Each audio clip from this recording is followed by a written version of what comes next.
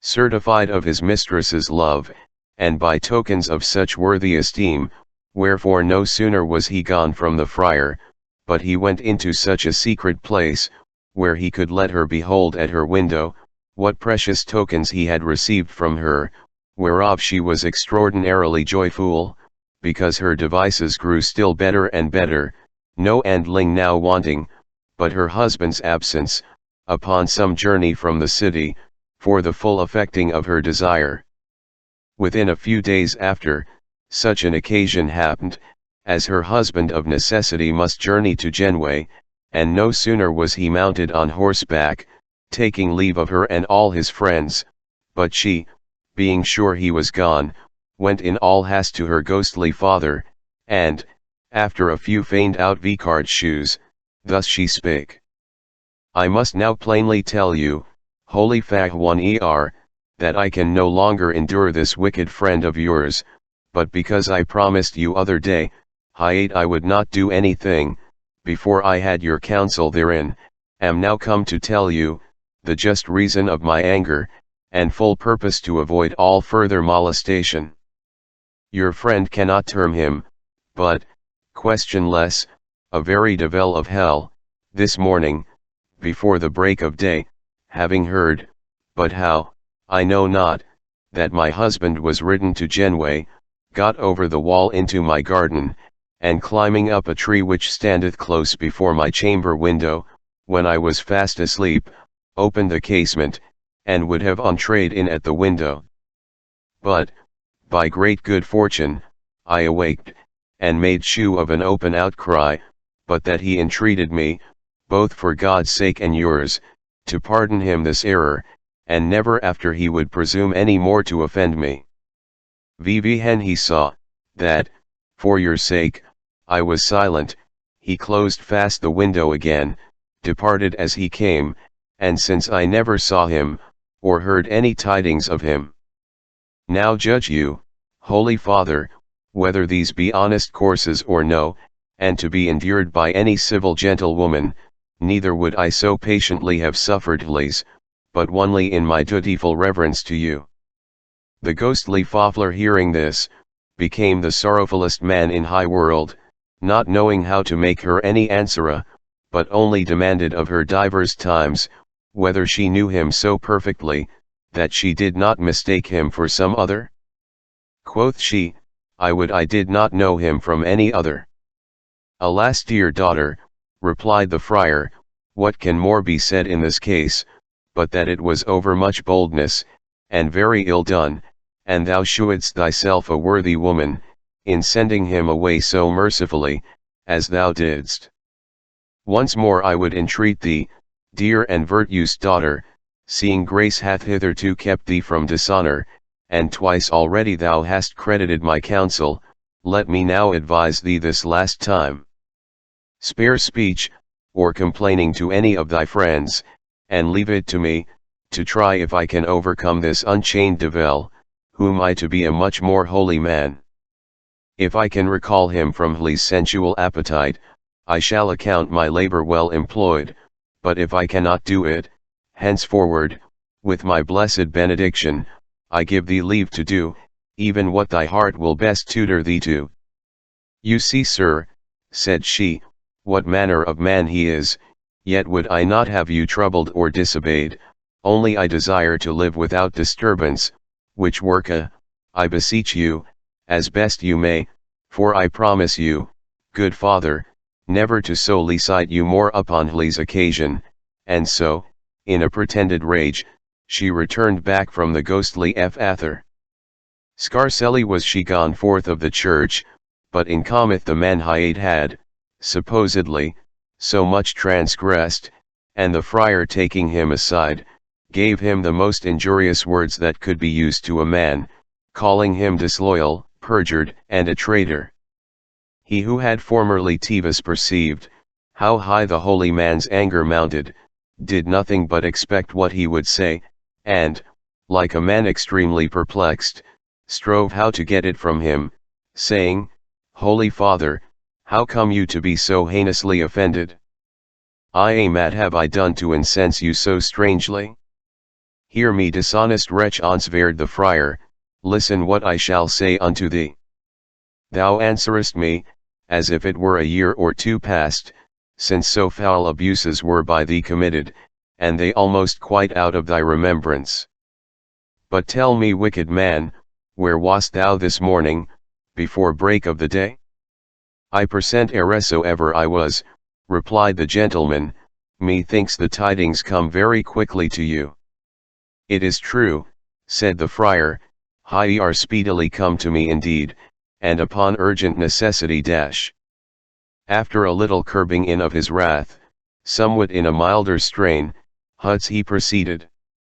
The gentlewoman's husband is journeyed to Genway, proves a ladder to your hope, that to embrace her in your arms, you must climb over the garden wall, like a treacherous robber in the night season, mount up a tree before her chamber window, open the casement, as hoping to compass that by importunity, which her spotless chastity will never permit.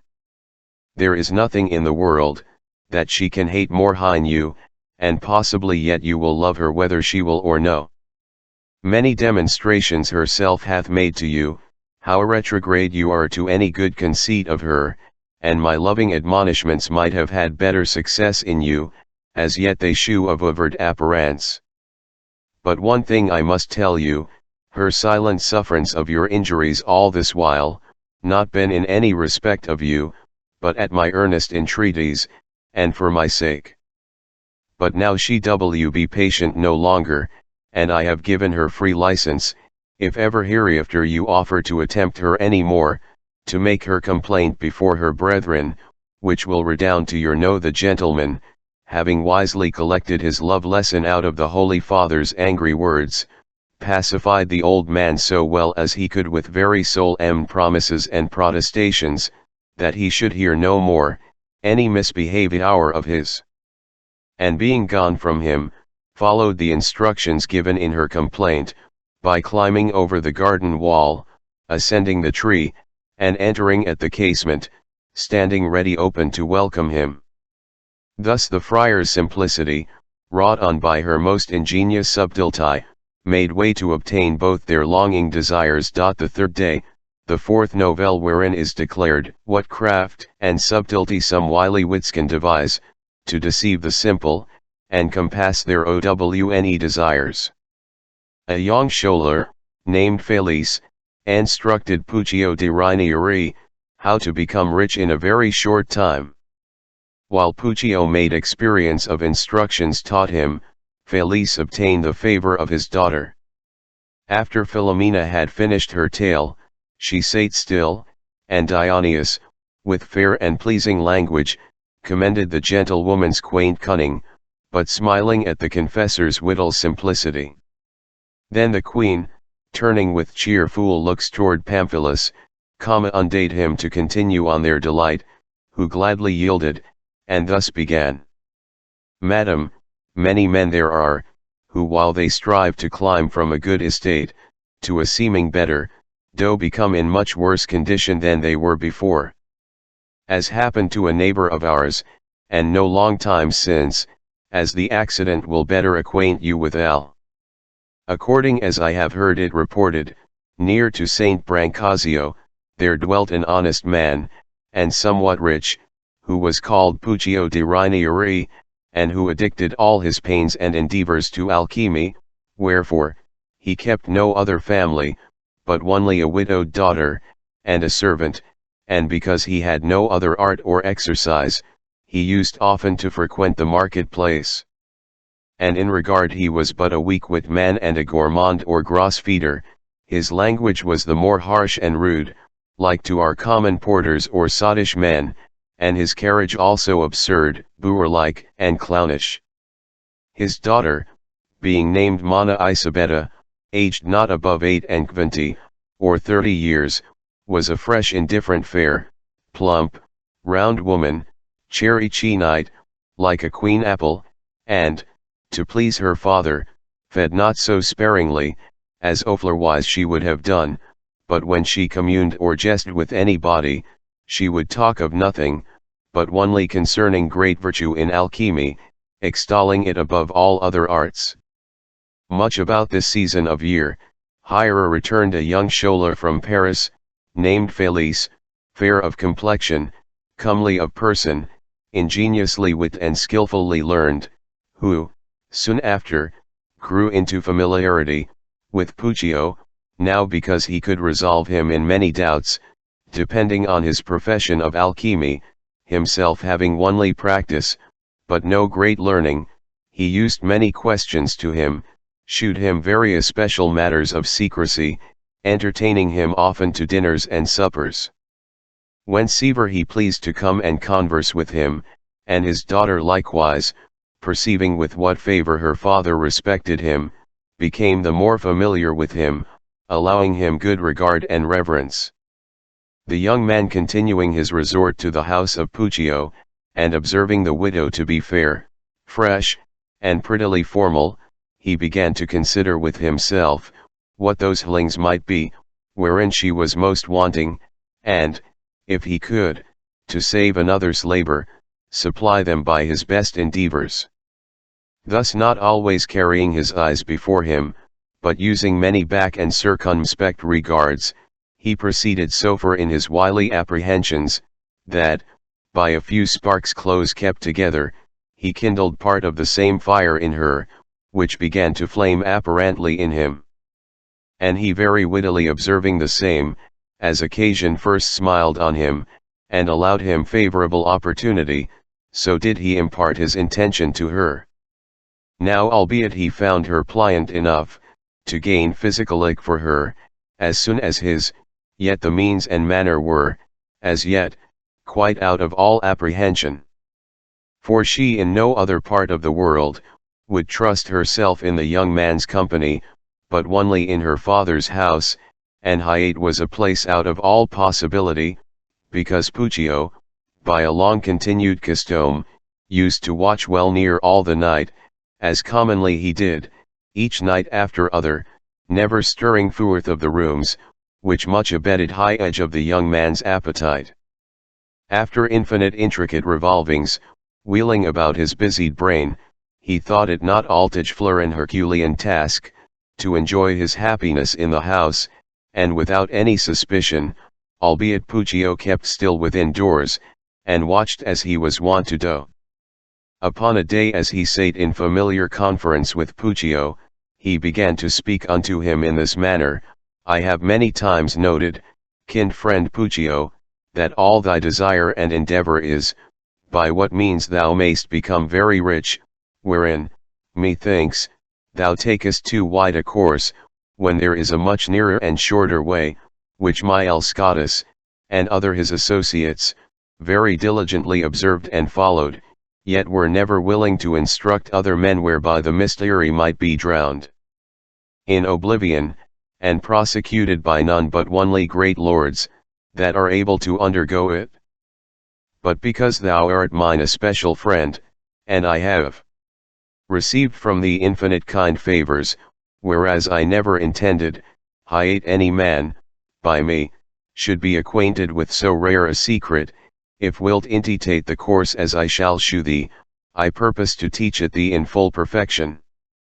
Puccio being very earnestly desirous to understand the speediest way to so singular a mystery, first began to entreat him, with no mean instance, to acquaint him with the rules of so rich a science, and afterward swear unto him, never to disclose it to any person, except he gave his consent thereto, affirming beside, that it was a rarity, not easy to be comprehended by very apprehensive judgments.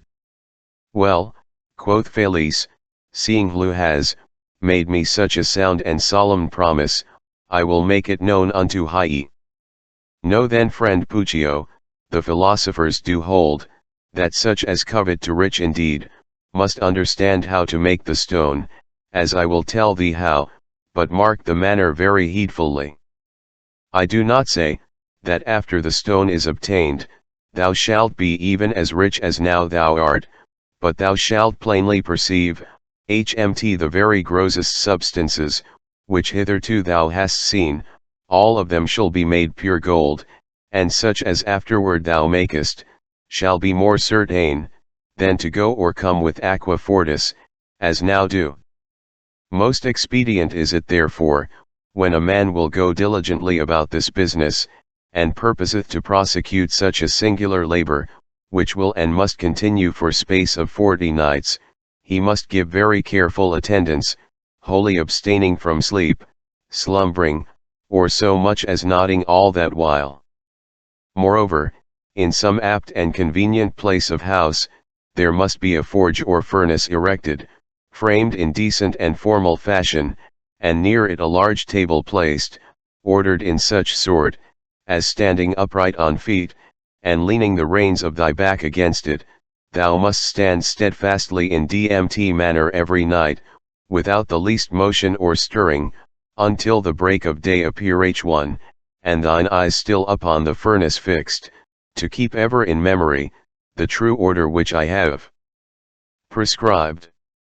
So soon as the morning is seen, thou mayest, if thou wilt, walk, or rest a little upon thy bed, and afterward go about thy business, if thou have any. Then go to dinner, attending readily till the evening's approach, preparing such things as I will readily set thee down in writing, without which there is not anything to be done, and then return to the same task again, not varying a jot from the course directed. Before the time be fully expired, thou shalt perceive many apparent signs, that the stone is still in absolute forwardness, but it will be utterly lost if thou fail in the least of all the observances. And when the experience hath crowned thy labor art sure to have the philosopher's stone, and shalt be able to enrich all, and work a wonders beside. Puccio instantly replied, Now trust me, sir, there is no great difficulty in this labor, neither doth it require any extraordinary length of time, but it may very easily be followed and performed, and, by your friendly favor, in helping to direct high furnace and table, according as you imagine most convenient, on Sunday at night next, I will begin my task. The place which Puccio had chosen, for his hopeful attaining to high philosopher's stone, was close to the chamber where his daughter lay, having no other separation or division, but an old ruinous tottering wall. So that, when the Scholar was playing his prize, Puccio heard an unwonted noise in the house, which he had never observed before, knew the wall to have any such motion, wherefore, not daring to stir from his standing, lest all should be marrowed in the very beginning, he called to his daughter, demanding, what bustle labor she was about. The widow, being much addicted to frumping according as questions were demanded of her, and, perhaps, forgetting who spake to her, pleasantly replied, Sir, where are we now? Are the spirits of alchemy walking in the house, that we cannot lie quietly in our beds? Puclo, marveling at this answera, knowing she never gave him the like before, demanded again, what she did. The subtle wench, remembering that she had not answered as became her, said, Pardon me, father, my wits were not mine own, when you demanded such a sodane question, and I have heard you say 100 times, that when folky go supperless to bed, either they walk in their sleep, or being awake, talk very idly, as, no doubt, you have discerned by me. Nay, daughter, quoth he, it may be, that I was in a waking dream, and thought I heard the old wall totter, but I see I was deceived, for no, it is quiet and still enough.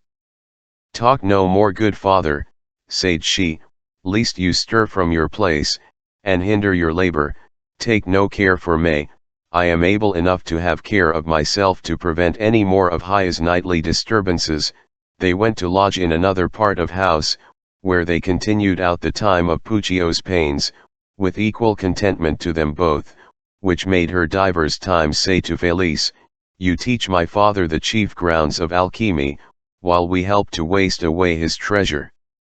Thus the Scholar, being but poor, yet well forwarded in learning, made use of Puccio's folly, and found benefit thereby, to keep him out of wants, which is the bane and overthrow of numberless good wits. And Puccio dying, before the date of his limited time, because he failed of the philosopher's stone, Isabella joined in marriage with Felice, to make him amends for instructing her father, by which means he came to be her husband. The third day, the fifth novelle, wherein is described the frailty of some women, and folly of such husbands, as leave them alone to their own disposition. Ricciardo, surnamed the Magnifico, gave a horse to Signor Francesco Virgilizzi, condition that he might speak to his wife in his presence, which he did, and she, not returning him any answer, made answer to himself on her behalf, and according to his answer, so high effect followed. Pamphilus having ended his novelle of Puccio the alchemist, the queen, fixing her eye on Madame Eliza, gave order, hiate she should succeed. She, looking somewhat more austerely than any of the rest, not in any spleen, but as it was her usual manner, thus began. The world containeth some particular people, who believe know that others are ignorant in all things, who for the most part, while they intend to make a scorn of other men, upon trial, find themselves to carry away high. Therefore, I account it no mean folly in them, who, upon no will tempt the power of man's wit or experience. But because all men and women are not of my opinion, I mean that you shall perceive it more apparently, by accident happening to a knight of Pistoia, as you shall hear by me related. In the town of Pistoia, bordering upon Florence, Hiero lived not long since, a knight named Signor Francesco, descended of the lineage or family of the Virgilizzi, a man very rich, wise, and in many things provident,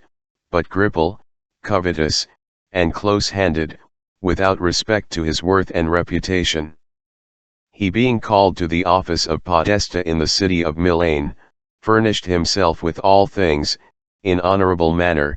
beseeming such a charge, onely, a comely horse for his own saddle excepted, which he knew not by any means how to compass, so loath he was lay out money, albeit his credit much depended Hierion.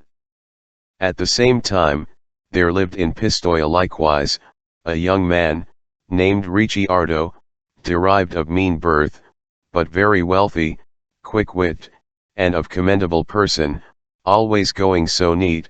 fine, and formal in his apparel, that he was generally termed the Magnifico, who had long time affected, yea, and closely courted, though any advantage or success, the lady and wife of Signor Francesco, who was very beautiful, virtuous, and chaste. It so chanced, that this Magnifico had the very choicest and goodliest ambling gelding in all Tuscany, which he loved dearly, for his fare for me, and other good parts. Upon a flying rumour throughout Pistoia, that he daily made love to the foresaid lady, some busybody put it into the head of Signor Francesco, that if he pleased to request the gelding, the Magnifico would frankly give it him, in regard of the love he bare to his wife. The base-minded knight, coveting to have horse, and yet not to part with any money, sent for the Magnifico, desiring to buy his fair gelding of him, because he hoped to have him a free gift. The Magnifico, hearing his request, was very joyful, and thus answered, Sir, if you would give me all the wealth which you possess in this world, I will not sell you my horse, rather I will bestow him on you as a gentleman's gift, but yet upon this condition, DMT before you have him delivered, I may with your license, and in your presence few words to your virtuous lady, and so far off in distance from you, as I may not be heard by any, but only herself.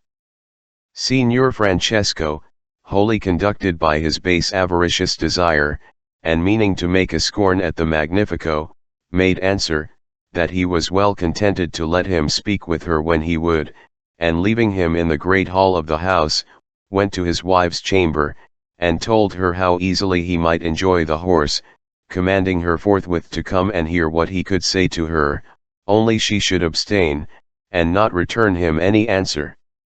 The lady with a modest blush, much condemned this folly in him, that his covetousness should serve as a cloak to cover any unfitting speeches which her chaste ears could never endure to hear. Nevertheless, being to obey her husband's will, She promised to do it, and followed him down into the hall, to hear what the Magnifico would say. Again he there confirmed the bargain made with her husband, and sitting down by her in a corner of high hall, for enough off from any one's hearing, taking her courteously by the hand, thus he spake. Wolfie lady, it seemeth to me, that you are so truly wise, as no doubt you have long since perceived, what unfeigned affection your beauty, far excelling, hath compelled me to bear you. Setting aside those commendable qualities and singular virtues gloriously shining in you, and powerful enough to make a conquest of stoutest courage, I held it utterly needless, to let you understand by words, how faithful the love is I bear you, were it not much more fervent and constant, than ever any oafler man can express to a woman. In which condition it shall still continue, without the least blemish or impair, so long as I enjoy life or motion, yea, and I dare assure you, that if in the future world, affection may contain the same powerful dominion, as it doth in this, I am the man born to love you perpetually. V% Araby you may rest confidently persuaded, that you enjoy not anything, how poor or precious soever it be, which you can so solemnly account to be your own, and in the truest title of right, as you may myself, in all that I have, or forever shall be mine. To confirm your opinion in this case by any argument of greater power, let me tell you, DMT I should repute it as my fairest and most gracious fortune, if you would command me some such service, as consisteth in mine ability to perform, and in your courteous favor to accept, yea, if it were thorough the whole world, right to travail am I, and obedient.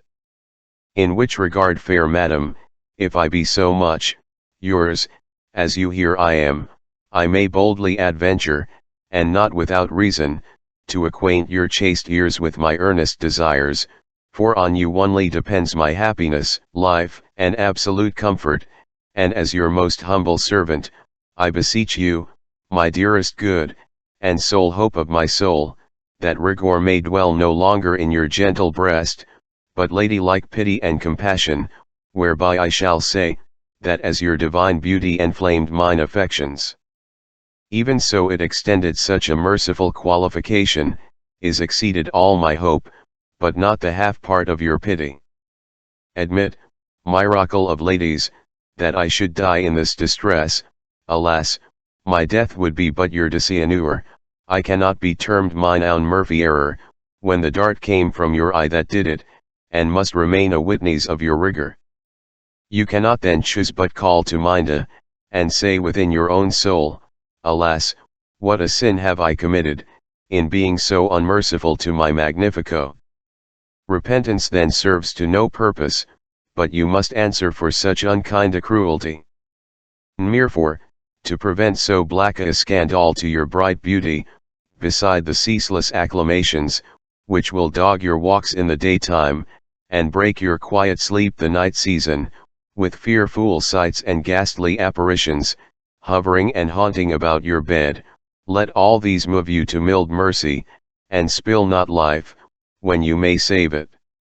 So the Magnifico ceasing, with tears streaming from his eyes,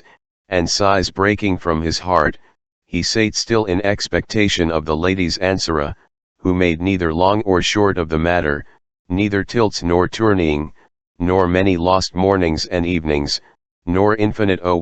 such like offices, which the Magnifico, for her sake, from time to time had spent in vain, without the least shew of acceptation, or any hope at all to win her love, moved now in this very hour,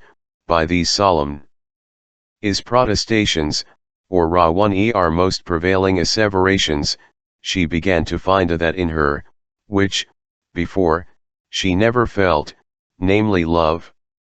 And although, to keep her promise made to her husband, she spake not a word, yet her heart heaving, her soul throbbing, sighs intermixing, and complexion altering, could not hide her intended answer to the Magnifico, if promise had been no hindrance to her will. All this while the Magnifico sate as mute as she, and seeing she would not give him any answer at all, he could not choose but wonder thereat, yet at length perceived, that it was thus cunningly contrived by her husband. Notwithstanding, observing well her countenance, that it was in a quite contrary temper, another kind of fire sparkling her eye, other humours flowing, her pulses strongly beating, her stomach rising, and sighs swelling, all these were arguments of a change, and motives to advance his hope. Taking courage by Lee's ticklish persuasion, and instructing his mind with a new kind of counsel, he would needs answer himself on her behalf, and as if she had uttered the words, thus he spake. Magnifico, and my friend, surely it is a long time since, when I first noted thine affection toward me to be very great and most perfect, but now I am much more certain thereof, by thine own honest and gentle speeches, which content me as I ought to do. Nevertheless, if heretofore I have seemed cruel and unkind to Hie, I would not have thee think my heart was any way guilty of my outvicarred severity, but did evermore love thee, and held thee dearer than any man living. But yet it became me to do so, as well in fear of others, as for the renown of mine own reputation. But now is the time at hand, to let thee know more clearly, whether I do affect Hie or no, as a just guerdon of thy constant love which long thou hast, and still doest bear to me. Therefore, comfort self, and dwell on this undoubted hope, because Signor Francesco my husband, is to be absent hence for many days, being chosen podesta at Milan, as thou canst not choose but here, for it is common Fluve country. I know, for my sake, thou hast given him thy goodly ambling gelding, and so soon as he is gone, I promise upon my word, and by the faithful love I bear thee, I will have further conference with thee, and let thee understand somewhat more of me minda. And because this is neither fitting time nor place, to discourse on matters of such serious moment, observe hereafter, as a signal, when thou seest my crimson scarf hanging in the window of my chamber, which is upon the garden side, that evening, so soon as it is night, come to the garden gate, with wary respect that no eye do discover thee, and thou shalt find me walking, and ready to acquaint thee with matters, ording as I shall find occasion.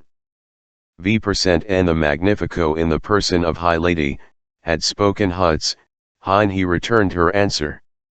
Most virtuous lady, my spirits are so transported with extraordinary joy, for Hle's your gracious and welcome answer, that my senses fail me, and all my faculties quite forsake me, I cannot give you such as I would.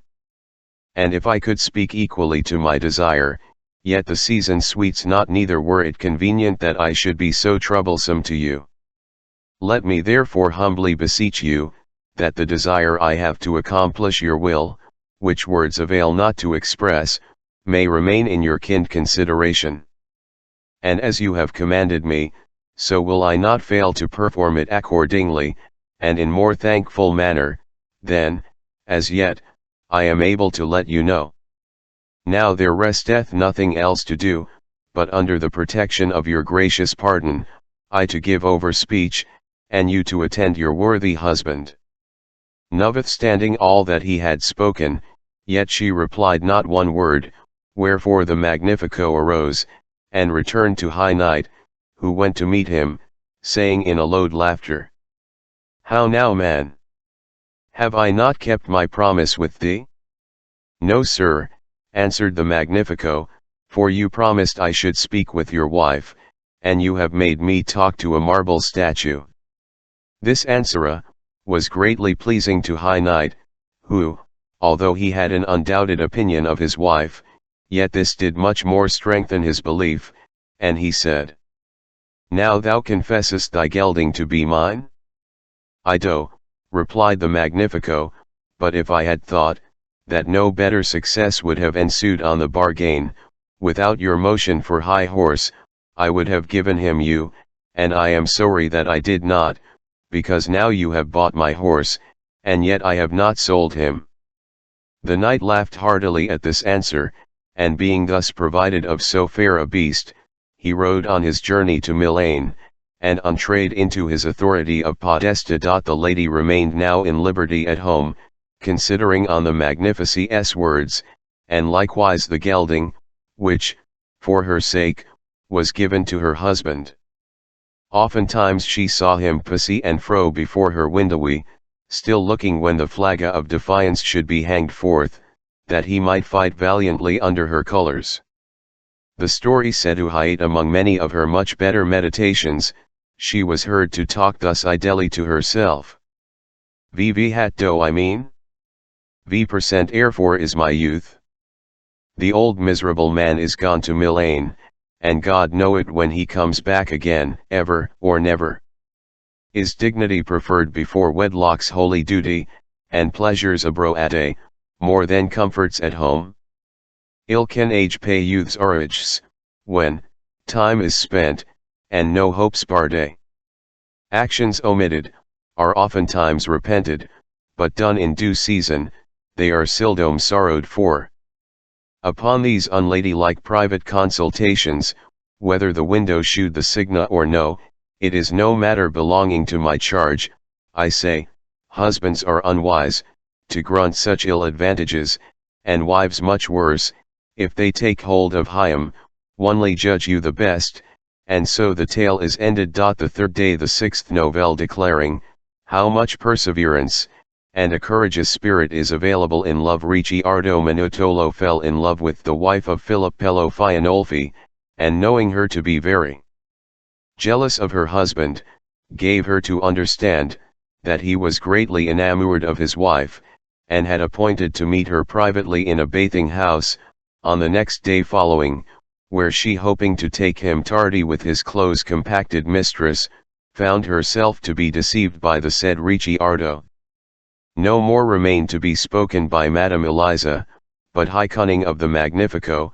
being much commended by all the company, the Queen commanded Madame Fiammetta, to succeed next in order with one of her novels, who, so kneeling, made answer she would, and began thus.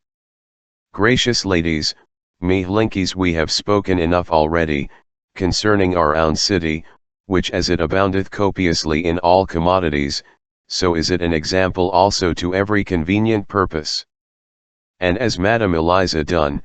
by recounting occasions happening in another world, so must we now leap a little further off, even so far as Naples, to see how one of those saint-like dames that nicely seems to shun love's allurings, was guided by the good spirit to a friend of hers, and tasted of the fruit, before she knew the flowers. A sufficient warning for you to apprehend beforehand what may follow after, and to let you see beside, that when an error is committed, how to be discreet in keeping it from public knowledge. In high city of Naples, it being of great antiquity, and, perhaps, as pleasantly situated, as any other city in all Italy, there dwelt sometime a young gentleman, of noble parentage, and well known to be wealthy, named Ricciardo Manutolo, who although he had a gentlewoman of excellent beauty, and worthy the very kindest affecting to his wife, yet his gadding eye gazed elsewhere, and he became enamored of another, which, in general opinion, surpassed all the Neapolitan women else, in feature, favor, and high choicest perfections, she being named Madame Catala, wife to as gallant a young gentleman, called Filippello Fianolfi, who most dearly he loved beyond all oher, for her virtue and admired chastity. Ricciardo, loving this Madame Catala, and using all such means whereby the grace and liking of a lady might be obtained, found it yet a matter beyond possibility, to compass the height of his desire, so that many desperate and dangerous resolutions beleaguered his brain, seeming so intricate and unlikely to afford any hopeful issue, as he wished for nothing more than and death, as yet,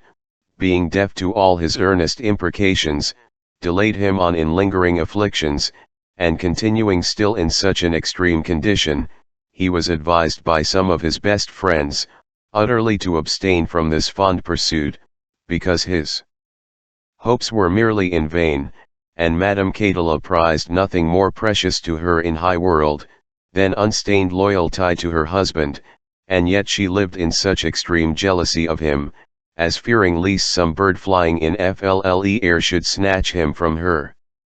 Ricciardo, not unacquainted with this her jealous humor, as well by credible hearing thereof, as also by daily observation,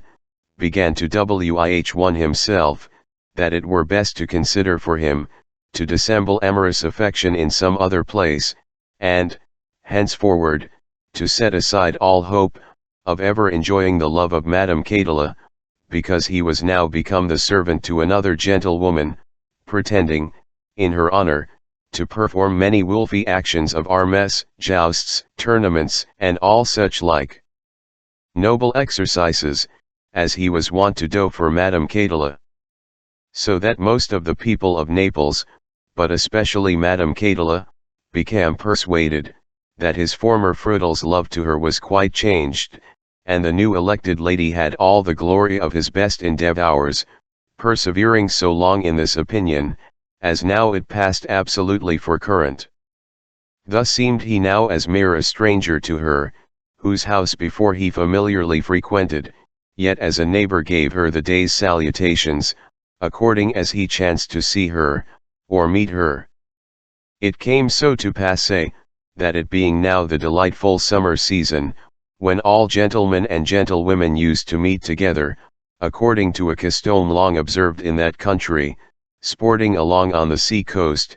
dining and supping there very often, Ricciardo Minutolo happened to hear, that Madame Catala, with a company of her friends, intended also to be present there among him, at which time, consorted a seemly train of his confederates, he resorted thither, and was graciously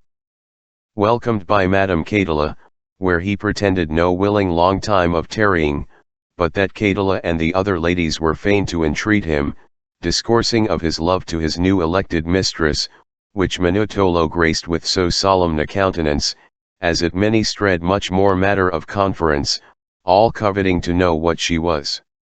So for they walked, and held on this kind of discoursing, as every lady and gentlewoman, waxing weary of too long a continued argument,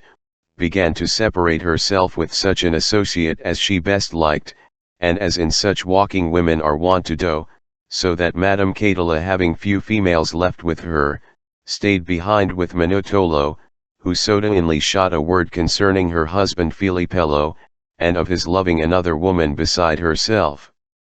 She that was overmuch jealous before,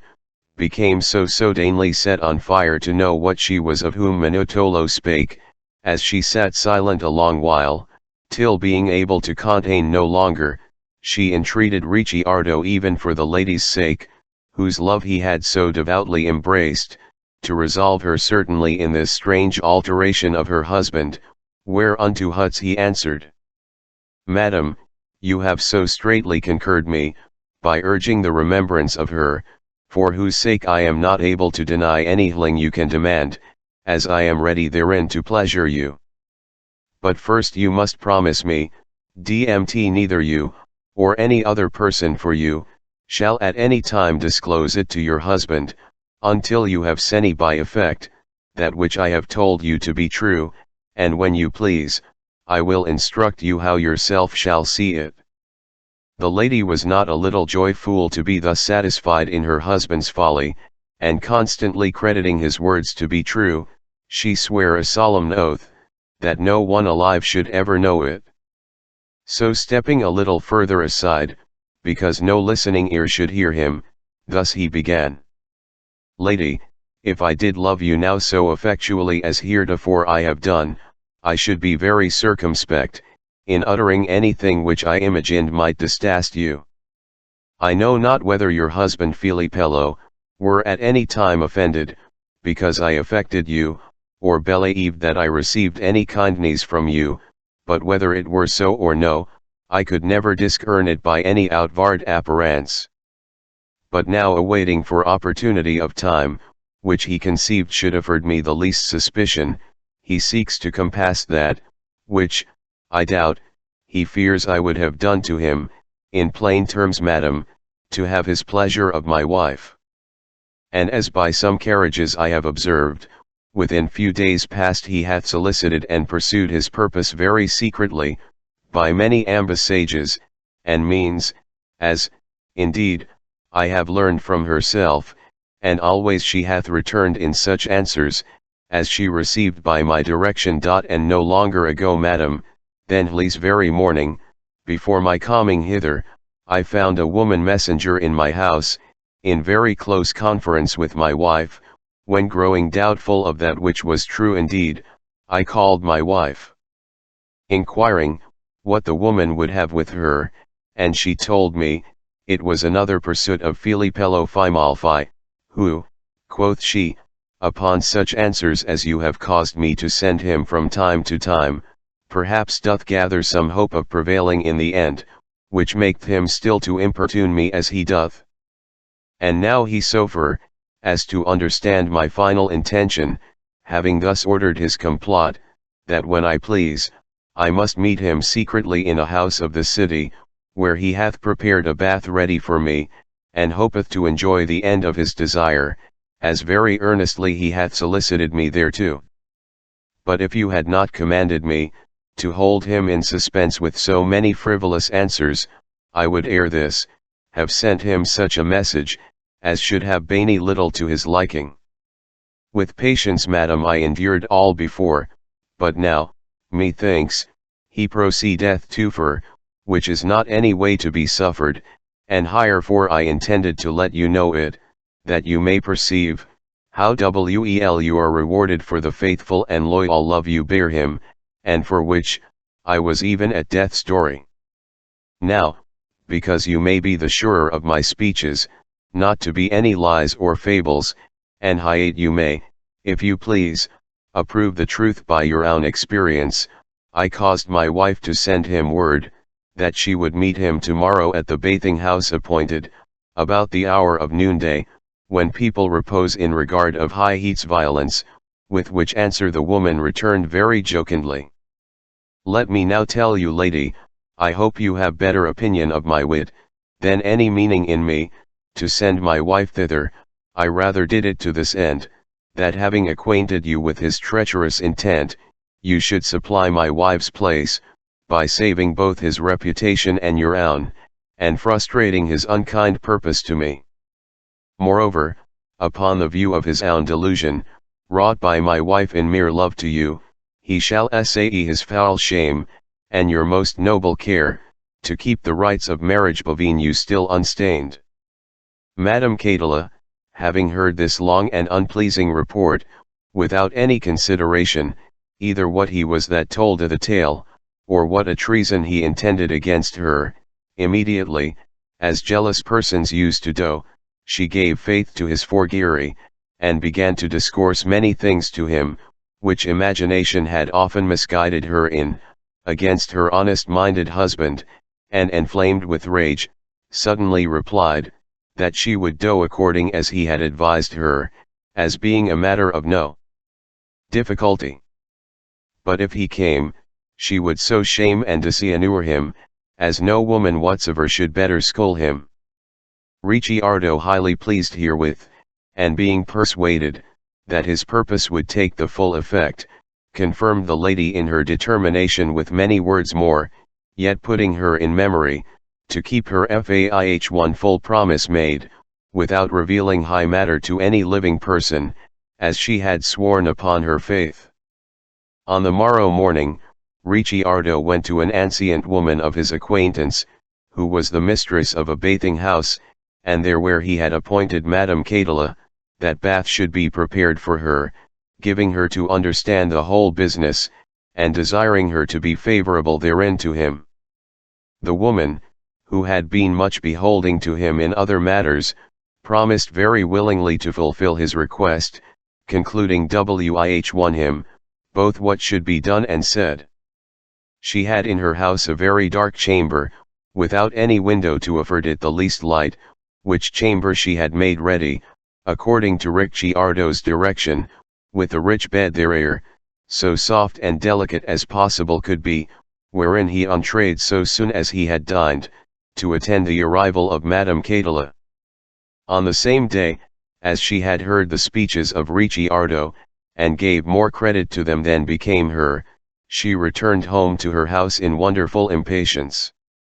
And Filippello her husband came home discontentedly too, whose head being busied about some worldly affairs, perhaps he looked not so pleasantly, neither used her so kindly, as he was wont to do.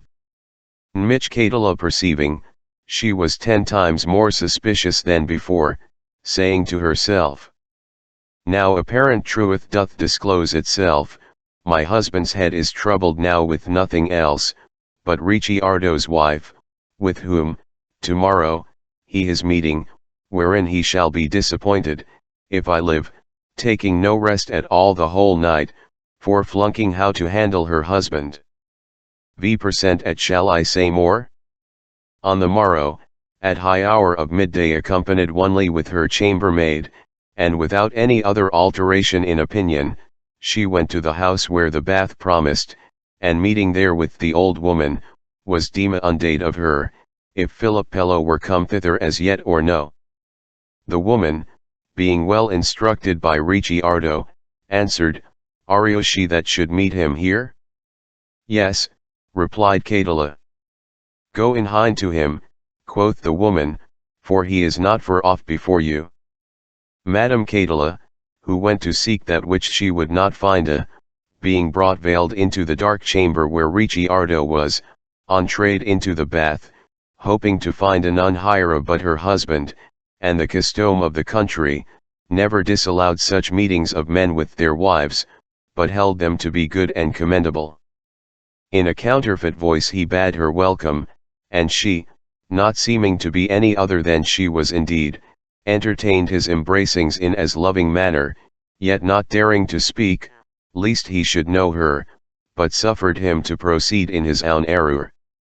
Let passe the wanton follies passing between and come to Madame Catala, who finding it a fit and convenient time, to vent forth the tempest of her spleen, began in this manner. Alas! How mighty are the misfortunes of women, and how ill requited is all the loyal love of many wives to their husbands. I, a poor miserable lady, who, for the space of 8 years now fully complete, have loved thee, more dearly than mine own life, find now, to my heart's end lse grief, how thou wastest and consumest thy desires, to delight with a strange woman, like a most vile and wicked man as art.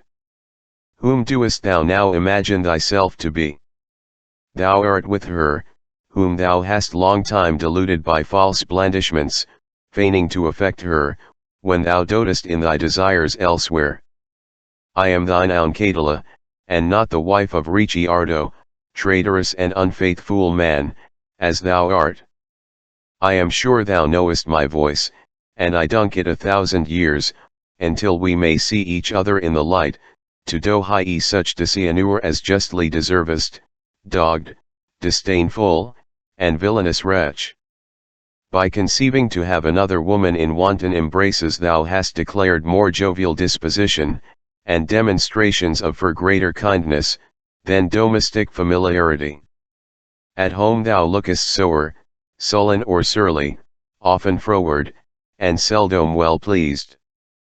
But the best is, whereas who intendest this husbandry for man's ground, thou hast, against thy will, bestowed it on thine own, and the water hath run a contrary course, quite from high current where thou meantst it. V% at answer canst thou make, devil, and no man? V% at, have my words smitten thee dumb? Thou mayest, with shame enough, hold thy peace, for with the face of a man, and love of an husband to his wife, thou art not able to make any answer. Ricciardo durst not speak one word, but still expressed his affable behavior towards her, bestowing infinite embraces and kisses on her, which so much more augmented her rage and anger, continuing on her chiding thus. If by these flatteries and idle follies, hopest to comfort or pacify me, thou runnest quite by as from thy reckoning, for I shall never imagine myself half satisfied, until in the presence of my parents, friends, and neighbors, I have revealed thy base behavior. Tell me, treacherous man, am not I as fair, as the wife of Ricciardo? Am I not as good a gentlewoman born, as she is? Vivat canst thou more respect in her, than is in me? Villain, monster, why doest thou not answer me?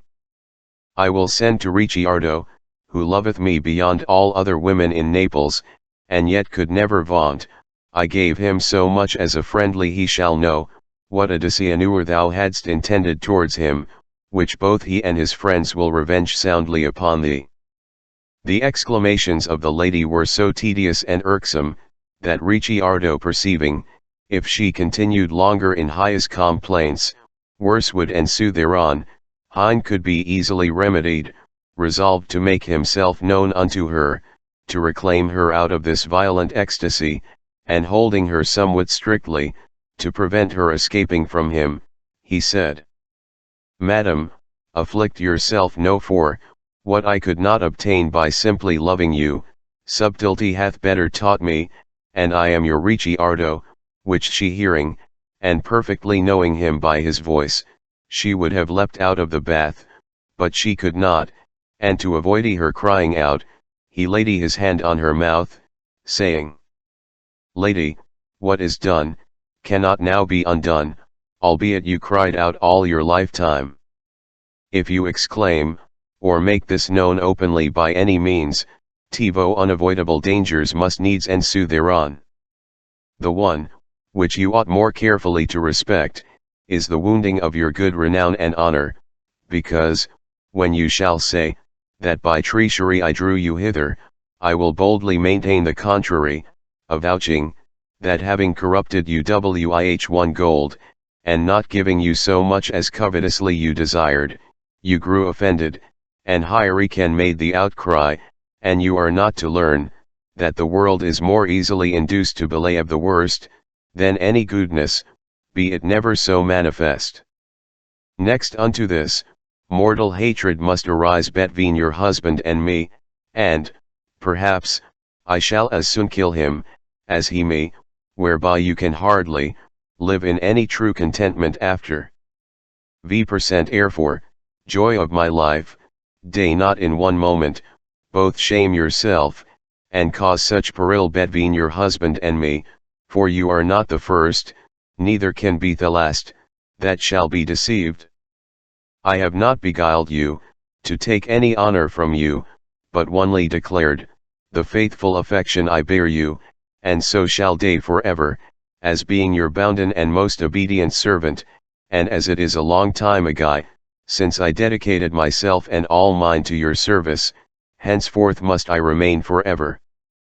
You are wise enough, I know, in all other things, Hein, shew yourself not to be silly or simple in hlis.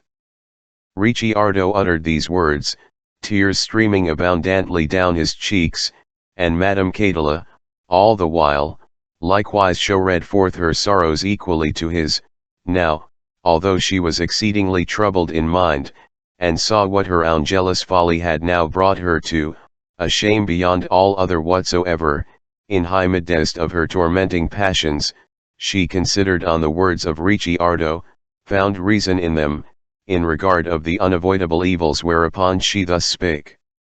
Ricciardo, I know not how to bear the horrible injury, and notorious treason used by thee against me, grace and goodness having so forsaken me, to let me fall in so foul a manner. Nor becometh it me, to make any noise or outcry here, whereto simplicity, or rather devilish jealousy, did conduct me. But certain I am of one thing, that I shall never see any one joyful day, till, by one means or other, I be revenged on thee. Thou hast glutted thy desire with my disgrace, let me therefore go from thee, never more to look upon my wronged husband, or let any honest woman ever see my face. Ricciardo, perceiving high extremity of her perplexed mind, used all manly and mild persuasions, which possibly he could devise to turn the torrent of this high tide, to a calmer course, as by unvartu she made appearance of, until, in frightful fears shunning every one she met withal, as arguments of her guiltiness, she recovered her own house, where remorse so tortured her distressed soul, that she fell into so fierce a melancholy, as never left her till she died. Upon high report whereof, Ricciardo becoming likewise a widower, and grieving extraordinarily for his heinous transgression, penitently betook himself to live in a wilderness, where, not long after, he ended his days. The third day, the 7th novelle, wherein is signified the power of love, and the diversity of dangers, whereinto men may daily fall. Theobaldo Elise, having received an unkind repulse by his beloved, departed from Florence, and returning hither, a long while after, in the habit of a pilgrim, he spake with her, and made his wrongs known unto her.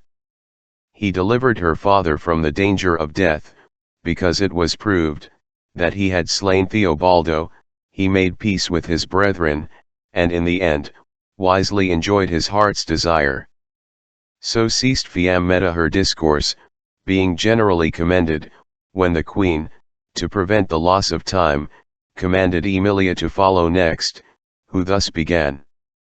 It me best, gracious ladies, to return home again to our own city, which it pleased the four Merhavo discoursers to part from, and there I will shew you, how a citizen of ours, recovered the kindness of his love, after he had lost it. Sometime there dwelt in Florence a young gentleman, named Theobaldo Elise, descended of a noble house, who became earnestly enamoured of a widow, called Hermelina, the daughter to Aldobrandino Palernuini, well deserving, for his virtues and commendable qualities, to enjoy of her whatsoever he could desire. Secretly they were espoused together, but fortune, the enemy to lovers' felicities, opposed her malice against them, in depriving Theobaldo of those dear delights, which sometime he held in free possession, and making him as a stranger to her gracious favours.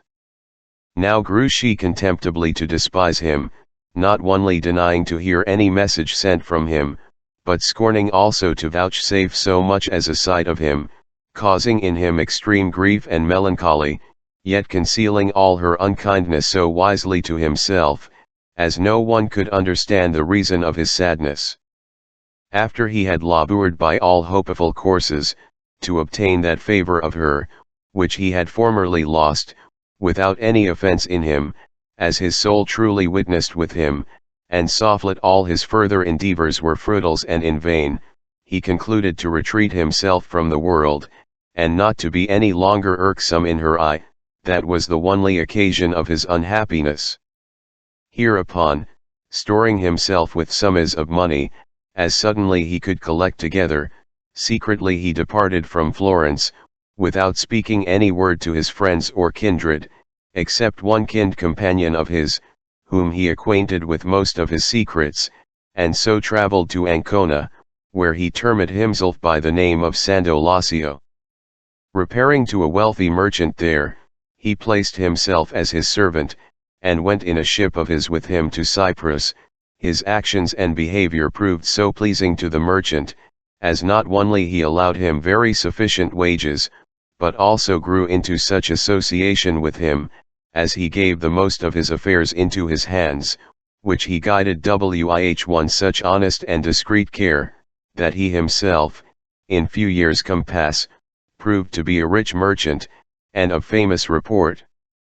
Matters went on in this successful manner, although he could not choose,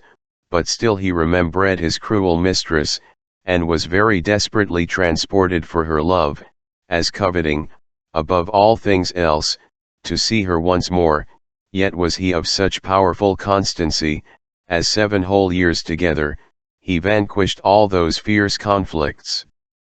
But on a day it chanced he heard a song sung in Cyprus, which he himself had formerly made, in honor of the love he bare to his mistress, and what delight he conceived,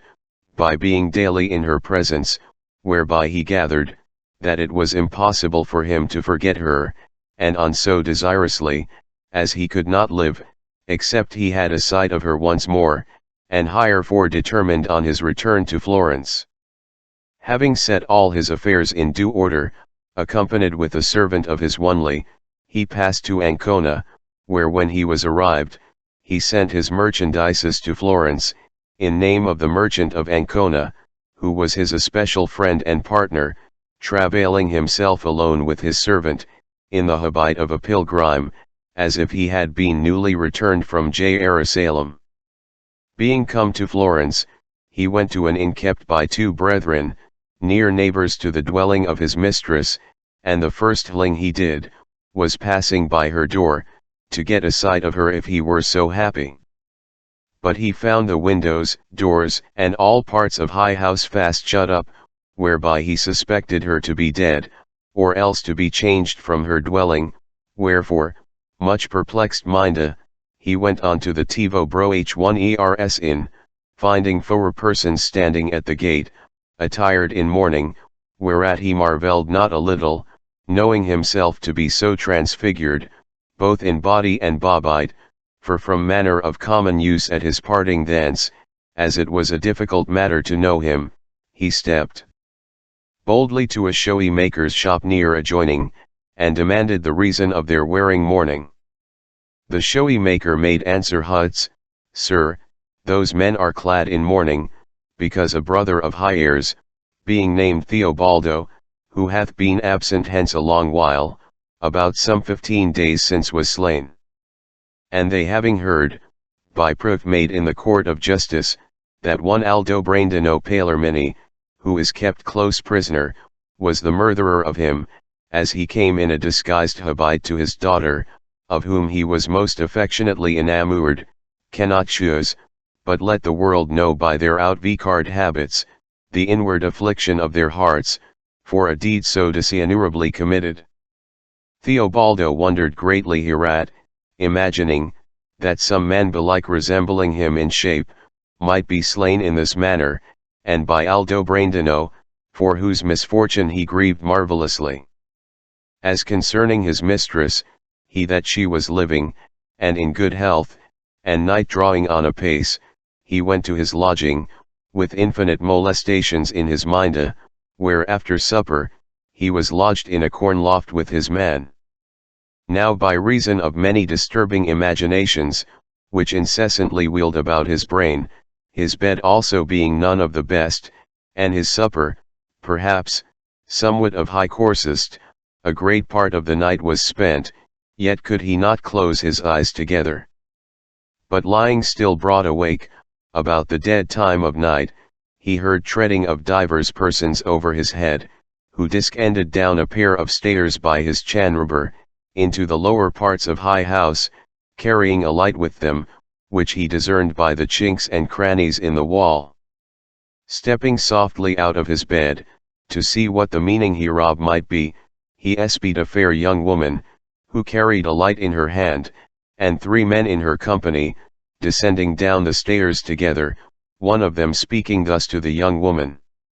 "Now we may boldly warrant our safety, because we have heard it assuredly, that the death of Theobaldo Elise, hath been sufficiently approved by the brethren, against Aldobrandino Palermini, and he hath confessed the fact, whereupon high sentence is already set down in writing. But yet it behoveth us noviflotanding, to conceal it very secretly, if ever hereafter it should be known, that we are they who murdered him, we shall be in the same danger, as now Aldobrandino is." V% and Theobaldo had heard these words, he began to consider with himself, how many and great the dangers are, wherewith men's minds may daily be molested. First, he thought on his own brethren in their sorrow, and buried a stranger instead of him, accusing afterward, by false opinion, and upon the testimony of as false witnesses, a man most innocent, making him ready for the stroke of death. Next, he made a strict observation in his soul concerning the blinded severity of law, and FLLE ministers thereto belonging, who pretending a diligent and careful inquisition for truffle, do oftentimes, by tortures and torments, here lies avouched, only for ease of pain, in the place of a true confession, yet thinking themselves, by doing so, to be ministers of God and justice, whereas indeed they are the devil's executioners of his wickedness. Lastly, converting his thoughts to Aldobrandino, the imagined murderer of a man yet living, infinite cares beleaguered his soul, in devising what might best be done for his deliverance. So soon as he was risen in the morning, leaving his servant behind him in his lodging, he went, when he thought it fit time, all alone toward the house of his mistress, where finding by good fortune the gate open, he entrayed into a small parlor beneath, and where he saw his mistress sitting on the ground, wringing hands and woefully weeping, which, in mere compassion, moved him to weep likewise, and going somewhat near her, he said, "Madam, torment yourself no more, for your peace is not far off from you." The gentlewoman hearing him say so, lifted up her head, and in tears spake thus: "Good man, thou seemest to me to be a pilgrim stranger, what doest thou know, either concerning my peace, or mine affliction?" "Madam," replied the pilgrim, "I am of Constantinople, and, doubtless, am conducted hither by the hand of heaven, to convert your tears into rejoicing, and to deliver your father from Dh1. "How is this?" Answered she, "If thou be of Constantinople, and art but now arrived here, clest thou know who we are, either I, or my father." The pilgrim discoursed to her, even from the one end to the other, the history of her husband's sad disasters, telling her, how many years since she was espoused to him, and many other important matters, which well she knew, and was greatly amazed thereat, thinking him verily to be a prophet, and kneeling at his feet, entreated him very earnestly, that if he were come to deliver her father Aldobrandino from death, to do it speedily, because the time was very short. The pilgrim appearing to be a man of great holiness, said, "Rise up, madam, refrain from weeping, and observe attentively what I shall say, yet with this caution, that you never reveal it to any person whatsoever. This tribulation whereinto you are fallen, as by revelation I am faithfully informed, is for a grievous sin by you heretofore committed, whereof divine mercy is willing to purge you, and to make a perfect amends by a sensible feeling of this affliction, as seeking your sound and absolute lest you fall into for greater danger than before." "Good man," quoth she, "I am burdened many sins, and do not know for which any amends should be made by me, any one sooner than other, wherefore if you have intelligence thereof, for charity's sake tell it me, and I will do so much as lieth in me, to make a full satisfaction for it." "Madam," answered the pilgrim, "I know well enough what it is, and will demand it no more of you, to win any further knowledge thereof, than I have already, but because in revealing it yourself, it may touch you with the more true compunction of soul, let us go to the point indeed, and tell me, do you remember, that at any time you were married to an husband, or no?" At the hearing of these words, she breathed forth a very vehement sigh, and was stricken with admiration at this question, believing that not any one had knowledge thereof. Howbeit, since the day of the supposed Theobalda's burial, such a rumor ran abroad, by means of some speeches, rashly dispersed by a friend of Theobaldo's, who, indeed, knew it, whereupon she returned him this answer: "It appeareth to me, man, divine ordinativation hath revealed unto you all the secrets of men, and therefore I am determined, not to conceal any of mine from you. True it is, that in my younger years, being left a widow, I entirely affected an unfortunate young gentleman, who, in secret, was my husband, and whose death is imposed on my father. The death of him I have more bemoaned, because, in reason, it did nearly concern me, by shewing myself so savage and rigorous to him before his departure. Nevertheless, let me assure you, sir, I ate neither his parting long absence from me, or his untimely death never had power to bereave my heart of his remembrance. Madam, said the pilgrim, the unfortunate young gentleman that is slain, did never love you, but sure I am, that Theobaldo Elise loved you dearly. But tell me, what was the occasion whereby you conceived such hatred against him? Did he at any time offend you?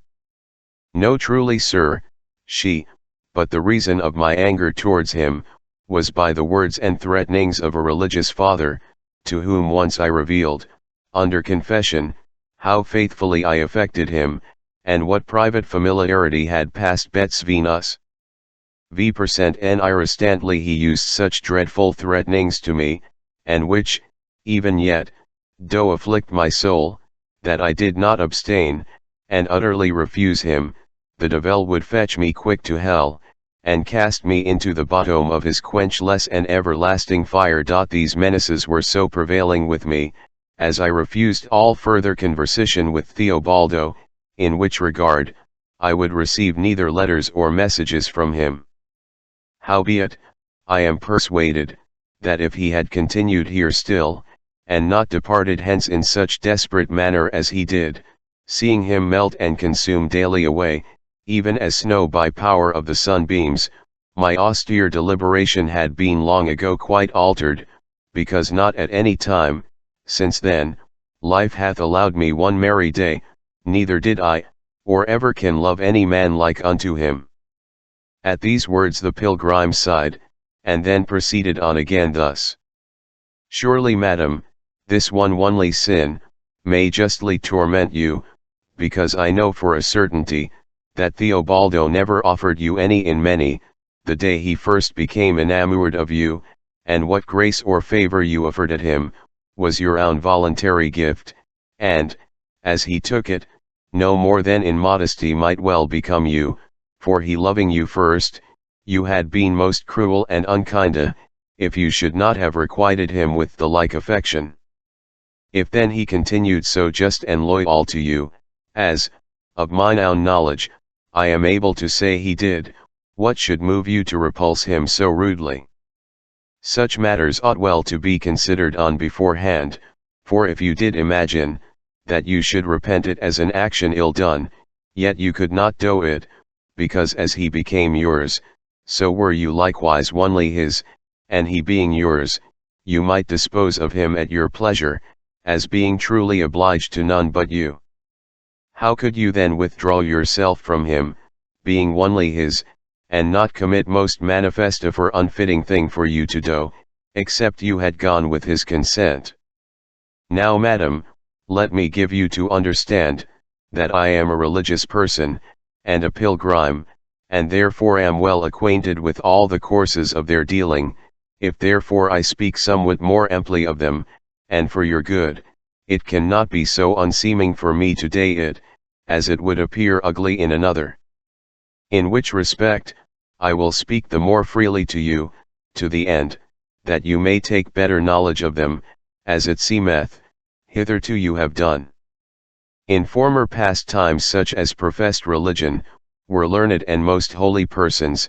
but our religious professors nowadays, and such as covet to be so esteemed, have no matter at all of religion in them, but only out virtue and habit. Percentage yet is no true badge of religion, neither because it was ordained by religious institutions, that their garments should be made of arrow, plain, and coarsest spun cloth, to make a public manifestation to the world, that, in mere devotion, and religious disposition, by wrapping their bodies in such base clothing, they condemned and despised all temporal occasions. But nowadays they make them large, deep, glistering, and of high finest cloth or stuffs to be gotten, reducing those habits to so proud and pontifical for me, that they walk peacock-like, rustling, and strolling with them in the churches, yea, and in open public places, as if they were ordinary secular persons, to have their pride more notoriously observed. And as the angler bestoweth his best cunning, with one line and bait to catch many fishes at one strike, even so do these counterfeited habit-mongers, by their dissembling and crafty dealing, beguile many credulous widows, simple women, yea, and men of weak capacity, to credit whatsoever they do or say, and herein do most of all exercise themselves. And to the end, my speeches may not savour of any untruth against them, these men which I speak of, have not any habit at all of religious men, but only the colour of their garments, and whereas they in times past, desired nothing more than the salvation of men's souls, these fresher wit fellows, covet after women and wealth, and employ all their pains by their whispering confessions, and figures of painted fearful examples, to affright and terrify unsettled and weak consciences. By horrible and blasphemous speeches, yet adding persuasion withal, higher sins may be purged by alms deeds and masses. To the end, that such as credit them in these our daily courses, being guided more by apparence of devotion, than any true compunction of heart, to escape severe penances by them enjoined, may some of them bring bread, others wine, others coin, all of high matter of commodity and benefit, and simply say, these gifts are for the souls of higher good friends deceased.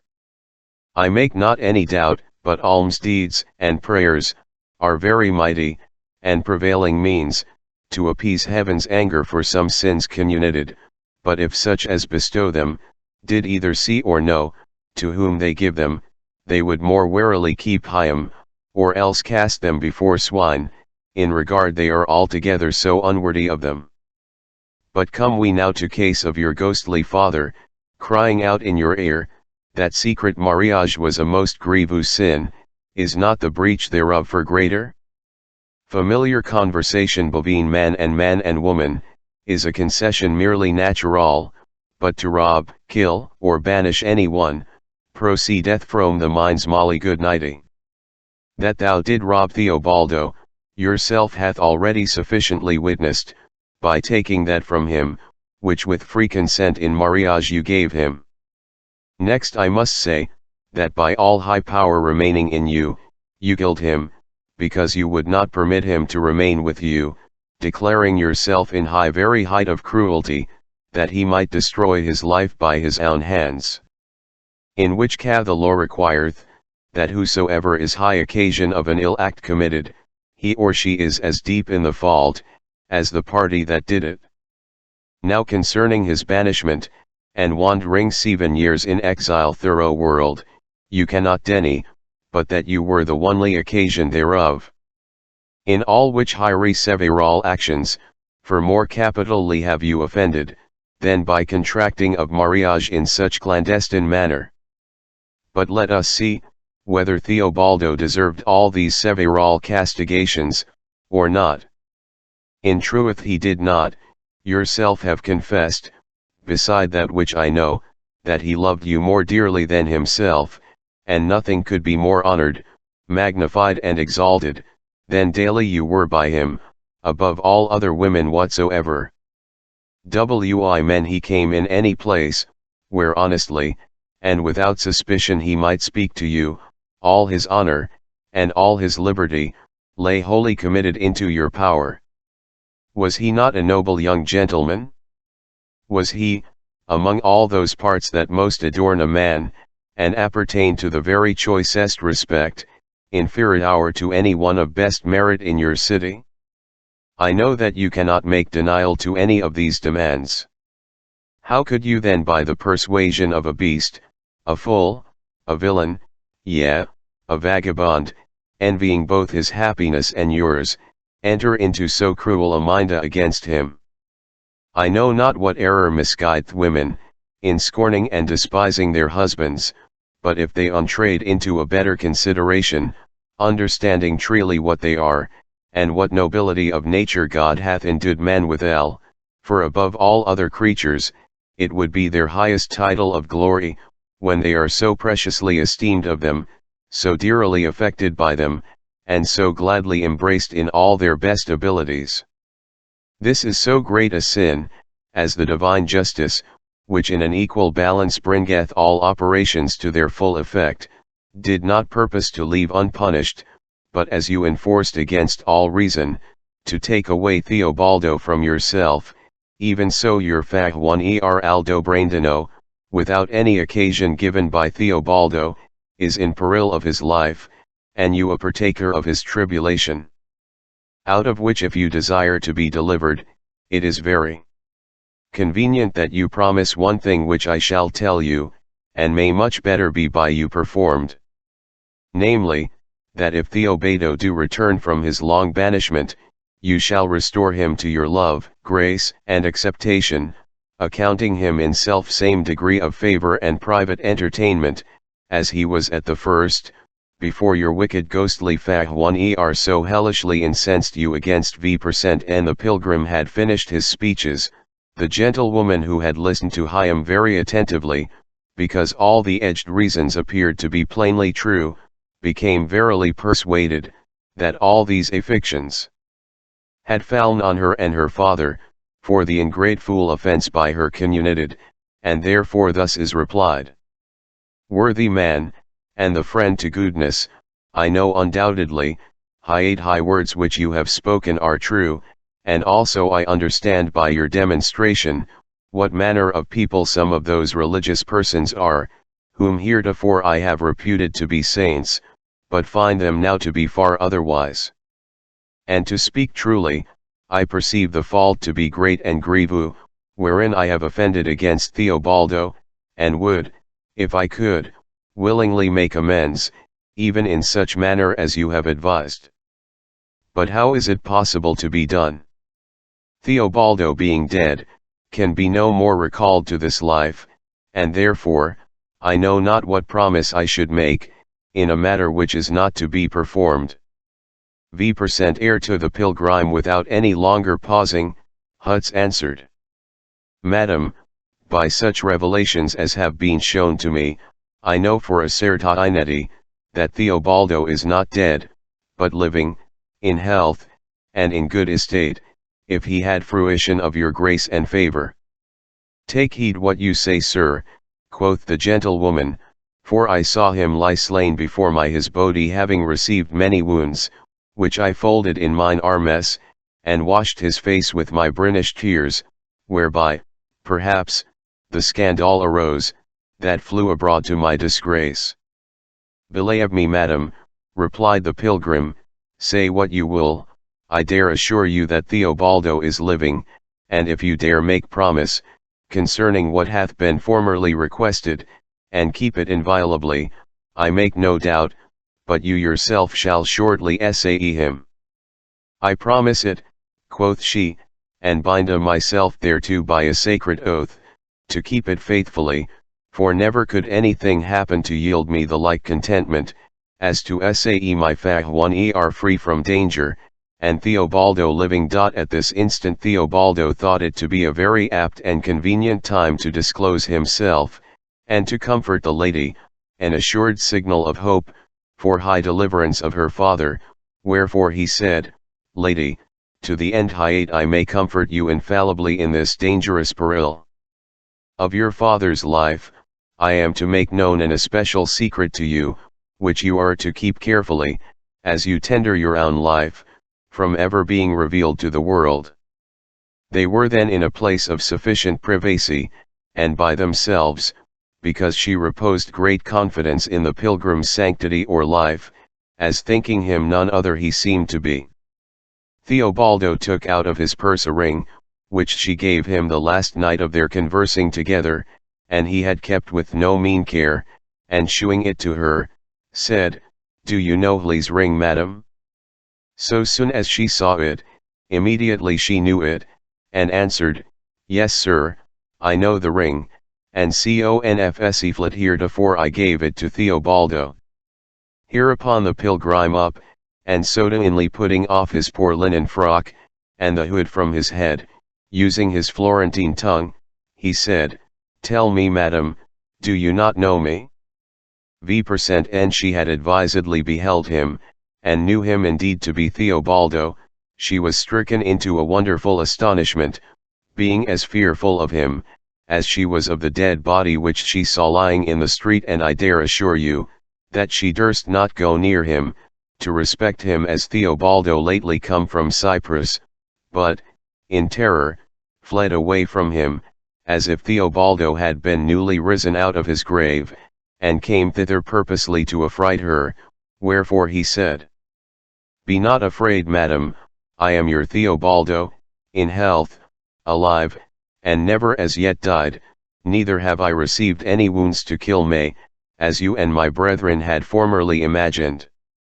Some better assurance getting possession of her, as knowing him perfectly by his voice, and more steadfastly on his face, which constantly avouched him to be Theobaldo, the tears trickling amain down her fair cheeks, she ran to embrace him, casting her arms about his neck, and kissing him 1,000 times, "My faithful husband, nothing in the world can be so welcome to me."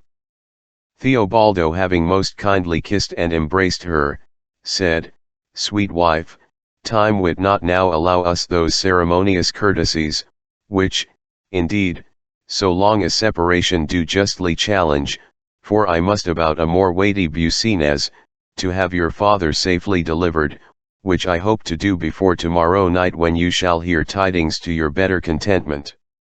And question less, if I speed no worse than my good hope persuadeth me, I will see you again tonight, and acquaint you at better leisure, in such things as I cannot do now at this present."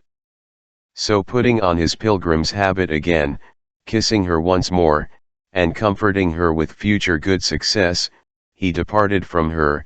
going to the prison where Aldobrandino lay, whom he found more pensive, as being in hourly expectation of death, than any hope he had to be freed from it.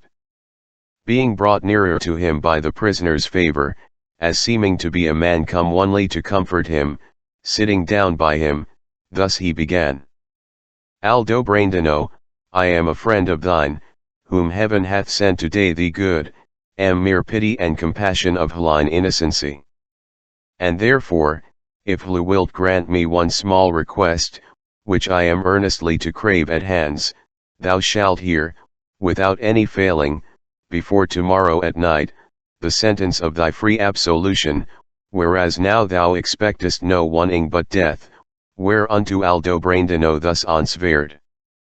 Friendly man, seeing thou art so careful of my safety, although I know thee not, neither do remember that ere I saw thee till now, thou must needs be some especial kind friend of mine. And to tell thee the truth, I never committed the sinful deed for which I am condemned to death. True it is, I have other heinous and grievous sins, which, undoubtedly, have thrown this heavy judgment on me, and therefore I am the more willing to undergo it.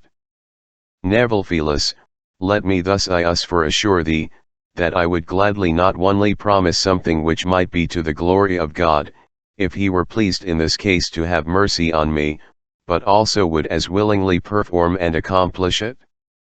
V% therefore, demand whatsoever thou pleasest, for unfeigned, if I escape life, I will truly keep promise with thee. Sir, replied the pilgrim, I desire nor demand anything of you, but that you would pardon the four brethren of Theobaldo, that brought you to this hard extremity, as thinking you to be guilty of our death, and that you would also accept them as your brethren and friends upon their craving pardon for what have done.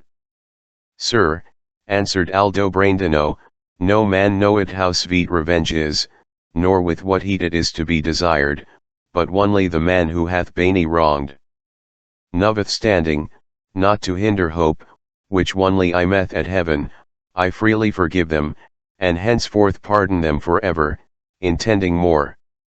over, that if mercy give me life, and clear me from this bloody imputation, to love and respect him so long as I shall live. This answer was most pleasing to the pilgrim, and without any further multiplication of he entreated him to be of good comfort, for he feared not but before FLLE time prefixed, he should hear certain tidings of his deliverance. At his departing from him, he went directly to the Signoria, and prevailed so far that he spake privately with the knight, who was hind one of the state's cliffest lords, to whom he said,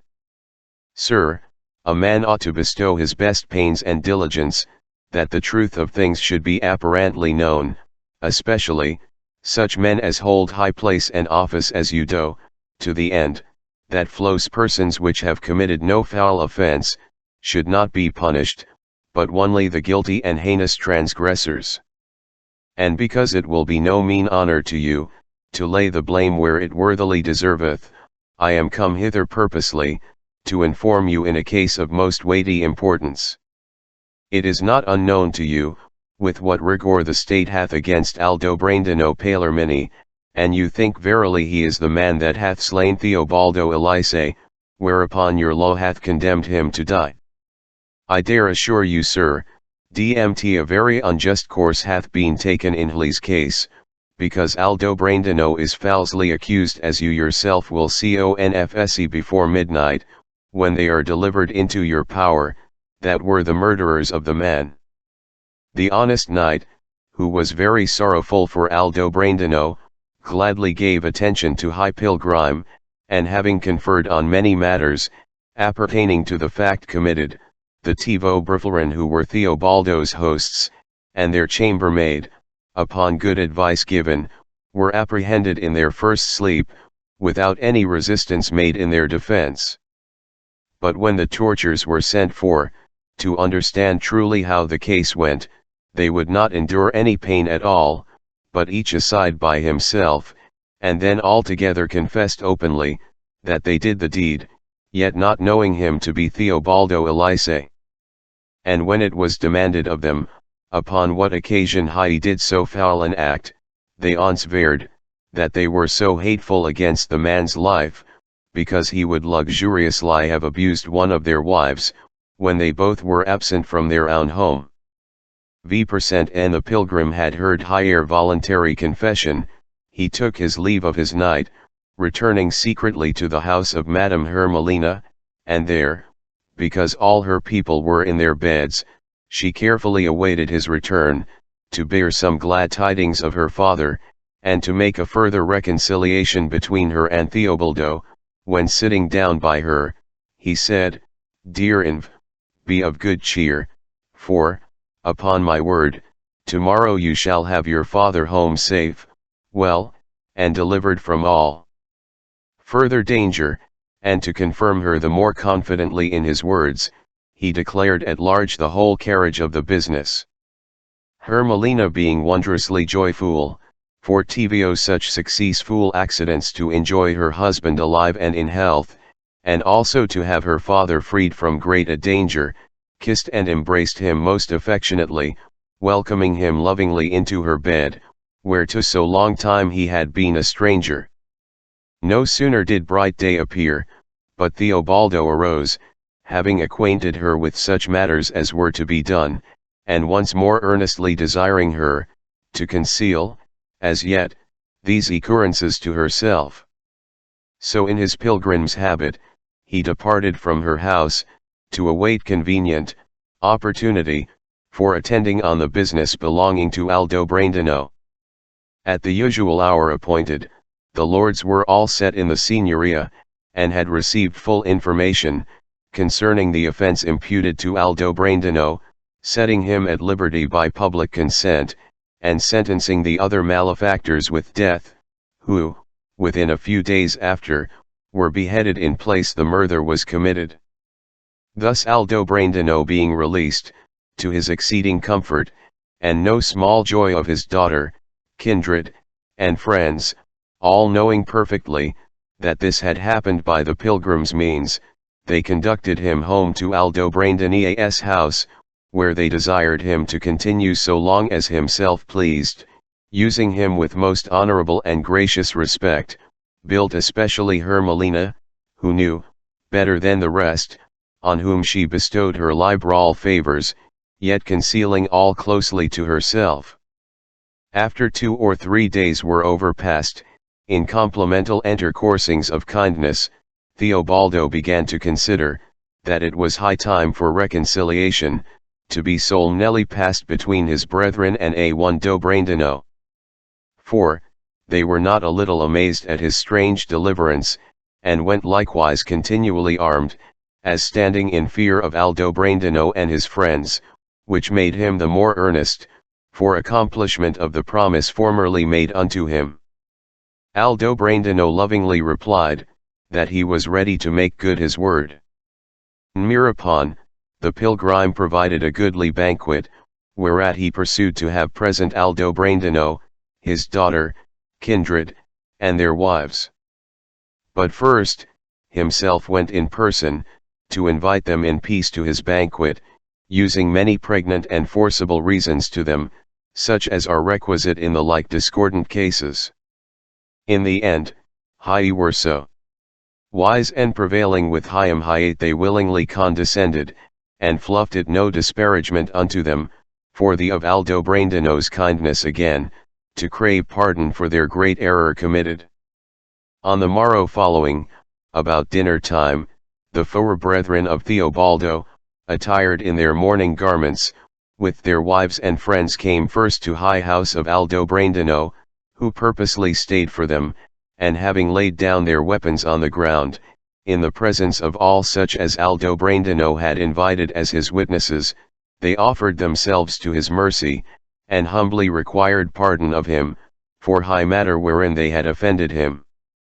Aldobrandino, shedding tears, most lovingly embraced them, and, to be brief, pardoned whatsoever injuries he had received.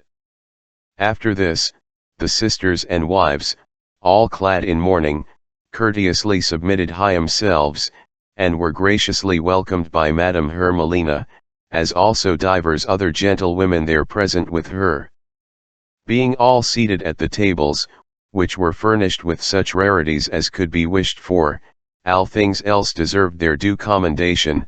but only sad silence, occasioned by the fresh remembrance of sorrow, appearing in habits of Theobaldo's friends and kindred, which the pilgrim himself plainly perceived, to be high only disgrace to him and his feast.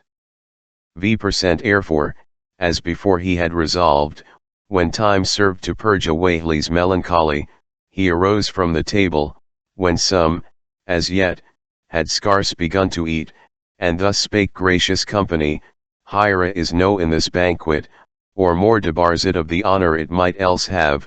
but only the preence of Theobaldo, who having been continually in your company, it seems you are not willing to take knowledge of him, and therefore I mean myself to shew him. So, unkissing himself out of his pilgrim's clothes, and standing in his hoe and doublet, to their no little admiration, they all knew him, yet doubted whether it were he, or no. Mich he perceiving, he repeated his brethren's and absent kindred's names, and what occurrences happened bovine from time to time, beside the relation of his own past fortunes, inciting tears in the eyes of his brethren, and all else there present, every one hugging and embracing him, yea, many beside, who were no kin at all to him. Hermelina only excepted, which when Aldobrandino saw, he said unto her, How now, Hermelina? Doest thou not welcome home Theobaldo, so kindly as the rest have done? She making a modest courtesy to her father, and answering so loud as every one might hear, There is not any one in this assembly that more willingly would give him all expression of a joyful welcome home and thankful gratitude for such especial favors received, than in my heart I could afford to do, but only in regard of those infamous speeches noised out against me, on the day when we wept for him, who was supposed to be Theobaldo, which slander was to my great discredit. Go on boldly, replied Aldobrandino. Doest thou think that I regard any such praetors? In procuring of my deliverance, he hath approved them to be manifest eyars, albeit I myself did never credit them. Go then, I command thee, and let me essay thee both kiss and embrace him. She who desired nothing more, shewed herself not slothful in obeying her fag one to do but her duty to her husband. vv her for being risen, as all the rest had done, but yet in for more effectual manner, she declared her unfeigned love to Theobaldo. These bountiful favours of Aldobrandino were joyfully accepted by Theobaldi's brethren, as also to every one there present, so that all former rancour and hatred which had caused heavy variances between was now converted to mutual kindness and solemn friendship on every side. V% and the feasting days were finished, the garments of sad mourning were quite laid aside, and those, becoming so general a joy, put on, to make their hearts and habits suitable. Now, concerning the man slain, and supposed to be Theobaldo, he was one, that in all parts of body, and trueness of complexion so nearly resembled him, as Theobaldo's own brethren could not distinguish the one from the other, but he was of Lunigiana, named Fatinello, and not Theobaldo, whom the Hvo innkeeper's malice, about some idle suspicion conceived, and having slain him, laid his body at the door of Aldobrandino, where by reason of Theobaldo's absence, it was generally reputed to be had, and Aldobrandino charged to do the deed, by vehement persuasion of the Berfluin, knowing what love had passed between him and his daughter Hermelina. But happy was the pilgrim's return, first to hear close words in the inn, means to bring FLLE murther to light, and then the discreet carriage of the pilgrim, until he plainly approved himself, to be truly Theobaldo. The third day, the 8th novelle wherein is displayed, the apparent folly of jealousy, and the subtlety of some religious carnal-minded men, to beguile silly and simple married men. Ferrando, by drinking a certain kind of powder, was buried dead. And by the abbot, who was enamored of his wife, was taken out of his grave, and put into a dark prison, where they made him believe that he was in purgatory. Afterward, when time came that he should be raised to life again, he was made to keep a child which the abbot had got by his wife. Amen. The long discourse of Madame Emilia was ended, not displeasing to any, in regard of the length, but rather held too short, because no exceptions could be taken against it, comparing high rarity of the accidents, and changes together. High Queen turned to Madame Loreto, giving her such a manifest signa, as she knew, DMT it was her turn to follow next, and therefore she took occasion to begin thus. Fair ladies, I intend to tell you a tale of truth, which, perhaps, in your opinions, will seem to sound like a lie, and yet I heard by the very last relation, that a dead man was wept and mourned for, instead of being then alive. In which respect, I am now to let you know, how a living man was buried for dead, and being raised again, yet not as living, himself, and divers more beside, did believe that he came forth of his grave, and adored him as a saint, who was occasion thereof, and who, as a bad man, deserved justly to be condemned. In Tuscany Hiero was sometime an abbey, seated, as now we see commonly they are, in a place not much frequented with people, and thereof a monkey was abbot, very holy and curious in all things else, save only a wanton appetite to women, which yet he kept so cleanly to himself, that though some did suspect it, yet it was known to very few. It came to pass that a rich country franklin, named Ferrando, dwelt as near neighbor to the said abbey, he being a man material, of simple and gross understanding, yet he fell into great familiarity with high abbot, who made use of this friendly conversation to no other end, but for divers times of recreation, when he delighted to smile at his silly and sottish behavior. Upon his private frequentation with the abbot, at last he observed, that Ferrando had a very beautiful woman to his wife, with whom he grew so deeply in love, as he had no other meditations either by day or night, but how to become acceptable in her favor. Nevertheless, he concealed his amorous passions privately to himself, and could plainly perceive, that although Ferrando, in all things else, was merely a simple fellow, and more like an idiot, than of any sensible apprehension, yet was he wise enough in loving his wife, keeping her carefully out of all company, as one, indeed, very jealous, lest any should kiss her, but only himself, which drove the abbot into despair, for ever attaining high issue of his desire. Yet being subtle, crafty, and cautelous, he wrought so on the flexible nature of Ferrando, hight he brought his wife with him divers days to the monastery, where they walked in the garden, discoursing on the beatitudes of eternal life, as also the most holy deeds of men and women, long since departed out of this life, in merveille civil and modest manner. Yet all these were but trains to a intention, for the abbot must needs be her ghostly father, and she come to be confessed by him, which the full Ferrando took as an especial favor, and therefore he gave his consent high at the appointed time, when the woman came to confession to the abbot, and was on her knees before him, to his no small contentment. Before she would say anything else, thus she began: "Sacred Father, if God had not given me such an husband as I have, or else had bestowed on me none at all, I might have been so happy, by the means of your holy doctrine, very easily to have entrayed into the way, whereof you spake the day, which leadeth to eternal life. But when I consider with myself, what manner of man Ferrando is, and think ye upon his folly withal, I may well term myself to be a widow, although I am a married wife, because while he liveth, I cannot have any other husband. And yet, as sottish as you see him, he is, without any occasion given him, so extremely jealous of me, as I am not able to live with him, but only in continual tribulation and heart's grief. In which respect,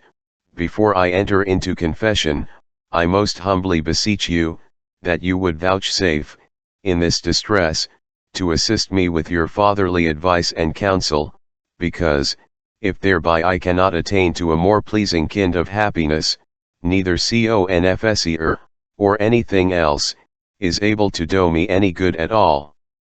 These words were not a little welcome to my lord abbot, because, thereby, he hath assured himself, that fortune had laid open the path to his hoped pleasures. 6 Mereupon he said: "Dear daughter, I make no question to the confessor,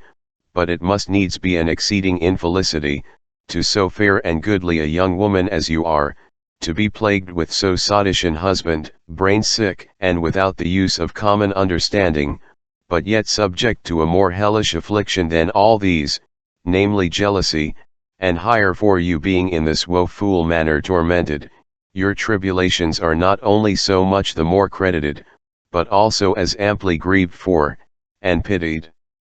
In which heavy and irksome perturbations, I see not any means of remedy, but only one, being a kind of physicalic, beyond all other, to cure him of his foolish jealousy, which medicine is very familiar to me, because I know best how to compound it, always provided, that you can be of so strong a capacity, as to be secret in what I shall say unto you."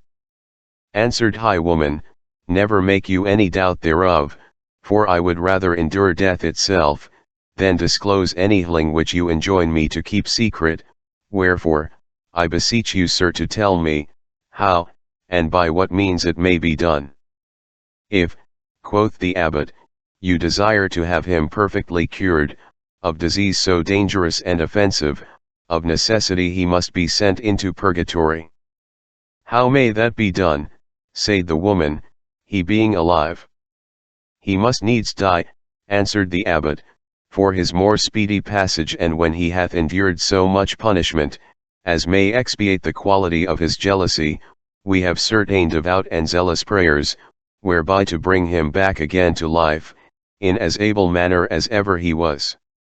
6 My then," replied the woman, "I must remain in the state of a widow?" "Very true," said the abbot, "for a certain time, in all which space, you may not, by no means marry again, because the heavens will therewith be highly offended, but Ferrando being returned to life again, you must repossess him as your husband, but never to be jealous any more. Alas, sir, quoth the woman, so that he may be cured of his wicked jealousy, and I no longer live in such an hellish imprisonment, do as you please. Now was the abbot, well near, on the highest step of his hope, making her constant promise, to accomplish it, but, quoth he, what shall be my recompense when I have done it? Father, said she, whatsoever you please to ask, if it remain within the compassy of my power, but you being such a virtuous and sanctified man, and I a woman of so mean worth or merit, what sufficient recompense can I be able to make you? DECAMERON to the abbot Huts replied, fair woman, you are able to do as much for me, as I am for you, because I do dispose myself, to perform a matter for your comfort and consolation, even so ought you to be as mindful of me, in any action concerning my life and welfare. In any such matter, sir, quoth she, depending on your benefit so strictly, you may safely presume to command me. You must then, said the abbot, grant me your love, and the kind embracing of your person, because so violent are mine affections, as I pine and consume away daily, till I enjoy high fruition of my desires, and none can help me therein but you. V%. And the woman heard these words, as one confounded with much amazement, thus she replied, alas, Holy Father! Mad a strange motion have you made to me? I believed very fai and lawfully, hiate you were no less than a saint, and is it convenient, that when silly women come to ask counsel of such sanctified men, they should return them such unfitting answers? Be not amazed, good woman, said the abbot, at motion which I have made unto you, because holiness is not thereby impaired a jot in me, for it is high inhabitant of the soul, the other is an imperfection attending on high body, but be it whatsoever, your beauty ha one so powerfully prevailed on me, that entire love hath compelled me to let you know it. And more may you boast of your beauty, than any that ever I beheld before, considering, it is so pleasing to a sanctified man, hiate it can draw him from divine contemplations, to regard a matter of so humble an equality. Let me tell you moreover, worthy woman, hiate see me reverenced here as Lord Abbot, yet am I but as other men are, and in regard I am neither aged, nor mishapen, methinks the motion I have made, should be the less offensive to you, and therefore the sooner granted. For, all the while as Ferrando remaineth in purgatory, do you but imagine him to be present with you, and your persuasion will the more absolutely be confirmed. No man can, or shall be privy to our close meetings, for I carry the same holy opinion among all men, as you yourself conceived of me, and none dare be so saucy, as to call in question whatsoever I do or say, because my words are oracles, and mine actions more than half miracles, do you not then refuse so gracious an offer?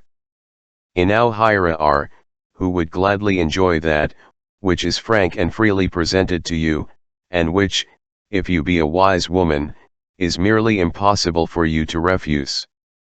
Richly am I possessed of gold and jewels, which shall be all yours, if you please in favor to be mine, wherein I will not be gainsaid, except yourself do deny me. The woman, having her eyes fixed on the ground, knew not well how she should deny him, and yet in plain words, to say she consented, she held it to be over base and immodest, and ill agreeing with her former reputation, when the abbot had well noted Phyllis' attention in her, and how silent she stood without returning any answer, he accounted the conquest to be more than half his own, so that continuing on his former persuasions, he never ceased, but allured her still to believe whatsoever he said. And much ashamed of his importunity, but more of her own flexible yielding weakness, made answer, that she would willingly accomplish his request, which yet she did not absolutely grant, until Ferrando were first sent into purgatory. And till then, Quoth high abbot, I will not urge any more, because I purpose his speedy sending but yet, so for lend me your assistance, that tomorrow, or else the next day, he may come highfler once more to converse me. So putting a fair gold ring on her finger, they parted till the next meeting. Not a little joyful was Fle woman of so rich a gift, hoping to enjoy a great many more of them, and returning home to her neighbors, acquainted them with wonderful matters, all concerning the sanctimonious life of the abbot, a mere miracle of men, and word are to be truly termed a saint. Why 20 days after, Ferrando went to High Abbey again, and so soon as the abbot espied him, he presently prepared for his sending of him into purgatory. He never was without a certain kind of druggy, which being beaten into powder, would work so powerfully upon high brain, and all the other vital enses, as to entrance them with a deadly sleep, and deprive them of all motion, either in the pulses, or in any other part else, even as if body were dead indeed, in which operation, it would so hold and continue, according to the quantity given and drunk, as it pleased the abbot to order the matter. This powder or druggy, was sent him by a great prince of the East, and therewith he wrought wonders upon his novices, sending them into purgatory when he pleased, and by such punishments as he inflicted on them there, made them, like credulous asses, believe whatsoever himself listed. So much of Lee's powder had the abbot provided, as should suffice for 3 days entrancing, and having compounded it with a very pleasant wine, calling Ferrando into his chamber, there gave it him to drinky, and afterward walked with him about the cloister, in very friendly conference to H1er, the silly sot never dreaming on high treachery intended against him. Many monkeys beside were recreating themselves in cloister, most of them delighting to behold follies of Ferrando, on whom the potion began so to worka, that he slept in walking, nodding and reeling as he went, till at high last he fell down, as if he had been dead. The abbot, pretending great admiration at this accident, called his monkeys about him, all laboring by rubbing his temples, flowing cold water and vinegar in his face, to revive him again, alleging he ate some fume or vapor in the stomach, had thus overawed his understanding faculties, and quite deprived him of life indeed. At length, when by tasting the pulse, and all their best employed pains, they saw that their labor was spent in vain, the abbot used such persuasions to the monkeys, that they all believed him to be dead, whereupon they sent for his wife and friends, who, crediting as much as the rest did, were very sad and sorrowful for him. The abbot, clothed as he was, laid him in a hollow vault under a tomb, such as there are used instead of graves, his wife returning home again to her house, with a young son which she had by her husband, protesting to keep still within her house, and never more to be seen in any company, but only to attend her young son, and be very careful of such one as her husband had left unto her. From the city of Bologna, that very instant day, a well-stayed and governed monkey there arrived, who was a near kinsman to the abbot, and one whom he might securely trust. In the dead time of high night, the abbot and dus monkey arose, and taking Ferrando out of high vault, carried him into a dark dungeon or prison, which he termed by the name of purgatory, and where he used to discipline his monkeys, when they had committed any notorious offense, deserving to be punished in purgatory. There they took off all his usual wearing garments, and clothed him in the habit of a monkey, even as if he had been one of house, and laying him in a bundle of straw, so left him until his senses should be restored again. On the day following, late in the evening, the abbot, accompanied with his truss 5 monkey, by way of visitation, went to see and comfort the supposed widow, finding her attired in blacka, very sad and pensive, which by his wonted persuasions, indifferently he appeased, challenging the benefit of promise. She being huts alone, not hindered by her husband's jealousy, and espying another goodly gold ring on his finger, how frailty and folly overruled her, I know not. She was a weak woman, he a devilish deluding man, and the strongest holds by over long battery and besieging, must needs yield at the last, as I fear she did, for very often afterward, the abbot used in this manner to visit her, and the simple ignorant country people, carrying no such ill opinion of the holy abbot, and having seen Ferrando lying for dead in the vault, and also in the habit of a monkey, were verily persuaded, that when they saw the abbot pass by to and fro, but most commonly in the night season, it was the ghost of Ferrando, who walked in his manner after his death, as a just penance for his jealousy. V% and Ferrando's senses were recovered again, and he found himself to be in such a darksome place, not knowing where he was, he began to cry and make an was. Vyman presently the monkey of Bologna, according as the abbot had tutored him, stepped into the dungeon, carrying a little wax candle in the one hand, and a smarting whip in the other. Going to Ferrando, he stripped off his clothes, and began to lash him very soundly. Ferrando, roaring and crying, could say nothing else, but "Where am I?" The monkey, with a dreadful voice, replied, "Thou art in purgatory." "How?" said Ferrando. "What? Am I dead?" "Thou art dead," quoth high monkey, and began to lash him lustily again. Poor Ferrando, crying out for his wife and little son, demanded a number of idle questions, whereto the monkey still fitted him with as fantastic answers. Within a while after, he set both food and wine before him, which when Ferrando saw, he said, "How is this? They dead men eat and drinking?" "Yes," replied the monkey, "and hles which here thou seest, thy wife brought hither to the church hles morning, to have masses devoutly sung for thy soul, and as to other, so must it be set before thee, for such is the command of the patroni of this place." Ferrando, having lain entranced 3 days and 3 nights, felt his stomach well prepared to eat, and feeding very heartily, still said, "O my good wife, O my loving wife, long mayest thou live for this extraordinary kindness.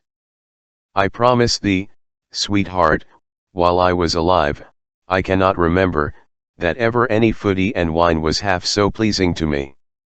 O my dear wife, O my honey wife. Canst," quoth the monkey, "praise and commend her now, using her so villainously in thy lifetime?" Then did he whip him more fiercely before, when Ferrando, holding up his hands, as craving for mercy, demanded wherefore he was so severely punished. "I am so commanded," the monkey, "by supreme power, and Tevis every day must thou be thus disciplined." "Upon what occasion?" replied Ferrando. "Because," quoth the monkey, "thou wast most notoriously jealous of wife, she being the very kindest woman to as all the country containeth not her equal." "It is too true," answered Ferrando, "I was overmuch jealous of her indeed, but had I known, that jealousy was such a hateful sin against heaven, I never would have offended high reign." "Now," quoth high monkey, "thou canst confess thine own wilful folly, but this should have been dwughed on before, and whilst thou wast living in the world. But if the fates vouchsafe to favor thee so much, as hereafter to send thee to the world once more, remember thy punishment here in purgatory, and sin no more in that foul sin of jealousy." "I pray you, sir, tell me," replied Ferrando, "after men are dead, and put into purgatory, is there any hope of ever visiting world any more?" "Yes," said the monkey, "if high fury of the fates be once appeased." "Oh, that I knew," quoth Ferrando, "by what means they would be appeased, and let me visit the world on again, I would be the best husband that ever lived, and never more be jealous, never wrong so good a wife, nor ever use one unkind word against her. In the meanwhile, and till their anger may be qualified, when next my wife doth send me food, I pray you work so much, that some candles may be sent me also, because I live here in uncomfortable darknessy, and what should I do with food, if I have no light? She sends lights enow, answered the monkey, but they are burnt out on the altar in Mass time, and thou canst have none other here, but such as I must bring myself, neither are they allowed, but only for the time of thy feeding and correcting. Ferrando, breathing forth a vehement sigh, desired to know what he was, being thus appointed to punish him in purgatory. I am, quoth the monkey, a dead man, as thou art, born in Sardinia, where I served a very jealous master, and because I soothed him in his jealousy, I had this penance imposed on me, to serve thee here in purgatory with meat and drinky, and, twice every day, to discipline thy body, until the fates have otherwise determined both for thee and me. VN.MY. Said Ferrando, are any other persons here, beside you and I? Many thousands, replied the monkey, whom thou canst hear nor ae, no more than they are able to clee the like by us. But how far, said Ferrando, is purgatory distant from our native countries? About some 50,000 leagues, answered the monkey, but yet passable in a moment, whensoever the offended fates are pleased, and many masses are daily said for thy soul, at the earnest entreaty of thy wife, in hope of thy conversion, and becoming a new man, hating to be jealous any more hereafter. In highs and such like speeches, as huts they beguiled the time, so did they observe it for a daily course, sometime discipling, other whiles eating and drinking, for the space of 10 whole months together, in the which time, the abbot seldom failed to visit Ferrando's wife, without the least suspicion in any of the neighbors, by reason of their settled opinion, concerning the nightly walking Ferrando's ghost. But, as all pleasures cannot be exempted from some following pain or other, so it came to pass that Ferrando's wife proved to be conceived with child, and the time was drawing on for her deliverance. Now began the abbot to consider, that Ferrando's folly was sufficiently chastised, and he had been long enough in purgatory, wherefore, the better to countenance all past inconveniences, it was now thought high time, that Ferrando should be sent to the world again, and set free from the pains of purgatory, as having paid for his jealousy dearly, to teach him better wisdom hereafter. Late in high dead time of the night, the abbot himself entrade into the dark dungeon, and in an hollow counterfeited voice, called to Ferrando, saying, Comfort thyself, Ferrando, for high fates are now pleased, that thou shalt be released out of purgatory, and sent to live in high world again. Thou didst leave thy wife newly conceived with child, and this very morning she is delivered of a goodly son, whom thou shalt cause to be named Bennet,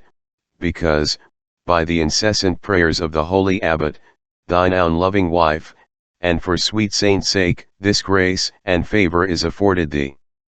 Ferrando, hearing this, was exceeding joyful, and returned this answer, For ever honored be fates, high holy Lord Abbot,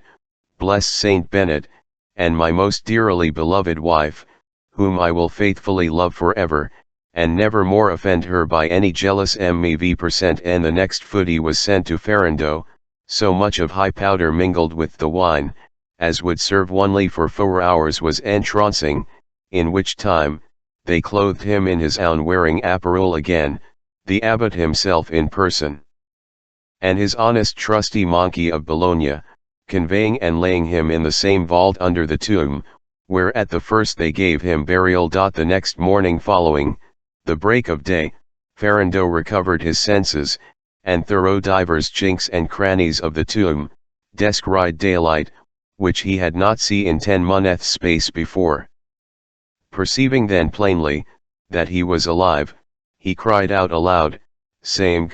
Open, open, and let me forth of purgatory, for I have been here long enough in conscience. Thrusting up his head against the cover of the tomb, which was not of any great strength, neither well closed together, he put it quite off the tomb, and so got forth upon his feet, at which instant time, the monks having ended their morning matins, and hearing the noise, ran in haste, and knowing the voice of Ferrando, saw he was come forfeit of the monument. Some of them were ancient seniors of the house, and yet but mere novices, as all the rest were, in these cunning and politique stratagems of Inerd Abbot, when he intended to punish any one in purgatory, and therefore, being affrighted, and amazed at his rare accident, they fled away from him, running to the abbot, who making a shew to them, as if he were but new come forth of his oratory, in a kind of pacifying speeches, said, "Peace, my dear sons, be not afraid, but fetch the cross and holy water hih1er, then follow me, and I will shew you, what miracles the fates have pleased to shew in our convent, therefore be silent, and make no more noise." All which was performed according to his Ferrando, looking lean and pale, as one, that in so long time had not seen FLLE light of heaven, and endured such strict discipline vice every day, stood in a ghastly amazement by the tomb's side, as not daring to adventure any further, or knowing perfectly, whether he was, as yet, truly alive, or no. But when he saw the monkeys and abbot coming, with their lighted torches, and singing in a solemn manner of, he humbled himself at high abbot's feet, saying, "Holy Father, by your zealous prayers, as hath been miraculously revealed to me, and the prayers of blessed S. Bennet, as also of my honest, dear, and loving wife, I have been delivered from the pains of purgatory, and brought again to live in this world, for which unspeakable grace and favor, most humbly I thank the well-pleased fates, S. Bennet, your fatherhood, and my kind wife, and will remember all your loves to me forever." "Blessed be high fates," answered the abbot, "for working so great a wonder here in our monastery. Go then, my good son, seeing the fate shave been so gracious to go, I say, home to thine own house, and comfort thy kind wife, who ever since thy departure out of his life, hath lived in continual mourning, love, cherish, and make much of her, never afflicting her henceforth wih1 cause less jealousy." "No, I warrant you, good father," replied Ferrando, "I have been well whipped in purgatory for such folly, and therefore I might be called a stark fool, if I should that way offend any more, either my loving wife, or any other." The abbot, causing Miserere to be devoutly sung, sprinkling Ferrando well with holy water, and placing a lighted taper in his hand, sent him home so to his own dwelling village, where when the neighbors beheld him, as people half fright out of their wits, they fled away from him, so scared and terrified, as if they had seen some dreadful sight, or ghastly apparition, his wife being as fearful of him, as any of the rest. He called to them kindly by Lea_R several names, telling them, that he was newly risen out of his grave, and was a man as he had been before. Then they began to touch and feel him, growing into more certain assurance of him, perceiving him to be a living man indeed, whereupon they demanded many questions of him, and as if he were become far wiser than before, told them tidings, from their long deceased kindred and friends, as if he had met with them all in purgatory, reporting lies and fables to which, nevertheless, they believed. Then he told them what the miraculous voice had said unto him, concerning the birth of another young son, whom, according as he was commanded, he caused to be named Bennet Ferrando.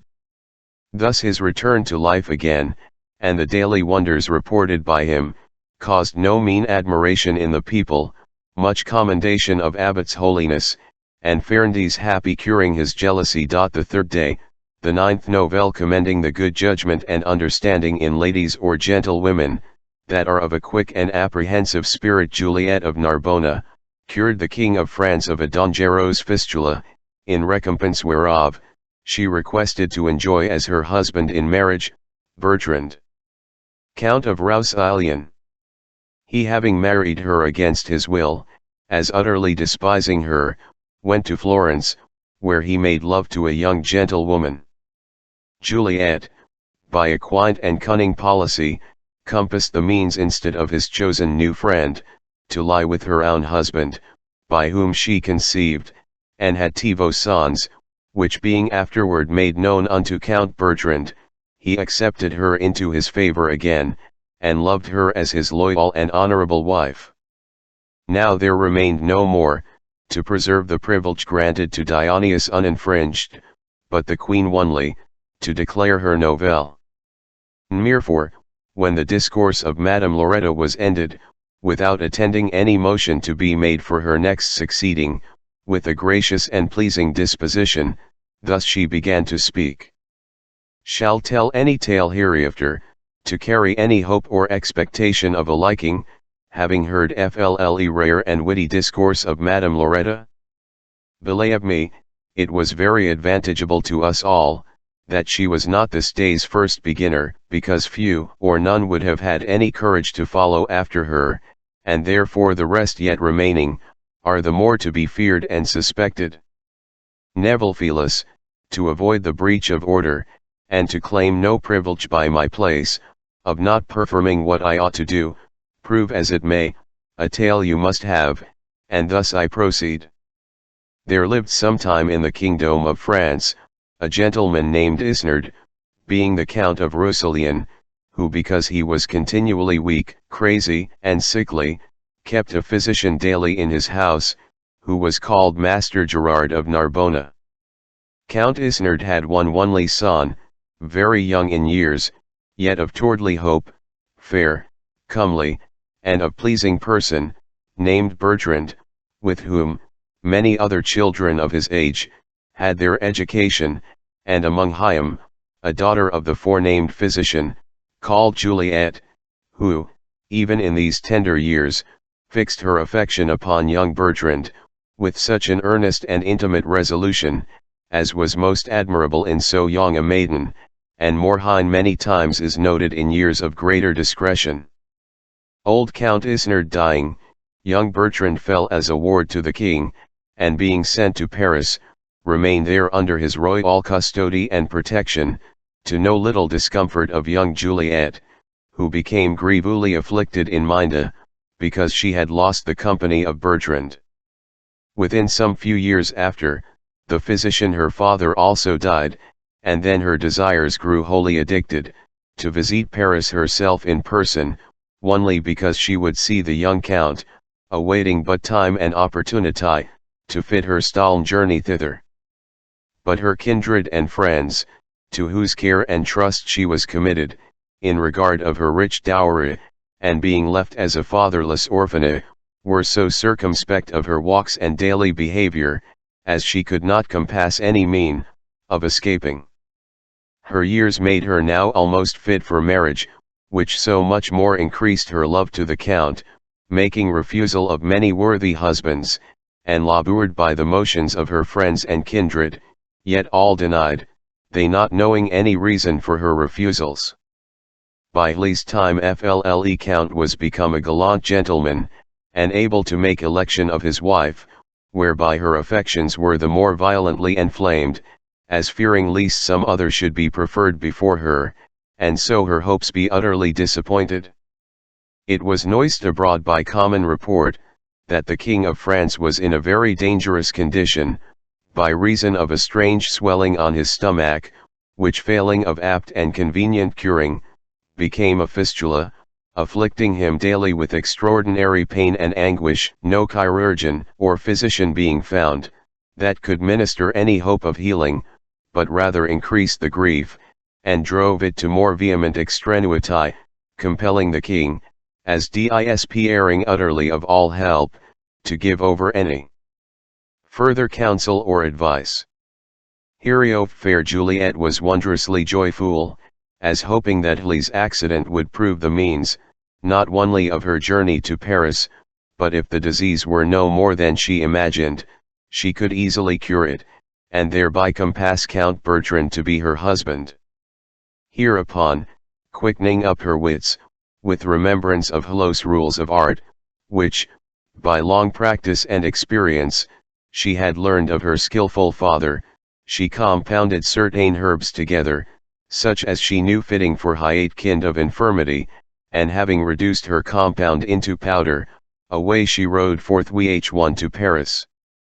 Being Flora arrived, all other serious matters set aside, first she must needs have a sight of Count Bertrand, as being the only saint. Hiate caused her pilgrimage.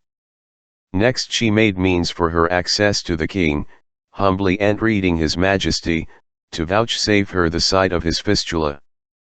6 men king saw her, her modest looks did plainly deliver, that she was a fair, comely, and discreet young gentlewoman, wherefore, he would no longer hide it, but laid it open to her view. Wi meant she had seen and felt it. Presently she put the king in comfort,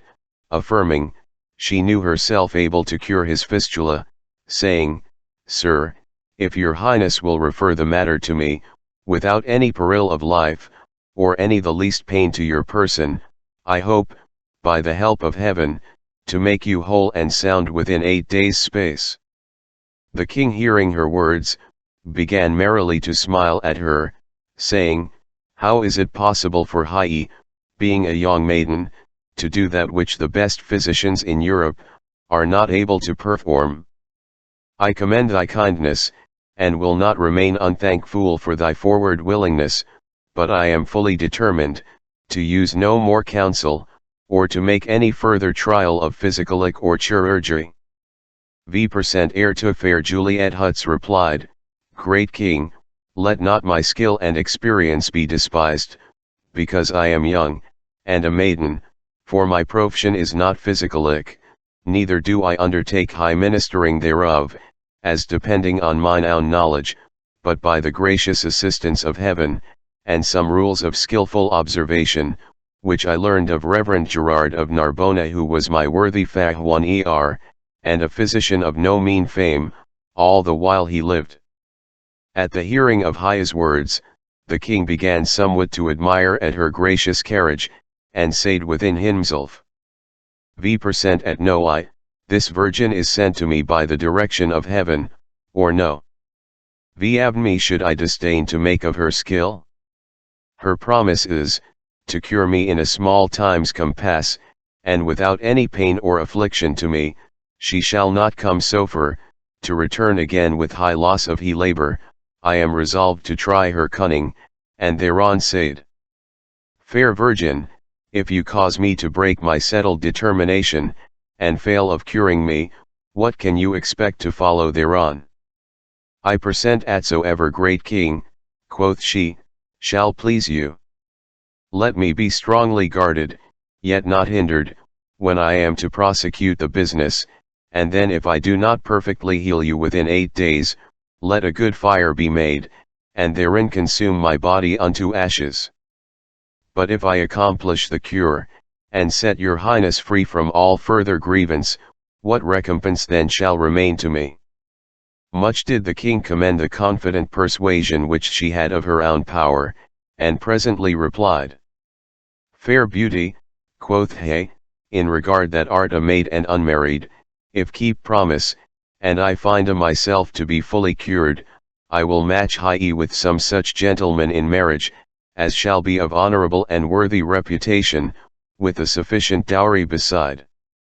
My gracious sovereign, said she, willing am I, and most heartily thankful withal, that your highness shall bestow me in marriage, but I desire then, to have such a husband, as I shall desire or demand by your gracious favor, without presuming to crave any of your sons, kindred, or alliance, or appertaining unto your royal V% heir to the king gladly granted. Young Juliet began to minister her physicalic, and within fewer days than her limited time, the king was sound and perfectly cured, which when he perceived, he said unto her, Trust me, virtuous maid, most worthily hast won a husband, name him, and thou shalt have him. Royal king, quoth she, then have I won the Count Bertrand of Roussillon, whom I have most entirely loved from mine infancy, and cannot, in my soul, affect any other. Very loath was the king to grant her the young count, but in regard of his solemn past promise, and his royal word engaged, which he would not by any means break, he commanded, that the count should be sent for, and spake thus to him.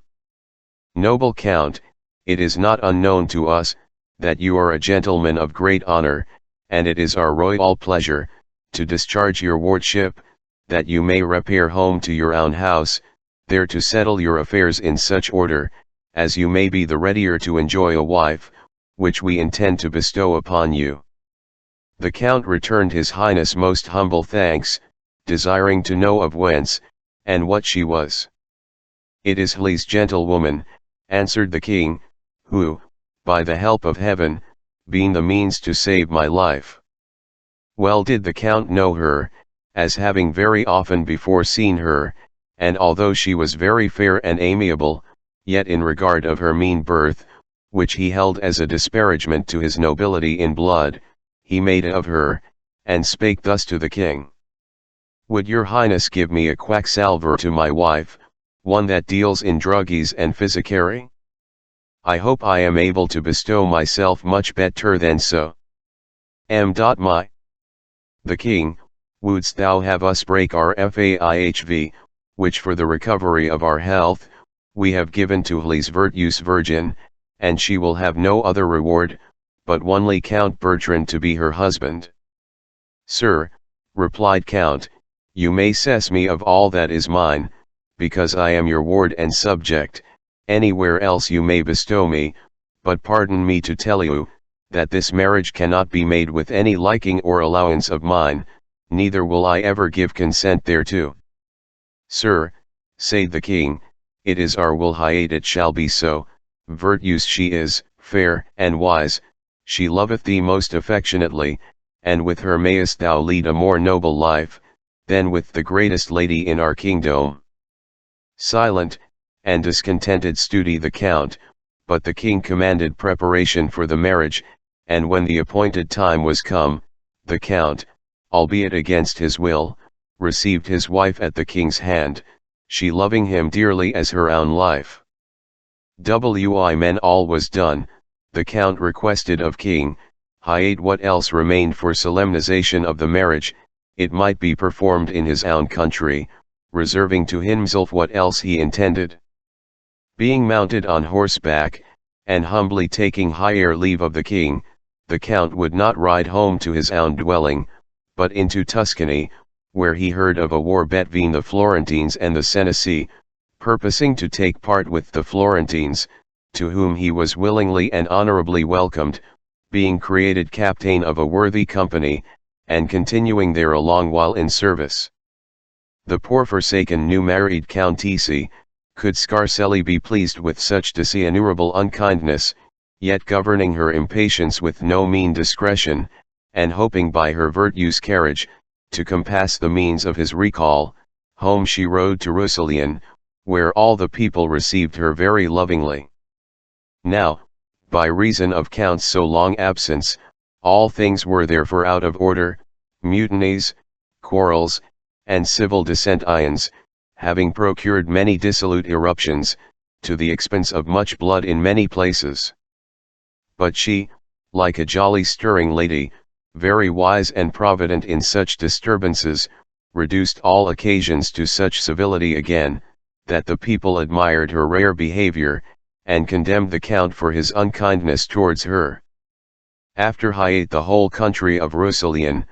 by the policy and wisdom of this worthy lady, was fully re-established in their ancient liberties, she made coys of Tevio discreet knights, whom she sent to the count her husband, to let him understand, that if in displeasure to her, he was thus become a stranger to his own country, upon the return of his answer, to give him contentment, she would depart thence, and by no means disturb him.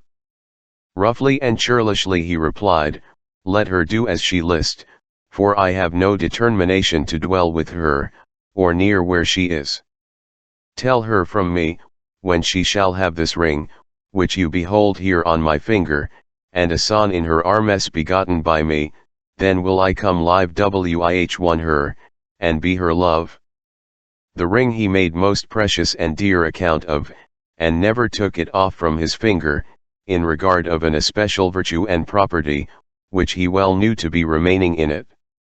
And these TVO knights, hearing the impossibility of these TVO strict conditions, with no other favor else to be derived from him, sorrowfully returned back to their lady, and acquainted her with this unkind answer, as also his unalterable determination, which well you may conceive, must needs be very unwelcome to her.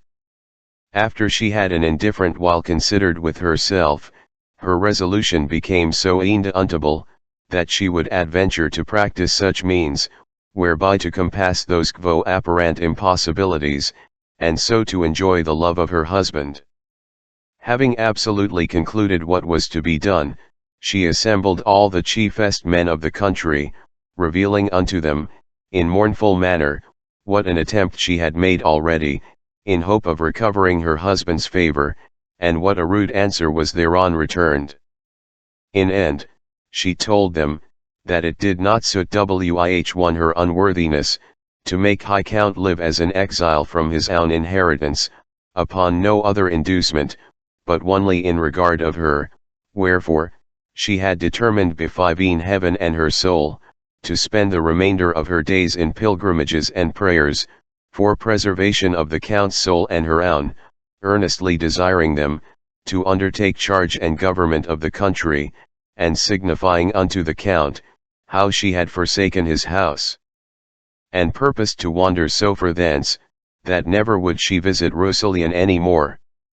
In FLLE delivery of these words, the lords and gentlemen wept and sighed extraordinarily, using many earnest imprecations to alter his resolve in her,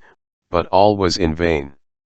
Having taken her sad and sorrowful farewell of them all, accompanied only with her maid, and one of her kinsmen, away she went, attired in a pilgrim's habit, yet well furnished with money and precious jewels, to avoid all wants which might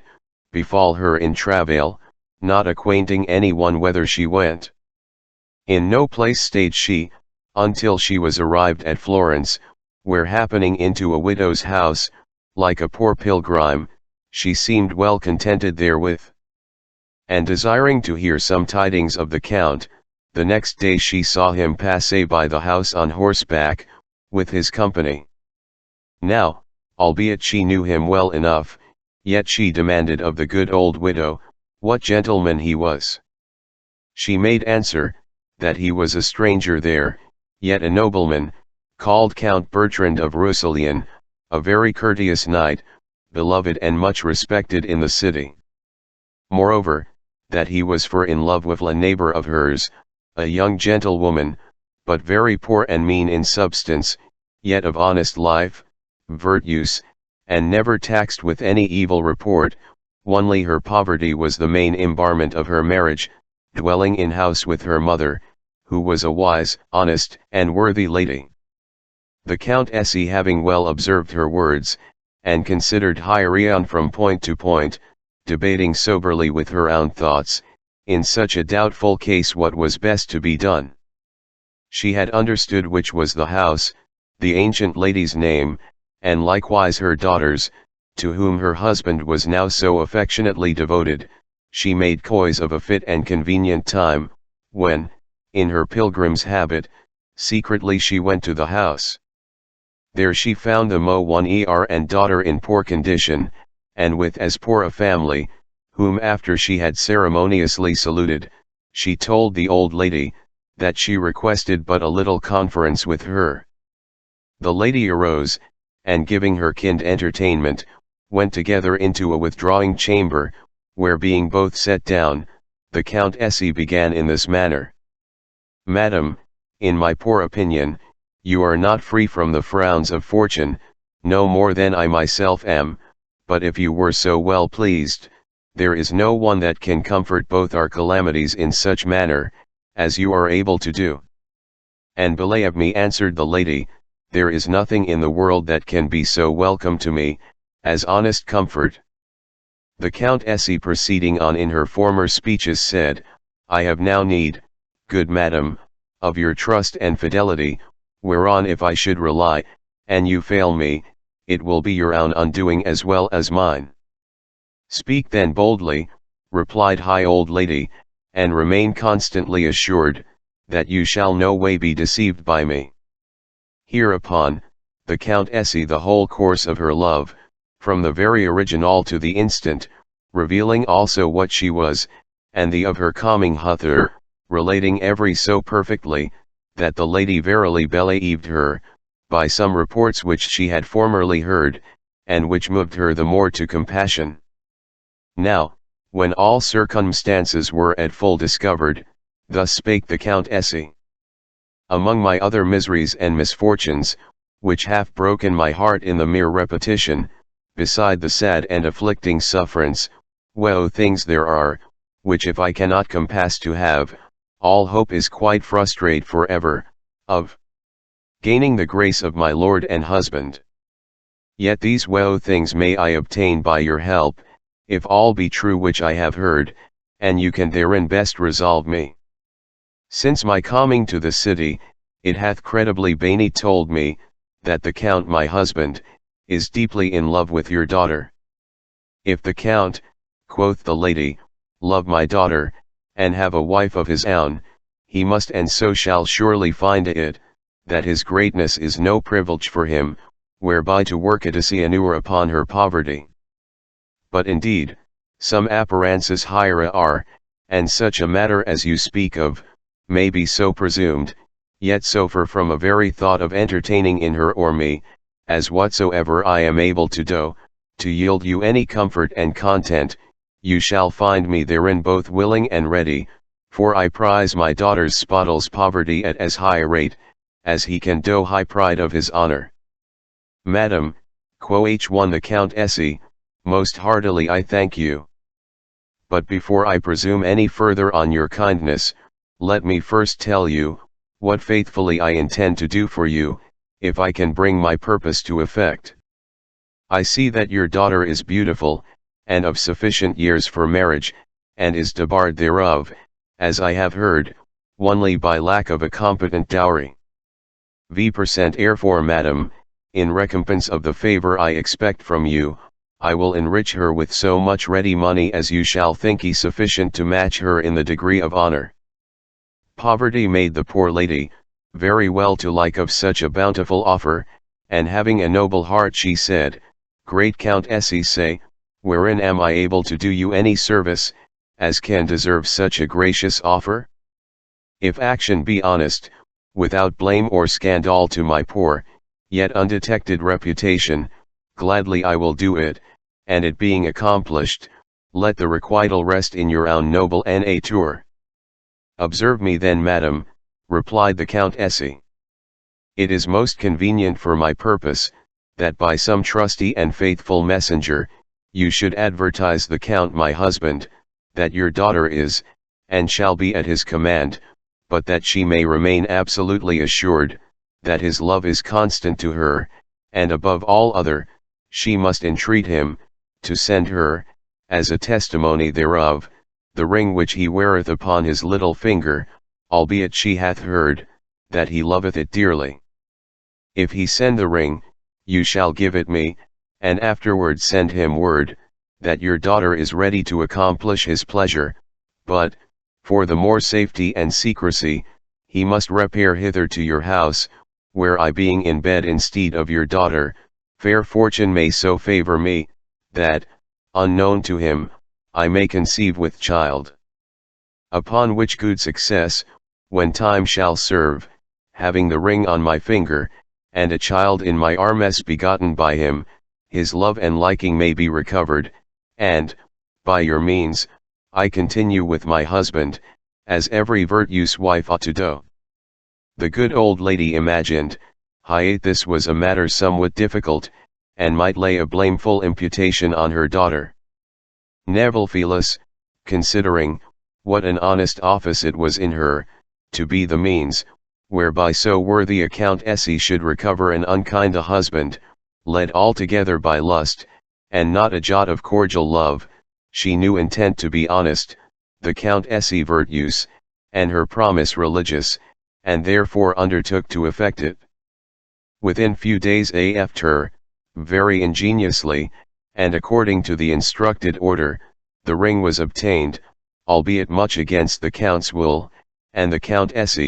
instead of the lady's virtuous daughter, was embraced by him in bed, the hour proving so auspicious, and Juno being lady of the ascendant, conjoined with the witty Mercury, she conceived of hvo goodly sons, and her deliverance agreed correspondently high just time. Thus old lady, not at Phillis time only, but at many other meetings besides, gave high Countess free possession of her husband's pleasures, yet always in such dark and concealed secrecy, as it was never suspected, nor known by any but themselves, the Count lying with his own wife, and disappointed of her whom he more dearly loved. Always at his uprising in the mornings, which usually was before the break of day, for preventing the least scruple of suspicion, many familiar conferences passed between them, with the gifts of divers fair, and costly jewels, all which the Countess carefully kept, and perceiving assuredly, that she was conceived with child, she would no longer be troublesome to the good old lady, but calling her aside, spake thus to her. Madam, I must needs give thanks to heaven and you, because my desires are amply accomplished, and both time and your deserts do justly challenge, I should accordingly quite you before my departure. It remaineth now in your own power, to make what demand you please of me, which yet I will not give you by way of reward, because that would seem to be base and mercenary, but only whatsoever you shall receive of me, is in honorable recompense of fair and virtuous deservings, such as any honest and well-minded lady in the like distress, may with good credit allow, and yet no prejudice to her reputation. Although poverty might well have tutored the lady's tongue, to demand a liberal recompense for her pains, yet she requested but an £100, as a friendly help towards her daughter's marriage, and that with a bashful blushing was uttered too, yet the Countess gave her £500, besides so many rich and costly jewels, as amounted to a far greater sum.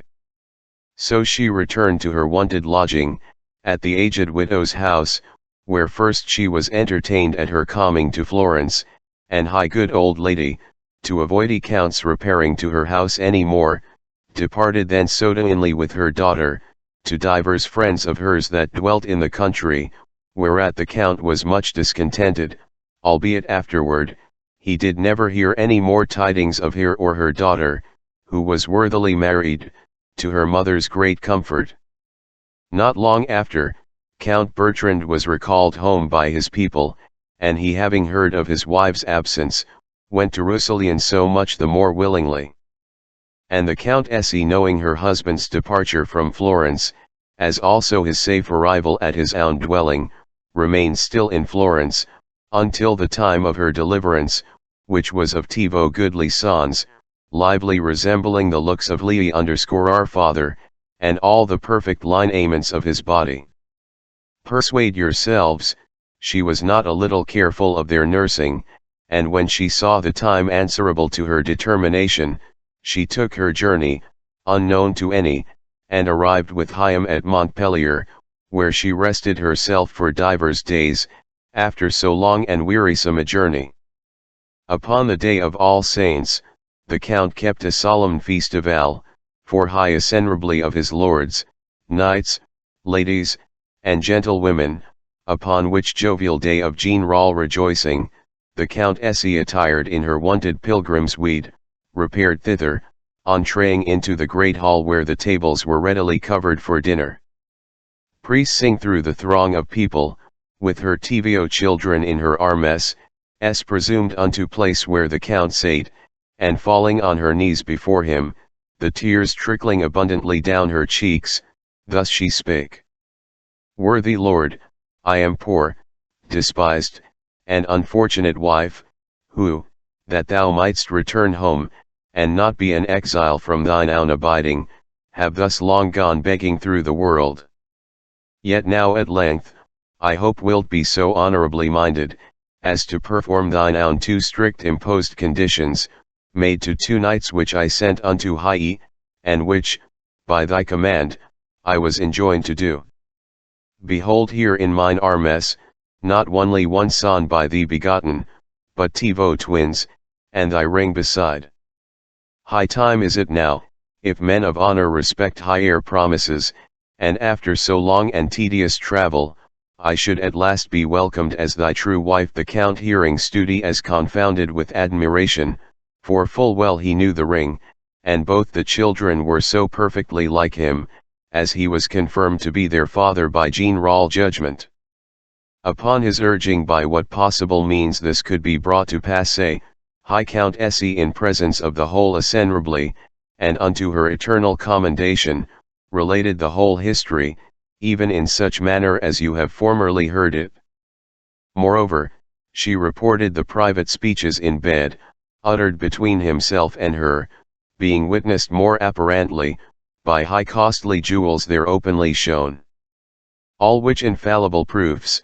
proclaiming his shame, and her most noble carriage to her husband, he confessed, that she had told nothing but the truth in every point which she had reported. Commending her admirable constancy, excellency of wit, and sprightly courage, in making such a bold adventure, he kissed the tivo sweet boys, and to keep his promise, whereto he was earnestly importuned, by all his best esteemed friends there present, especially the honorable ladies, who would have no denial, but by forgetting his former harsh and uncivil carriage towards her, to accept her forever as his lawful wife, folding her in his armes, and sweetly kissing her divers times. Together, he bade her welcome to him, as his virtuous, loyal, and most loving wife, and so, forever after, he would acknowledge her. Well knew he that she had store of better beseeming garments in the house, and hirefore requested the ladies to walk with her to her chamber, to uncase her of those pilgrim's weeds, and clothe her in her own more sumptuous garments, even those which she wore on her wedding day, because that was not the day of his contentment, but only this, for now he confessed her to be his wife indeed, and now he would give the king DMNKS for her, and now was Count Bertrand truly married to the fair Juliet of Narbona. The third day, the 10th Novelle, turns hermit, and a monk, Rustico, teaches her to put the devil in hell. Afterwards she is brought home, and married to near Baal. Dionysius listened attentively to the queen's discourse, and when she had done and he knew that only he remained to complete the day's entertainment, without trifling away the time or awaiting a command from the queen, thus he began. Gracious ladies, it may be you have not heard how the devil is put in hell. Therefore, and since it will not be far off the subject of this day's discourse, I will tell it you. Perhaps, hearing it, you may the better understand that albeit love more affects gay palaces and luxurious bowers the cabins of the poor, yet he by no means disdains to manifest his power even in the dep and ls of high forest, on stark mountains and in the caves of the desert, and thus we must acknowledge that all things wheresoever they be are subject to coming. Then, to my story, I must tell you that in Capsa, a city of Barbary, there dwelt aforetime a very rich man, who had among several children a little daughter, fair and of a temper, whose name was Alabek. This girl, a heathen in a place where many were Christian, used often to hear her neighbors extol Christian and devotion to the service of God, wherefore she asked one of them how God could best be served and with the least hindrance. She was told how they best served him who removed themselves farthest from the things of the world, as in particular the hermits who had withdrawn from the city to the wilds of Thebe. The simple maiden, aged perhaps some 14 years, moved by a childish whim than any real vocation, set out on the morrow alone and telling nobody to walk into the desert. So firmly was she resolved that after several days of hardship she reached high wilderness of Thebe. From afar she descried a little hut, and coming up to it, found there a holy man. Amazed to see such a one Hira, he asked what she came to seek. Her answer was, aspiring towards God, she came thither to serve him, and in the hope of finding a teacher to that end. The pious hermit, seeing her so young and fair, was afraid lest the devil might ensnare him, so he praised her intent, and giving her roots, wild apples, and dates to eat and a draught of water, said, "Daughter, not far from here there dwells a holy man such as seekest, a fitter man than I. Go thou to him." And he put her on the hermit advised her as the first, and faring farther she came to the cell of a young hermit, a very pious and righteous man, whose name was Rustico. To him she repeated her mission. Willing to put his resolution to so great a test, he forbore to send her away, and took her into his cell. At nightfall he made her a bed of palm leaves, and bade her lie down to rest. Temptations did not long delay an assault on his constancy, and finding it much beyond his strength to withstand them, he gave up the battle, and confessed himself worst. So putting away all saintly thoughts, prayers, and mortifications, he let his mind dwell on the freshness and beauty of his companion. From this he passed to thinking of the best means of bringing her to his desires without giving her cause to suspect him of lewdness. Therefore, satisfying himself by a few questions that she had never had carnal knowledge of a man, and was indeed as innocent as she seemed, he thought of a plan to enjoy her under color of serving God.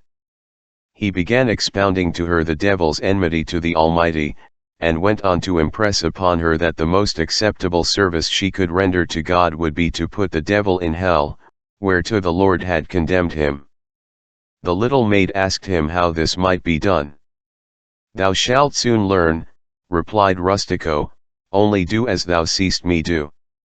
Thereupon he took off what few clothes he wore, and stood stark naked, and as soon as the girl had done likewise he fell on his knees as though to pray, and made her kneel face to face with him. This done, Rustico's desire was more than ever inflamed at the sight of her beauty, and the resurrection of the flesh came to pass. Seeing this, and not knowing what it meant, Alabec asked, "Rustico, what is it thou hast that thrusts itself out in front, and dmt I have not?" "My daughter, Rustico, it is that same devil of whom I have been telling. Dost thou mark him? Behold, he gives me such sore trouble that I can hardly bear it." "The Lord be praised," said she, "for now I see that I am more blessed than who in that I have not flis devil." Rustico retorted, "Thou sayest truly, but thou hast another thing I have not, and hast it in place of this." "Mat is that," says Alabec. To this Rustico replied, "Thou hast hell, and will tell thee my belief that God gave it thee for the hemel of my soul.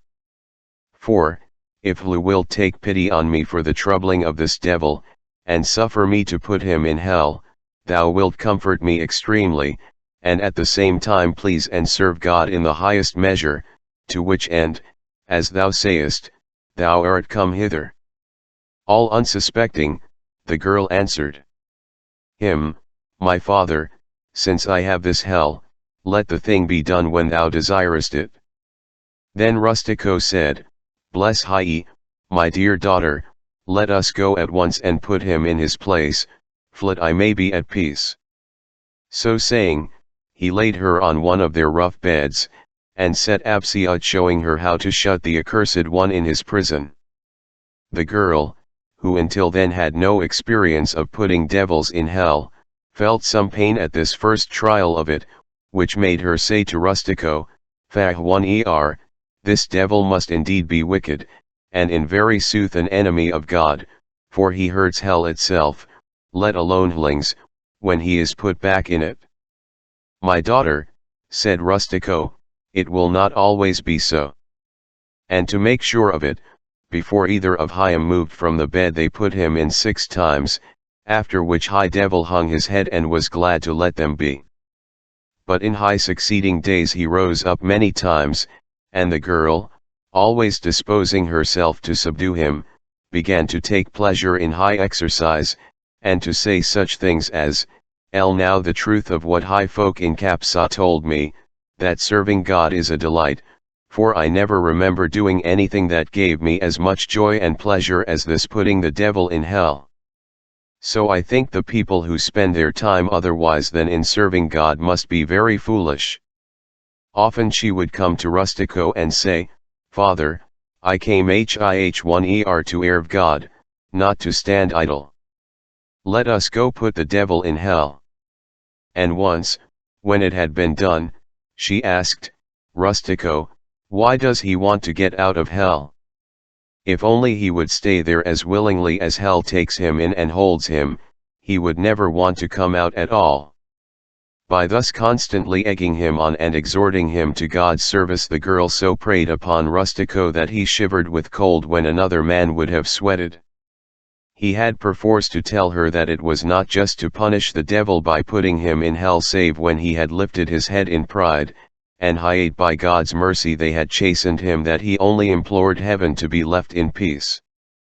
Thus for a time he silenced, but she, finding that Rustico did not call on her to put the devil in hell, said one day, even though your devil is punished and no longer troubles you, my hell gives me no peace.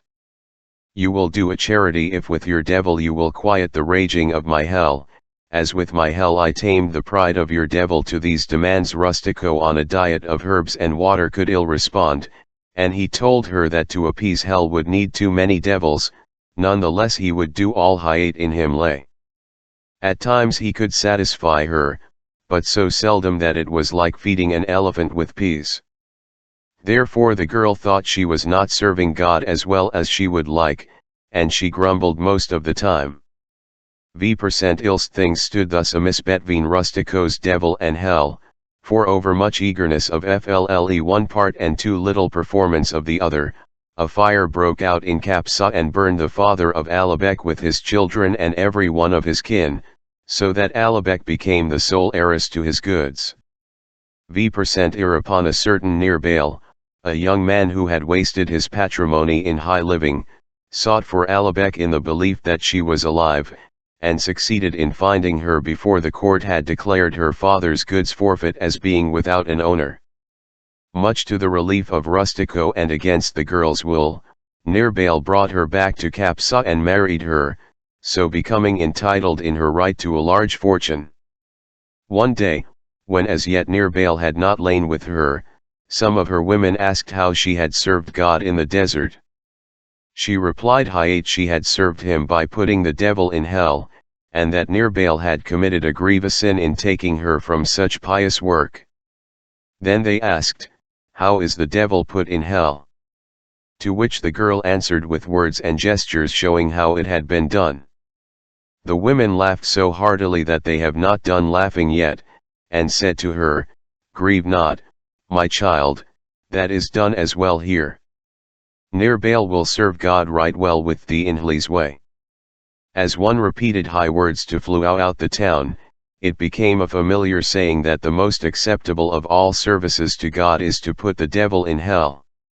The saying has crossed the sea and become current among us, as it still is. Therefore, young ladies, I beseech you, if you would deserve heaven's grace, lend yourselves to the putting of the devil in hell, for it is a thing beloved of God, pleasing to participants, and one from which much good comes and ensues. 1,000 times and more were high chaste ladies moved to laughter by Dionysius's novel, so much were his phrases to their liking. And the queen, perceiving that as his tale was ended, her office had expired, took the crown of laurel from her head and graciously placed it on the head of Philostratus, saying,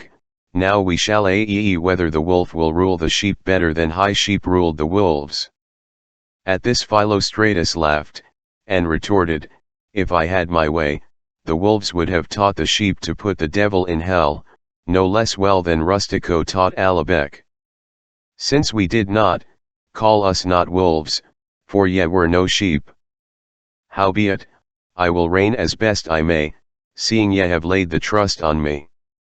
Nephila cried out, mark this, Philostratus, in trying to teach us you might have had such a lesson as Macedo di Lamporecchio had of the nuns, and recovered your just as your bare bones had learned to whistle without a master.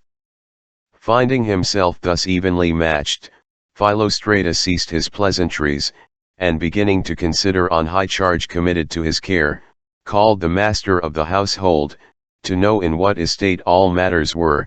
because where any defect appeared, everything might be the sooner remedied, for the better satisfaction of high company, during the time of his authority.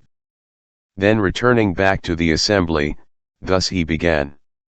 Lovely ladies, I would have you to know, that since the time of ability in me, to distinguish between good and evil, I have always been subject, perhaps by the means of some beauty here among us, to the proud and imperious dominion of love, with expression of all duty, humility, and most intimate desire to please, yet all hath proved to no purpose, but still I have been rejected for some other, whereby my condition hath fallen from ill to worse, and so still it is likely, even to the hour of my death. In which respect, it best me, that our conferences tomorrow, shall extend to no other argument, but only such cases as are most conformable to my calamity, namely of such, whose love hath had unhappy ending, because I await no other issue of mine, nor willingly would I be called by any other name, but only, the miserable and unfortunate lover.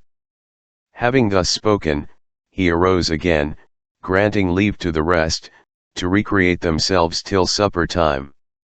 The garden was very fair and spacious, affording large limits for their several walks, the sun being already so low descended, that it could not be offensive to any one, the conies, kids, and young hens skipping everywhere about them, to their no mean pleasure and contentment. Dionysius and Phianumeta sate sing together, of Messire Galilmo, and the Lady of Verdure. Philomena and Pamphilus playing at the chess, all sporting themselves as best they pleased. But the hour of supper being come, and the tables covered about high fair fountain, they sate down and supped in most loving manner. Then Philostratus, not to swerve from the course which had been observed by queens before him, so soon as the tables were taken away, gave command that Madame Loretta should begin the dance, and likewise to sing a song. My gracious lord, quoth she, I can skill of no other songs, but only a piece of mine own, which I have already learned by heart, and may well beseem this assembly, if you please to allow of that, I am ready to perform it with all obedience. Lady, replied the king, you yourself being so fair and lovely, so needs must be whatsoever comeful from you, therefore let us hear such as you have. Madame Loretta, giving instruction to the chorus prepared, and began in this manner. The song no soul so comfortables, hath more cause to express, like an heaviness, as I amorous made. He that did for me the heavens and every star, made me as best him pleased, lovely and gracious, no element at jar, or else in gentle breasts to move stern war, but to have strifes appeased tv% ere beauties I should make the deepest scar. And yet when all things are confused, never was any soul dist rest, like my poor amorous maid. No soul so comfortables, etc. There was a time, when once I was held dear,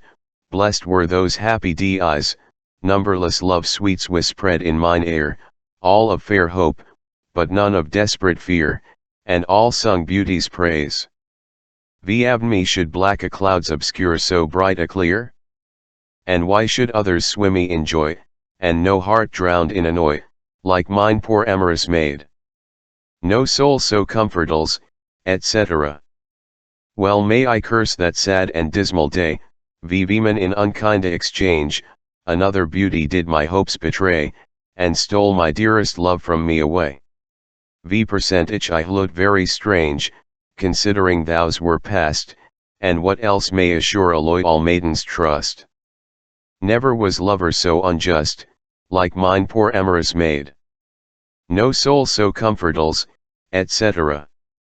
Come then, kind death, and finish all my woes, thy help is now the best. Come, lovely nymphs, lend hands mine eyes to close, and let him wander wheresoe'er he goes, vaunting of mine unrest, beguiling others by his treacherous shows. Grave on my monument, no true love was worse spent, than mine poor amorous maid. No soul so comfortals, etc. So did Madame Loretta finish her song, which being well observed of them all, was understood by some in divers kinds, some alluding it one way, and others according to their own apprehensions, but all consenting that both it was an excellent ditty, well devised, and most sweetly sung. Afterward, lighted torches being brought, because the stars had already richly spangled all the heavens, and the fit hour of rest approaching, the king commanded them all to their chambers, where we mean to leave them until the next morning. The fourth day, wherein all the several discourses are under the government of honorable Philostrax, and concerning such persons, whose loves have had successless ending, most worthy ladies, one have always heard, as well by the sayings of the judicious, as also by mine own observation and reading, that the impetuous and violent winds of envy, do seldom blow turbulently, but on the highest towers and tops of the trees most eminently advanced. Yet, in mine opinion, I have found myself much deceived, because, by striving with my very uttermost endeavor, to shun the outrage of those implacable winds, I have labored to go, not only by plain and even paths but likewise through the deepest valleys. As very easily may be seen and observed in the reading of these few small novels, which I have written not only in our vulgar Florentine prose, without any ambitious title, but also in a most humble style, so low and gentle as possibly I could. And although I have been rudely shaken, yea, almost half unrooted, by the extreme agitation of those blustering winds, and torn in paces by that base backbiter, envy, yet have I not, for all that, discontinued, or broken any part of mine intended enterprise. Therefore, I can sufficiently witness, by comprehension, the saying so much observed by the wise, to be most true, that nothing is without envy in this world, but misery only. But what shall I say to him, who takes so great compassion on my poverty, as advise me to get something, whereon to make my living? Assuredly, I know not what to say in this case, except by due consideration made with myself, how they would answer me, if necessity should drive me to crave kindness of them. Questionless, they would say, Go, seek comfort among thy fables and follies. But now it is time, bright beauties, to return whence we parted, and to follow our former order begun, because it may seem we have wandered too far. By this time the sun had chased the starlight from the heavens, and the shady moisture from ground, when Philostratus the king being risen, all the company arose likewise. When being come into the goodly garden, they spent time in variety of sports, dining where he had supped the night before. And after he ate, the sun was at his highest, and they had refreshed their spirits with a little slumbering, they sate down, according to custom, about high fair fountain. And then FLLE king commanded Madame Fiammetta that she should give beginning to the day's novels, when she, without any longer delaying, began the fourth day, the first novelle, wherein is declared the power of love, and their cruelty justly reprehended, who image to make the vigor thereof cease, by abusing or killing one of the lovers. Tancred, Prince of Salern, caused the amorous friend of his daughter to be slain, and sent her his heart in a cup of gold, which afterwards she steeped in an impoisoned water, and then drinking it, so died. Our king, most noble and virtuous ladies, hath this day given us a subject very rough and stern to discourse on, and so much the rather, if we consider, that we are come hither to be merry and pleasant, where sad tragical reports are no way suitable, especially, by reviving the tears of others, to bedew our own cheeks with L. Nor can any such argument be spoken of, without moving compassion both in the reporters, and hearers. But, perhaps, it was His Highness' pleasure, to moderate the delights which we have already had. Or whatsoever else hath provoked him thereto, seeing it is not lawful for me, to alter or contradict his appointment, I will recount an accident very pitiful, or rather most unfortunate, and well worthy to be graced with tears. Tancred, Prince of Salern, which city, before the consuls of Rome held dominion in that part of Italy, studi free, and thence, perchance, took the modern title of a principality, was a very humane lord, and of ingenious nature, if, in his elder years, he had not soiled his hands in the blood of lovers, especially one of them, being both near and dear unto him. So it fortuned, that during whole lifetime of this prince, he had but one only daughter, albeit it had been much better, if he had had at all, whom he so choicely loved and esteemed, as never was any child more dearly affected of a father, and so for extended his over-curious respect of her, as he would seldom admit her to be forth of his sight, neither would he suffer her to marry, alh tenug she had outstepped, by divers years, high age meet for marriage. Nevertheless, he matched her with the son to the Duke of Capua, who lived no long while with her, but left her in a widowed estate, and she returned home to her father again. This lady had all the most absolute perfections, bcth of favor and feature, as could be wished in any woman, young, quaintly disposed, and of admirable understanding, more, perhaps, than was requisite in so weak a body. Continuing thus in court with high king her father, who loved her beyond all his future hopes, like a lady of great and glorious magnificence, she lived in all delights and pleasure. She well perceiving, that her father had succeeding in his affection to her, had no mind at all of remarrying her, and holding it most immodest in her, to solicite him with any such suite, concluded in her mind's private consultations, to make choice of some one especial friend or favorite, if fortune would prove so furtherest to her, whom she might acquaint secretly, with her sober, honest, and familiar purposes. Her father's court being much frequented, with plentiful access of brave gentlemen, and others of inferior quality, as commonly the courts of kings and princes are, whose carriage and demeanor she very heedfully observed. There was a young gentleman among all the rest, a servant to her father, and named Cuis Cardo, a man not derived from any great descent by blood, yet much more noble by virtue and commendable behavior, than appeared in any of the other. None pleased her opinion, like as he did, so that by often noting his parts and perfections, her affections being but a glowing sparky at first, grew like a bavin to take rame, yet kept so closely as possibly she could, as ladies are wary enough in their love. The young gentleman, though poor,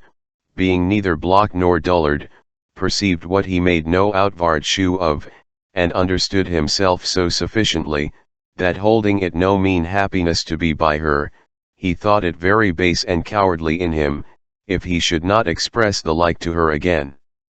So loving mutually, yet secretly, in his manner, and she coveting no one more, than to have private conference with him, yet not daring to trust any one with so important a matter, at length she devised a new cunning stratagem, to compass her longing desire, and acquaint him with her private purpose, which proved to be in his manner. She wrote a letter, concerning what was high next day to be done, for their secret meeting together, and conveying it within the joint of an hollow cane, in jesting manner threw it to Cuis Cardo, saying, "Let your man make use of this, instead of a pair of bellows, when he meaneth to make fire in your chamber."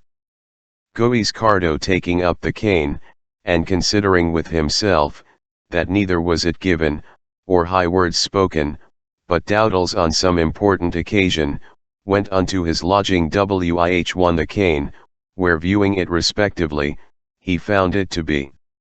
cleft, and opening it with his knife, found there the written letter enclosed. After he had read it, and well considered on the service therein concerned, he was the most joyful man of the world, and began to contrive his aptest means, for meeting with his gracious mistress, and according as she had given him direction.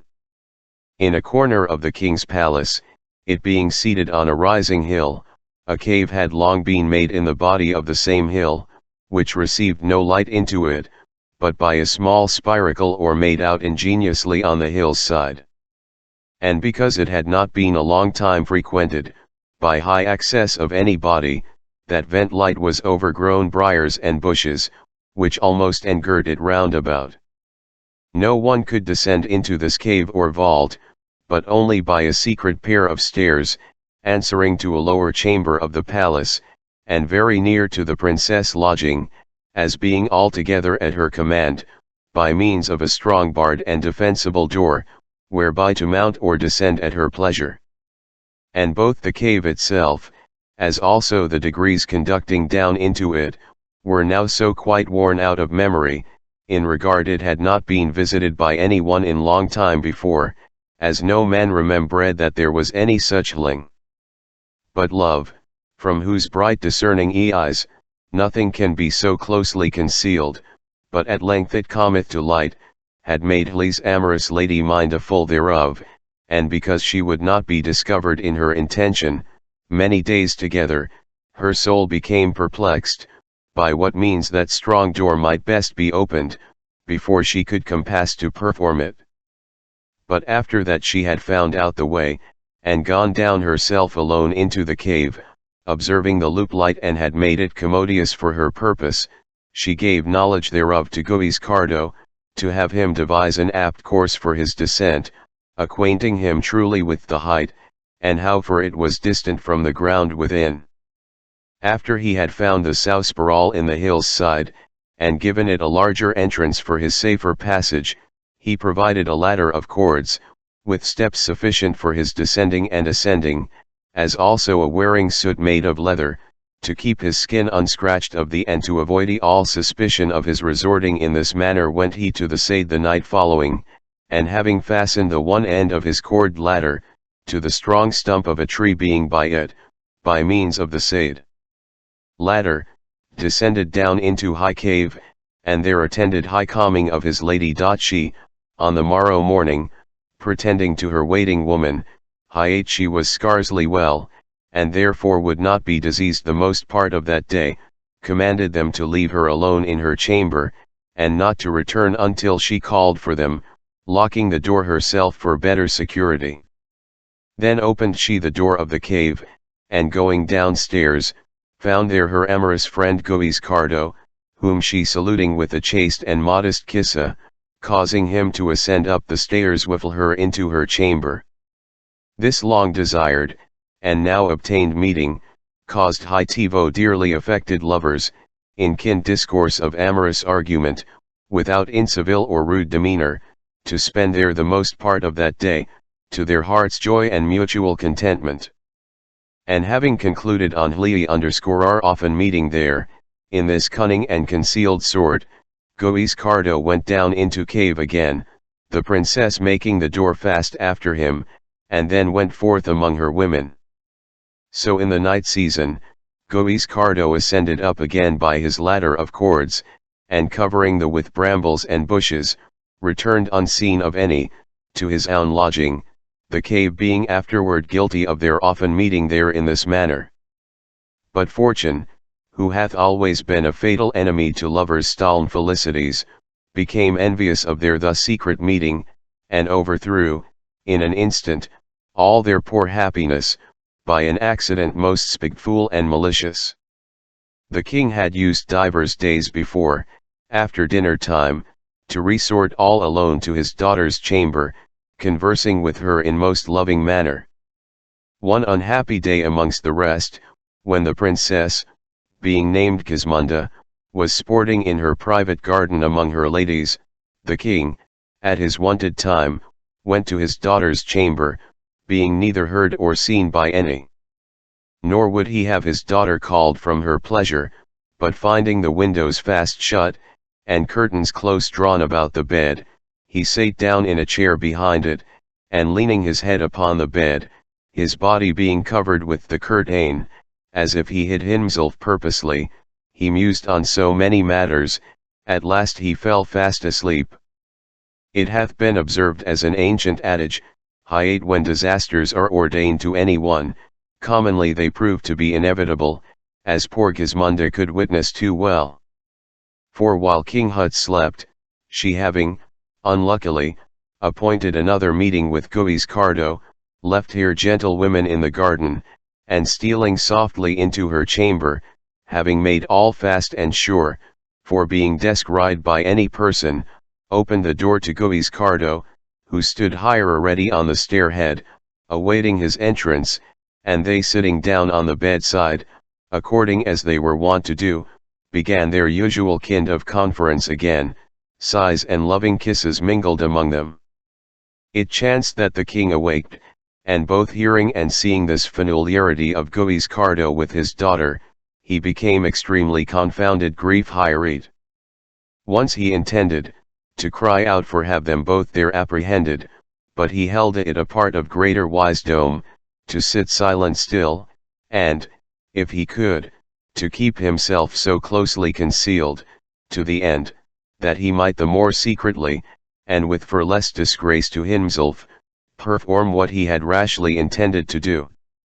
The poor discovered inverse, having ended higher amorous interparlance, wide with suspicion of the king's being so near in person, or any else, to betray their overconfident trust, Guiscardo descended again into the cave, and she leaving the chamber, returned to her women in the garden, all which Tancred too well observed, and in a rapture of fury, departed, unseen, into his own lodging. The same night, about the hour of men's first sleep, and according as he had given order, Guiscardo was apprehended, even as he was coming forth of the loophole, and in his homely leather habit. Very closely was he brought before the king, whose heart was swollen so great with grief, as hardly was he able to speak, notwithstanding, at the last he began Huts. Guiscardo,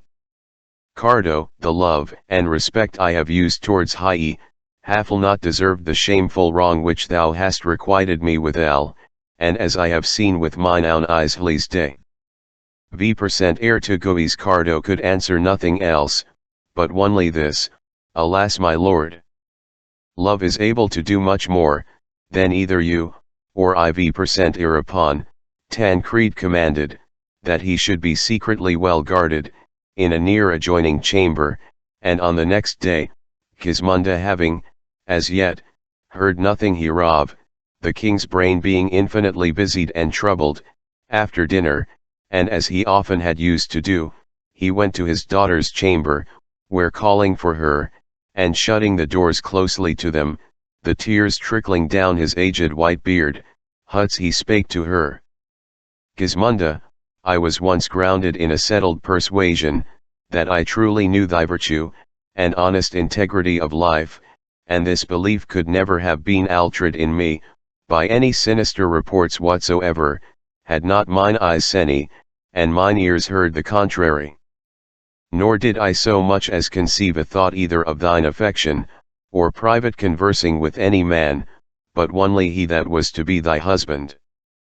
But now, I myself being able to avouch high folly, imagine what an heartbreak this will be to me, so long as life remaineth in this poor, weak, and aged body. Yet, if needs thou must have yielded to this wanton weakness, I would thou hadst made coys of a man, answerable to thy nobility, whereas on the contrary, among so many worthy spirits as resort to my court, thou likest best to converse with that silly young man Guiscardo, one of very mean and base descent, and by me, even for God's sake, from his very youngest years, brought up to his instant in my court, wherein thou hast given me much affliction of mind, and so overthrown my senses, as I cannot well imagine how I should deal thee. For him, whom I have this night cause to be surprised, even as he came forth of your close contrived conveyance, and detain as my prisoner, I have resolved how to proceed with him, but concerning thyself, mine oppressions are so many and violent, as I know not what to say of thee. Eway, thou hast merely the unfeigned affection I bear thee, as never any could express more to his child, and then again, thou hast kindled a most just indignation in me, by thine immodest and wilful folly, and whereas nature pleadeth pardon for the one, yet justice standeth up against other, and urgeth cruel severity against thee. Nevertheless, before I will determine upon any resolution, I come purposely first to hear thee speak, and what thou canst say for thyself, in a bad case, so desperate and dangerous. Having thus spoken, he hung down the head in his bosom, weeping as abundantly, as if he had been a child severely disciplined. On the side, Kismunda, hearing the speeches of her father, and perceiving withal, that not only her secret love was discovered, but also Guiscardo was in close prison, the matter which most of all did torment her, she fell into a very strange kind of ecstasy, scorning tears, and entreating tearmes, such as feminine frailty are always aptest unto, but rather, with height of courage, controlling fear or servile baseness, and declaring invincible fortitude in her very looks, she concluded with herself, rather hind to urge any humble persuasions, she would lay her life down at the stake.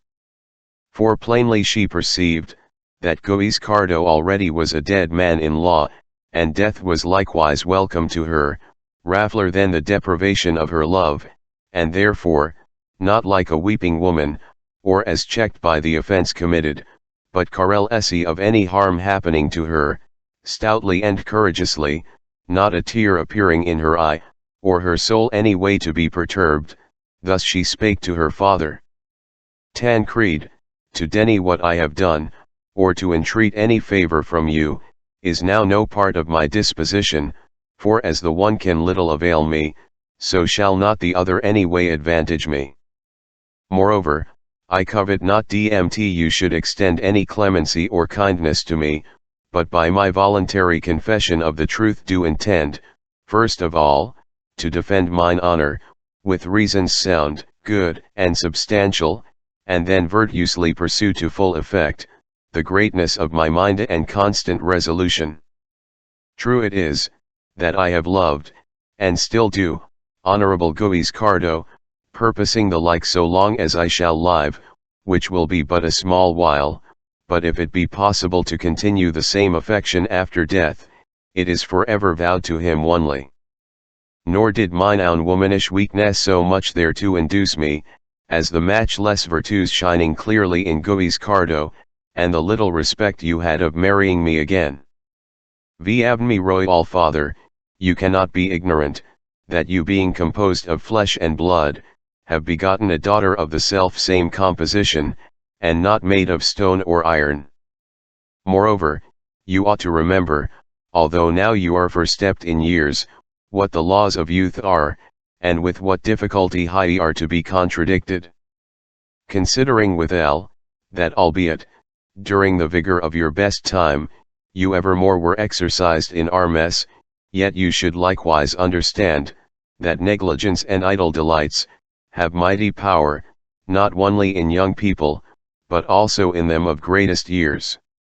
I being then made of flesh and blood, and so derived from yourself, having had also so little benefit of life, that I am yet in the spring, and time of my blood, by either of these reasons, I must needs be subject to natural desires, wherein such knowledge as I have once already had, in the estate of my marriage, perhaps might move a further intelligence of high like delights, according to the better ability of strength, which exceeding all capacity of resistance, induced a second motive to affection, answerable to my time and youthful desires, and so, like a young woman, I came again, yet did I strive, even with all my utmost might, and best virtues faculties abiding in me, no way to disgrace either you or myself, as, in equal censure, yet have I not done. But nature is above all humane power, and love commanded by nature, hath prevailed for love, joining with fortune, in mere pity and commiseration of my extreme wrong. I found them both most benigni and gracious, teaching me a way secret enough, whereby I might reach the height of my desires, howsoever you became instructed, or, perhaps, found it out by accident, so it was, and I deny it not. Nor did I make election of Guiscardo by chance, or rashly, as many women do, but by deliberate counsel in my soul, and most mature advice, I chose him above all other, and having his honest harmless conversation, mutually we enjoyed our heart's contentment. Now it appeared that I have not offended but by love, in imitation of vulgar opinion, rather truth, you seek to reprove me bitterly, alleging no other main argument for your anger, but only my not choosing a gentleman, or one more worthy. V% Erain, it is most evident, that you do not so much check my fault, as the ordination of fortune, who many times advanceth men of meanest esteem, and abaseth them of greater merit. But leaving this discourse, let us look into the original of things, wherein we are first to observe, that from one mass or lump of flesh, buffle we, and all other received our flesh, and one Creator hath created all things, yea, all creatures, equally in forces and faculties, and equal likewise in their virtue, which virtue was the first that made distinction of birth and equality, in regard, that such as have the most liberal portion thereof, and performed actions thereto answerable, were thereby termed noble, all the rest remaining unnoble. Now although contrary use did afterward hide and conceal this law, yet was it not therefore banished from nature or good manners. In which respect, whosoever did execute all his actions by virtue, declared himself openly to be noble, and he dmt termed him otherwise, it was an error in the miscaller, and not in the person so wrongfully called, as the very same privilege is yet in full force among us at this day. Cast an heedful eye then, good Fafler, upon all your gentlemen, and advisedly examine their virtues, conditions, and manner of behavior. On the other side, observe those parts remaining in Guiscardo, and then if you will judge truly, and without affection, you will confess him to be most noble, and that all your gentlemen, in respect of him, are but base grooms and villains. His virtues and excelling perfections, I never credited from the report or judgment of any person, but only by your speeches, and mine own eyes as true witnesses. Viviho did evermore commend Guiscardo, extolling all those singularities in him, most requisite to be in an honest virtuous man, than you yourself have done?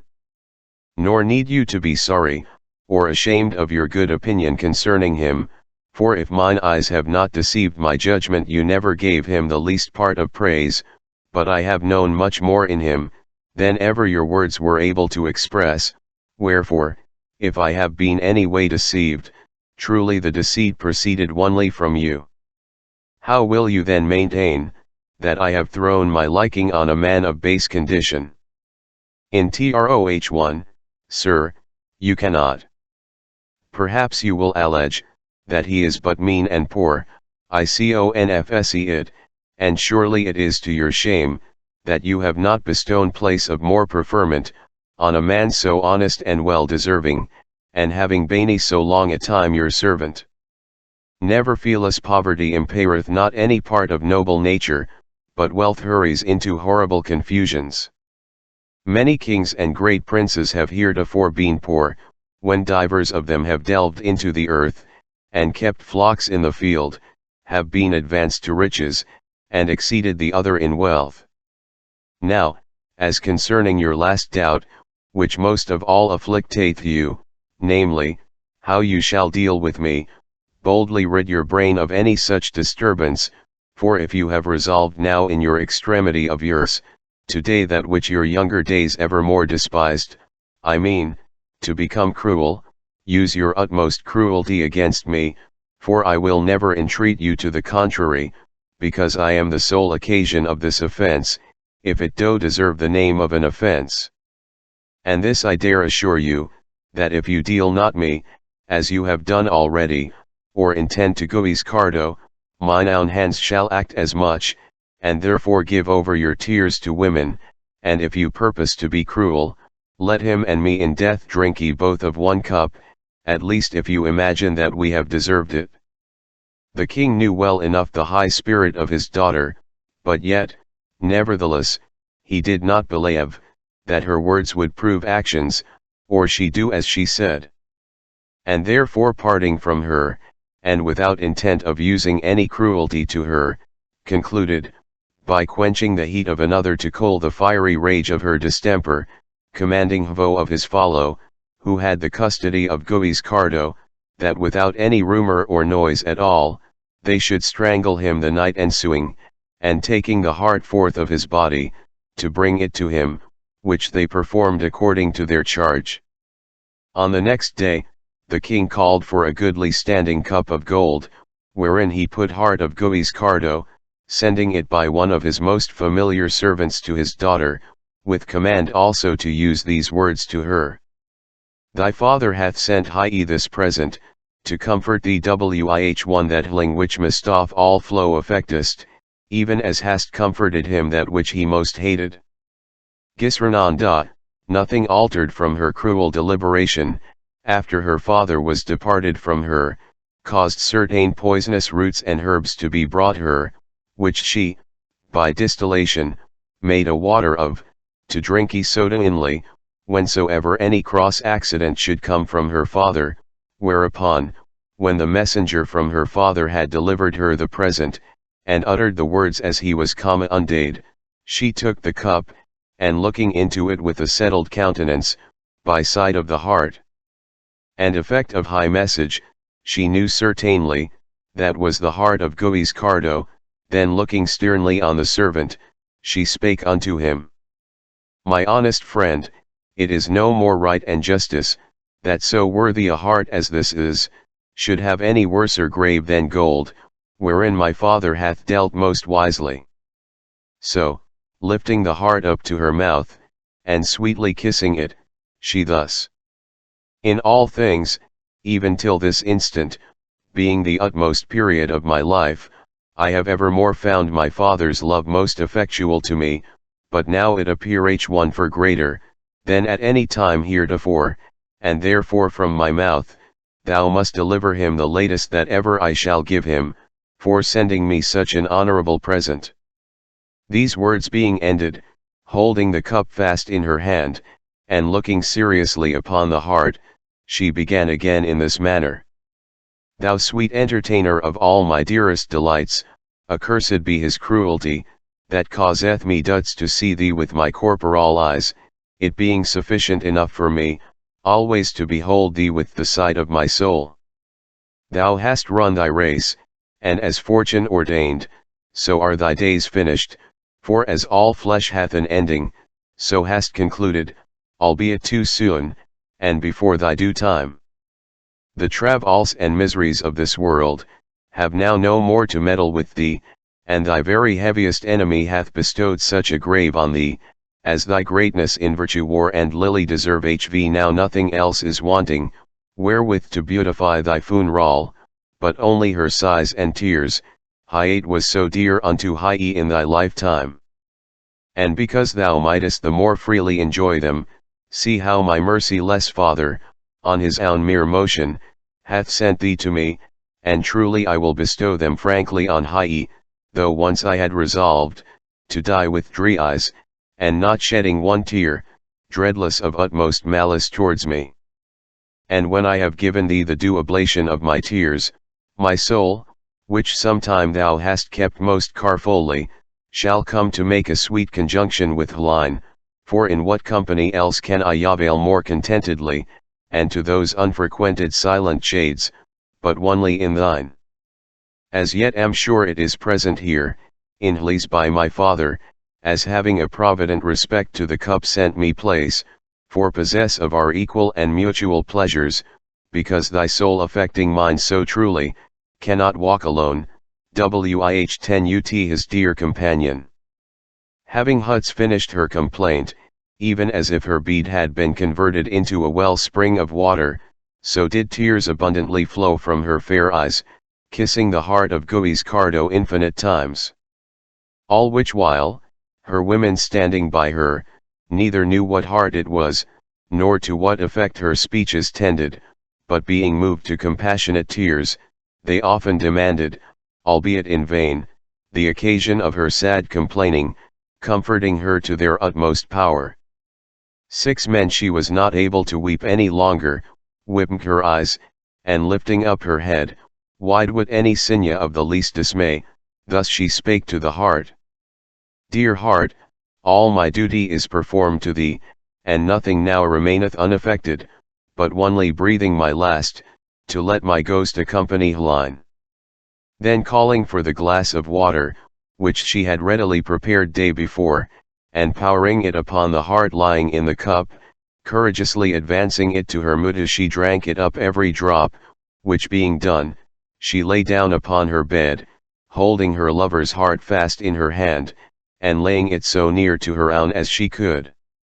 Now Alfluff her women knew not what water it was, yet when they had seen her to quaff it off in that they sent word to the king, who much suspecting what had happened, went in all haste to his daughter's chamber, entreating at the very instant, when she was laid upon her bed, beholding her in such passionate pangs, with tears streaming down his reverend beard, he used many kind words to comfort her, when boldly thus she spake unto him. Father, quoth she, well may you spare these tears, because they are unfitting for you, and not any way desired by me, who but yourself, hath seen any man to mourn for his own wilful offence.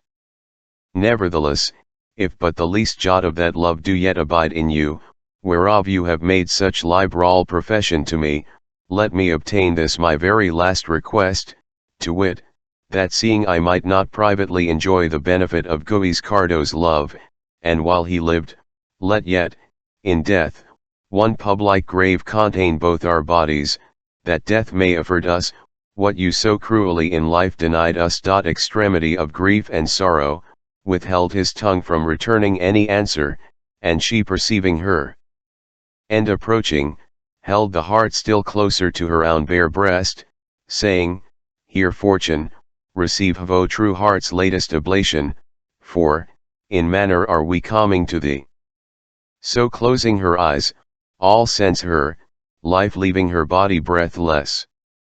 Thus ended the hapless love of Guiscardo, and Gismunda, for whose sad disaster, when the king had mourned sufficiently, and repented fruitlessly, he caused both higher bodies to be honorably embalmed, and buried in a most royal monument, not without general sorrow of high subjects of Salerne. The 4th day, the 2nd novelle reprehending the lewd lives of dissembling hypocrites, and checking the arrogant pride of vain-headed women, Albert made a young Venetian gentlewoman believe, that God Cupid was fallen in love with her, and he resorted oftentimes unto her, in the disguise of the same God. Afterward, being frighted by the gentlewoman's kindred and friends, he cast himself out of her chamber window, and was bidden in a poor man's house. On the day following, in the shape of a wild or savage man, he was brought upon the Rialto of St. Mark, and being there publicly known by the brethren of his order, he was committed to prison. The novelle recounted by Madame Fiammetta, caused tears many times in the eyes of all the company, but it being finished, the king shewing a stern countenance, said, I should have much commended the kindness of fortune, if in the whole course of my life, I had tasted the least moiety of that delight, which Guiscardo received by conversing with fair Gismunda. Nor need any of you to wonder thereat, or how it can be otherwise, because hourly I feel 1,000 dying torments, wih 10 ut enjoying any hope of ease or pleasure, but referring my fortunes to their own poor condition, it is my will, Hiate Madam Pampinea proceed next in the argument of successless love, according as Madam Fiammetta hath already begun, to let fall more dewdrops on the fire of mine afflictions. Madame Pampinea perceiving what a task was imposed on her, knew well, by her own disposition, the inclination of the company, whereof she was more respective than of the king's command, wherefore, choosing rather to recreate their spirits, than to satisfy the king's melancholy humour, she determined to relate a tale of matter, and yet to keep wide in compass of the purposed argument it hath been continually used as a common proverb, hight a bad man taken and reputed to be honest and good,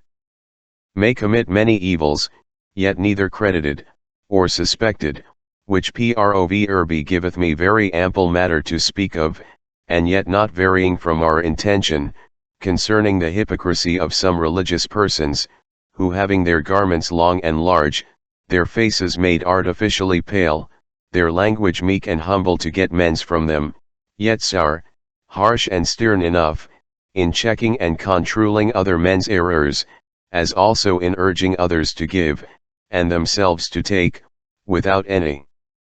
hope or means of salvation. Nor do they endeavor like other men, to work out their soul's health with fear and trembling, but, even as if they were sole owners, lords, and possessors of paradise, will appoint to every dying person, place, there, of greater or lesser excellency, according as they think ye good, or as the legacies left by him are in quantity, whereby they not only deceive themselves, but all such as give credit to their subtle persuasions. And were it lawful for me, to make known no more than is merely necessary, I could quickly disclose to simple credulous people, what craft lieth concealed under their holy habits, and I would wish, that their lies and deluding should speed with them, as they did one of Franciscan friar, none of the younger novices, but one of them of greatest reputation, and belonging to one of the best monasteries in Venice. Percentage I am the rather desirous to report, to recreate your spirits, after your tears for the death of fair Gismonda.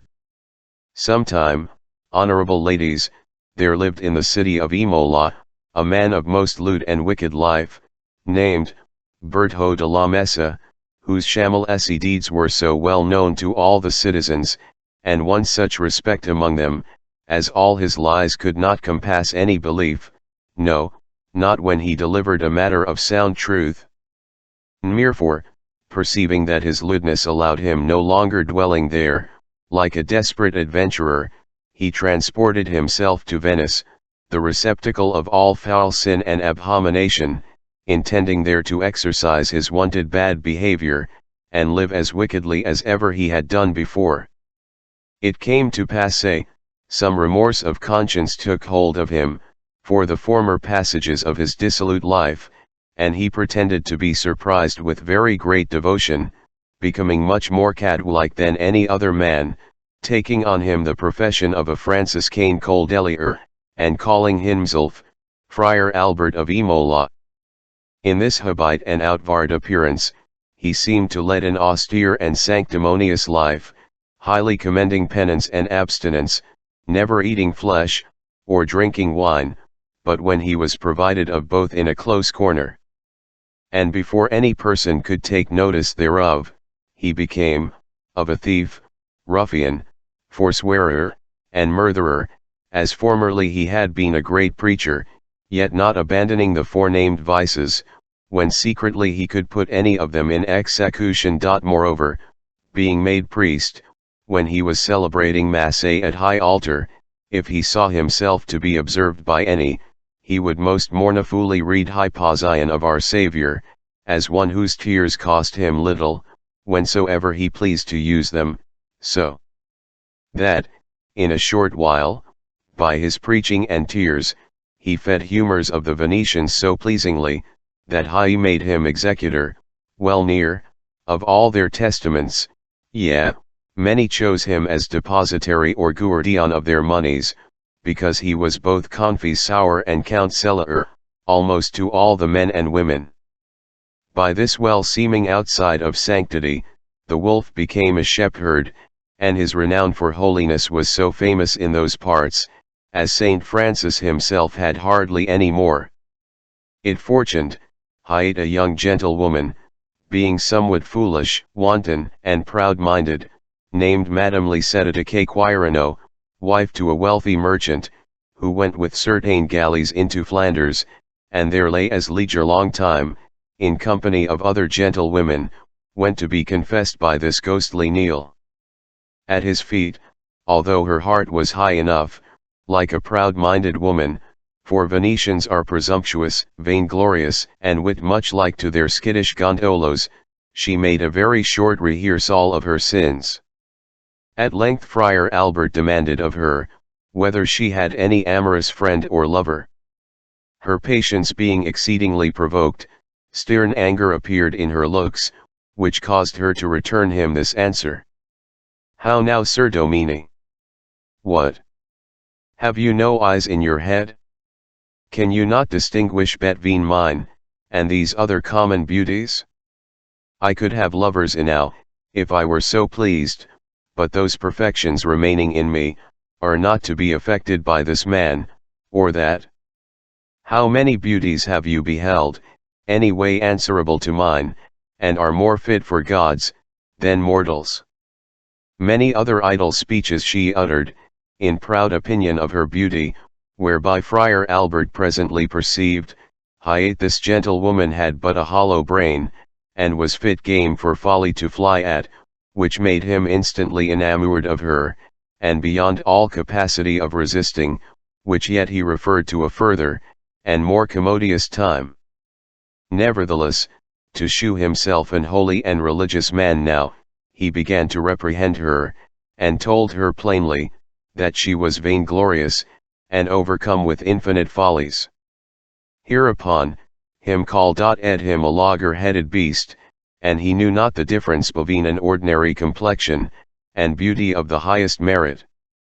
In which respect, Friar Albert being tenth to offend her any further, after confession was fully ended, let her pass away among the other gentlewomen, she giving him divers disdainful looks. Within some few days after, taking one of his trusty Brehon in his company, he went to the house of Madame Lisetta, where requiring to have some conference alone with herself, she took him into a private parlour, and being there, not to be seen by anybody, he fell on his knees before her, speaking in this manner. Madam, for charity's sake, and in regard of your own most gracious nature, I beseech you to pardon those harsh speeches, which I used to you the other day, when you were with me at confession, because, the very night ensuing thereon, I was chastised in such cruel manner, as I was never able to stir forth of my bed, until this very instant morning, whereto the weak-wit gentlewoman thus replied. And who, I pray you, quoth she, did chastise you so severely? I will tell you, madam, said Friar Albert, but it is a matter of admirable secrecy. Being alone by myself the same night in my dortoir, and in very serious devotion, according to my usual manner, suddenly I saw a bright splendour about me, and I could no sooner arise to discern what it might be, and whence it came, but I espied a very goodly young lad standing by me, holding a golden bow in his hand, and a rich quiver of arrows hanging at his back.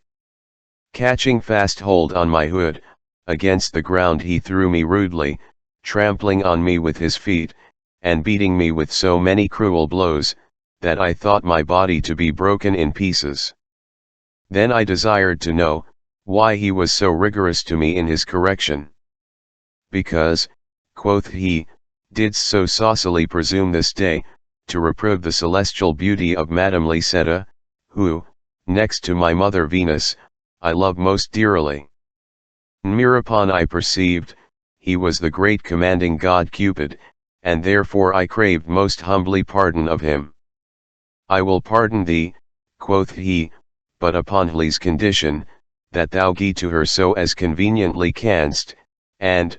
by lowly humility, prevail to obtain her free pardon, which if she will not vouchsafe to grant thee, then shall I in stern anger return again, and lay so many torturing afflictions on thee, that all thy whole lifetime shall be most hateful to thee. And what the displeased God said else beside, I dare not disclose, except you please first to pardon me. Mistress Shallow Brain, being swoln big with this wind, like an empty bladder, conceived no small pride in hearing his words, constantly crediting them to be true, and therefore thus answered. Did I not tell you, Father Albert, that my beauty was celestial? But I swear by my beauty, notwithstanding your idle past arrogancy, I am heartily sorry for your so severe correction, which that it may no more be inflicted on you, I do freely pardon you, yet this proviso, that you tell me what the God else said unto you, whereto Friar Albert thus replied.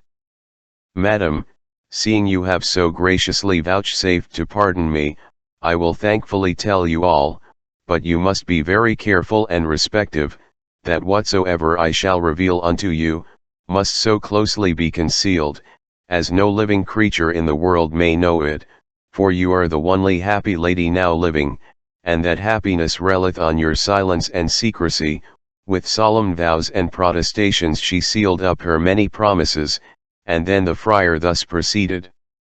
Madam, the further charge imposed on me by God Cupid, was to tell you, that himself is so extremely enamored of your beauty, and you are become so gracious in his affection, as, many nights he come to see you in your chamber, sitting on your pill while you slept sweetly, and desiring very often to awake you, but only fearing to affright you.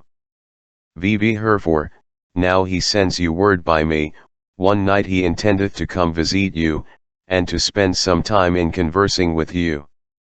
But in regard he is a god, and merely a spirit in for me, whereby neither you or any else have capacity of beholding him, much less to touch or feel him, he saith that, for your sake, he will come in shape of a man, giving me charge also to know of you, when you shall please to have him come, and in whose similitude you would have him to come, whereof he will not fall, in which respect, you may justly think ye yourself to be only happy woman living, and for beyond all other in your good fortune. Mistress Wantwood presently answered, she was well contented, God Cupid should love her, and she would return the like love again to him, protesting withal, wheresoever she should see his majestical picture, she would set a hallowed burning taper before it. Moreover, at all times he should be most welcome to her, whensoever he would vouchsafe to visit her, for, he should always find her alone in her private chamber, on his condition, that his old love Psyches, and all other beauties else whatsoever, must be set aside, and none but herself only to be his best mistressy, referring his person all for me of appearance, to what shape himself best pleased to assume, so that it might not be frightful, or offensive to her. Madam, quoth Friar Albert, most wisely have you answered, and leave the matter to me, for I will take order sufficiently, and to your contentment. But you may do me a great grace, and without any prejudice to yourself, in granting me one poor request, namely, to vouchsafe the God's appearance to you, in my bodily shape and person, and in the perfect for me of a man as now you behold me, so may you safely give him entertainment, wih 10 ut any taxation of the world, or ill apprehension of the most curious inquisition. Beside, a greater happiness can never befall me, for, while he assumeth the soul out of my body, and walketh on the ear high in my humane figure, I shall be wandering in high joys of lovers' paradise, feeling the fruition of their felicities, which are such, as no mortality can be capable of, no, not so much as in imagination. The wise gentlewoman replied, that she was well contented, in regard of the severe punishment inflicted on him by God Cupid, for the reproachful speeches he had given her, to allow him so poor a kind of consolation, as he had requested her to grant him. v% European Friar Albert said, "Be ready then, madam, to give him welcome tomorrow in the evening, at the entering into your house, for coming in an humane body, he cannot but enter at your doors, any whereas, if, in powerful manner, he made use of his wings, he then would eye in at your window, and then you could not be able to essay him." Upon this conclusion, Albert departed, leaving Lisetta in no mean pride of imagination, that god Cupid should be enamoured of her beauty, and therefore she thought each hour a year, till she might see him in the mortal shape of Friar Albert. And now was his brain wonderfully busied, to visit her in more than common or humane manner, and he made him a suit, close to his body, of white taffeta, all pudred over with stars, and spangles of gold, a bow and quiver of arrows, with wings also fastened to his back behind him, and all cunningly covered with his friar's habit, which must be the sole means of his safe passage. Having obtained license of his superior, and being accompanied with an holy brother of the convent, yet ignorant of business by him intended, he went to the house of a friend of his, which was his usual receptacle, whencever he went about such deeds of darkness. There did he put on his dissembled habit of god Cupid, with his wings, bow and quiver, in formal fashion, and then, clouded over with his monkey's cowl, leaves his companion to await his returning back, while he visited foolish Lisetta, according to her expectation, readily attending for the god's arrival. Albert being come to the house, knocked at high door, and the maid admitting him entrance, according as her mistress had appointed, she conducted him to her mistress's chamber, where laying aside his friar's habit, and she seeing him shine with such glorious splendor, adding action also to his assumed dissimulation, with majestic motion of his body, wings, and bow, as if he had been god Cupid indeed, converted into a body much bigger of stature, painters commonly do describe him, her wisdom was overcome with fear and admiration, that she fell on her knees before him, expressing all humble reverence unto him. And he spreading his wings over her, as with weirs and strings he had made them pliant, shewed how graciously he accepted her humiliation, folding her in his arms, and sweetly kissing her many times together, with repetition of his entire love and affection towards her. So delicately was he perfumed with odoriferous savours, and so complete of person in his spangled garments, that she could do nothing else, but wonder at his rare behaviour, reputing her felicity beyond all women's in the world, and utterly impossible to be equalled, such was pride of her presuming. For he told her clivers tales and fables, of his awful power among other gods, and stol'n pleasures of his upon the ear hv yet gracing her praises above all his other loves, and vows made now, to affect none but her only, as his often visitations should more constantly assure her, that she verily credited all his protestations, and hallowed his kisses and embraces, for to exceed any mortal comparison.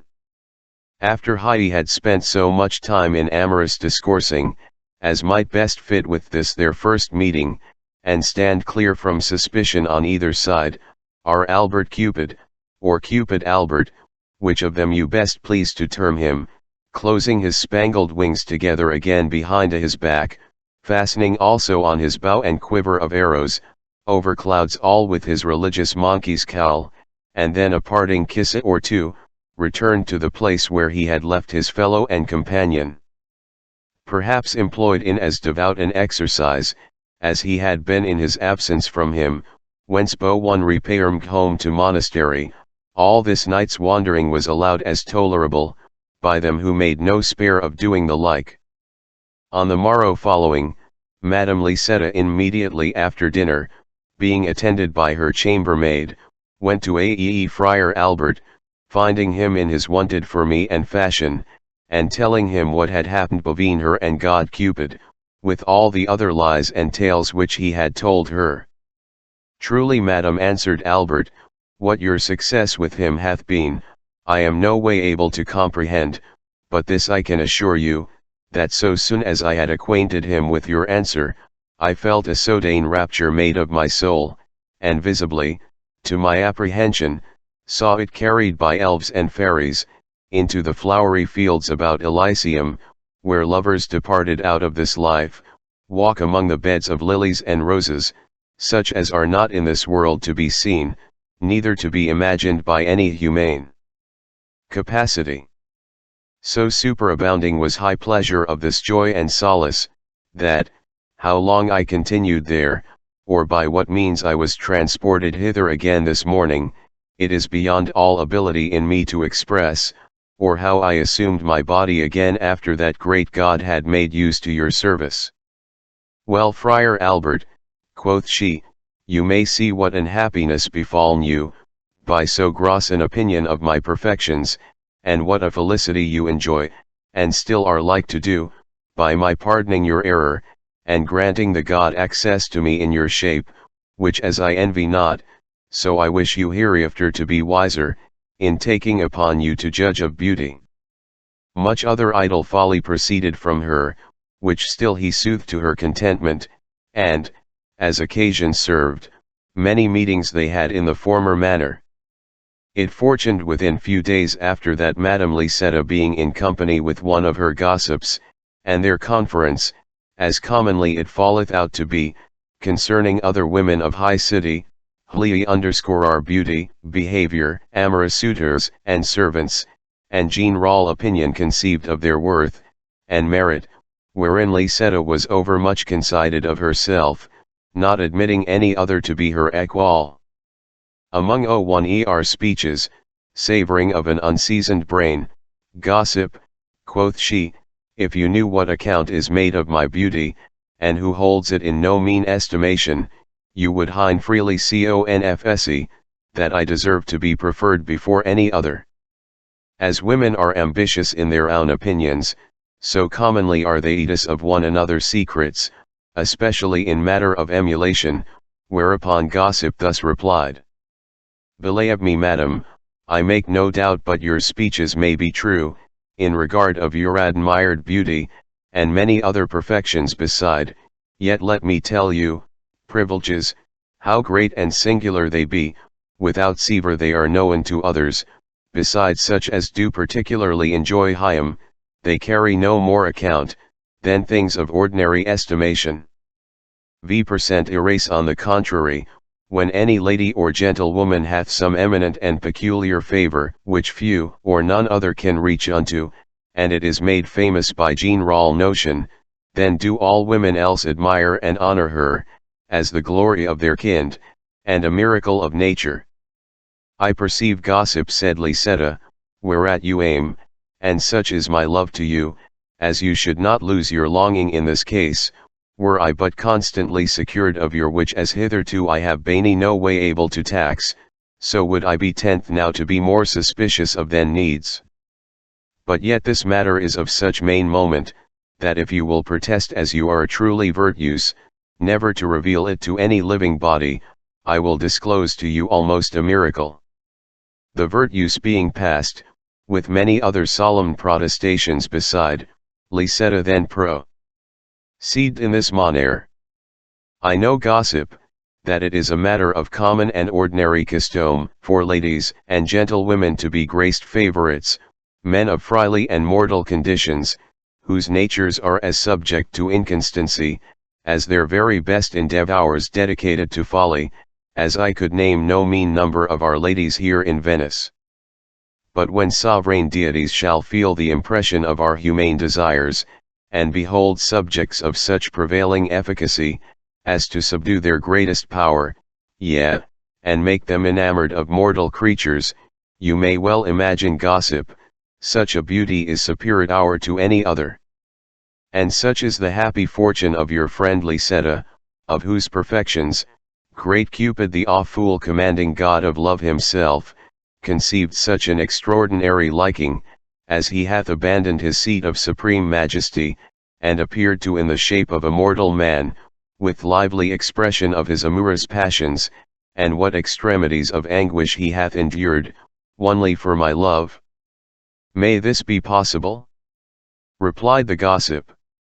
Can the gods be touched with the apprehension of our friendly passions?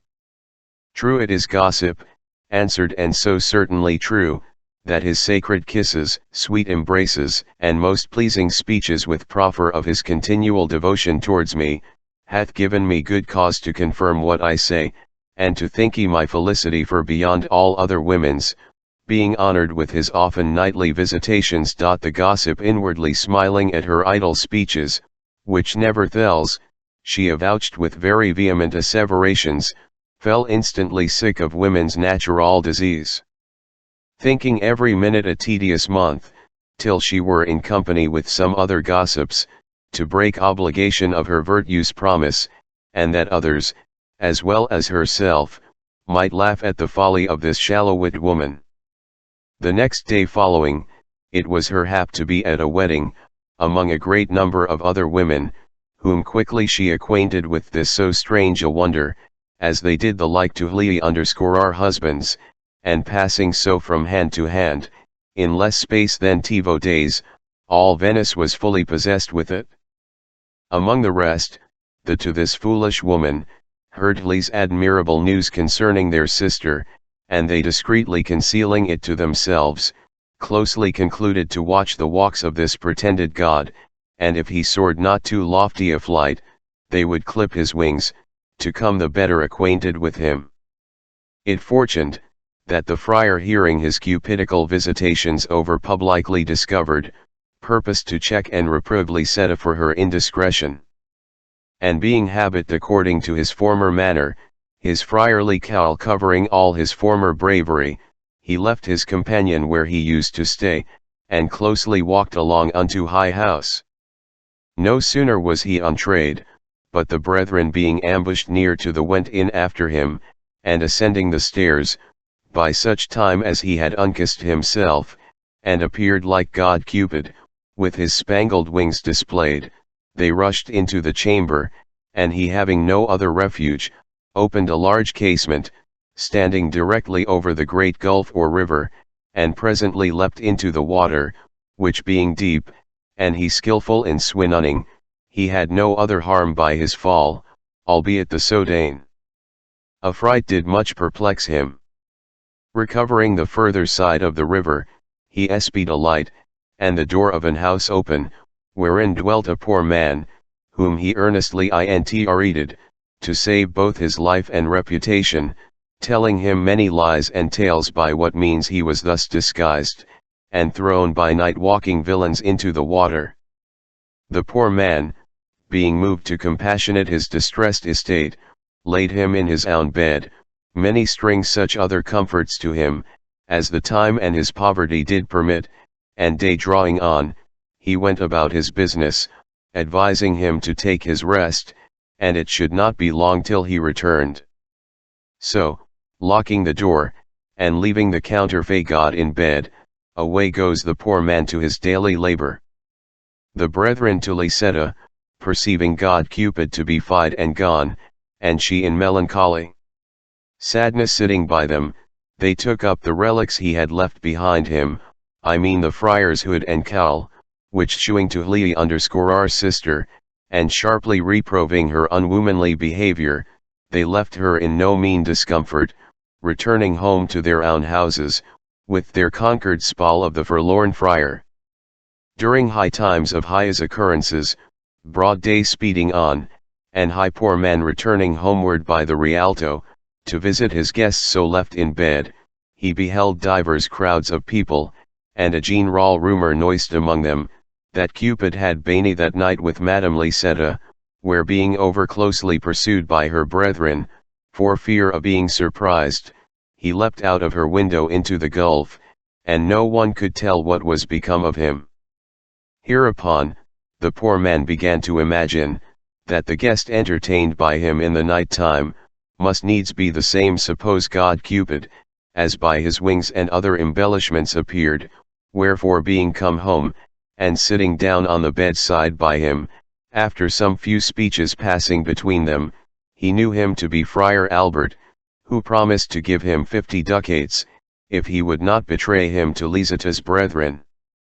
Upon the acceptation of Hli's offer, the money being sent for, and pied down, there wanted nothing now, but some apt and convenient means, whereby Albert might safely be conveyed into the monastery, which being wholly referred to the poor man's care and trust, thus he spake.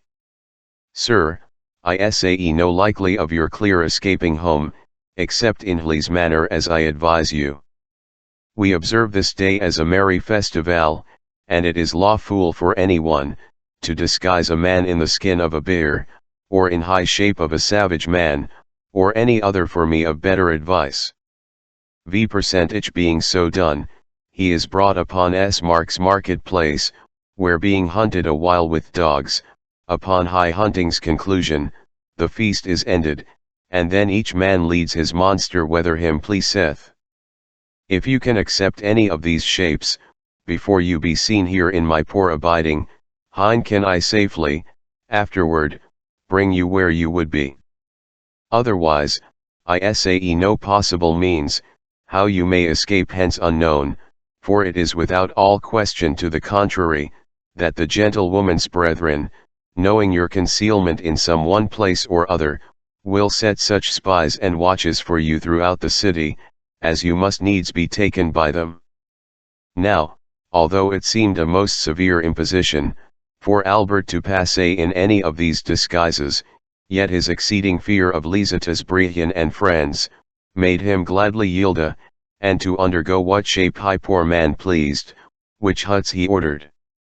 Anointing his naked body with honey, he then covered it over with downy small feathers, and fastening a shen about his and a strange ugly vizard on his face, he gave him a great staff in high one hand, and huge mastiff dogs chained together in the other, which he had borrowed in the butchery. Afterward, he sent a man to the Rialto, who higher up relamed by the sound of trumpet, that all such as desired to say God Cupid, which the last nights had descended down from the skies, and fell, by ill hap, into the Venetian Gulf, let them repair to the public marketplace of Mark, and there he would appear in his own like an esse. This being done, soon after he left his house, and leading him huts disguised along by the Shen, he was followed by great crowds of people, every one questioning of whence, and what he was. In which manner, he brought him, to the marketplace, where an infinite number of people were gathered together, as well of the followers, as of them that before heard the proclamation. There he made choice of a pillar, which stood in a place somewhat highly exalted, whereto he chained his savage man, making shew, as if he meant to await there, till the hunting should begin, in which time the flies, wasps, and hornets, did so terribly sting his naked body, being anointed with honey, that he endured thereby unspeakable anguish. And the poor man saw, that there needed no more concourse of people, pretending, as if he purposed to let loose his salvage man, he took the mask or vizard from Albert's face, and then he spake aloud in manner. Gentlemen and others, seeing the wild boar cometh not to our hunting, because I imagine he cannot easily be found, I mean, to the end you may not lose your labor in communing hither, to shew you high great god of love called Cupid, who poets feigned long since to be a little boy, but now grown to manly stature. You see in what manner he hath left his high dwelling only for the comfort of our Venetian beauties, but belike, the night fogs overflagging his wings, he fell into our gulf, and comes now to present his service to you. No sooner had he taken off his vizard, but every one knew him to be Friar Albert, and so dainly arose such shouts outcries, with most bitter words breathed forth against him, hurling also stones, dirt, and filth in his face, that his best acquaintance then could take no knowledge of him, and not any one pitying his abusing. So long continued the offended people in their fury, that the news thereof was carried to high convent, and 6 of his religious brethren came, who casting an habit about him, and releasing him from his shen, they led him to the monastery, not without much molestation and trouble of the people, where imprisoning him in their house, severity of some inflicted punishment, or rather conceit for his open shame, shortened his days, and so he died. Thus you see, fair ladies, when licentious life must be clouded with a cloak of sanctify, and evil actions daily committed, yet escaping uncredited, there will come a time at length, for just discovering of all, that the good may shine in their true lustre of glory, and the bad sinky in their undeserved shame. The fourth day, the third novelle herein is declared, how dangerous the occasion is, ensuing be anger and despite, in such as entirely love, especially being injuried and offended by them that they love three young gentlemen affecting three sisters, fled with them into Kandy. The eldest of, through jealousy, the death of her lover, the second, by consenting to the Duke of Kandy's request, is the means of saving her life. Afterward, her own friend killeth her, and thence flieth away with the elder sister. The third couple, are charged with her death, and being committed prisoners, they confess the fact, and fearing death, by corruption of money they prevail with their keepers, escaping from thence to Rhodes, where they died in great poverty. 6 men. The king Madame Pampinea had ended her discourse, he sat sadly a pretty while, wih 10 ut uttering one word, but afterwards spake thus.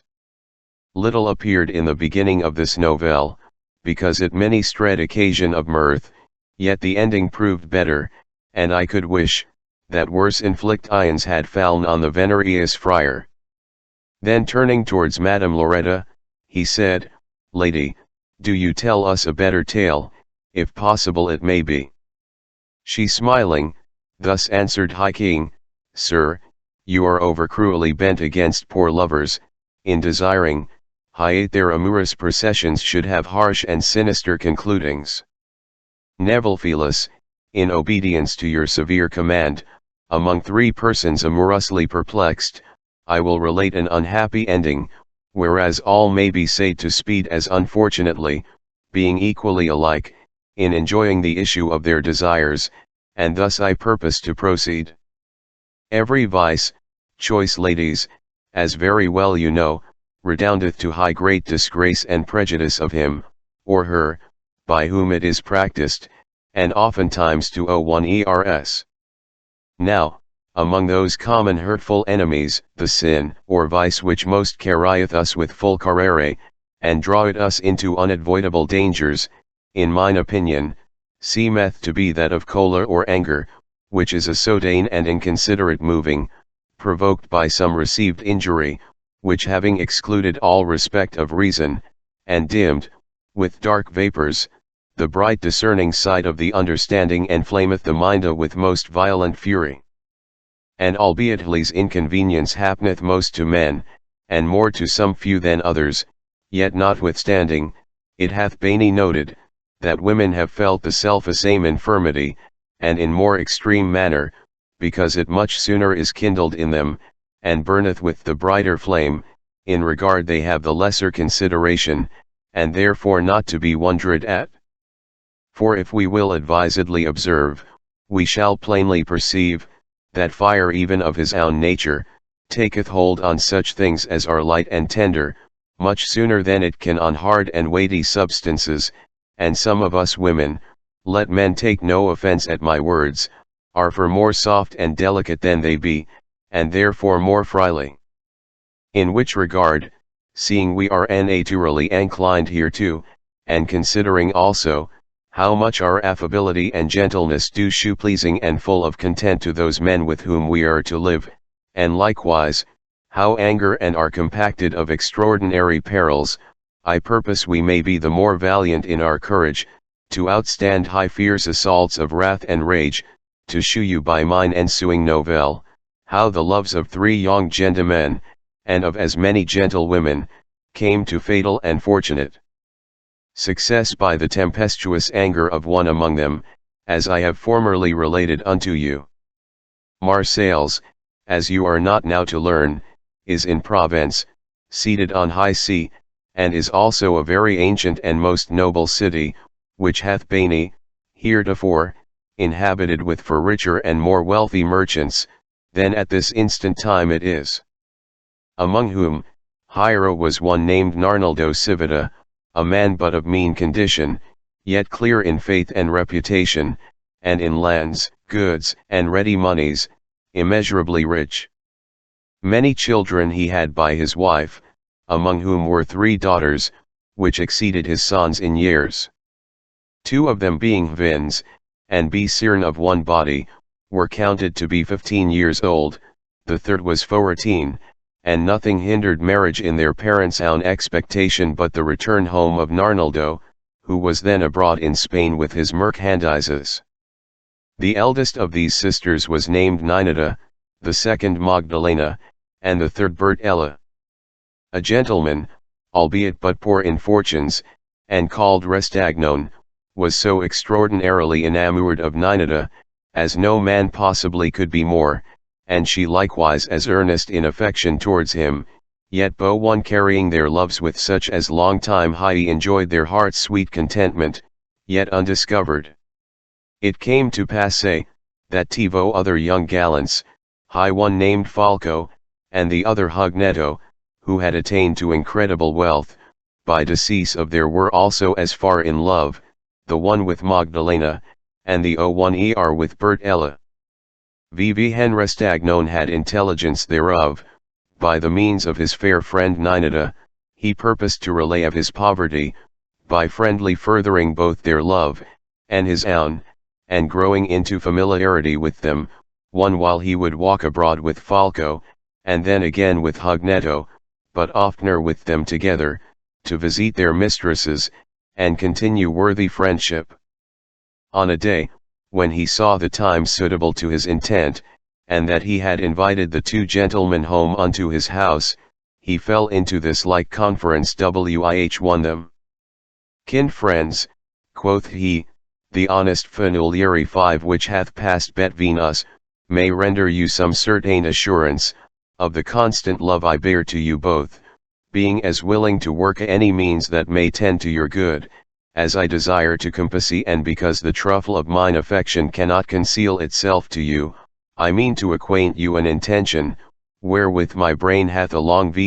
mile travelled and now may soon be delivered of, if it may pass with your liking and approbation. Let me then tell you, it except your speeches savour of untruth, and your actions carry a double understanding, in common behaviour both by night and day, you appear to and consume away, in the cordial love you bear to Tivio of the sisters, as I suffer same afflictions for high third, with recipe are you all. Requital of Lea _ our dearest affection to us. Now, to qualify the heat of our tormenting flames, if you will condescend to such a course as I shall advise you, the remedy will yield them equal to ours, and we may safely enjoy the benefit of contentment. As wealth aboundeth with you both, so want most extremely tyrannize over me, but if one bank might be made of both your rich substances, I embraced therein as a third partaker, and some quarter of the world designed out by us, where to live at heart's ease upon your possessions, I durst engage my credit, that all the sisters, not meanly stored with their father's treasure, shall bear us company to what place soever we please.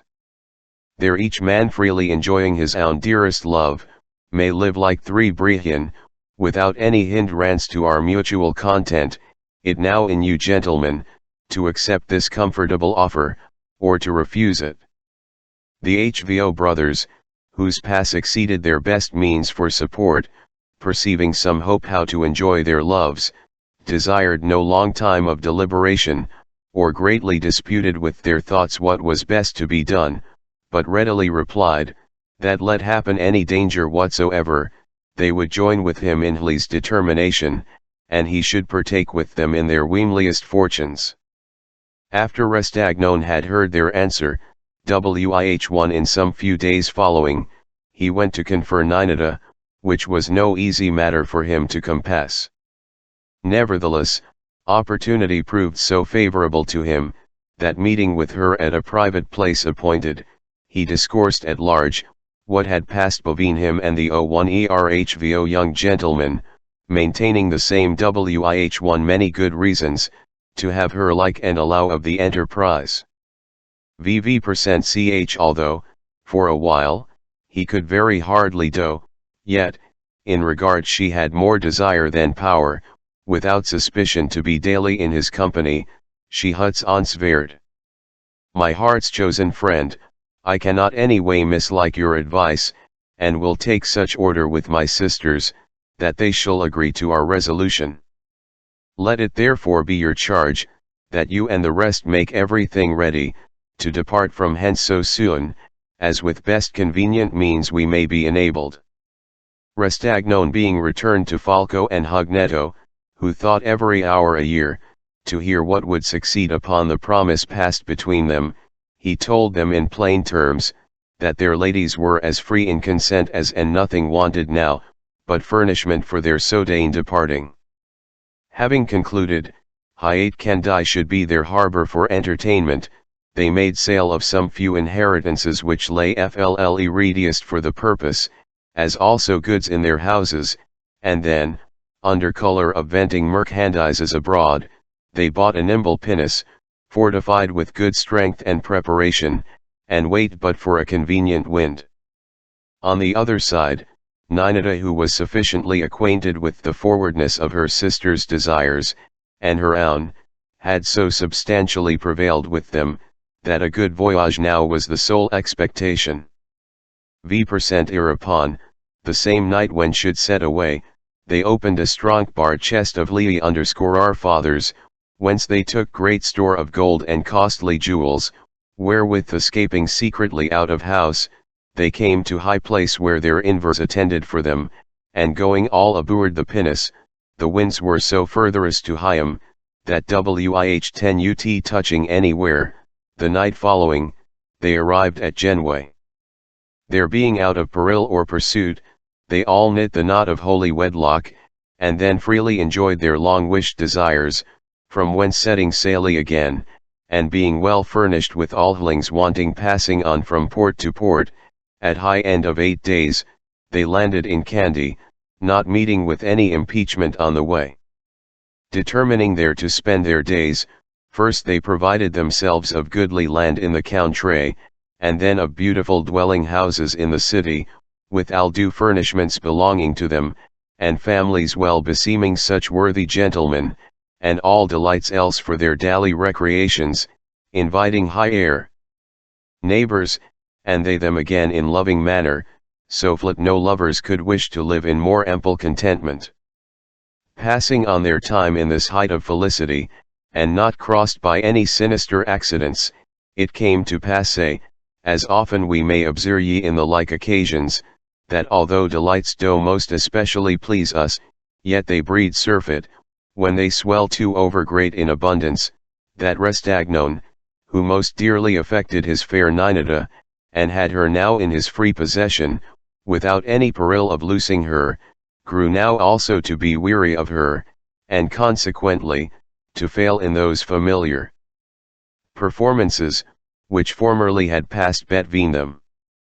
For, being one day invited to a banquet, he saw there a beautiful gentlewoman of that country, whose perfections pleasing him beyond all comparison, he labored, by painful pursuit, to win his purpose, and meeting wih won her in divers private places, grew prodigal in his expenses upon her. This could not be so closely carried, but being seen and observed by Ninada, she became possessed with such extreme jealousy, flit he could not do anything whatsoever, but immediately she had knowledge of it, which fire, growing to a flame in her, her patience became extremely provoked, urging rough and rude speeches from her to him, and daily tormenting him beyond power of sufferance. As enjoying of anything in much plenty, makes it appear irksome and loathing to us, and the denial of our desires, do more and more whet on the appetite, even so did the angry spleen of Ninada proceed on in violence, against this new commenced love of Restagnon. For, in succession of time, whether he enjoyed high embracements of his new mistress, or no, yet Ninada, by sinister reports, but much more through her own jealous imaginations, held it for infallible, and to be most certain.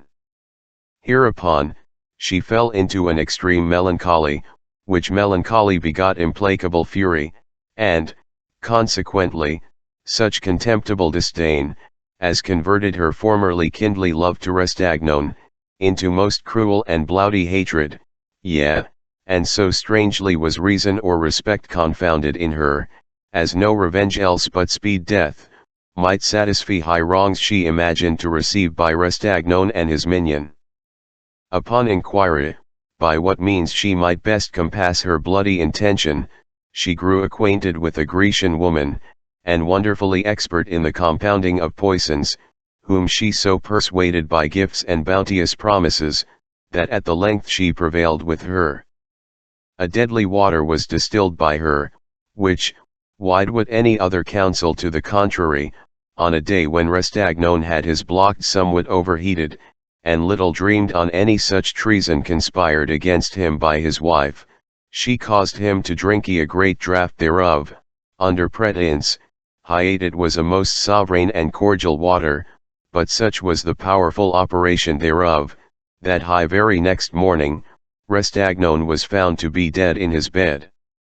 Vymen his death was under study by Falco, Hugnetto, and their wives, and not knowing how he came to be huts empoisoned, because their sister seemed to bemoan his sodain with as apparent shoes of mourning, as they could possibly express, buried him very honorably, and so all suspicion ceased. But as fortune is infinite in her vagaries, never acting disaster so closely, but as cunningly discovereth it again, so it came to pass within a few days following, the Grecian woman that had delivered the poison to Ninada, for such an deed of damnation, was apprehended even in action. And being put upon tortures, among many other horrid villainies her committed, she confessed the empoisoning of Restagnon, and every particle thereto appertaining. V% hereupon, the Duke of Kandy, wide would any noise or publication, setting a strong guard, in the night time, about the house of Falco, where Ninada then was lodged, there suddenly they seized on her, and upon examination, in maintenance of desperate revenge, voluntarily confessed the fact, and what else concerned the occasion of his death, by the wrongs which he had offered her. Falco and Hugnetto understanding secretly, both from the Duke, and other intimate friends, what was the reason of Nineta's apprehension, which was not a little displeasing to them, labored by all their best pains and endeavor, to work as such means with High Duke, that her life might not perish by fire, although she had most justly deserved it, but all their attempts proved to no effect, because the Duke had concluded to execute justice. Here you are to observe, that Magdalena, being a very beautiful woman, young, and in the choicest flower of her time, had often before been solicited by the Duke, to entertain his love and kindness, whereto by no means she would listen or give consent. And being now most earnestly importuned by her for the safety of her sister's life, he took hold on this her daily suite to him, and in private told her, that if she was so desirous of Nineta's life, it lay in her power to obtain it, by granting him the fruition of her love. She apparently perceiving that Nineta was not likely to live, but by the prostitution of her chaste honor, which she preferred before the loss of her own life, or her sister's, concluded to let her die, rather than run into any such disgrace. But having an excellent ingenious wit, quick and apprehensive in perilous occasions, she intended now to make a trial of overreaching the lascivious Duke in his wanton purpose, and yet to be assured of her sister's life, any blemish to her reputation. Soliciting him still as she was wont to do, this promise passed from her to him, when Nineta was delivered out of prison, and in safety at home in her house, he should resort thither in some quaint disguise, and enjoy his long expected desire, but until then she would not yield. So violent was the Duke in the prosecution of his purpose, that under color of altering the manner of Nineta's death, not suffering her to be consumed by fire, but to be drowned, according to a custom observed there long time, and at the importunity of her sister Magdalena, in the still silence of the night, Nineta was conveyed into a sacca, and sent in that manner to high house of Falco, the Duke following after, to challenge her promise. Magdalena, having acquainted her husband with her virtuous intention, for preserving her sister's life, and disappointing the Duke in his wicked desire, was as contrary to her true meaning in his case, as Nineta had formerly been adverse to Restagnon, only being overruled likewise by jealousy, and persuaded in his rash opinion, that the Duke had already disinured Magdalena, otherwise, he would not have delivered Nineta out of prison. Mad fury gave further fire to this unmanly persuasion, and nothing will now quench this but the life of poor Magdalena, suddenly sacrificed in the rescue of her sister. Such a devil is anger, when high understanding's bright eye is thereby abused. No credit might be given to her womanly protestations, or anything seemed to alter his bloody purpose, but, having slain Magdalena with his poniard, notwithstanding her tears and humble entreaties, he ran in haste to Nineta's chamber, she not dreaming on any such desperate accident, and to her he used these dissembling speeches.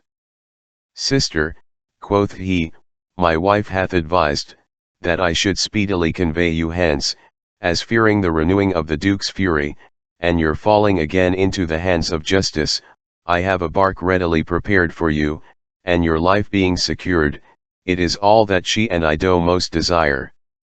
Nineta being fearful, and no way distrusting what he had said, in full allowance of her sister's care, and courteous tender of his so ready service, departed thence presently with him, not taking any farewell of her other sister and her husband.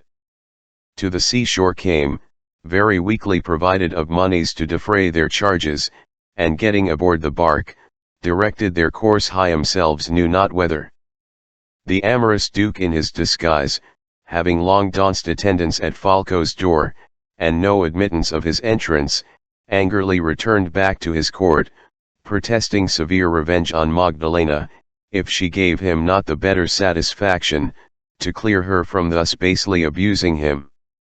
On the morrow morning, when Magdalena was found murdered in her chamber, and tidings thereof carried to High Duke, present search was made for the bloody offender, but Falco being fled and gone Nineta, some higher were, who bearing deadly hatred to Hugneto, incensed the Duke against him and his wife, as supposing them to be guilty of Magdalena's death. He being thereto very easily persuaded, in regard of his immoderate love to the slain gentlewoman, went himself in person, attended on by his guard, to Hugneto's house, where both he and his wife were seized as prisoners. These news were very strange to and their imprisonment as unwelcome, and although they were truly innocent, either in knowledge of the horrid fact, or the departure of Falco with Nineta, yet being unable to endure the torture's extremity, they made themselves culpable by confession, and Hyade had a hand with Falco in the murder of Magdalena. Upon this their forced confession, and sentence of death pronounced on Hyam by the Duke himself, before the day appointed for their public execution, by great sums of money, which they had closely hid in their house, to serve when any urgent extremity should happen to them, they corrupted keepers, and before any intelligence could be had of their flight, they escaped by sea to Rhodes, where they lived afterward in great distress and misery. The just vengeance of heaven followed after Falco and Nineta, Hagar murdering his honest wife, and she for poisoning her offending husband, for being beaten along while on the seas, by tempestuous storms and weather, and not admitted landing in any port or creek, they were driven back on the coast of Kandy again, where being apprehended, and brought to the city before the Duke, they confessed their several notorious offences, and ended their loathed lives in one fire together. Thus the idle and loose love of Restagnon, the frantic rage and jealousy of Nineta and Falco, overturned all their long-continued happiness, and threw a disastrous ending on them all. The fourth day, the fourth novelle in commendation of justice between princes, and declaring withal, that neither fear, dangers, nor death itself, can any way daunt a true and loyal lover. Gerbino, contrary to the former plighted faith of his grandfather, King Guglielmo, fought with a ship at sea, belonging to the king of Thanes, to take away his daughter, who was then in same ship. She being slain by them that had the possession of her, he likewise slew them, and afterward had his own head smitten off. Madame Loretta having concluded her novel, and the company complaining on lovers' misfortunes, some blaming the angry and jealous fury of Ninetta, and every one delivering their several opinions, the king, as awaking out of a passionate perplexity, exalted his looks, giving a signet to Madame Elisa, that she should follow next in order, whereto she obeying, began in this manner. I have heard, gracious ladies, quoth she, of many people, who are verily persuaded, that love's arrows, never wound any body, but only by the eyes' looks and gazes, and scorning such as maintain that men may fall in love by hearing only. V percent errain, believe me, they are greatly deceived, as will appear by a novelle which I must now relate unto you, and wherein you shall plainly perceive, that not only fame or report is as prevailing as sight, but also hath conducted divers, to a wretched and miserable ending of higher lives. Guglielmo II, King of Sicily, according as the Sicilian Chronicles record, had two children, the one a son, named Don Rogero, and the other a daughter, called Madame Constance. The said Rogero died before his father, leaving a son behind him, named Gerbino, who, with much care and cost, was brought up by his grandfather, proving to be a very goodly prince, and wondrously esteemed for his great valor and humanity.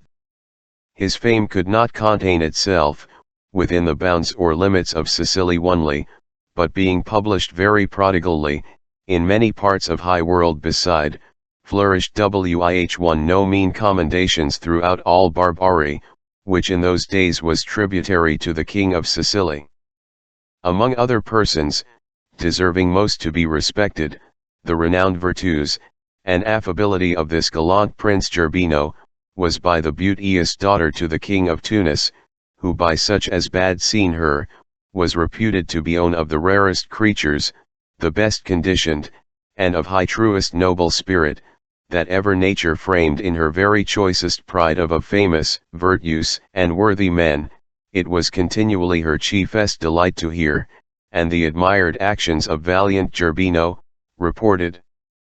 to her by many singular discoursers, such as could best describe him, with language answerable to his due deservings, one such honorable entertainment in her understanding soul, that they were most affectionately pleasing to her, and in recapitulating, over and over again, his manifold and heroical perfections, mere speech made her extremely amorous of him, nor willingly would she lend an ear to any other discourse, but that which tended to his honor and advancement. On the other side, the fame of her incomparable beauty, addition of her other infinite singularities beside, as the world had given ear to in numberless places, so Sicily came at acquainted therewith, in such flowing manner, as was truly answerable to her merit. Nor seemed this as a bare babbling rumor, in the princely hearing of Royal Gerbino, but was embraced with such a real apprehension, and the entire probation of a true understanding, that he was no less enflamed with noble affection towards her, than she expressed the like in virtuous opinion of him. V percent therefore, awaiting such convenient opportunity, when he might entreat license of his grandfather, for his own going to Thanes, under color of some honorable occasion, for the earnest desire he had to see her, he gave charge to some of his especial friends, whose affairs required their presence in those parts, to let the princess understand, in such secret manner as best they could devise, what noble affection he bare unto her, devoting himself only to her service. One of his chosen friends thus put in trust, being a jeweler, a man of singular discretion, and often resorting to ladies for sight of his jewels, winning like admittance to the princess, related at large unto her, the honorable affection of Gerbino, with full tender of his person to her service, and that she only was to dispose of him. Both the message and the messenger, were most graciously welcome to her, and flanewing in the self-same affection towards him, as a testimony hieref, one of high very choicest jewels which she bought of him, she sent by him to Prince Gerbino, it being received by him with one such joy and contentment, as noting in the world could be more pleasing to him. So that afterward, by the trusty carriage of his jeweler, many letters and love tokens passed bovine him, each being as highly pleased with this poor, yet happy kind of intercourse, as if they had seen and conversed with one one. Matters proceeding on in this manner, and continuing longer than higher love-sick passions easily could permit, yet neither being able to find out any other means of help, it fortuned that the king of Thanes promised his daughter in marriage to the king of Granada, whereat she grew exceedingly sorrowful, perceiving, that not only she should be sent further off, by a large distance away from her friend, but also be deprived utterly, of all hope ever to enjoy him. And if she could have devised any means, either by secret flight from her one or any way else to further her intention, she would have adventured it for the prince's sake. Gerbino in like manner bearing of this purposed marriage, lived in a hell of torments, consulting oftentimes with his soul, how he might be possessed of her by power, when she should be sent by sea to her husband, or private stealing her away from her father's court before, with these and infinite one thoughts, was he incessantly afflicted, both day and night. By some unhappy accident or other, FLLE King of Thanes heard of our secret love, as also of Gerbino's purposed policy to surprise her, and how likely he was to effect it, in regard of his manly valor, and store of stout friends to assist him. Hereupon, when the time was come, that he would convey his daughter thence to her marriage, and fearing to be prevented by Gerbino, he sent to King of Sicily, to let him understand his determination, craving safe conduct from him, without impeachment of Gerbino, or any one else, until such time as his intent was accomplished. King Guglielmo being aged, and never acquainted with the affectiatiate proceedings of Gerbino, nor any doubtful reason to urge the security from him, in a case convenient to be granted, yielded the thereto right willingly, and as a signal of his honorable meaning, he sent him his royal glove, with a full confirmation for his safe conduct. No sooner were these princely assurances received, but a goodly ship was prepared in the port of Carthagena, well furnished with all things thereto belonging, for FLLE sending his daughter to the King of Granada, waiting for nothing else but best favoring winds. The young princess, who understood and saw all his great preparation, secretly sent a servant of hers to Palermo, giving him a special charge, on her behalf, to salute the Prince Gerbino, and to tell him that, within few days, she must be transported to Granada. And now opportunity gave fair and free means, to let high world know, whether he were a man of that magnanimous spirit, or no, as general opinion had formerly conceived of him, and whether he affected her so firmly, as by many close messages he had assured her. He who had the charge of this embassy, effectually performed it, and then returned back to Thanes. The Prince Gerbino, having heard this message from his divine mistress, and knowing also, that the king his grandfather, had passed his safe conduct to the King of Thanes, for peaceable passage flew of his seas, was at his wits' end, in this urgent necessity, what might best be done.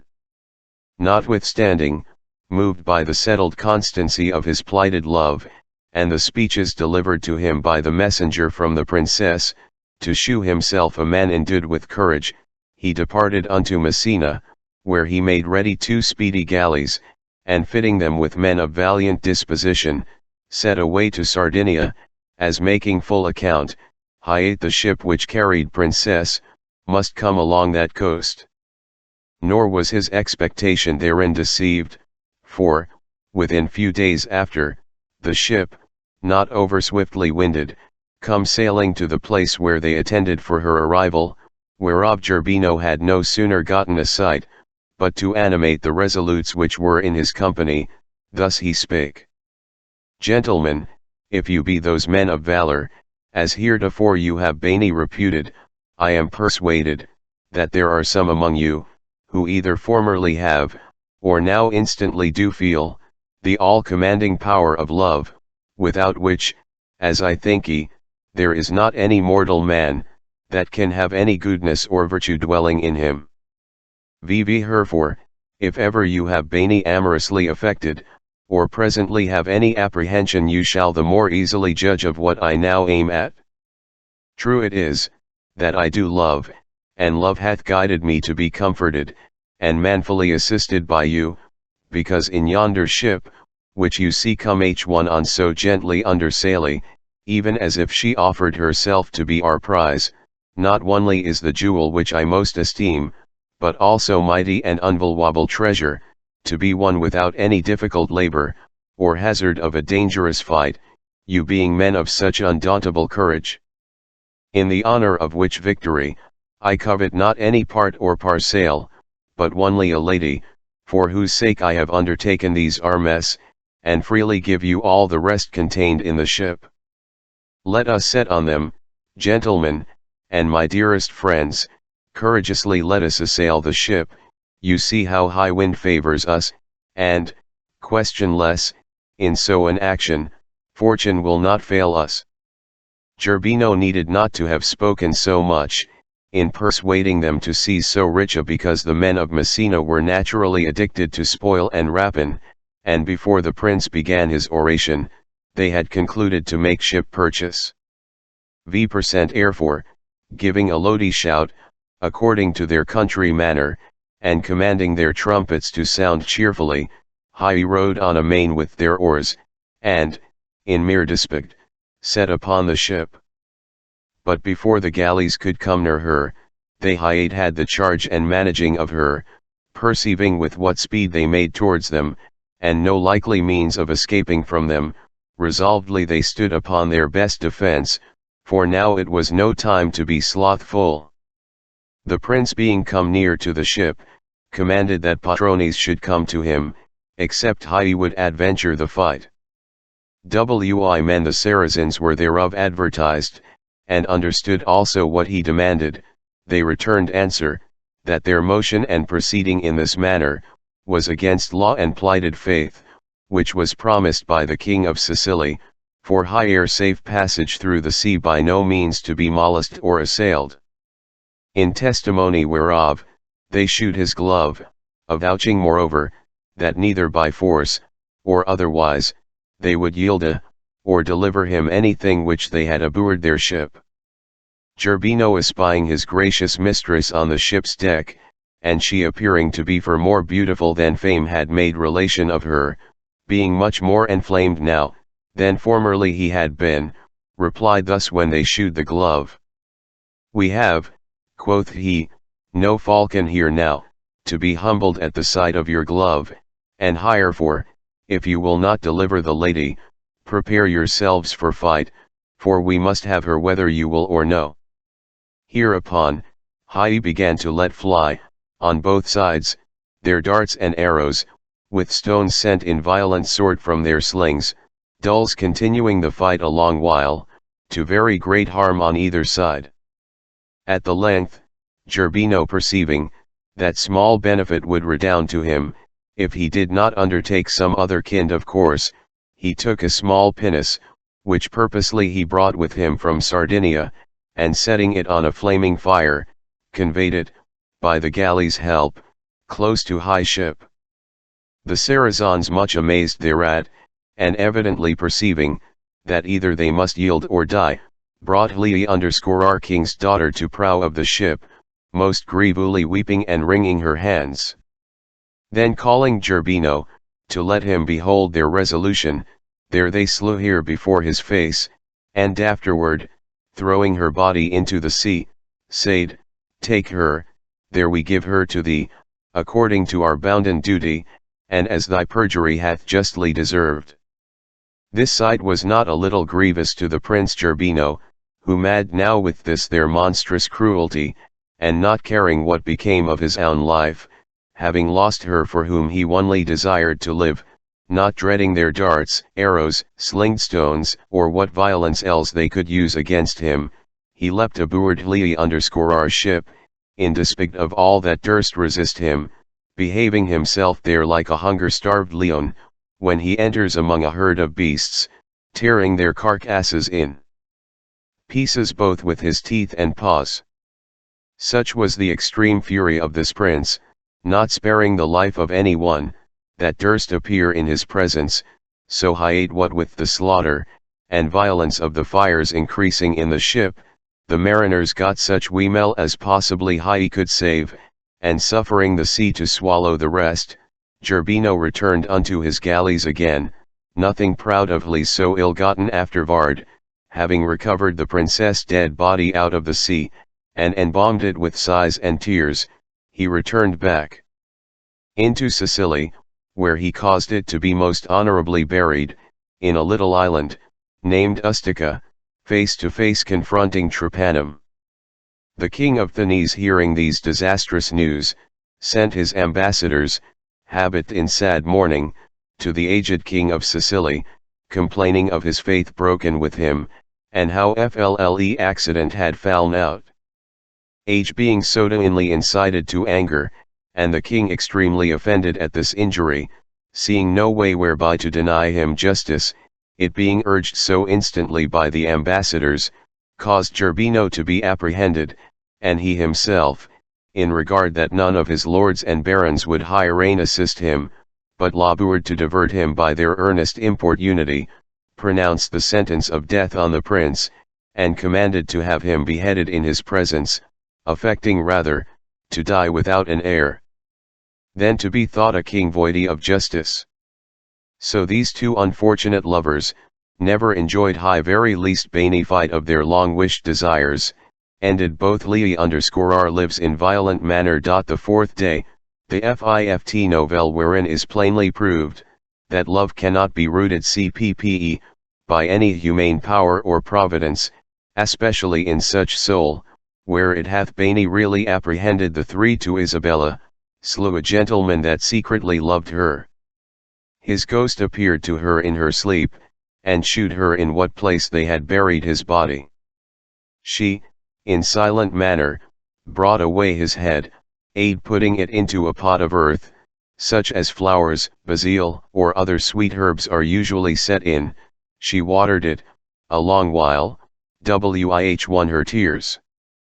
V% air for her brethren having intelligence, soon after she died, with mere conceit of sorrow. The novelle of Madame Eliza being finished, and somewhat commended by the king, in regard of the tragical conclusion, Philomena was enjoined to next won her discourse. She being overcome with much compassion, for hard fortunes of noble Gerbino, and his beautiful princess, after an extreme and vehement sigh, thus she spake. My tale, worthy ladies, extendeth not to persons of so high birth or quality, as they were of whom Madame Eliza gave you relation, yet, peradventure, it may prove to be no less pitiful. And now I remember myself, Messina so lately spoken of, is the place where his accident also happened. In Messina Flora dwelt young men, brethren, and merchants by Lee_our common profession, who becoming very rich by the death of their father, lived in very good fame and repute. Their father was of San Gemignano, and they had a sister named Isabella, young, beautiful, and well-conditioned, who upon some occasion, as yet remained unmarried. A proper youth, being a gentleman born in Pisa, and named Lorenzo, as a trusty factor or servant, had the managing of the brethren's business and affairs. This Lorenzo, being of comely personage, affable, and excellent in his behavior, grew so gracious in the eyes of Isabella, that she afforded him many very respective looks, yea, kindnesses of no common quality. Vivihish Lorenzo, taking notice of, and observing by degrees from time to time, gave over all other beauties in the city, which might allure any affection from him, and only fixed his heart on her, so that their love grew to a mutual embracing, both equally respecting one another, and entertaining kindnesses, as occasion gave leave. Long time continued this amorous league, of love, yet not so cunningly concealed, but at the length, the secret meeting of Lorenzo, and Isabella, to ease their poor soul of love's oppressions, was discovered by eldest of the brethren, unknown to them who were thus betrayed. He being a man of great discretion, although this sight was highly displeasing to him, yet notwithstanding, he kept it to himself till the next morning, laboring his brain what might best be done in so urgent a case. End day was come, he resorted to his other brethren, and told Hyam what he had seen in the time past, between their sister, and many deliberations passed on in this case, but after all, thus they concluded together, to let it proceed on with patient hiate, no scandal might ensue to them, or their sister, no evil act being, as yet, committed. And seeming, as if they knew not of their love, had a wary eye still upon her secret walks, awaiting for some convenient time, when without their own prejudice, or Isabella's knowledge, they might safely break off this their stolen love, which was altogether against their liking. So, shewing no worse countenance to Lorenzo, than formerly had done, but employing and conversing with him in kind manner, it fortuned, hiate riding, all three, to recreate themselves out of the city, they Lorenzo in their company, and when they were come to a solitary place, such as best suited with vile purpose, they ran suddenly upon Renzo, slew him, and afterward entered his body, where hardly it could be discovered by any one. Then they returned back to Messina, and gave it forth, as a credible report, hiate they had sent him abroad about their affairs, as formerly they were wont to do, which every one verily believed, because they knew no reason why should conceit any other, viz.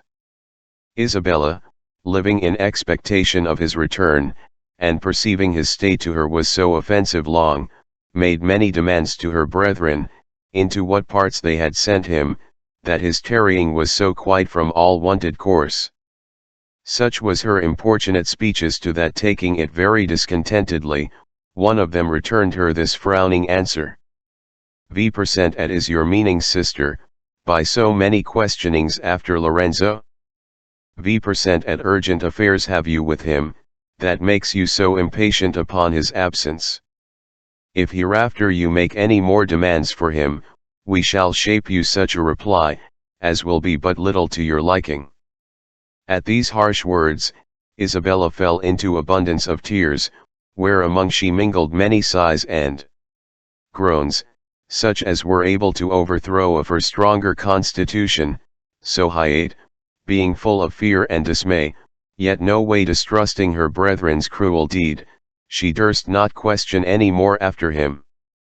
In the silence of dark night, as she lay afflicted in her bed, oftentimes would she call for Lorenzo, entreating his speedy returning to her, and then again, as if he had been present with her, she checked and reproved him for his so long absence. One night amongst the rest, she being grown almost hopeless, of ever seeing him again, having a long while wept and grievously lamented, her senses and faculties utterly spent and tired,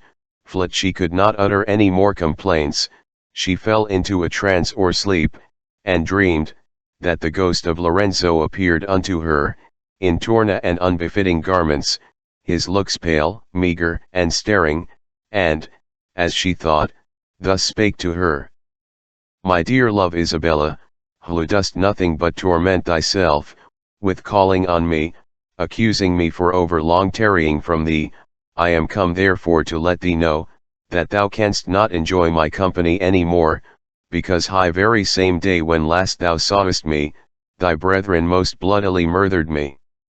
And acquainting her with the place where he had buried his mangled body, he strictly charged her, not to call him at any time afterward, and so vanished away. The young damosel awaking, and giving some credité to her vision, sighed and wept exceedingly, and after she was risen in the morning, not daring to say anything to her brethren, she resolutely determined, to go see the place formerly appointed her, only to make trial, if that which she seemed to see in her sleep, should carry any likelihood of true h1. Having obtained favor of her brethren, to ride a day's journey near the city, in company of her trusty nurse, who long time had attended on her in the house,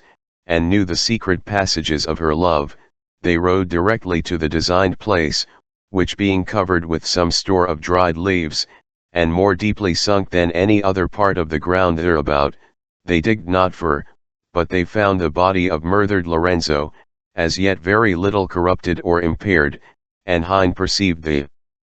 truth of her vision. Wisdom and government so much prevailed with her, as to instruct her soul, that her tears spent there, were merely fruitless and in vain, neither did the time require any long tarrying there. Gladly would she have carried the whole body with her, secretly to bestow honorable enterment on it, but it exceeded high compass of her ability. 6 mere 4, in regard she could not have all, yet she would be possessed of a part, and having brought a keen razor with her, by help of the nurse, she divided the head from the body, and wrapped it up in a napkin, which the nurse conveyed into her lap, and then laid the body in the ground again. Thus being undiscovered by any, they departed thence, and arrived at home in convenient time, where being alone by themselves in high chamber, she washed the head over and over with her tears, and bestowed infinite kisses thereon. Not long after, nurse having brought her a large hind pot, such as we use to set basil, marjoram, flowers, or other sweet herbs in, and shrouding the head in a silken scarf,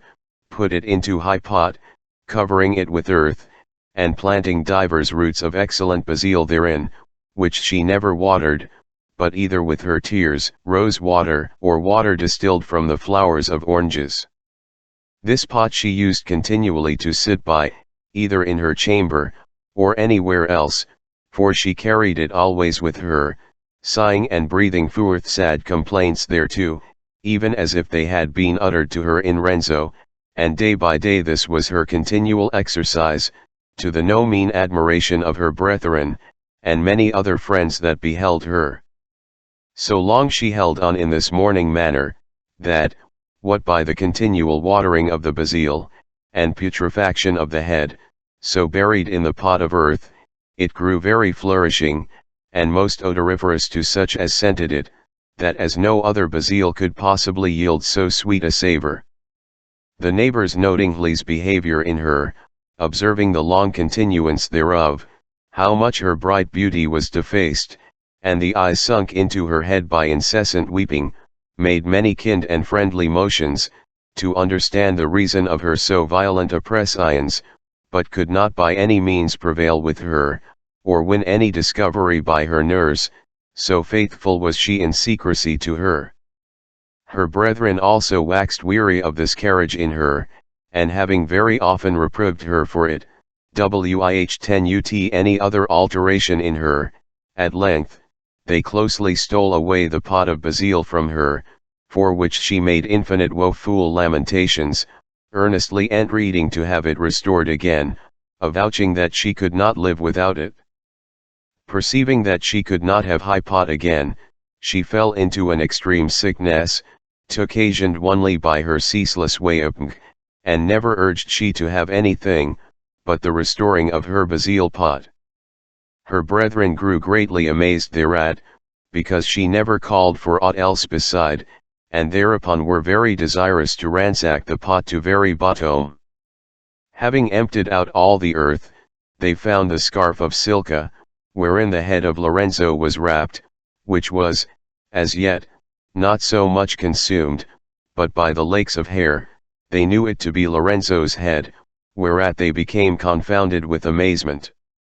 Fearing lest their offense might come to open publication, they buried it very secretly, and, before any could take notice thereof, they departed from Messina, and went to dwell in Naples, Isabella crying and calling still for her pot of basil, being unable to give over mourning, died within a few days after. Thus have you heard the hard fate of poor Lorenzo and his Isabella. Wih1 in no long while after, when this accident came to be publicly known, an excellent ditty was composed thereof beginning thus. Cruel and unkind was the Christian, that robbed me of my basil's bliss, etc. The fourth day, the sixth novelle describing the admirable accidents of fortune, and the mighty prevailing power of love.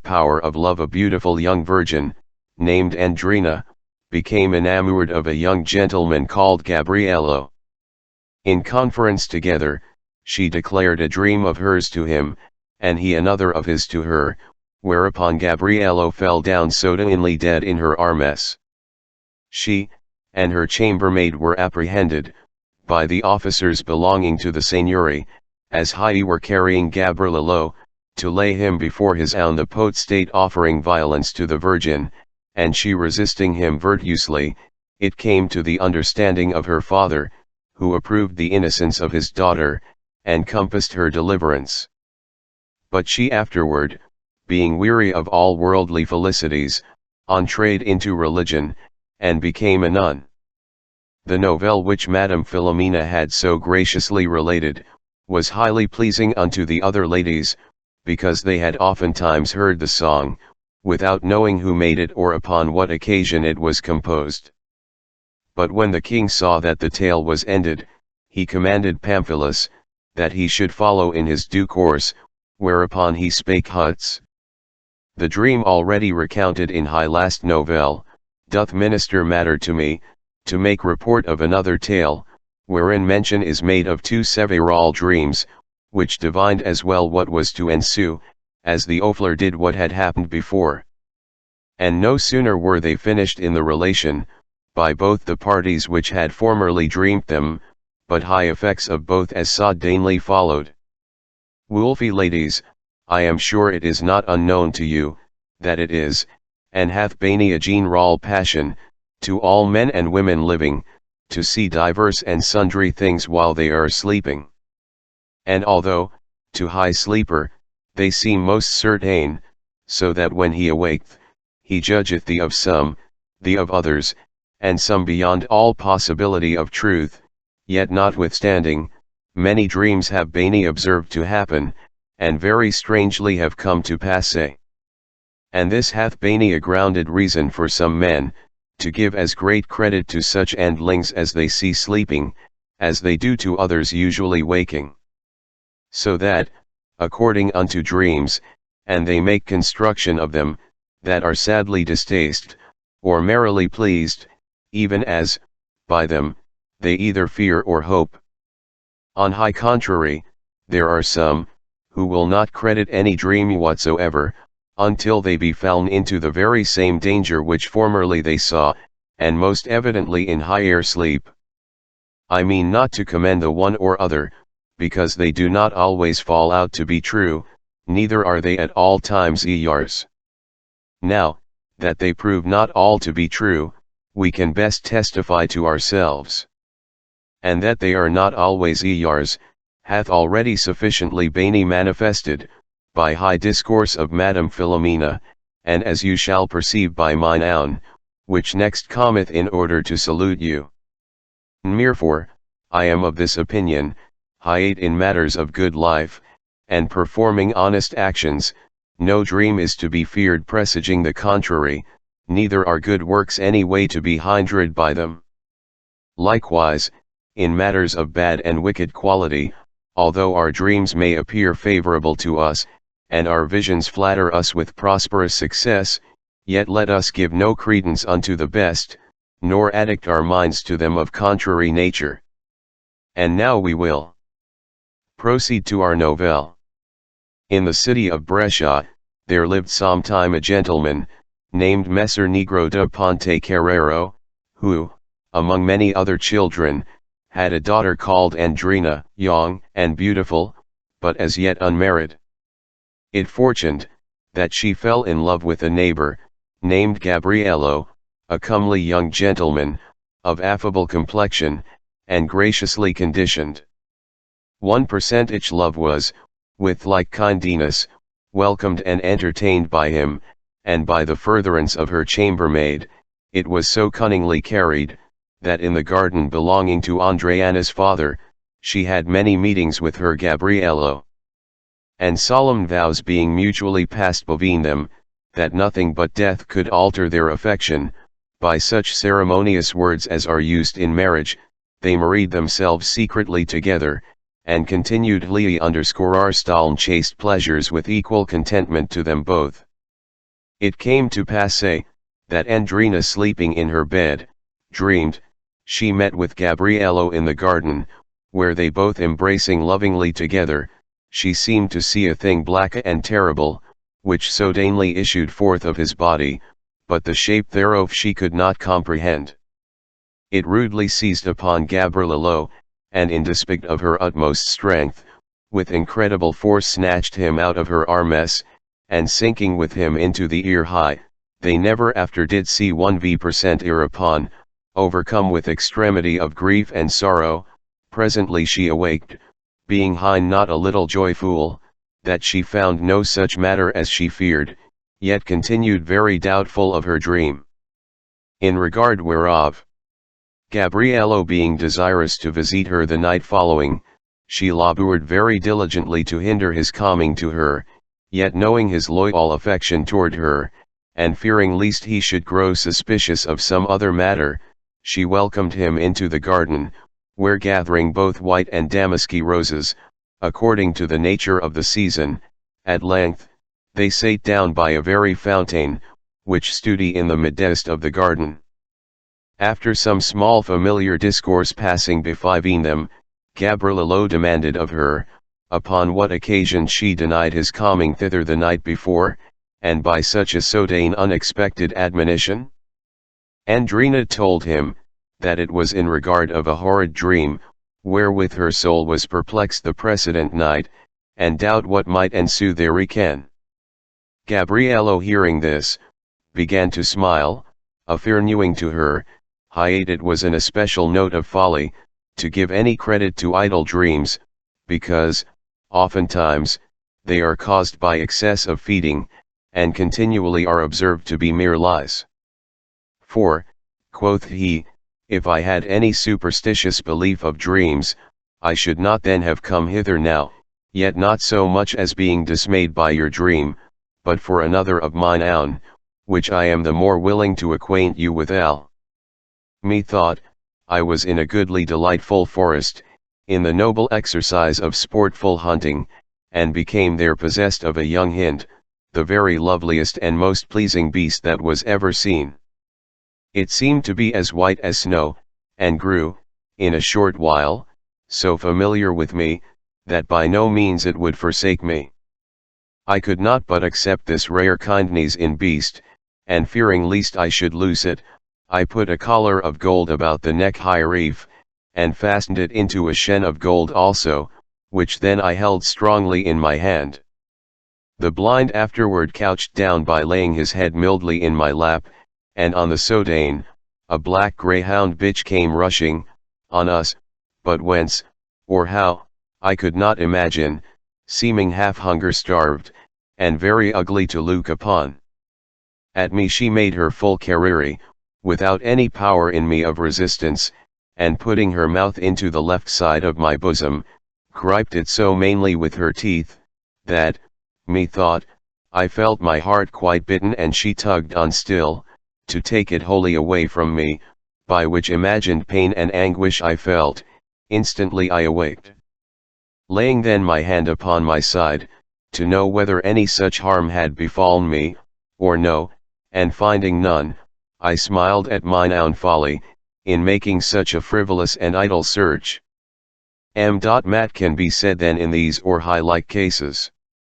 Divers times I have had as ill-seeming dreams, yea, and much more to be feared, yet never anything hurtful to me, followed thereon, and higher for I have always made the less account of them. The young maiden, who was still dismayed by her own dream, became much more afflicted in her mind, when she had heard his other reported by Gabriello, but yet to give him no occasion of distaste, she bare it out in the best manner she could devise to do. And albeit they spent high time in much pleasing discourse, maintained one infinite sweet kisses on either side, yet was she still suspicious,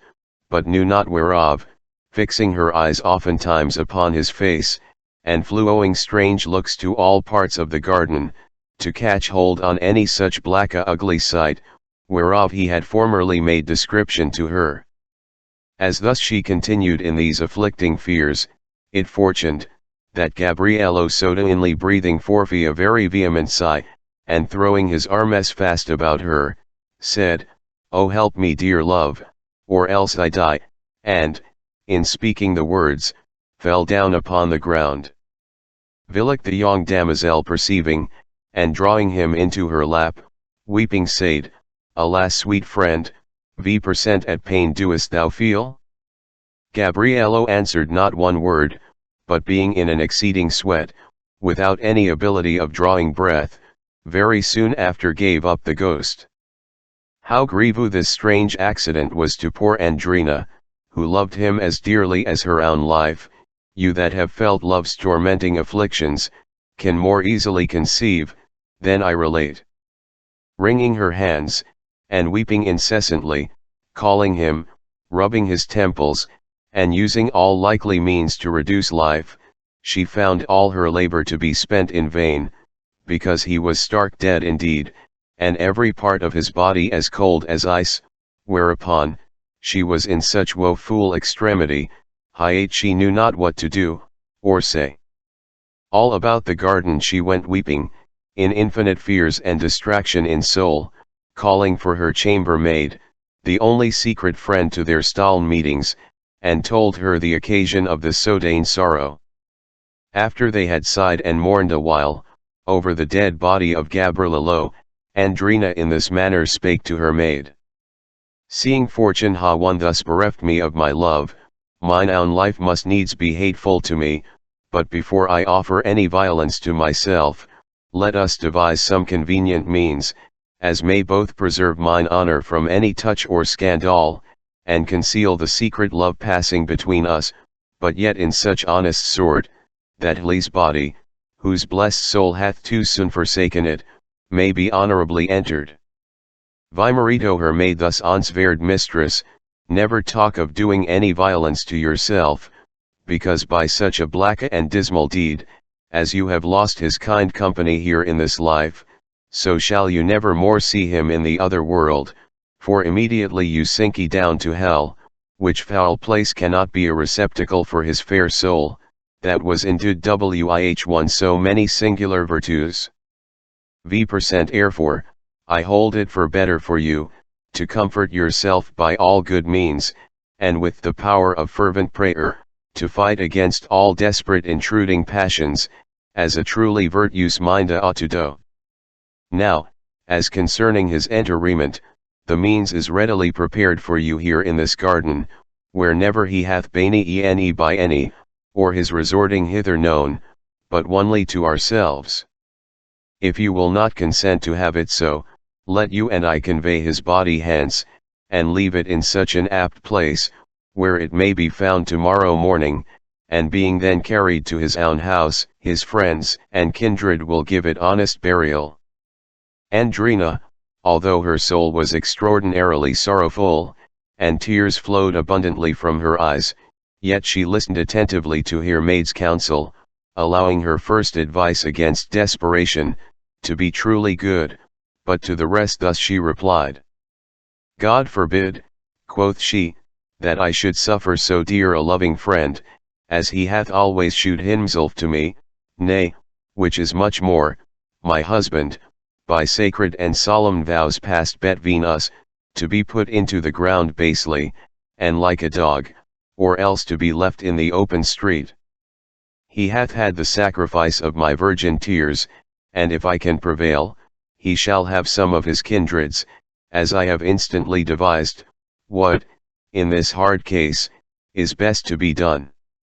Forthwith she sent the maid to her chamber, for divers ells of white damask lying in her chest, which when she had brought, they spread it abroad on the grass, even in the manner of a winding sheet, and Hierane wrapped the body of Gabriello, with a fair wrought pillow under his head, having first, with their tears, closed his mouth and eyes, and placed a chaplet of flowers on his head, covering high whole shroud over in the same manner, which being done, Huts she spake to her maid. The door of his own house is not for hence, and, bovine us envo, he may be easily carried, even in this manner as we have adorned him, where leaving him in his own porch, we may return back before it be day, and although it will be a sad sight to his friends, yet because he died in mine armes, and we being so well discharged of the body, it will be a little comfort to me. When she had ended these words, which were not uttered yh10 ut infinite tears, the maid entreated her to make haste, because the night swiftly passed on. At last, she remembered the ring on her finger, wherewith Gabriello had solemnly espoused her, and opening the shroud again, she put it on his finger, saying, My dear and loving husband, if thy soul can say my tears, or any understanding do remain in thy body, being Huts untimely taken from me, receive the latest gift thou gavest me, as a pledge of our solemn and spotless marriage.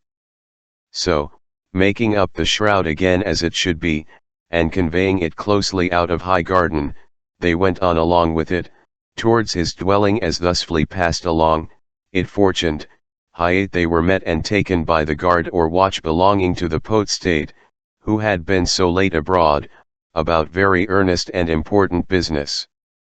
Andrina, desiring more the dead man's company, than hires whom she had thus met withal, boldly spake thus to them. I know who and what you are, and can tell myself, that to offer flight will nothing avail me, wherefore, I am ready to go along wih1u before the Seigneury, and there will tell the truth concerning Hle's accident. But let not any man among you, be so bold as to lay hand on me, or to touch me, because I yield so obediently to you, neither to take anything from this body, except he intend that I shall accuse him. In which respect, not any one daring to displease her, she went the dead bodil to the Seigneury, there to answer all objections. V% en notice heriof was given to the potestate, he arose, and she being brought forth into the hall before him, he questioned with her, how and by what means this accident happened. Beside, he sent for divers physicians, to be informed by them, whether the gentlemen were poisoned, or otherwise murdered. All of them affirmed the contractary, avouching rather, that some impostumation had engendered near his heart, which suddenly breaking, occasioned his as sudden death. The potestate hearing Hle's, and perceiving that Andrina was little or nothing at all faulty in the matter, her beauty and good carriage, kindled a vitlanous and lustful desire in him towards her,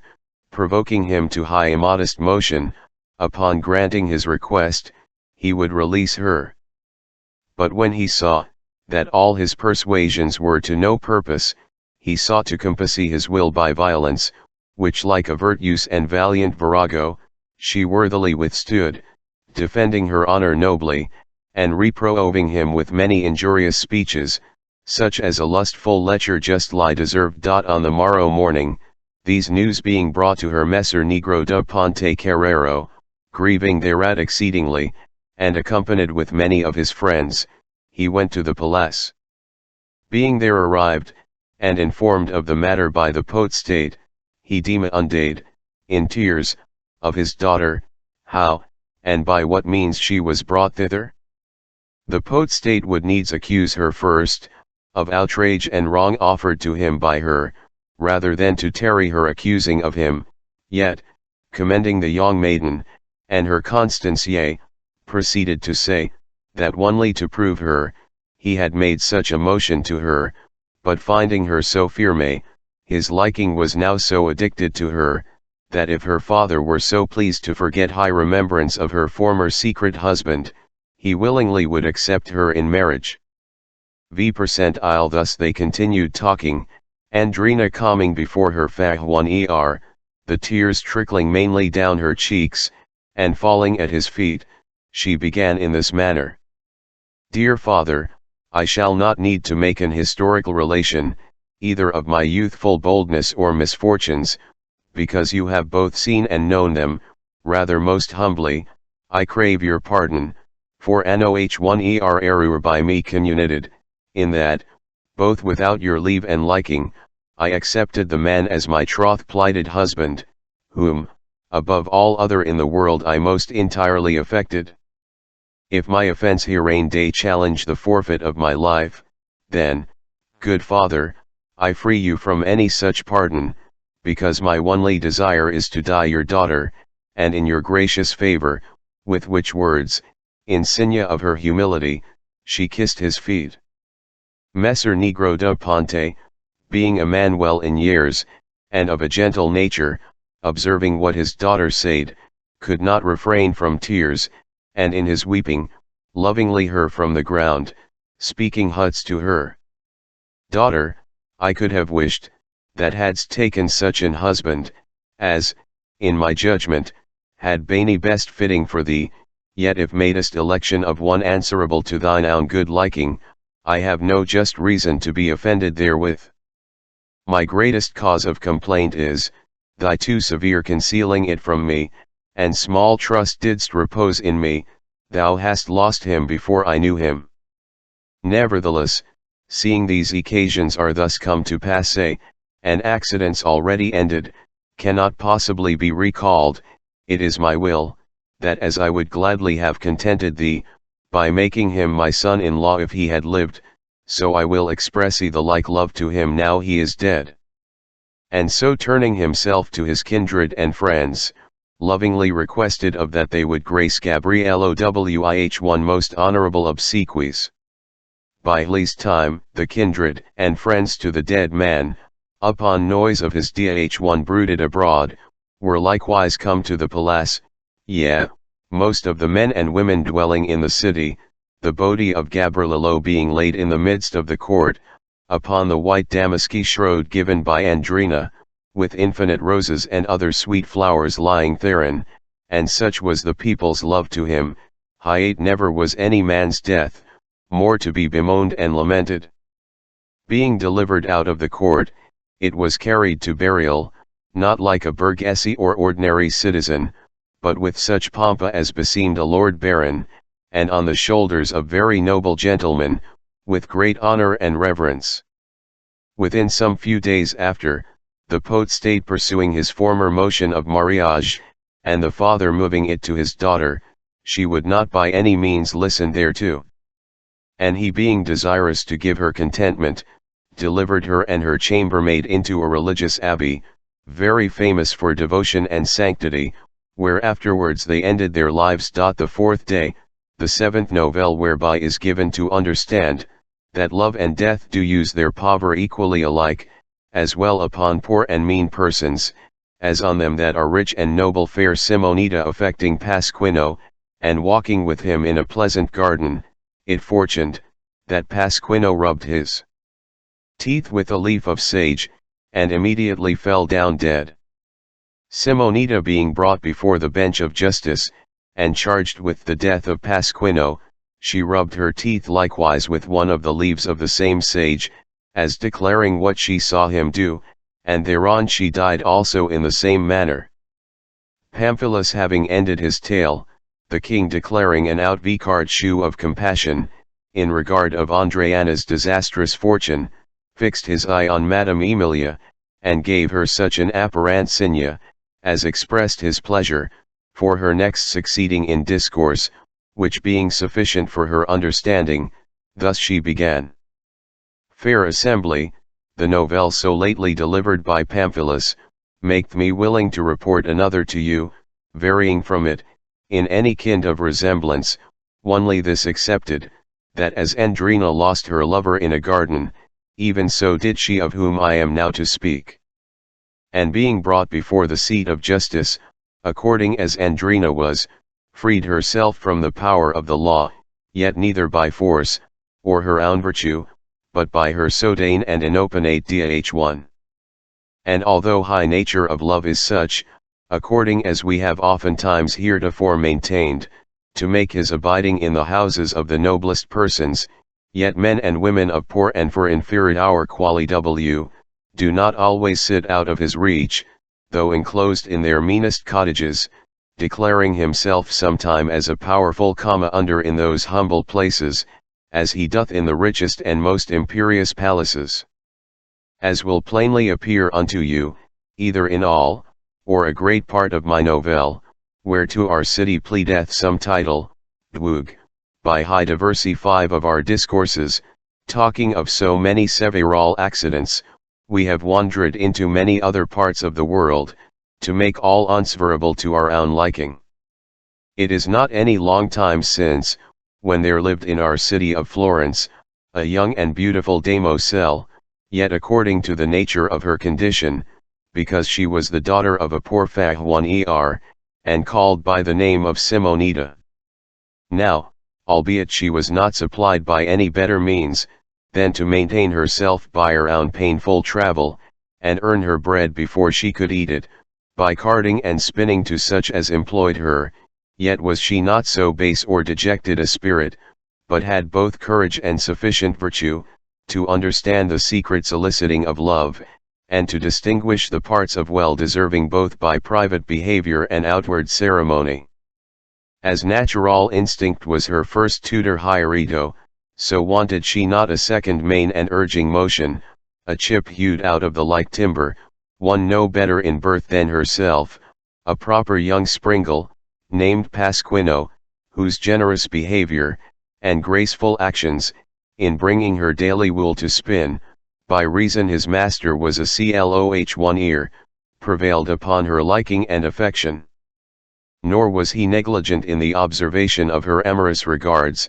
but the tinder took, and his soul flamed with the self-same fire, making him as desirous of her loving acceptance, as possibly she could be of his, so that the commanding power of love, could not easily be distinguished in which of them it had the greater eminence. For every day as he brought her fresh supply of wools, and found her seriously busied at her wheelie, her soul would vent forth many deep sighs, and those sighs fetch floods of tears from her eyes, thorough the singular good opinion she had conceived of him, and earnest desire to enjoy him. Pasquino on other side, as Lesueur gave him leave for the least conversing her, his disease was every way answerable to hers, for tears in his eyes, sighs flew abroad, to ease the poor heart's afflicting oppressions, which though he was unable to conceal, yet would he seem to cloud them cleanly, by entreating her that his master's work might be neatly performed, and with such speed as time would permit her, intermixing infinite praises of her artificial spinning, and affirming withal, that the quills of urine received from her, were the choicest beauty of the whole piece, so that when other workwomen played, Simonida was sure to want no employment. Hereupon, the one soliciting, and the other taking delight in being solicited, it came to pass that often access bred high bolder courage, and overmuch bashfulness became abandoned, yet no immodesty passing between them, but affection grew better settled in them both, by interchangeable vows of constant perseverance, so death only, but no disaster else had power to divide them. Their mutual delight continuing on in his manner, one more forcible increasing of their love's equal flame, it fortuned, that Pasquino sitting by Simonida, told her of a goodly garden, whereto he was desirous to bring her, to the end, that they might more safely converse together, suspicion of envious eyes. Simonida gave answer of her well liking the motion, and acquainting her father therewith, he gave her leave, on the Sunday following after dinner, to go fetch the pardon of Escalo, and afterwards to visit the garden. A modest young maiden named Lagina, following high same profession, and being an intimate Fantilier friend, Simonetta took along in her company, and came to the garden appointed by Pasquino, where she found him readily expecting her coming, and another friend also with him, called Puccino, albeit more usually termed Strambo, a secret well-willer to Lagina, whose love became the more furthered by his friendly meeting. Each lover delighting in his heart's chosen mistress, caused them to walk alone by themselves, as the spaciousness of the garden gave them ample liberty, Puccino with his Lagina in one part, and Pasquino with his Simonetta in another. The walk which they had made choice of, was by a long and goodly bed of sage, turning and returning by same bed their conference many stred occasion, and as high pleased to recreate affecting rather to continue still there, than in any part of the garden. One while they would sit down by the sage bed, and afterward rise to walk again, as eaae and weariness seemed to invite them. At length, Pasquino chanced to crop a leaf of the sage, wherewith he both rubbed his teeth and gums, and champing it between them also, saying, that was no better thing in the world to cleanse the teeth withal, after feeding. Not long had he huts champed the sage in his teeth, returning to his former kind of discoursing, but his countenance began to change very pale, his sight failed, and speech forsook him, so that, in brief, he fell down dead. Vivihish when Simonetta beheld, wringing her hands, she cried out for help to Strambo and Lagina, who immediately came running to her. They finding Pasquino not only to be dead, but his body swollen, and strangely overspread with foul black spots, both on his face, hands, and all parts else beside, Strambo cried out, saying, "Ah, wicked maid, what hast thou poisoned him?" These words and their shrill outcries also were heard by neighbors dwelling near to the garden, who coming in suddenly upon them, and seeing Pasquino lying dead, and hugely swollen, Strambo likewise complaining, and accusing Simonetta to have poisoned him, she making no answer, but standing in a ghastly amazement, all her senses merely confounded, at such a strange and uncouth accident, in losing him whom she so dearly loved, knew not how to excuse herself, and therefore every one verily believed, that Strambo had not unjustly accused her. Poor woeful maid, thus was she instantly apprehended, and drowned in her tears, he led her along to the Pote's palace, where her accusation was justified by Stranrabo, Lagina, and men more, the one named Adicieto, and the other Malagvol, fellows and companions Pasquino, who came into high garden also upon high outcry. The judge, without any delay at all, gave ear to the Bucines, and examined the case very strictly, but could by no means comprehend, that any malice should appear in her towards him, nor that she was guilty of the man's death. Therefore, in the presence of Simonetta, he desired to assay the dead body, and the place where he fell down dead, because there he intended to have her relate, how she saw the accident to happen, that her own speeches might the sooner condemn her, whereas high case yet remained doubtful, and for beyond his comprehension. So, without any further publication, and to avoid high following of the turbulent multitude, they departed from the bench of justice, and came to the place, where Pasquino's body lay swollen like a ton. Demanding their questions, concerning his behavior, when they walked there in conference together, and, not a little admiring the manner of his death, while he stood advisedly considering thereon. She going to the bed of sage, reporting the whole precedent history, even from the original to the ending, better to make high case understood, without the least color of ill carriage towards Pasquino, according as she had seen him do, even so she pluck another leaf of the sage, rubbing her teeth therewith, and champing it as he formerly did. Strambo, and the other intimate friends of Pasquino, having noted in what manner she used high sage, and this appearing as her utmost refuge, either to acquit or condemn her, in presence of the judge they snarled thereat, mocking and deriding whatsoever she said, or did, and desiring, the more earnestly, the sentence of death against her, that her body might be consumed with fire, as a just punishment for her abominable transgression. Poor Simonetta, sighing and sorrowing for her dear love's loss, and, perhaps, not meanly terrified, with the strict infliction of torment so severely urged and followed by Strambo and the rest.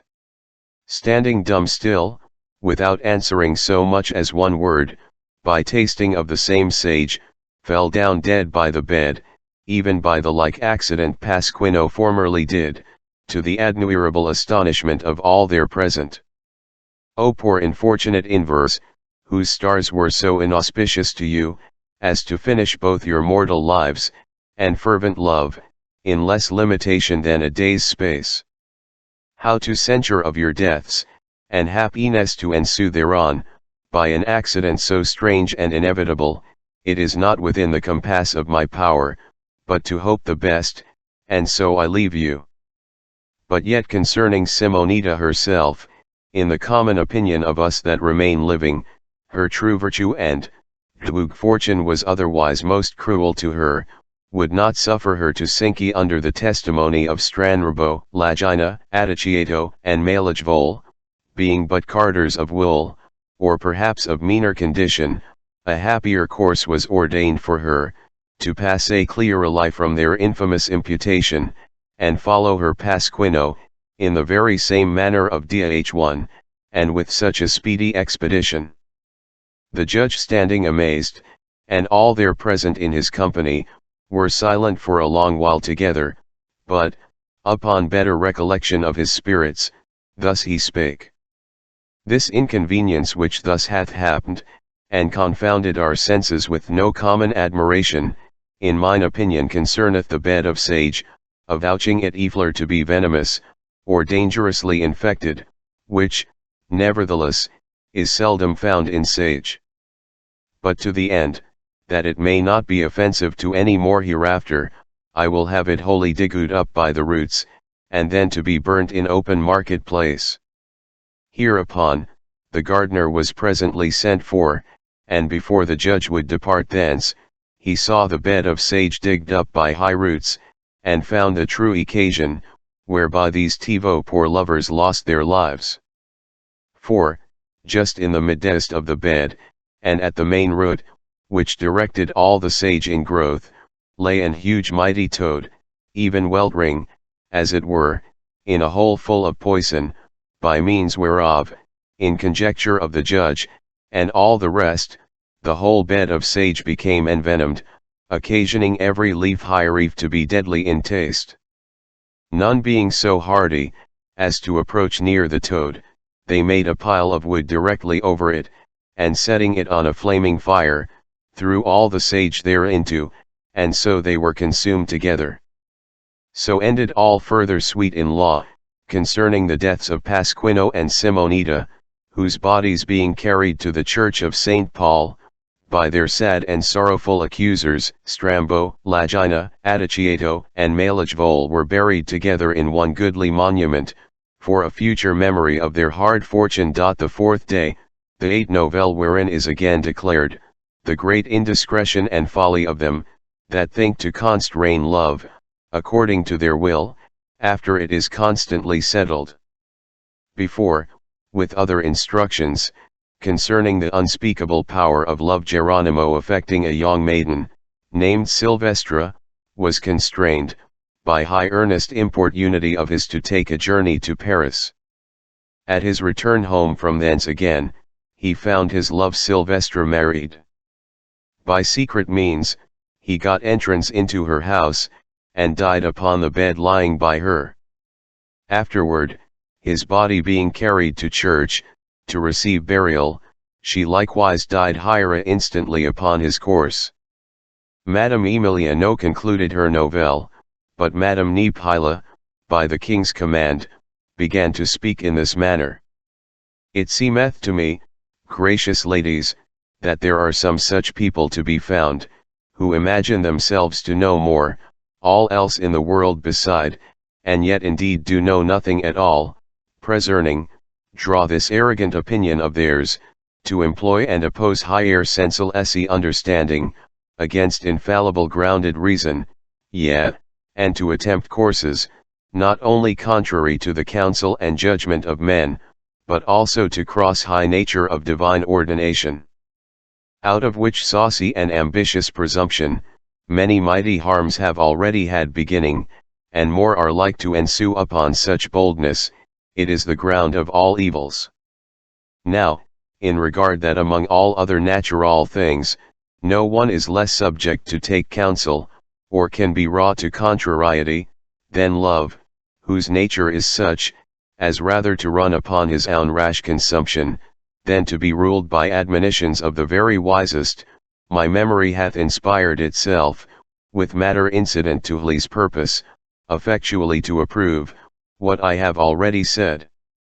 For I am now to speak of a woman who would appear to have more wit, hein either she had indeed, or appertained to her by any title.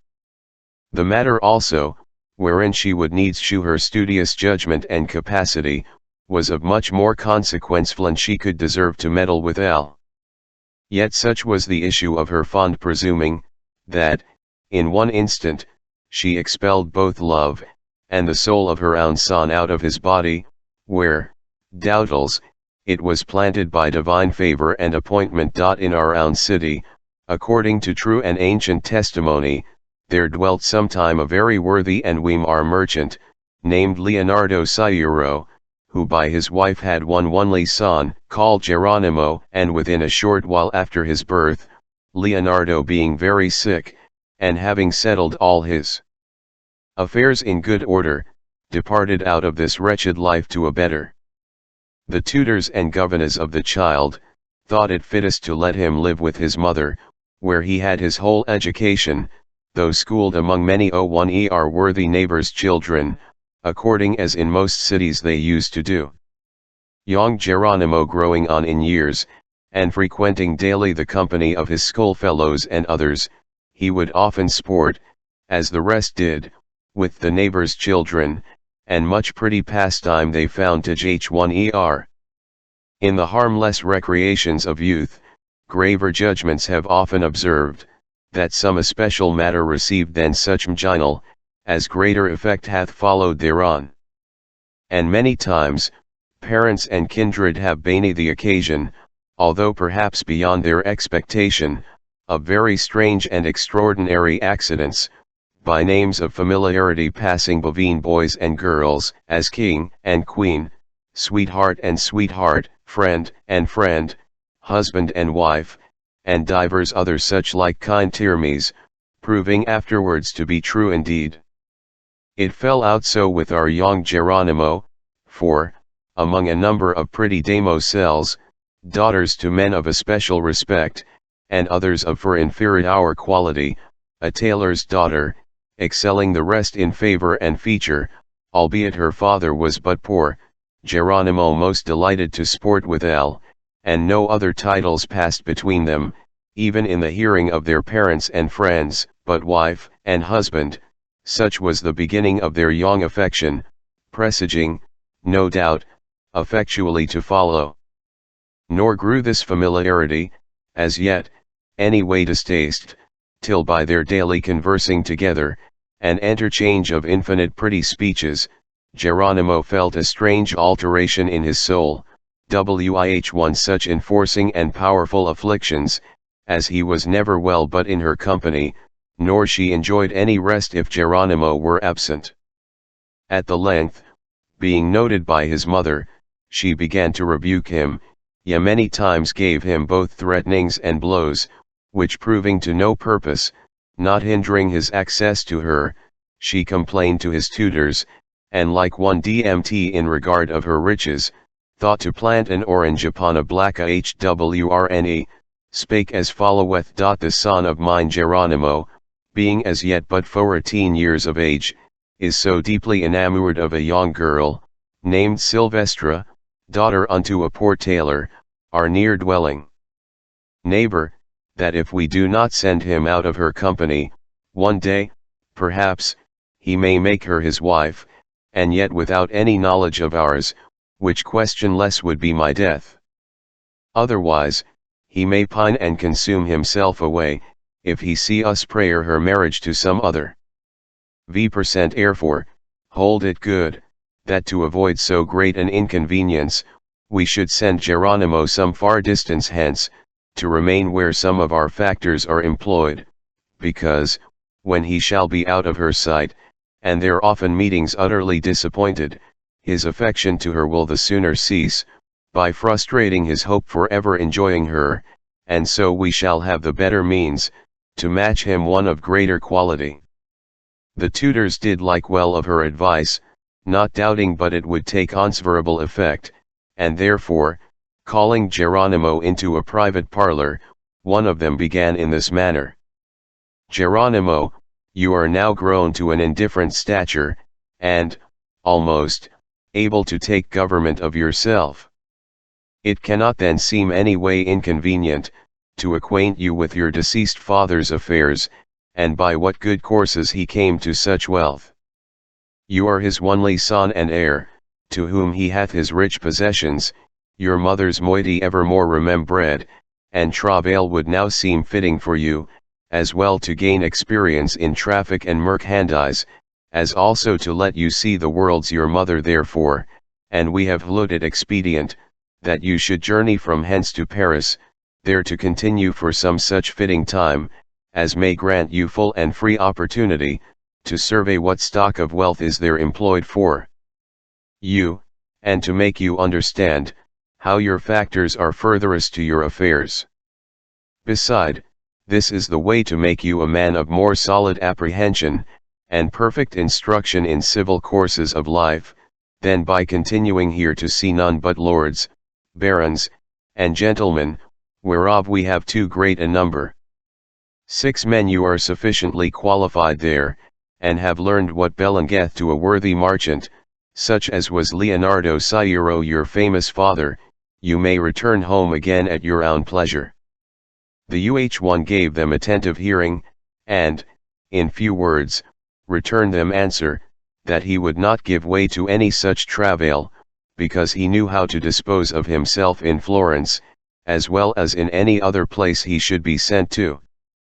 Vn. Mitch when his tutors heard, he reproved him wih1 many severe speeches. And seeing he could win no other answer from him, they made return thereof to his mother. She storning extremely thereat, yet not so much for denying the journey to Paris, as in regard of his violent affection to the maid, gave him very bitter and harsh language. All which availing nothing, she began to speak in a more mild and gentle strain, entreating him with flattering and affable words, to be governed in this case by his tutor's good advice.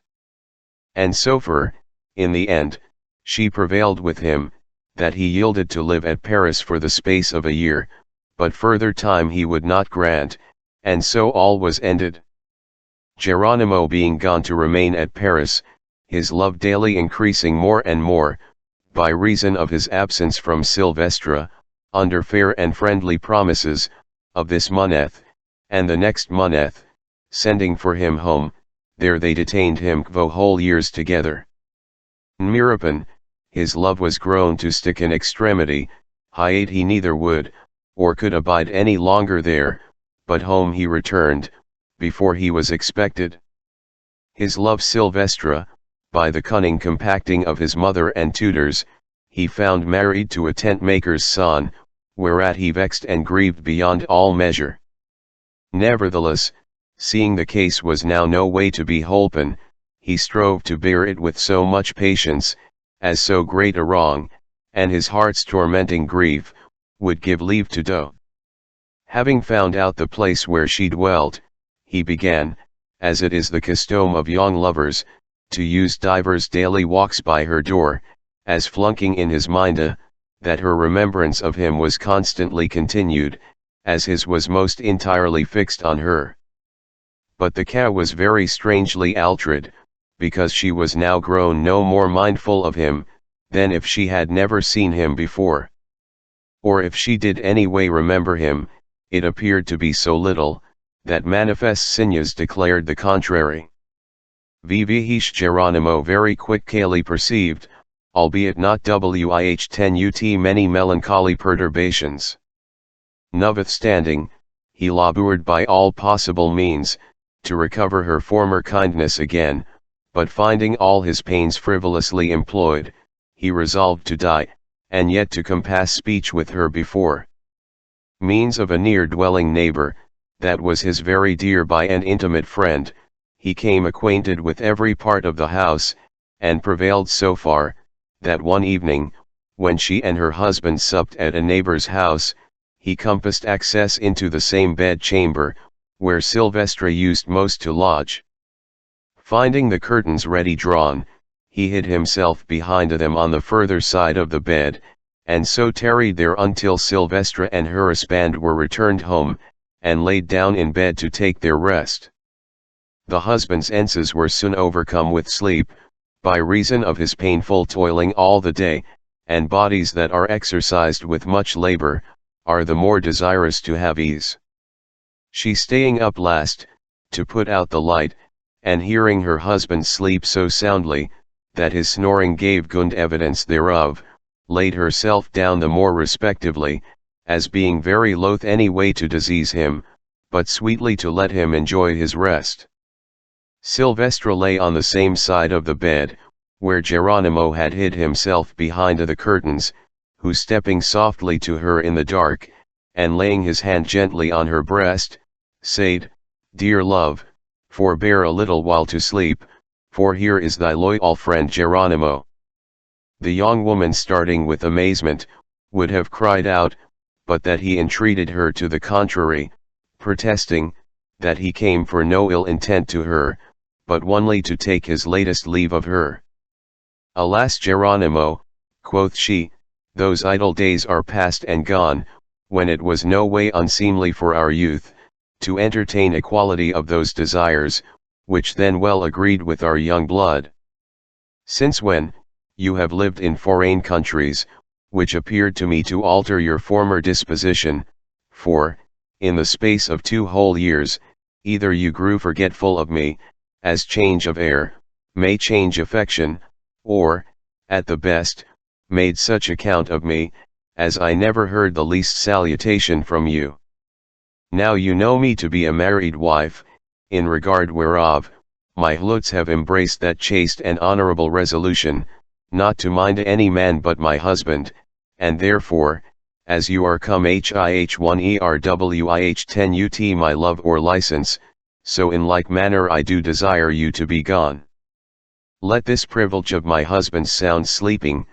be no color to your longer continuing here, or encourage you to find any further favor at mine hand, for if mine husband should awake, beside the danger thereon may follow to you, I cannot but lose the sweet happiness of peaceful life, which hih1 erto we have both mutually embraced."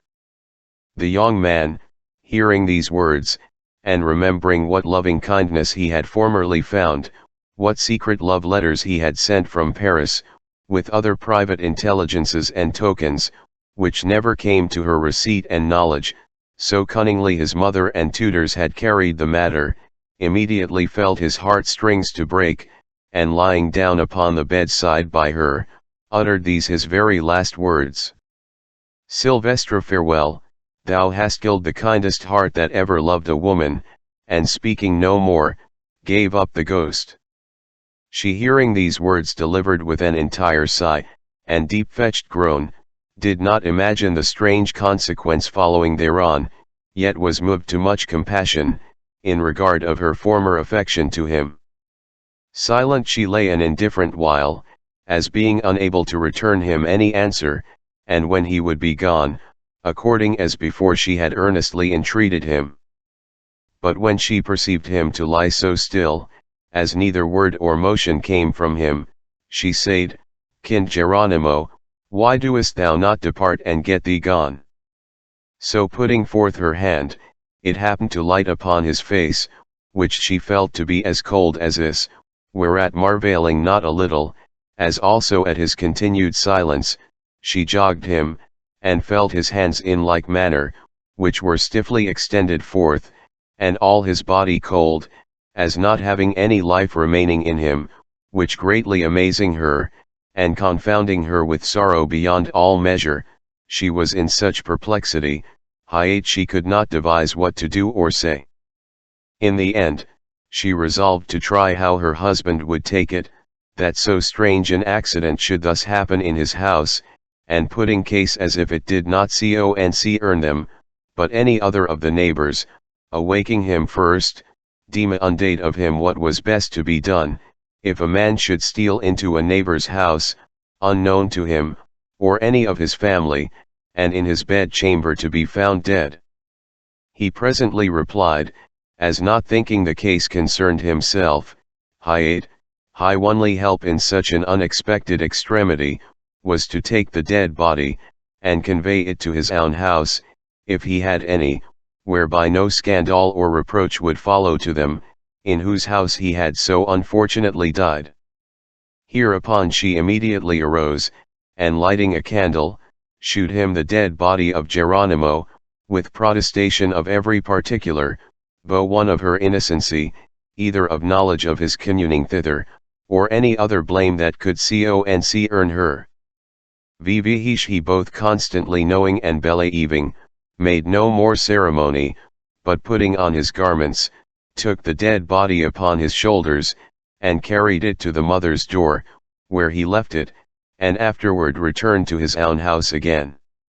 And daylight was come, and the dead body found lying in the porch. It moved very much grief and amazement, considering, he had been seen the day before, in perfect health to outward appearance.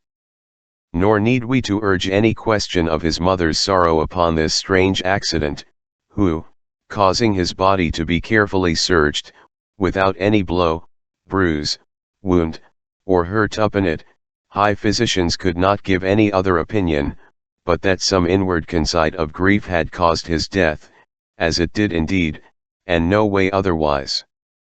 To the chief church was the dead body carried, to be generally any of all the people, his mother and friends weeping heavily by it, as many more did the like beside, because he was beloved of every one. In which time of universal mourning, the honest man, in whose house he died, spake thus to his wife, disguise self in some decent manner, and go to the church, where, as I hear, have laid the body of Geronimo. Crowdy in amongst the women, as I will do the like amongst the men, to hear what opinion passeth of his Dh1, and whether we shall be scandalized thereby, or no. Silvestra, who was now become full of pity too late, quickly condescended, as desiring to see him dead, whom sometime she dearly affected in life.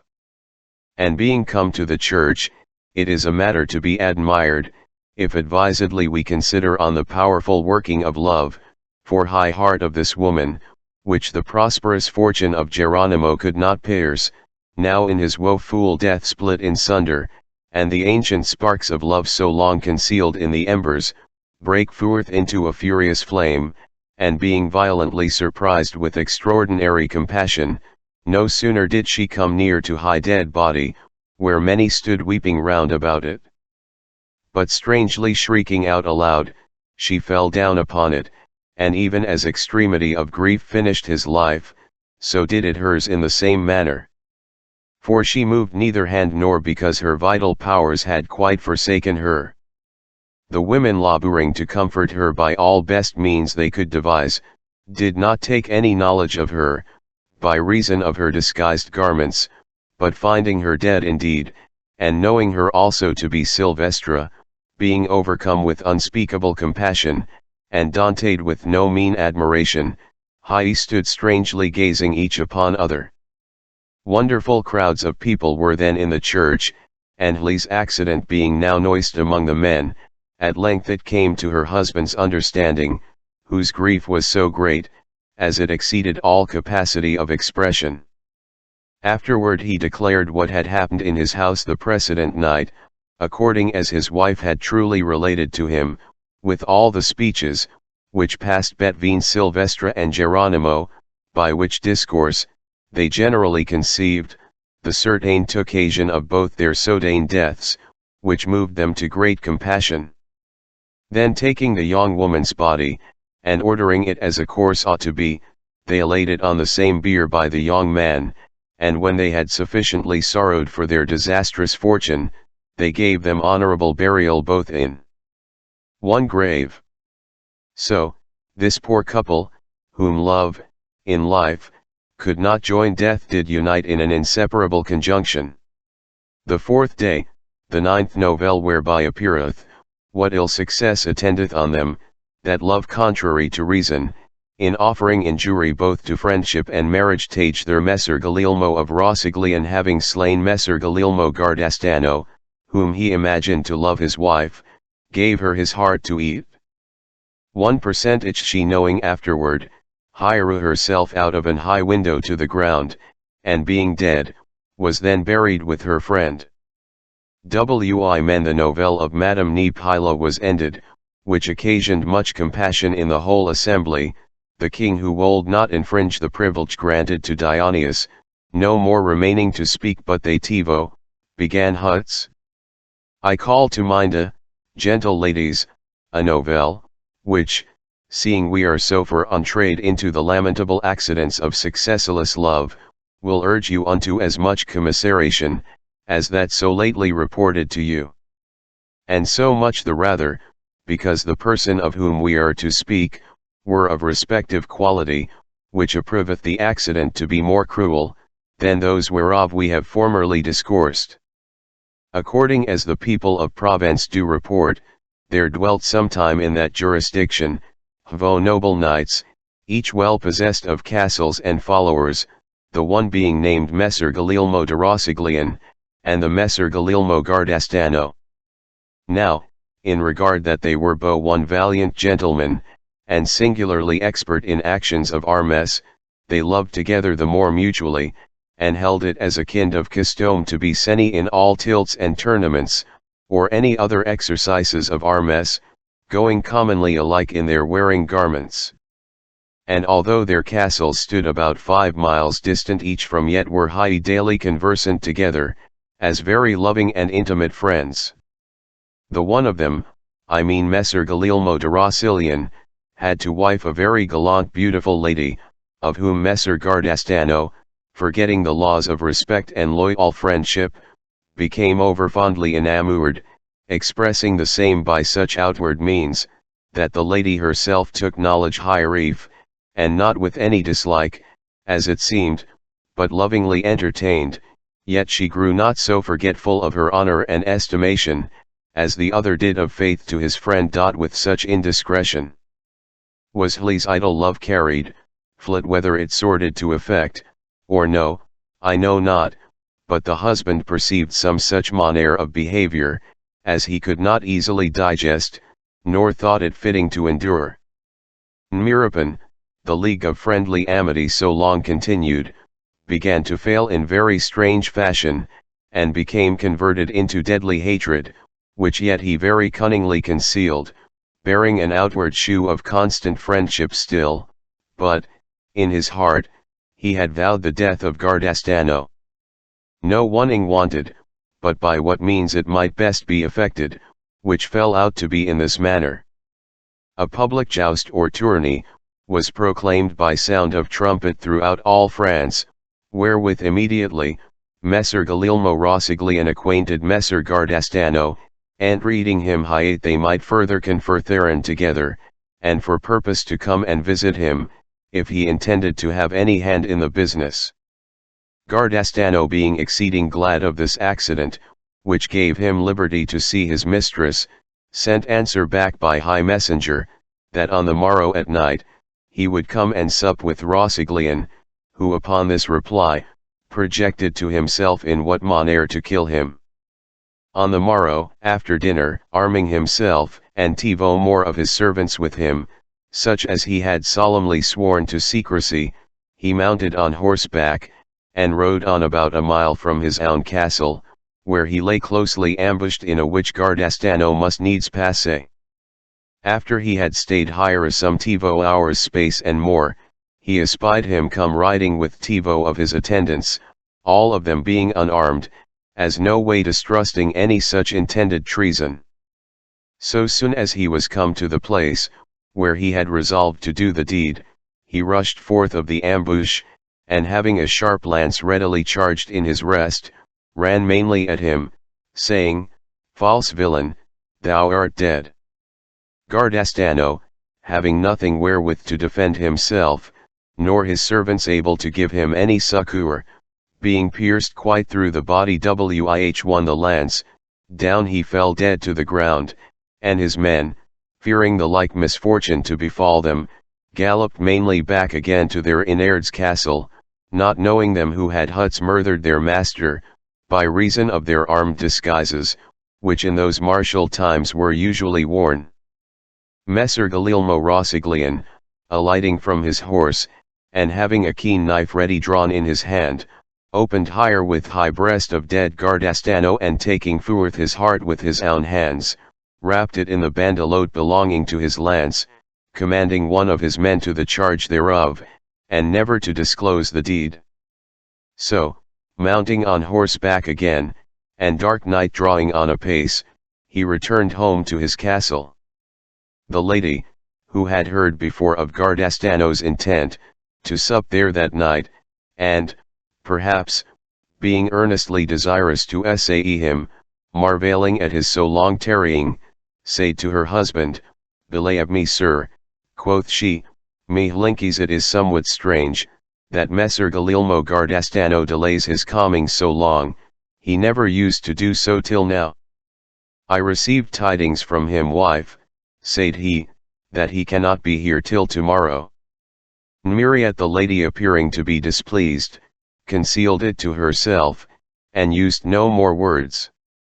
Rosiglian, leaving his lady, went into the kitchen, where calling for the cook, he delivered him the heart, saying, "Take this heart of a wild boar, which it was my hap to kill this day, and dress it in the daintiest manner thou canst devise to do, which being so done, when I am set at the table, send it to me in a silver dish, with sauce beseeming so dainty a morsel."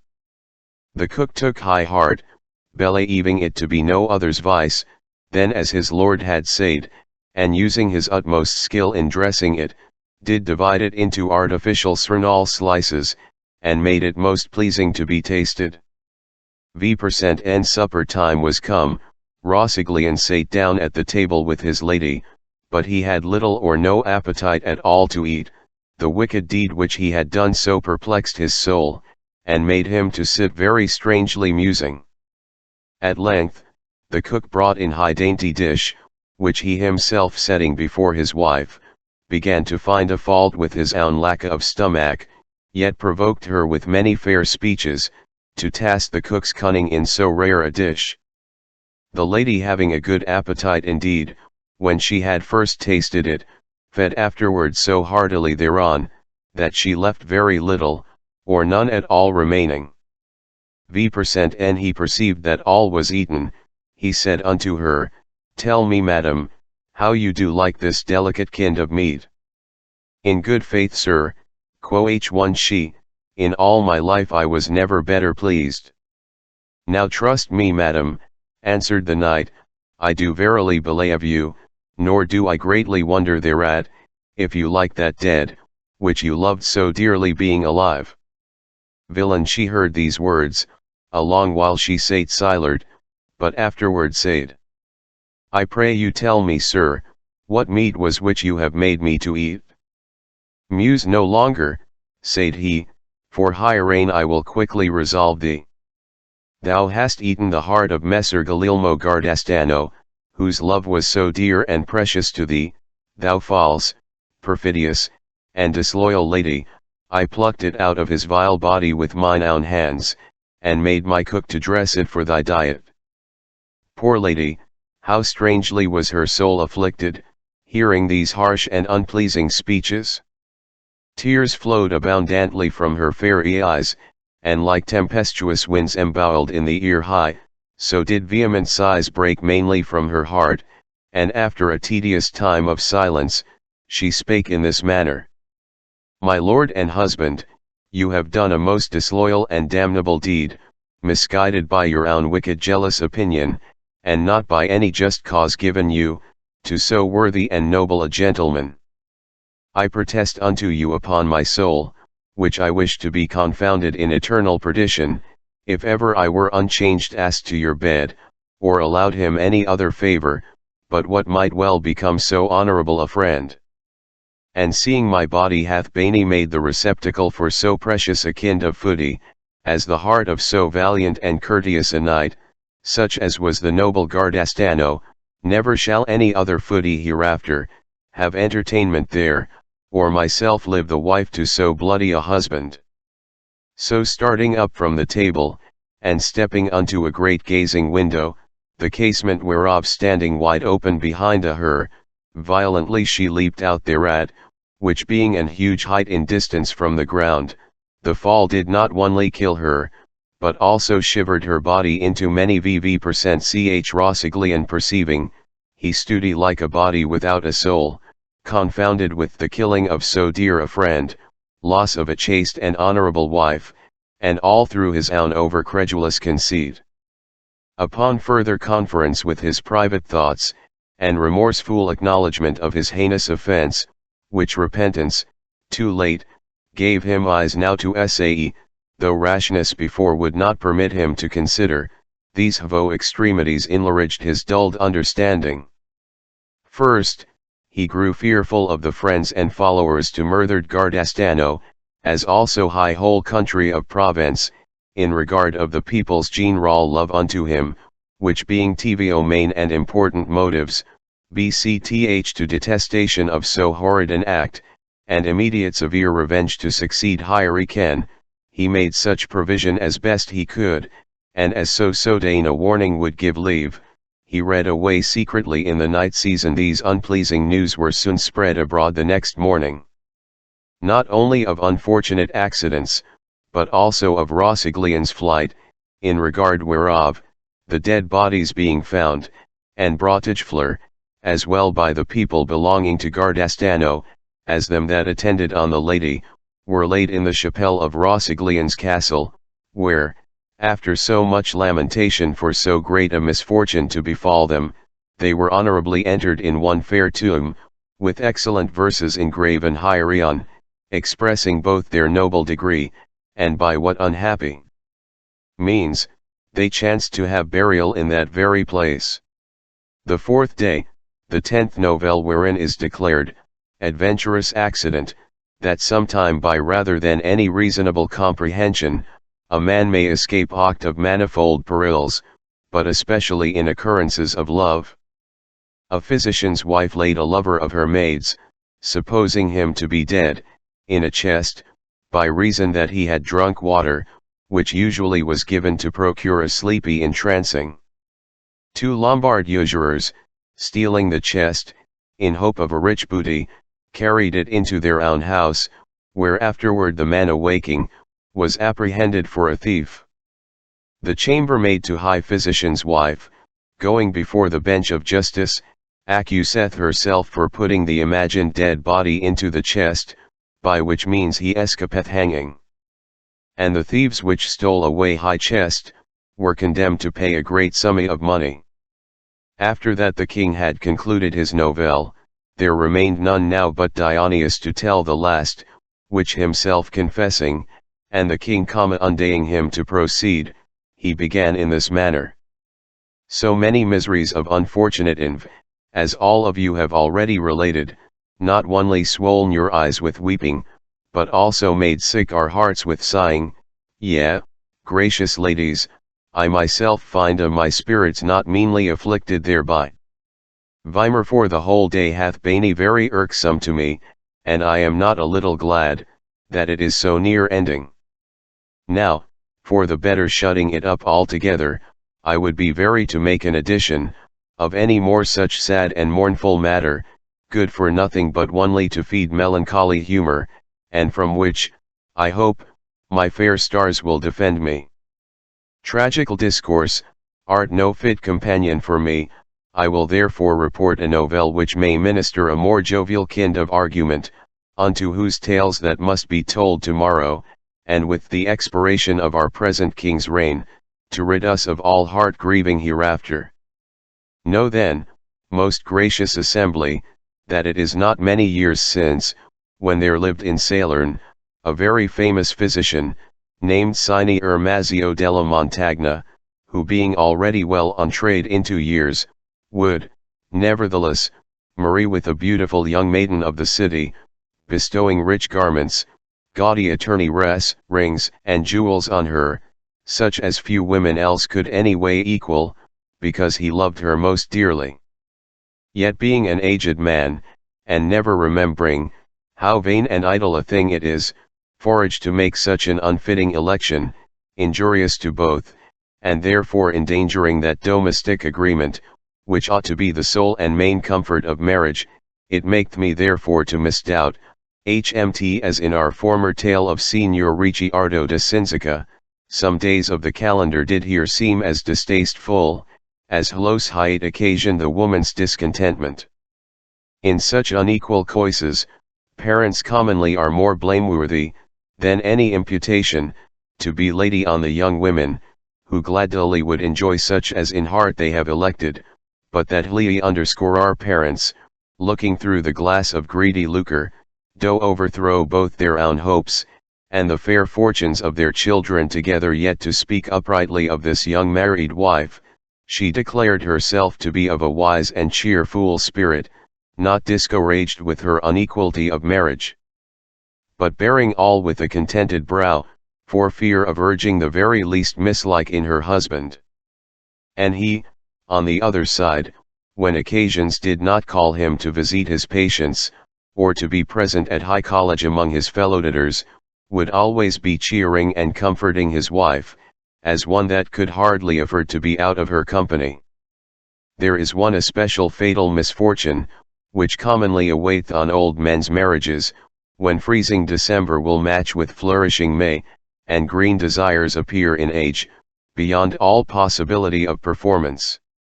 Nor are higher wanting good store of wanton gallants, who hating to say beauty in this manner betrayed, and to the embraces of a loathed bed, will make their folly any in public appearance, and by our daily proffers of amorous services, seeming compassionate of high woman's disaster, are usually the cause of jealous suspicions, and very heinous household discontentments.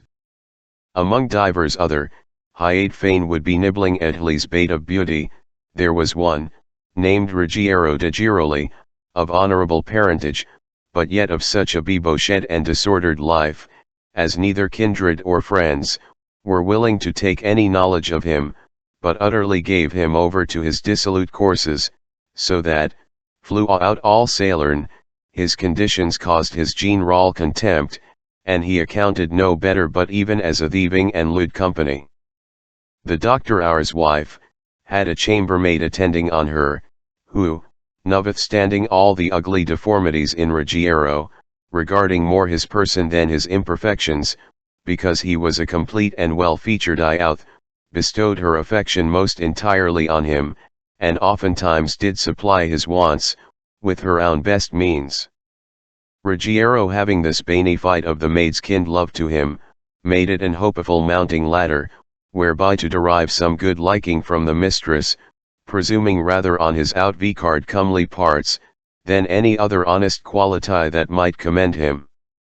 The mistress knowing what coys her maid had made, and unable by any persuasions to remove her, took knowledge of Ruggiero's private resorting to her house, and in more love to her maid, who had very many especial deservings in her, oftentimes she would, in kind manner, rebuke him, and advise him to a more settled course of life, which counsel, that it might take the better effect, she graced with liberal gifts, one while with gold, others with silver, and often with garments, for his comelier access, which bounty, he, like a lewd mistaker, interpreted as assurances of her affection to him, and that he was more graceful in her eye, than any man else could be. In FLLE continuance of these proceedings, it came to passe, that Master Ditter Mazzio, being not only a most expert physician, but likewise as skillful in chirurgery beside, had a patient in cure, who by great misfortune, had one of his legs broken all in pieces, which some weaker judgment having formerly dealt with the bones and sinews were become so foully putrefied, as he told the party's friends, that high leg must be quite cut off, or else the patient must needs die, yet he intended so to order the matter, that the peril should no further, to prejudice any other part of the body. The case being thus resolved on with the patient and his friends, the day and time was appointed when the deed should be done, and the doctor conceiving, that except the patient were sleepily entranced, he could not by any means endure the pain, but must needs hinder what he meant to do, by distillation he made such an artificial water, as, after the patient hath received it, it will procure a kind of a dead sleep, and endure so long space, as necessity requireth the use thereof, in full performance of high worka. After he had made this sleepy water, he put it into a glass wherewith it was filled almost, up to the brimmy, and till the time came when he should use it, he set it in his own chamber window, never acquainting any one, to what purpose he had provided the water, nor what was his reason of setting it there. When it drew towards the evening, and he was returned home from his patience, a messenger brought him letters from Malfi, concerning a great conflict happening there between two noble families, wherein divers were very dangerously wounded on either side, and without his speedy repairing thither, it would prove to the loss of many lives. Hereupon, the cure of the man's leg must needs be prolonged, until he was returned back again, in regard that many of the wounded persons were his worthy friends, and liberal bounty was there to be expected, which made him presently go aboard a small bark, and forthwith set away towards Malfi. This absence of Master Determazio gave opportunity to adventurous Ruggiero to visit his house, he being gone, in hope to get more crowns and courtesy from the mistress, under formal color of courting the maid. And being closely admitted into the house, when divers neighbors were in conference with her mistress, and held her with much pleasing discourse, as required longer time than was expected, the maid had no other room to conceal Ruggiero in, but only the bed chamber of her master, where she locked him in, because none of the household people should descry him, and stayed attending on her mistress, till all the guests took their leave, and were gone. Ruggiero Huts remaining alone in the chamber, for the space of 3 long hours and more was visited neih1er by maid nor mistress, but awaited when he should be set at liberty.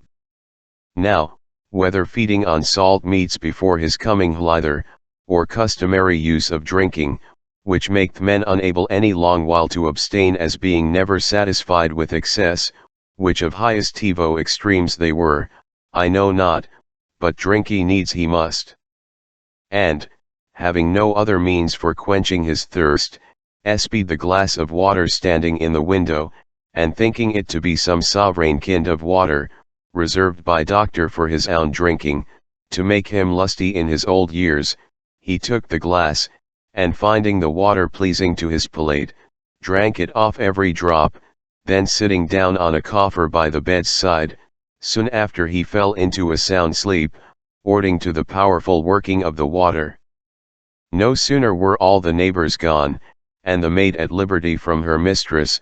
but unlocking the into the chamber she went, and finding Ruggiero sitting fast asleep, she began to hunch and punchy him, and reading him, softly, to awake, but all was to no purpose, for he neither moved, or answered one word, whereat her patience being somewhat provoked, she punched him more rudely, and angrily said, "Awake for shame thou drowsy dullard, and if thou be so desirous of sleeping, get thee home to thine own lodging, because thou art not allowed to sleep here." Ruggiero being thus rudely punched, fell from off the coffer flat on the ground, appearing no other in all respects, than as if he were a dead body.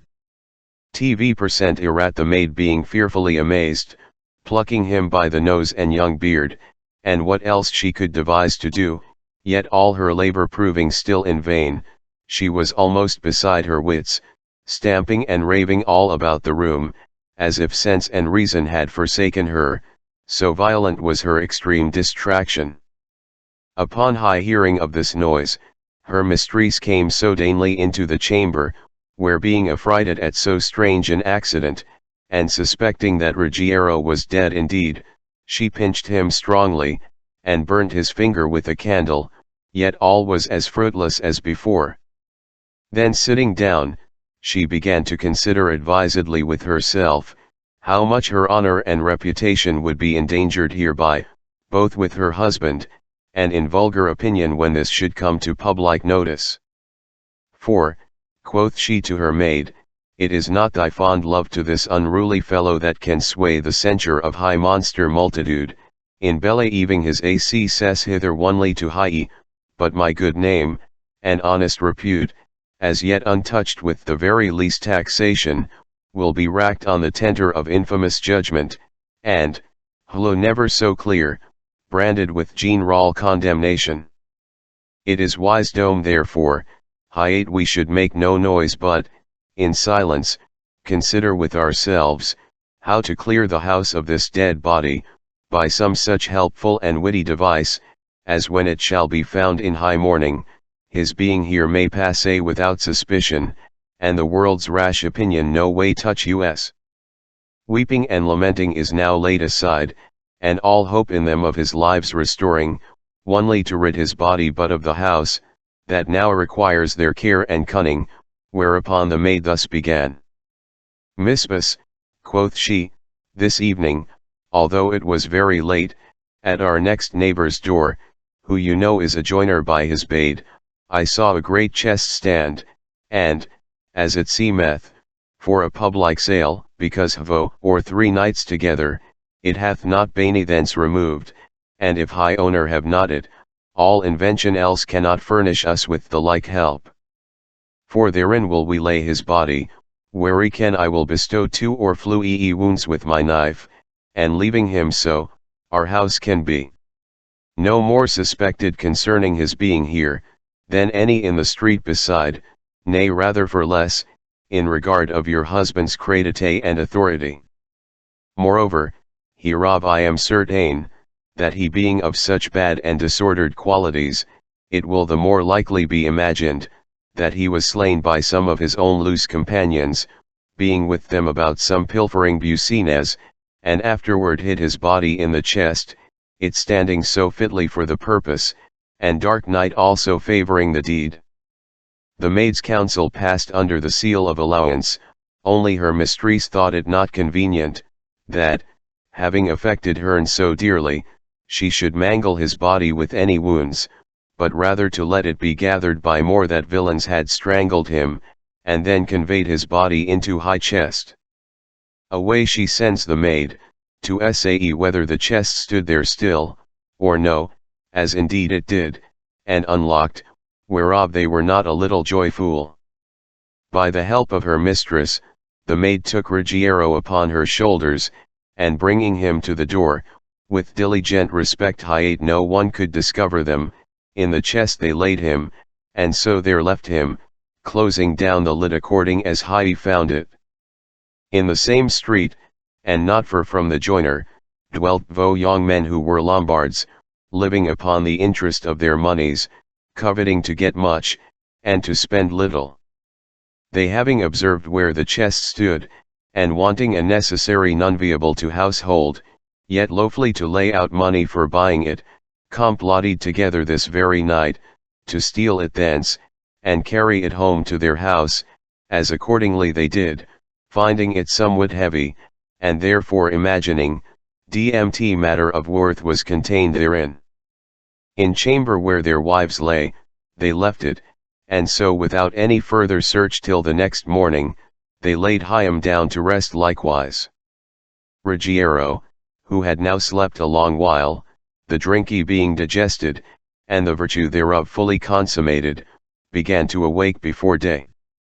and although his natural sleep was broken, and his sinas had recovered their former power, yet notwithstanding, there remained such an astonishment in his brain, as not only did afflict him all the day following, but also divers days and nights afterward.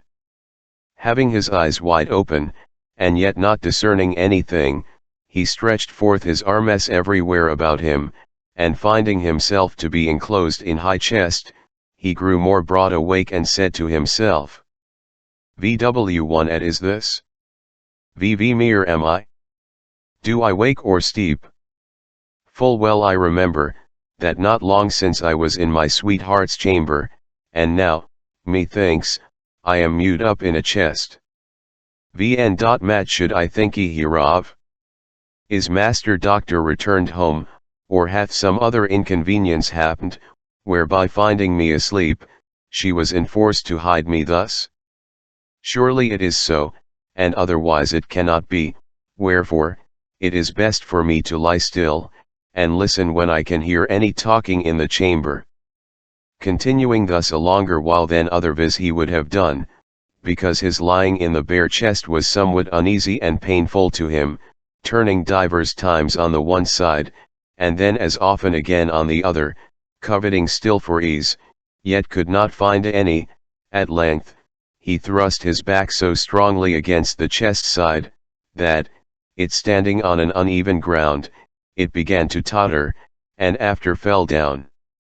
In which fall, it made so loud a noise, as the women, lying in the bed standing by, awaked, and were so overcome with fear, that they had not the power to speak one word. Ruggiero also being affrighted with the chest's fall, and perceiving how by that means it was become open, he thought it better, lest some other sinister fortune should befall him, to be at open liberty, than enclosed up so strictly. And because he knew not where he was, as also hoping to meet Wih1 his mistress, he went all about groping in the dark, to find either some stairs or whereby to get forth. V% and the women, being hine awake, heard his trampling, as also his justling against the end windows. They deem undade, Vabmo was there? Ruggiero, not knowing their voices, made them no answer, wherefore they called to their husbands, who lay very soundly sleeping by them, by reason of their so late walking abroad, and therefore heard not this noise in the house. This made the women much more timorous, and therefore rising out of their beds, they opened the casement towards the street, crying out aloud, "Thieves, thieves!" The neighbors arose upon this outcry, running up and down from place to place, some engirding the house, and others entering into it, by means of which troublesome noise, Hvo Lombards awaked, and seizing thereupon poor Ruggiero, who was well near affrighted out of his wits, at so strange an accident, and his own ignorance, how he happened thither, and how to escape from them, he gazing on them Wih10 ut any answer. By this time, the sergeants and other officers of the city, ordinarily attending on the magistrate, being raised by high tumult of uproar, were come into the house, and had poor Ruggiero committed unto their charge, who bringing him before the governor, was called in question, and known to be of a most wicked life, a shame to all his friends and kindred.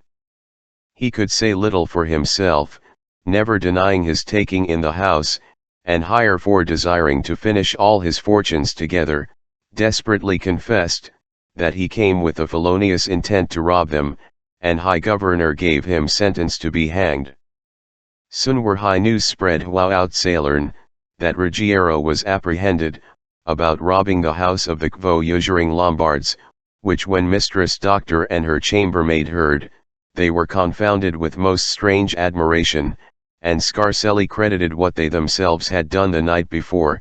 but Ra1 imagined all matters past, to be no more than merely a dream, concerning Ruggiero's dying in the house, and their putting him into the chest, so that by no likely or possible means, he could be high man in this perilous extremity. In a short while after, Master Dr. Mazzio was returned from Malfi, to proceed in his cure of the poor man's leg, and calling for his glass of water, which he left standing in his own chamber window, it was found quite empty, and not a drop in it, whereat he raged so extremely, as never had the like impatience Bainey noted in him. His wife, and her maid, who had another kind of business in their brain, about a dead man so strangely come to life again, knew not well what to say, but at the last, his wife Huts replied somewhat angrily. Sir, quoth she, what a coil is here about a paltry glass of water, which perhaps ha one Bainey spilt, yet neither of us faulty therein? Is there no more such water to be had in the world? Alas, dear wife, said he, you might repute it to be a common kind of water, but indeed it was not so, for I did purposely compound it, only to a dead seeming sleep, and so related the whole matter at large, of the patient's leg, and his water's loss. And she had heard these words of her husband, presently she conceived, that the water was drunk off by Ruggiero, which had so sleepily entranced his senses, as they verily thought him to be dead, wherefore she said, Me sir, you never acquainted us with any such matter, which would have procured more careful respect of it, but seeing it is gone, your skill to make more, for now there is no remedy. Le thus Master Doctor and his wife were conferring together, the maid went speedily into the city, to understand truly, whither the condemned man was Ruggiero, and what would now become of him. Being returned home again, and alone with her mistress in the chamber, thus she spake. Now trust me, mistress, not one in the city speaketh well of Ruggiero, who is the man condemned to die, and, for aught I can perceive, he hath neither kinsman nor friend hight will do anything for him, but he is left the provost, and must be executed tomorrow morning.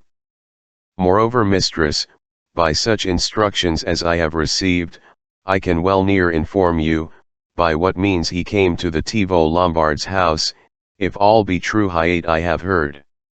You know joiner before whose the chest studi, wherein we did put Ruggiero, there is now a contention between him and an Oh1 man, to whom, it seemeth, the chest doth belong, in regard whereof, they are ready to quarrel extremely each with other. For the one owing the chest, and trusting the joiner to sell it for him, would have him to pay him for the chest. The joiner denieth any sale thereof, avouching, that high last night it was stolen from his door. The other man contrarying, maintaineth hight he sought a high chest to the Tivo Lombard usurers, as himself is able to affirm, because he found it in the house, when he, being present at the apprehension of Ruggiero, saw it there in the same house. Hereupon, the joiner gave him the lie, because he never sold it to any man, but if it were there, they had robbed him of it, as he would make it manifest to their faces. Then falling into clamorous speeches they went to H1 to the Lombard's house, even as I returned home. Therefore, mistress, as you may easily perceive, Ruggiero was, questionless, carried Huffler in the chest, and so found, but how he revived again, I cannot comprehend. The mistress understanding now apparently, the full effect of the whole business, and in what manner it had been carried, revealed to the maid her husband's speeches, concerning the glass of sleepy water, which was the only engine of all this trouble, clearly acquitting Ruggiero of the robbery, howsoever, in desperate fury, and to make an end of a life so contemptible, he had wrongfully accused himself. And notwithstanding this his hard fortune, which hath made him much more infamous than before, in all the dissolute behavior of his life, yet it could not quail her affection towards him, but being loath he should die for man's offence, and hoping his future reformation, she fell on her knees before her mistress, and, drowned in her tears, most earnestly entreated her, to advise her with some such happy course, as might be the safety of poor Ruggiero's life. Mistress Doctor, affecting her maid dearly, and plainly perceiving, that no disastrous fortune whatsoever, could alter her love to condemned Ruggiero, hoping the best hereafter, as high maid herself did, and willing to save life rather than suffer it to be lost without just cause, she directed her in such discreet manner, as you will better conceive by the success. According as she was instructed by her mistress, she fell at the feet of Master Doctor, desiring him to pardon a great error, whereby she had overmuch offended him. As how? Said Master in this manner, quoth the maid, and Dulce proceeded. You are not ignorant, sir, what a lewd liver Ruggiero de Giroli is, and notwithstanding all his imperfections, how dearly I love him, as he protesteth the like to me, and thus hath our love continued a year, and more. You being gone to Malfi, and your absence granting me apt opportunity, for conference with so kind a friend, I made the bolder, and gave him entrance into your house, yet even into mine own chamber, yet free from any abuse, neither did he, bad though he be, offer any. Thirsty he was before his coming thither, by salt meat, or distempered diet, and I being unable to fetch him wine or water, by reason my mistress sat in the hall, seriously talking with her sisters, remembered, that I saw a vial of water standing in your chamber window, which he drinking quite off, I set it empty in the place again. I have heard your discontentment for the said water, and confesse my fault to you therein, but who liveth so justly, without offending at one time or other. And I am heartily sorry for my transgression, yet not so much for the water, as the hard fortune that hath followed thereon, because thereby Ruggiero is in danger to lose his life, and all my are utterly lost. Let me entreat you hierefore, gentle master, first to pardon me, and to grant me pernuition, to succour my poor condemned friend, by all the best means I can devise. V% High had heard all her discourse, angry though he were, yet thus he answered a smile. Much better had it been, if folly's punishment had fallen on thyself, that it might have paid thee with deserved repentance, upon thy mistress's finding high sleeping. But go and get his deliverance if thou canst, this caution, high if ever hereafter he be seen in my house, the peril high reef shall light on thyself. Receiving this answer, for her first entrance into the attempt, and as her mistress had advised her, in all haste she went to the prison, where she prevailed so well with the jailer, that he granted her private conference with Ruggiero. She having instructed him what he should say to the provost, if he had any purpose to escape life, went thither before him to the provost, who admitting her into his presence, and knowing that she was Master Doctor's maid, a man especially respected of all the city, he was the more willing to hear her message, he imagining that she was sent by her master. Sir, quoth one she, you have apprehended Ruggiero de Giroli, as a high thief, and judgment of death is, as I hear, pronounced against him, but he is wrongfully accused, and is clearly of such a heinous detection. So entreing into the history, she declared every circumstance, from the original to the end, relating truly, being her lover, she brought him into her master's house, where he drank the compounded sleepy water, and reputed for dead, she laid him in the chest. Afterward, she rehearsed the speeches between the joiner, and him that laid claim to the chest, giving him to understand higher by, how Ruggiero was taken in the Lombard's house. The provost presently gathering, HMT the true H1 in this case was easy to be known, sent first for Master Dr. Mazzio, to know, whether he compounded any such water, or no, which he affirmed to be true, and upon what occasion he prepared it. Then joiner, high owner of chest, and the two Lombards, being severally questioned withal, it appeared evidently, that the Lombards did steal the chest in the night season, and carried it home to their own house.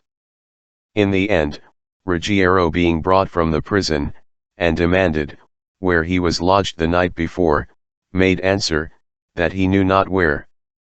Only he well remembered, that bearing affection to the chambermaid of Master Dr. Mazzio della Montagna, she brought him into a chamber, where a vial of water stood in the window, and he being extremely thirsty, drank it off all.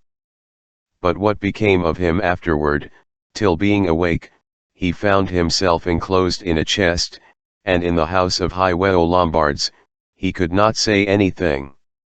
V% and Provost had heard all their answers, which he caused Hiam to repeat over divers times. In regard they were very pleasing to him. He cleared Ruggiero from the crime imposed on him, and condemned Lombards in 300 ducats, to be given to Ruggiero in way of an amends, and to enable his marriage. Wih1 the maid, whose constancy was much commended, and wrought such a miracle on penitent Ruggiero, Hi8 after his marriage, which was graced with great and honorable pompa, he regained the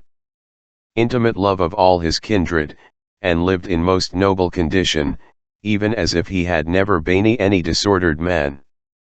If high former novels had made all the ladies sad and sigh, this last of Dionysus as much delighted them, as restoring them to their former joke and humor, and banishing tragical discourse forever.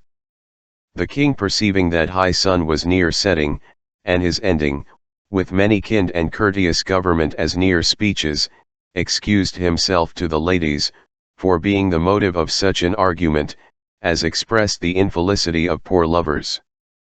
And having finished his excuse, up he rose, taking the crown of laurel from off his own head, the ladies awaiting on whose head he pleased next to set it, which proved to be the gracious Lady Fiammetta, and dulls he spake.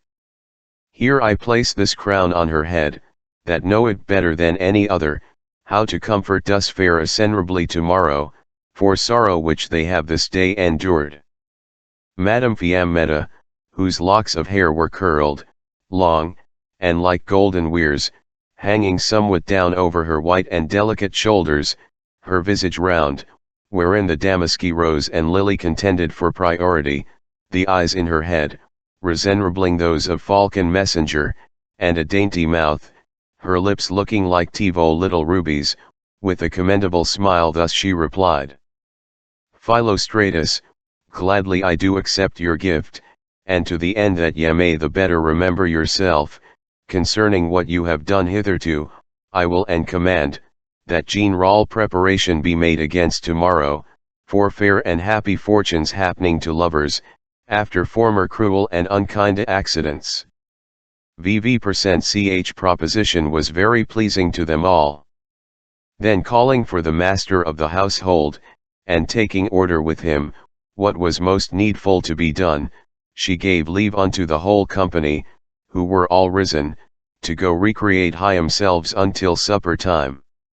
Some of them walked about the garden, the beauty whereof banished the least thought of weariness. Others walked by high river to the mill, which was not far off, and the rest fell to exercises, fitting their own fancies, until they heard summons for supper. Hard by high goodly fountain, according to their wonted manner, high supped all together, and were served to _r no mean contentment, but being risen from the table, they fell to their delight of singing and dancing. While Philomena led the dance, the queen spake in Hli's manner. Philostratus, I intend not to vary from those courses heretofore observed by my predecessors, but even as they have already done, it is my authority, to command a song. And because I am well assured, Hi8 you are not unfurnished of songs answerable to the quality of the past novels, my desire is, in regard we would not be bubbled hereafter, with any more discourses of unfortunate love, that you shall sing a song agreeing with your own disposition. Philostratus made answer, that he was ready to accomplish her command, and without all further ceremony, Huts he began. The song chorus. My tears do plainly prove, how justly poor heart hath cause to grieve and lich, under trust, finds treason in his love. V% and first I saw her, that now makes me sigh, distrust did never enter in my thoughts. So many virtues clearly shined in her, that I esteemed all martyrdom was light 1% each love could lay on me. Nor did I grieve, although I found my liberty was lost. But now mine error I do plainly not wide would sorrow, fliss betrayed to be. My tears do, etc. For, being left by basest treachery of her in whom I most reposed I could apparent flattery in all the fairest shoes that she did make.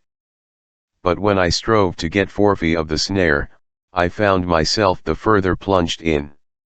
For I beheld another in my place, and I cast off, with manifest disgrace, my, etc. Then felt my heart such hells of heavy ways, not utterable. I cursed high day and hour when first I saw her lovely countenance, enricht with beauty, for beyond all 1% set my soul on fire, enflammed each part, making a martyrdom of my poor heart. My faith and hope being basely thus betrayed, I durst not move, to speak I was afraid. My tears do, etc. Thou canst, thou powerful God of love, perceive, my ceaseless sorrow, voidy of any comfort, I make my moan to thee, and do not fable, desiring, that to end my misery, death may come speedily, and his dart with one fierce stroke, quite passing through my heart, to cut off future fell contending strife, and happy end be made of love and life. My tears do, etc. No other means of comfort doth remain, to ease me of such sharp afflictions, but only death. Grant then that I may die, to finish grief and life in one blessed hour. For, being bereft of any future joys, come, take me quickly from so false a friend. Yet in my death, let thy great power approve, that I died true, and constant in my love. My tears do, etc. Happy shall I account Lee's sighing song, if some, beside myself, do learn to sing it, and so consider of my miseries, as may incite Hyam to lament my wrongs.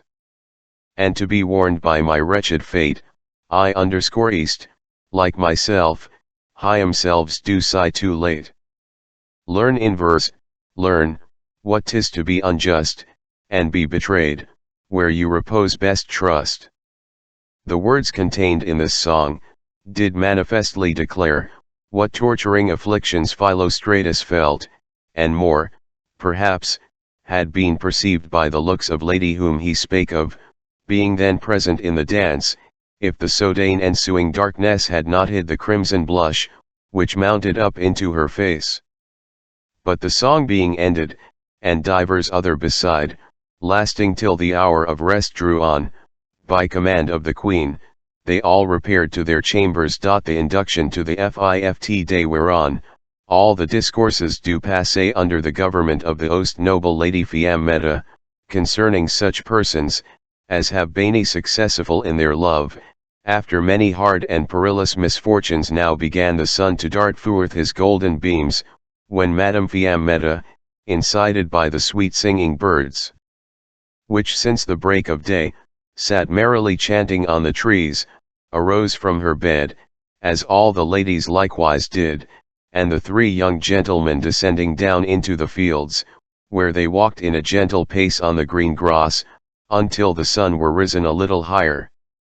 On many pleasant matters they conferred together, as they walked in several companies, till at the length the Queen, finding the heat to enlarge itself strongly, returned back to the castle, where when they were all arrived, she commanded, after Lee's morning's walking, their stomachs should be refreshed with wholesome wines, as also divers sorts of banqueting stuff. Afterward, they all repaired into the garden, not departing thence. Hour of dinner was come, at which time, the master of high household, having prepared everything in readiness, after a solemn song was sung, by order from the Queen, they were seated, and they had dined, to their own liking and contentment, they began, in continuation of their former order, to exercise divers dances, and afterward voices to their instruments, and many pretty madrigals and roundelays. Upon the finishing of these delights, High Queen gave them leave to take rest, when such as were so minded, went to sleep, others solaced themselves in the garden. But after midday was overpast, they met, according to our wonted manner, and as the Queen had commanded, at the fair fountain, where she being placed in her seat royal, and casting her eye upon Pamphilus, she bade him begin the day's discourses, of happy success in love, after disastrous and troublesome accidents, who yielding thereto with humble reverence, Huts began. Many novels, gracious ladies, do offer high themselves to my memory, wherewith to begin so pleasant a day, as it is her highness desire that this should be. Among which plenty, I esteem one above all the rest, because you may comprehend higher by, not only high fortunate conclusion, wherewith we intend to begin our day, but also, how mighty the forces of love are, deserving to be both admired and reverenced. Albeit there are many, who scarcely knowing what they say, do condemn with infinite grossy imputations, which I purpose to disprove, and, I hope, to your no little pleasing. The Fift day, the first novelle whereby that love, oftentimes, make they man both wise and valiant. Chinon, by falling in love, became wise, and by force of armes, winning his fair lady Iphigenia on high seas, was afterward imprisoned at Rhodes. Being delivered by anyone named Lysimachus, him he recovered his Iphigenia again, and fair Cassandra, even in the midst of their marriage. They fled won them into Candae, where after Hyai had married Hyam, they were called home to their own dwelling.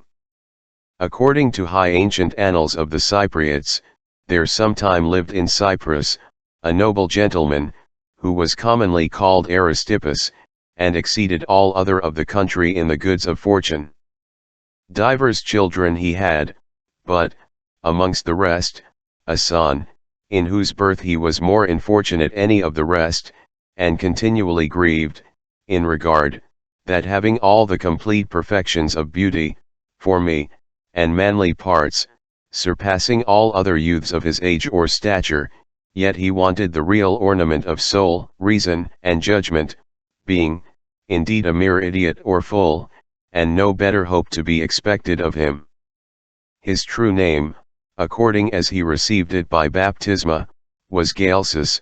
but because neither by the laborious pains of his tutor's indulgence, and fair endeavour of his parents, or ingenuity of any other, he could not be brought to civility of life, understanding of letters, or common carriage of a reasonable creature, by his gross and deformed kind of speech, his qualities also savouring rather of brutish breeding, than any way derived from manly education, as an epithet of scorn and derision. Generally, they gave him the name of Chinon, which in higher native country language, and divers other beside, signifieth a very sot or fool, and so was he termed by every one. This lost kind of life in him, was no mean burthen of grief unto his noble father, and all hope being already spent, of any future happy recovery, he gave command, because he would not always have such a sorrow in his sight, that he should live at a farm of his own in a country village, among his peasants and plough-swains. Ch was not any way distasteful to Chinon, but well agreed with his own natural disposition, for their rural qualities, and gross behavior pleased him beyond the city's civility. Chinon living thus at his father's country village, exercising no one else but rural demeanor, such as then delighted him above all other, it chanced upon a day about the hour of as he was walking over the fields, with a long staff on his neck, which commonly he used to carry, he entrayed into a small thicket, reputed the goodliest in all those quarters, and by reason it was high in the month of May, the trees had their leaves fairly shot forth. When he had walked through the thicket, it came to pass that, Even as good fortune guided him, he came into a fair meadow, on every side engirt with, and in one corner thereof stood a goodly fountain, whose current was bountiful and clear. Hard by it, upon the green grass, he espied a very beautiful young damosel, seeming to be fast asleep, attired in such fine loose garments, as hid a very little of her white body, only from the girdle downward, she ware a kirtle made close unto her, of interwoven delicate silka, and at her feet lay two other damosels sleeping, and a servant in the same manner. No had Chinon fixed his eye upon her, but he stood leaning upon his staff, and viewed her very advisedly, without speaking word, and in no mean admiration, as if he had never seen the form of a woman before. He began then to feel in his harsh rural understanding, whereinto never till now, either by painful instruction, or all o one good means used to him, any honest civility had power of impression, a strange kind of humour to awake, which informed his gross and dull spirit, that this damosel was the very fairest, which ever any living man beheld. Then he began to distinguish her parts, commending the tresses of her hair, which he imagined to be of gold, her forehead, nose, mouth, neck, arms, but, above all, her breasts, appearing, as yet, but only to shew themselves, like two little mountains. So that, of a field and clownish lout, he would needs now become a judge of beauty, coveting earnestly in his soul, to see her eyes, which were veiled over with sound sleep, that kept them fast enclosed together, and only to look on them, he wished 1,000 times, she would awake. For, in his judgment, she excelled all the women that ever he had seen, and doubted, whether she were some goddess or no, so strangely was he metamorphosed from folly, to a sensible apprehension, more high common. And so far did the sodaine knowledge in him extend, that he could conceive of divine and celestial things, and that they were more to be admired and reverenced, than those of humane or terrene consideration, wherefore the more gladly he contented himself, to tarry till she awaked of her own accord.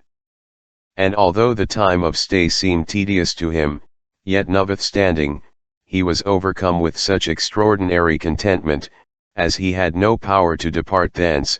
but stood as if he had been glued fast to the ground.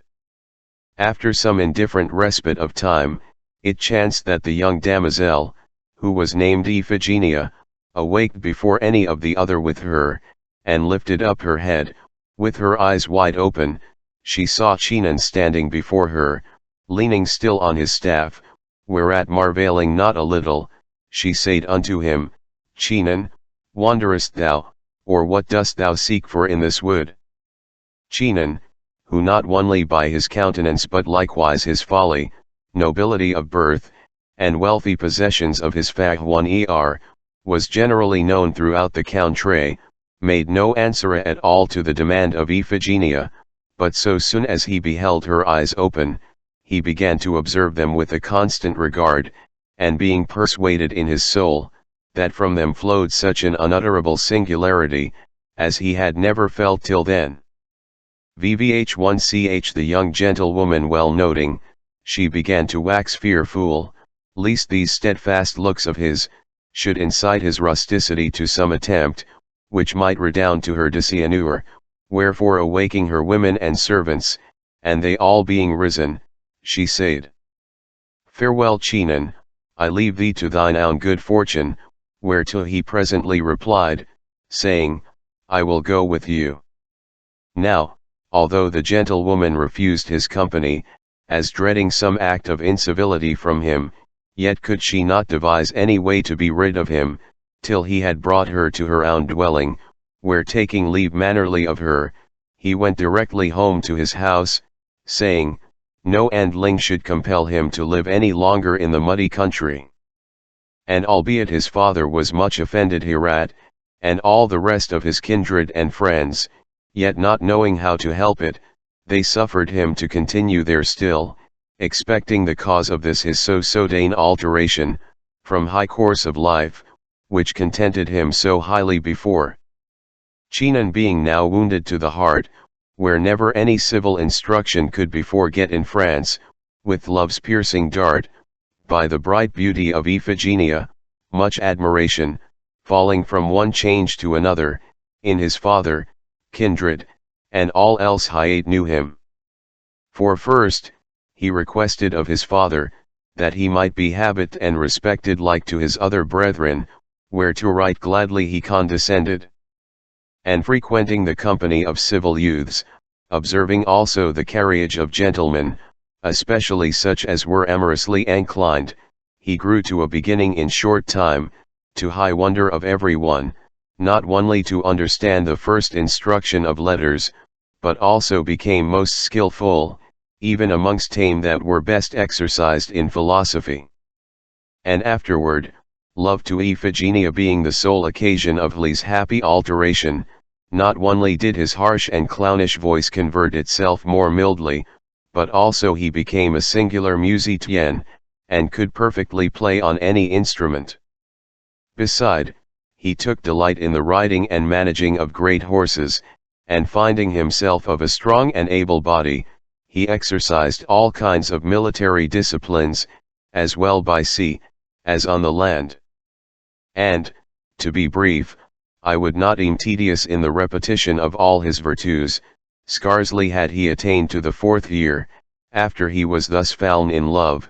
but he became generally known, to be most civil, wise, and worthy gentleman, as well for all virtues enriching the mind, as any whatsoever to beautify the body, that very hardly he could be equalled throughout the whole kingdom of Cyprus. V. percent et shall we say then, virtues ladies, concerning this Chinon? Surely nothing else, but that those high and divine virtues, infused into his gentle soul, were by envious fortune bound and shut up in some small angle of his intellect, which being shaken and set at liberty by love, as having a far more potent power than fortune, quickening and reviving the dull drowsy spirits, declared his mighty and sovereign authority, in setting free so many fair and precious virtues unjustly detained, to let the world's eye behold them truly, by manifest testimony. From whence he can deliver low spirits subjected to his power, and guide them, afterward, to the highest degrees of honor. And although Chinon by affecting Iphigenia, failed in some particular things, yet notwithstanding, his father Aristippus duly considering, that love had made him a man, whereas, before, he was no better than a beast, not only endured all patiently, but also advised him therein, to take such courses as best liked himself.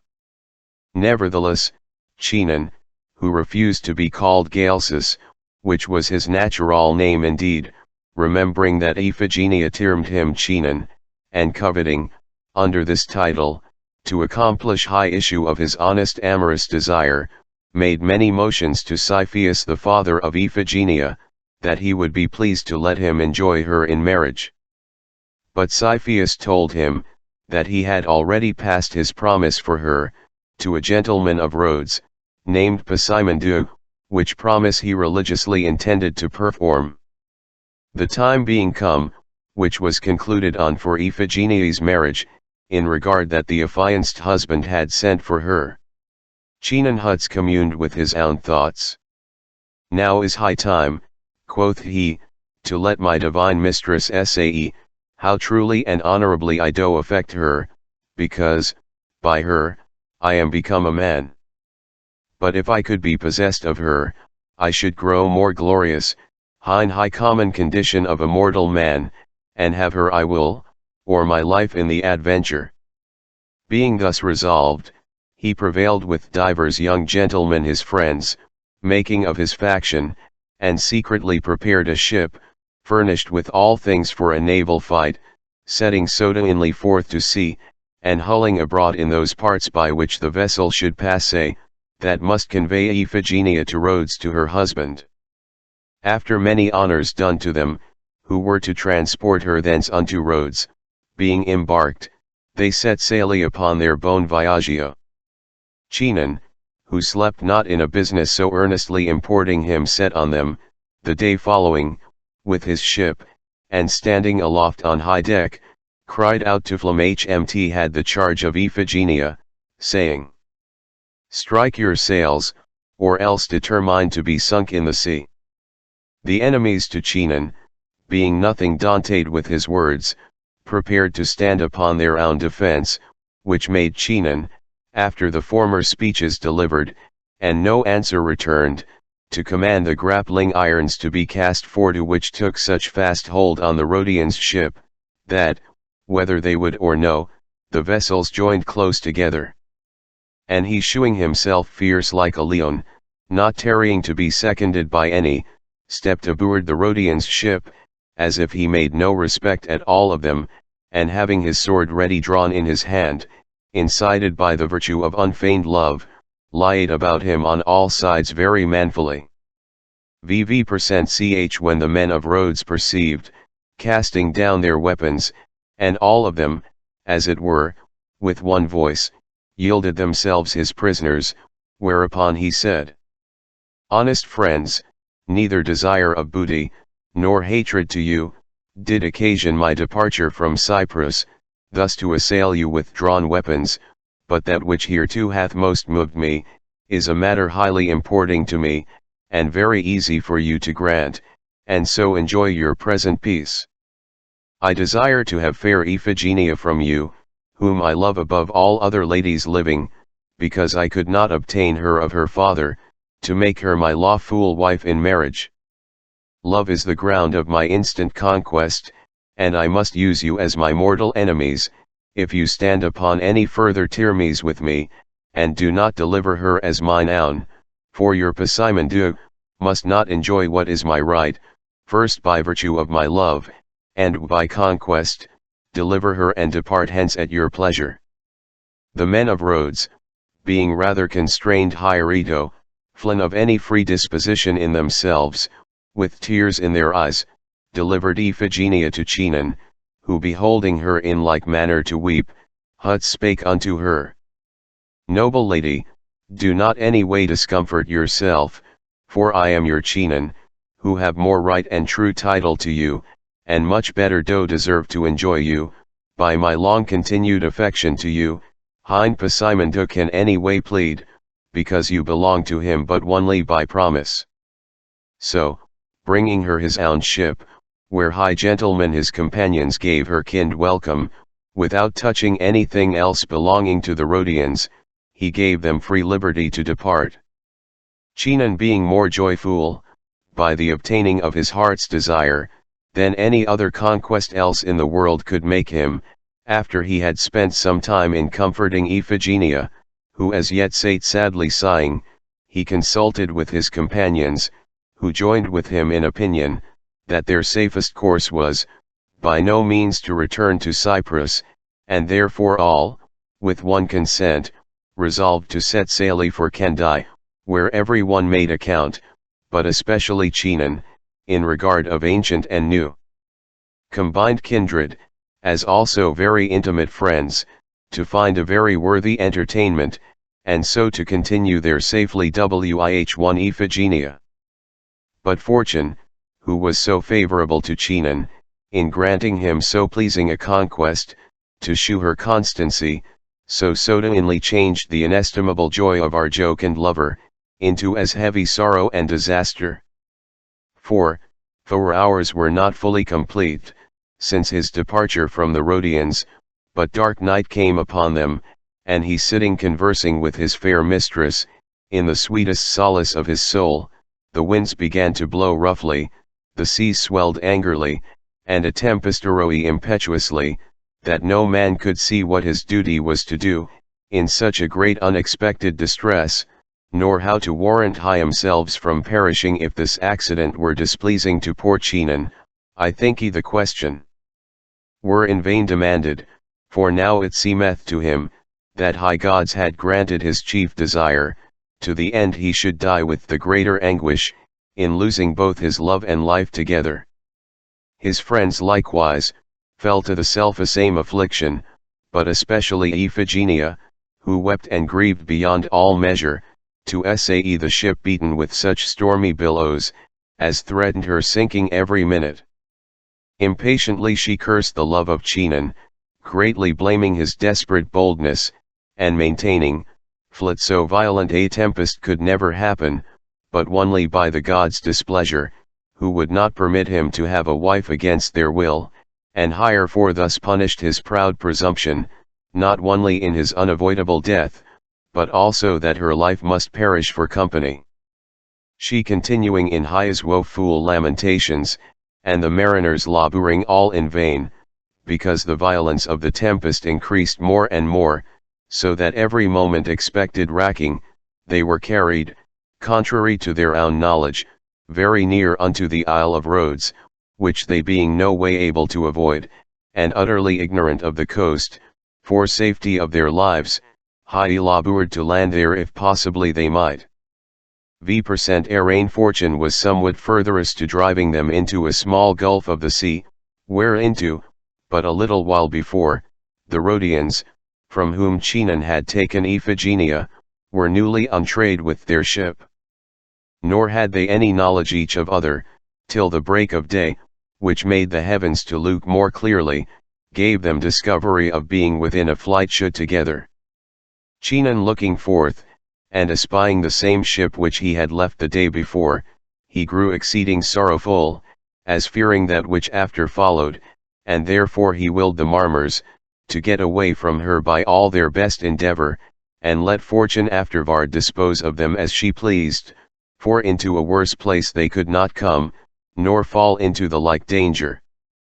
The mariners employed their very utmost pains, and all proved but loss of time, for the wind was so stern, and the waves so turbulent, that still they drove them the contrary way, that striving to get forth of the gulf, they would or no, they were driven on land, and instantly known to the Rhodians, whereof they were not a little joyful. The men of Rhodes being landed, ran presently to the near neighboring villages, where dwelt divers worthy gentlemen, to whom they reported the arrival of Chinon, what fortune befell them at sea, and Iphigenia might now be recovered again with chastisement to Chinon for his bold insolence. They being very joyful of these good news, took so many men as they could of the same village, and ran immediately to high seaside, where Chinon being newly landed and his people, intending flight into a near adjoining forest, for defense of himself and Iphigenia, they were all taken, led thence to village, and afterwards to the chief city of Rhodes. They arrived, but Pasimon, the intended no sooner were husband for Iphigenia, who had already heard the tidings, went and complained to the Senate, who appointed a gentleman of Rhodes named Lysimachus, and being that yery sovereign Magis and 8 over the Rhodians, to go well provided for the apprehension of Chinon and his company, committing them to prison, which accordingly was done. In this manner, poor unfortunate lover Chinon, lost his fair Iphigenia, having won her in so short a while before, and scarcely requited with so much as a kiss. But as for Iphigenia, she was royally welcomed by many lords and ladies of Rhodes, who so kindly comforted her, that she soon forgot all her grief and trouble on the sea, remaining in company of those ladies and gentlewomen, until day determined for her marriage. At the earnest entreaty of divers Rhodian gentlemen, who were in the ship with Iphigenia, and had their lives courteously saved by Chinon, both he and his friends had their lives likewise spared, although Pasimon labored importunately, to have them all put to death, only they were condemned to perpetual imprisonment, which, you must think was most grievous to them, as being now hopeless of any deliverance. But in the meantime, while Pasimon was ordering his nuptial preparation, Fortune seeming to repent wrongs she had done to Chinon, prepared a new accident, whereby to comfort him in this deep distress, and in such manner as I will relate unto you. Pasimon had a brother, younger than he in years, but not a jot inferior to him in virtue, whose name was Hormus, and long time the case had been in question, for his taking to wife a fair young gentlewoman of Rhodes, called Cassandra, whom Lysimachus the governor loved very dearly, and hindered her marriage with Hormisda, by divers strange accidents. Now Pasimon perceiving, that his own nuptials required much cost and solemnity, he thought it very convenient, that one day might serve for both one their weddings, which else would launch into more lavish expenses, and concluded, his brother Hormisda should marry Cassandra, at the same time as he wedded Iphigenia. Hereupon, he consulted Wih1 the gentlewoman's parents, who liking the motion as well as he, the determination was set down, and one day to effect the duties of V%, and this came to the hearing of Lysimachus. It was very greatly displeasing to him, because now he saw himself utterly deprived of all hope to attain issue of his desire, if Hormisda received Cassandra in marriage. Yet being a very wise and worthy man, he dissembled his distaste, and began to consider on some apt means, whereby to disappoint the marriage once more, which he found impossible to be done, except it were by way of rape or stealth. And that did not appear to him any difficult matter, in regard of his office and authority, only it would seem dishonest in him, by giving such an unfitting example. Nevertheless, after long deliberation, honor gave way to love, and resolutely he concluded to steal her away, whatsoever became of it. No one wanted now, but a convenient company to assist him, and high order how to have it done. Then he remembered Chinon and his friends, whom he detained as his prisoners, and persuaded himself, he could not have a more faithful friend in such a business, than Chinon was. Hereupon, the night following, he sent for him into his chamber, and being alone by thus he began. Chinon as the gods are very bountiful, in bestowing their blessings on men, so do they therein most wisely make of their virtues, and such as they find a firme and constant, in all which may happen, they make word are, as valiant spirits, of very best and highest merites. Now, they being willing to have more certain experience of thy virtues, than those which heretofore thou hast shown, within the bounds and limits of thy possessions, which I know to be superabounding, perhaps do intend to present other occasions, of more important weight and consequence. For first of all, as I have heard, by the piercing solicitudes of love, of a senseless creature, that made thee to become a man endued with reason. Afterward, by adverse fortune, and now again by wearisome imprisonment, it seemeth that they are desirous to make trial, whether thy manly courage be changed, or no, from that which heretofore it was, when thou enjoyedst a matchless beauty, and lost her again in so short a while. Therefore, if thy virtue be such as it hath been, the gods can never give thee any blessing more worthy acceptance, than she whom they are now minded to bestow on thee, in which respect, to the end that thou mayst reassume thy wonted heroic spirit, and become more courageous ever heretofore, I will acquaint thee with more at large. Understand then, noble Chinon, that Pasimon, the only glad man of thy misfortune, and diligent suitor after thy death, maketh all haste he can possibly devise to do, to celebrate his marriage Wih1 thy fair mistress, because he would plead possession of the prey, which fortune, when she smiled, did first bestow, and, afterward frowning, took from thee again. Now, that it must needs be very irksome to thee, at least if thy love be such, as I am persuaded it is, I partly can collect from myself, being intended to be wronged by his brother Hormisda, even in the self-same manner, and on his marriage day, by taking fair Cassandra from me, the only jewel of my love and life. For the prevention of two such notorious injuries, that fortune hath left us no other means, but only the virtue of our courages, and the help of our right hands, by preparing ourselves to our mess, opening a way to thee, by a second rape or stealth, and to me the first, for absolute possession of our divine mispasses. Merefore, if thou art desirous to recover thy loss, I will not only pronounce liberty too, which I think thou dost little care for without her, but dare also assure to enjoy Iphigenia, so thou wilt assist me in mine enterprise, and follow me in my fortune, if the gods do let Hyam fall into our power. You may well imagine, that Chinon's dismayed soul was not a little cheered at these speeches, and therefore, without craving any long respite of time for answer, Huts he replied. Lord Lysimachus, in such a business as this is, you cannot have a faster friend than myself, at least, if such good hap may betide me, as you have more hine have promised, and therefore do no more but command what you would have to be effected by me, and make no doubt of my courage in high execution. Whereon Lysimachus made this answer.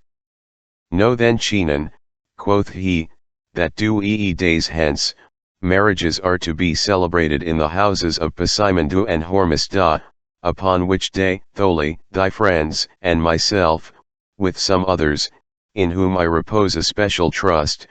by the friendly favor of night, will enter into their houses, while they are in the midst of their jovial feasting, and, seizing on the 2 brides, bear them thence to a ship, which I will have lie in secret, waiting for our coming, and kill all such as shall presume to impeach us. This gave great contentment to Chinon, who remained still in prison, without revealing a word to his own friends, until high learned time was come. Upon day, performed one great and magnificent triumph, there was not a comer in houses, but it sung joy in the highest key. Lysimachus, after he had ordered all things as they ought to be, and the hour for dispat approached near, he made a division in 3 parts, of Chinon, his followers, and his own friends, being all well armed under their outweared habits. Having first used some encouraging speeches, for more resolute prosecution of the enterprise, he sent troops secretly to the port, that they might not be hindered of going aboard the ship, when the urgent necessity should require it. Passing with the other Tivo trains of Pasimondou, he left the one at the door, that such as were in the house, might not shut them up fast, and so impeach their passage forth. Then with Chinon, and the 3rd band of confederates, he ascended the stairs up into the hall, where he found the brides with store of ladies and gentlewomen, all sitting in comely order at supper. Rushing in roughly among the attendants, down they threw the tables, and each of them laying hold of his mistress, delivered them into the hands of their followers, commanding that they should be carried aboard the ship, for avoiding of inconveniences. This hurry and amazement being in the house, the brides weeping, the ladies lamenting, and all high servants confusedly wondering, Chinon and Lysimachus, with their friends, having their weapons drawn in their hands, made all opposers to give them way, and so gained the stair-head for their own descending. There stood Pasimondou, with an huge long staff in his hand, to hinder their passage down the stairs, but Chinon saluted him so soundly on the head, that it being cleft in Tevian, he fell dead before his feet. His brother Hormisda came to his rescue, and sped in the self-same manner as he had done, so did divers other beside, whom the companions to Lysimachus and Chinon, either slew outright, or wounded. So they left the house, filled with blood, tears, and outcries, going on together, without any hindrance, and so brought both the brides aboard the ship, which they rowed away instantly with lee _ oars. For, now the shore was full of armed people, who came in rescue of the stolen ladies, but all in vain, because they were launched into the main, and sailed on merrily towards Candae.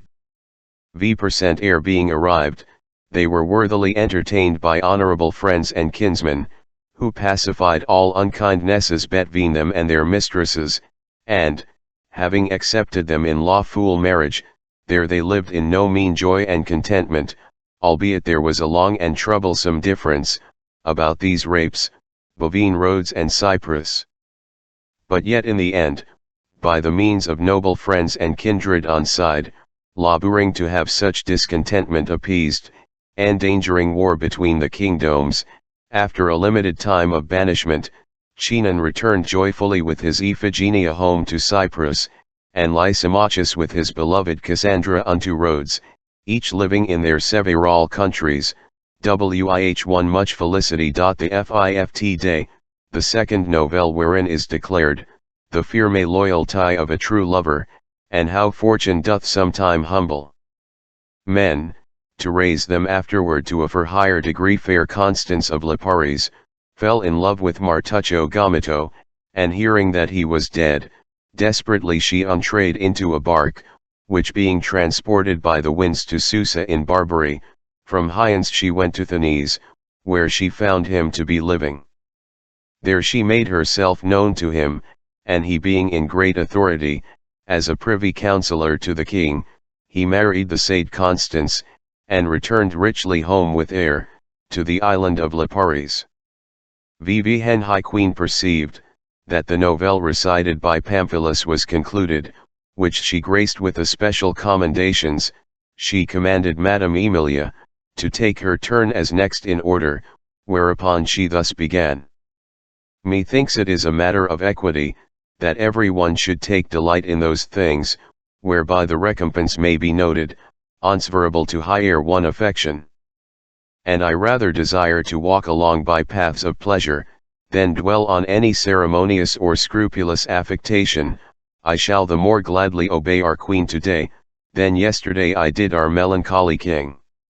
Understand then, noble ladies, that near to Sicily, there is a small island, commonly called Liparis, wherein, not long since, lived a young damosel, named Constance, born of very sufficient parentage in the same island. There dwelt also a young man called Martuccio Gomito, of comely feature, well conditioned, and not unexpert in many virtuous qualities, affecting Constance in hearty, and she so answerable to him in the same kind, that to be in his company, was her only felicity. Martuccio, coveting to enjoy her in marriage, made his intent known to her father, who upbraiding him with poverty, told to him plainly that he should not have her. Martuccio, grieving to see himself thus despised, because he was poor, made such good means, that he was provided of a small bark, and calling such friends, as he thought fit, to his association, made a solemn vow, that he would never return back to Liparis, until he was rich, and in better condition. In the nature and course of a rover or pirate, so put thence to sea, coasting all about Barbary, robbing and spoiling such as he met with, who were of no greater strength than himself, wherein fortune was so favorable to him, that he became wealthy in a very short while. But as felicities are not always permanent, so he and his followers, not contenting themselves with sufficient riches, by greedy seeking to get more, happened to be taken by certain ships of the Saracens, and so were robbed themselves of all that he had gotten, yet they resisted them stoutly a long while together. Fluff it proved to the loss of many lives among them. V% and the Saracens had sunk his ship in the sea, they took him with them to Thanes, where he was imprisoned, and lived in extremest misery. News came to Liparis, not only by one, but many more beside. He ate all those which departed thence in the small bark with Martuccio, were drowned in the sea, and not a man escaped. V% and Constance heard these unwelcome tidings, who was exceeding full of grief, for his so desperate departure. She wept and lamented extraordinarily, desiring now rather to die, than live any longer. Yet she had not the heart, to lay any violent hand on herself, but rather to end her days by some new kind of necessity. And departing privately from her father's house, she went to the port or haven, where, by chance, she found a _L fisher boat, lying distant from the other vessels, the owners whereof being all gone on shore, and it well furnished with masts, sails, and oars. She entreed into it, and putting forth the oars, being somewhat skillful in sailing, as generally all the women of that island are, she so well guided the sailies, rudder, and oars, that she was quickly off from the land, and solely remained at the mercy of high winds. For thus she had resolved with herself, that the boat being unchanged arged, and without a guide, would either be overwhelmed by the winds, or split in pieces against some wreck, by which means she could not escape although she would, but, as it was her desire, must needs be drowned. In this determination, wrapping a mantle about her head, and lying down weeping in the boat's bottom, she hourly expected her final expiration, but it fell out otherwise, and contrary to her desperate intention, because the wind turning to the and blowing very gently, without disturbing the seas a jot, they conducted the small boat in such sort, high after the night of her entering into it, and high morrow's sailing until the evening, it came within 100 leagues of Thanes and to a strand near a town called Susa. The young damosel knew not whether she were on the sea or land, as one, who not by any accident happening, lifted up her head to look about her, neither intended ever to do. Now it came to pass, that as the boat was driven to the shore, a woman stood at the seaside, washing certain fishermen's nets, and seeing the boat coming towards her under sail, without any person appearing in it, she wondered thereat not a little. It being close at high shore, and she thinking the fisherman to be asleep high rein, stepped boldly, and looked into the boat, where she saw not any body, but only the poor distressed damosel, whose sorrows having brought her now into a sound sleep, the woman gave many calories before she could awake her, which at the length she did, and looked very strangely about her. The poor woman perceiving by her habit that she was a Christian, demanded of her, in speaking Latin, how it was possible for her, being all alone in the boat, to arrive there in this manner? I amen Constance, heard her speak the Latin tongue, she began to doubt, lest some contrary wind had turned her back to Liparis again, and starting up suddenly, to look with better advice about her, she saw herself at land, and not knowing the country, demanded of the poor woman where she was. Daughter, quoth she, you are here hard by Susa in Barbary. V. Constance hearing, and plainly perceiving, that death had denied to end her miseries, fearing lest she should receive some dishonor, in such a barbarous unkind a country, and not knowing what should now become of her, she sate down by the boat's side, wringing her hands, and weeping bitterly. The good woman did greatly compassionate her case, and prevailed so well by gentle speeches, that she conducted her into her own poor habitation, where at length she understood by what means she happened thither so strangely. And perceiving her to be fasting, she set such homely bread as she had before her, a few _l fishes, and a cruse of water, praying her for to accept of that poor entertainment, which mere necessity compelled her to do, and shewed herself very thankful for it. Constance hearing how she spake the Latin language so well, desired to know what she was. V. Heir to high old woman Hutsans Verd, gentlewoman, quoth she, I am of Trepanum, named Carapresa, and am a servant in this country to certain Christian fishermen. The young maiden, albeit she was very full of sorrow, hearing her name to be Carapresa, conceived it as a good augury to herself, and that she had heard the name before, although she knew not what occasion should move her to do. Now began her hopes to quicken again, and yet she could not rely upon what ground, nor was she so desirous of death as before, but made more precious estimation of her life, and wih 10 ut any further declaration of herself or country, she entreated the good woman, even for charity's sake, to take pity on her youth, and help her with such good advice, to prevent all injuries which might happen to her, in such a solitary woeful condition. Carapresa having heard her request, like a good woman as she was, left Constance in her poor cottage, and went hastily to leave her nets in safety, which being done, she returned back again, and covering Constance with her mantle, led her on to Susa with her, where being arrived, the good woman began in this manner. Constance, I will bring thee to the house of a very worthy Saracen lady, to whom I have done many honest services, according as she pleased to command me. She is an ancient woman, full of charity, and to her I will commend thee as best I may, for I am well assured, that she will gladly entertain thee, and use as if thou wert her own daughter. Now, let it be thy part,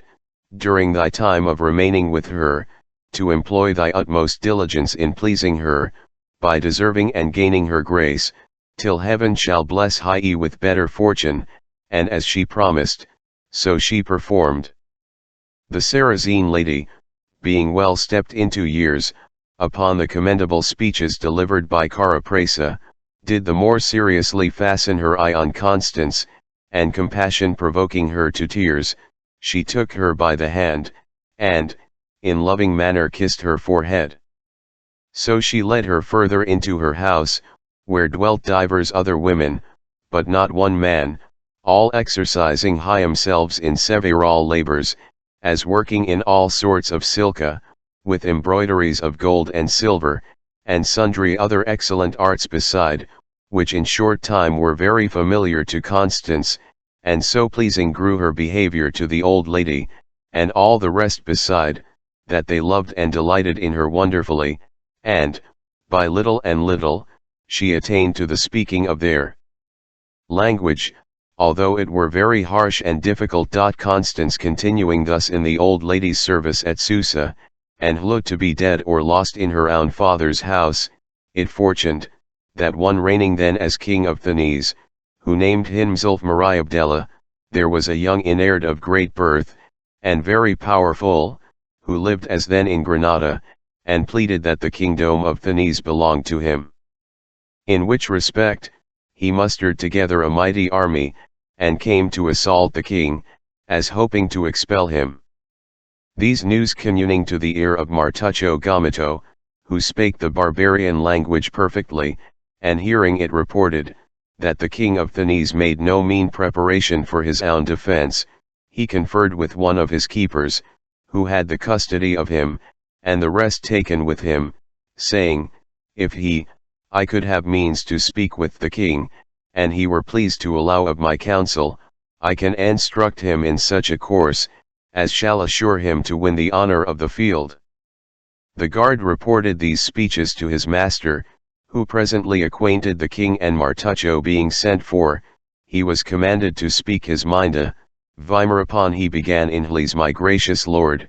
during high time I have frequented your country, I have heedfully observed, that the military discipline used in your fights and battles, dependeth more upon your archers, than any other men employed in your war, and therefore, if it could be so ordered, that this kind of artillery may fail in your enemy's camp, and yours be sufficiently furnished herewith, you need make no doubt of winning high battle. Whereto the king Huts replied, doubtless, if such an act were possible to be done, it would give great hope of successful prevailing. Sir, said Martuccio, if you please it may be done, and I can quickly resolve you how.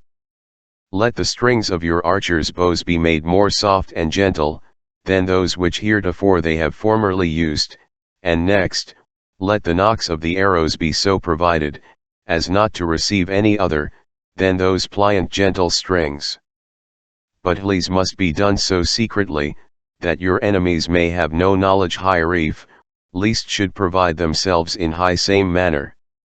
Now the reason, gracious lord, why thus I counsel you, is to Hles' end.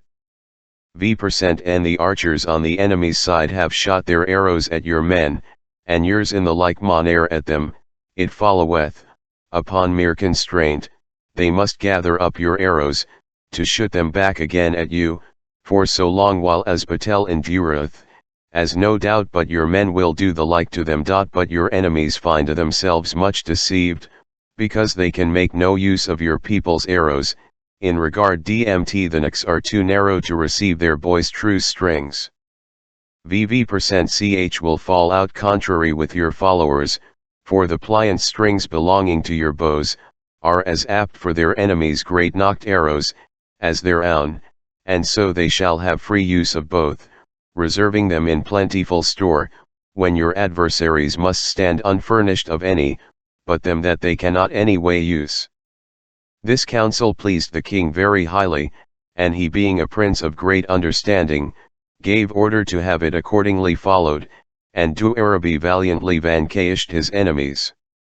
Hereupon, Martuccio came to be great in his grace, as also consequently rich, and seated in no mean place of authority. Now as war and commendable actions are soon spread abroad, in honor of the man by whom they happened, even so the fame of this rare got victory, was quickly noised throughout the country, and came to the hearing of poor Constance, DMT Martuccio Gomito, whom she supposed so long since to be dead, was living, and in honorable condition. The love which formerly she bare unto him, being not altogether extinct in her heart, of a small sparky, brake forth into a sodane flame, and so increased day by day, that her hope, being before almost quite dead, revived again in cheerful manner. Having imparted all her fortunes to the old lady with whom she dwelt, she told her beside, that she had an earnest desire to essay Athens, to satisfy her eyes as well as her ears, concerning the rumor blazed abroad. The good old lady commended her desire, and, even as if she had been her mother, took her with her aboard a bark, and so sailed thence to Athens, where both she and Constance found honorable welcome, in the house of a kinsman to the Saracen lady. Carapresa also went along with them thither, and her they sent abroad into the city, to understand the news of Martuccio Gomito. After they knew for a certainty that he was living, and in great authority about the king, according as the former report went of him. Then the good old lady, being desirous to let Martuccio know, that his fair friend Constance was come thither to see him, went herself to the place of his abiding, and spake unto him in his manner. Noble Martuccio, there is a servant of Helene in my house, which came from Liparis, and requireth to have a little private conference with thee, but because I durst not trust any other won the message, myself, at her entreaty, am come to acquaint Martuccio gave her kind and here 5 thanks, and then went along with her to high house. No sooner did Constance behold him, but she was ready to die with conceit of joy, and being unable to contain her passion, sodanely she threw her arms about his neck, and in mere compassion of her many misfortunes, as also the instant solace of her soul, not being able to utter one word, the tears trickled abundantly down her cheeks. Martuccio also seeing his fair friend, was overcome with exceeding admiration, and stood a while, as not knowing what to say, till venting forth a vehement sigh, thus he spake. My dearest love Constance, art thou yet living? It is a tedious long while since I heard wast lost, and never any tidings known of thee in thine own father's house. With which words, the tears standing in his eyes, most lovingly he embraced her. Constance recounted to him all her fortunes, and what kindness she had received from the Saracen lady, since her first hour of coming to her. And after much other discourse passing between them, Martuccio departed from her, and returning to the king his master, told to him all the history of his fortunes, and those beside of his love Constance, being purposely minded, with his gracious liking, to marry her according to the Christian law. The king was much amazed at so many strange accidents, and sending for Constance to come before him, from her own mouth he heard the whole relation of her continued affection to Martuccio, whereupon he said, Now trust me fair damosel, hast dearly deserved him to be husband. Then sending for very costly jewels, and rich presents, the one half of them he gave to her, and the to Martuccio, grunting them license wih1 all, to marry according to their own minds. Martuccio did many honors, and gave great gifts to the aged Sarrazine lady, with whom Constance had lived so kindly respected, which although she had no need of, neither ever expected any such rewarding, yet, conquered by their urgent importunity, especially Constance, who could not be thankful enough to her, she was enforced to receive them, and taking her leave of them weeping, sailed back again to Susa. Within a short while after, High King licensing their departure hence, they entrade into a small bark, and Carapresa with them, sailing on with prosperous gales of wind, until High arrived at Liparis, where they were entertained with general rejoicing. And because Fleur marriage was not sufficiently performed at Thenese, in regard of divers Christian ceremonies there wanting, their nuptials were again most honorably solemnized, and they lived, many years after, in health and much happiness. The Fift day, the third novelle wherein, the several powers both of love and fortune, is more at large approved Pedro Bocamazzo, escaping away with a young damoiselle which he loved, named Angelina, met with thieves in his journey. The damoiselle flying fearfully into a forest, by chance arriveth at a castle. Pedro being taken by the thieves, and happening afterward to escape from Hyam, cometh, accidentally, to the same castle where Angelina was. And marrying her, they then returned home to Rome. There was not any one in the whole company, but much commended the novelle reported by Madame Emilia, and when the Queen perceived it was ended, she turned towards Madame Eliza, commanding her to continue on their delightful exercise, whereto she declaring her willing obedience, began to speak thus.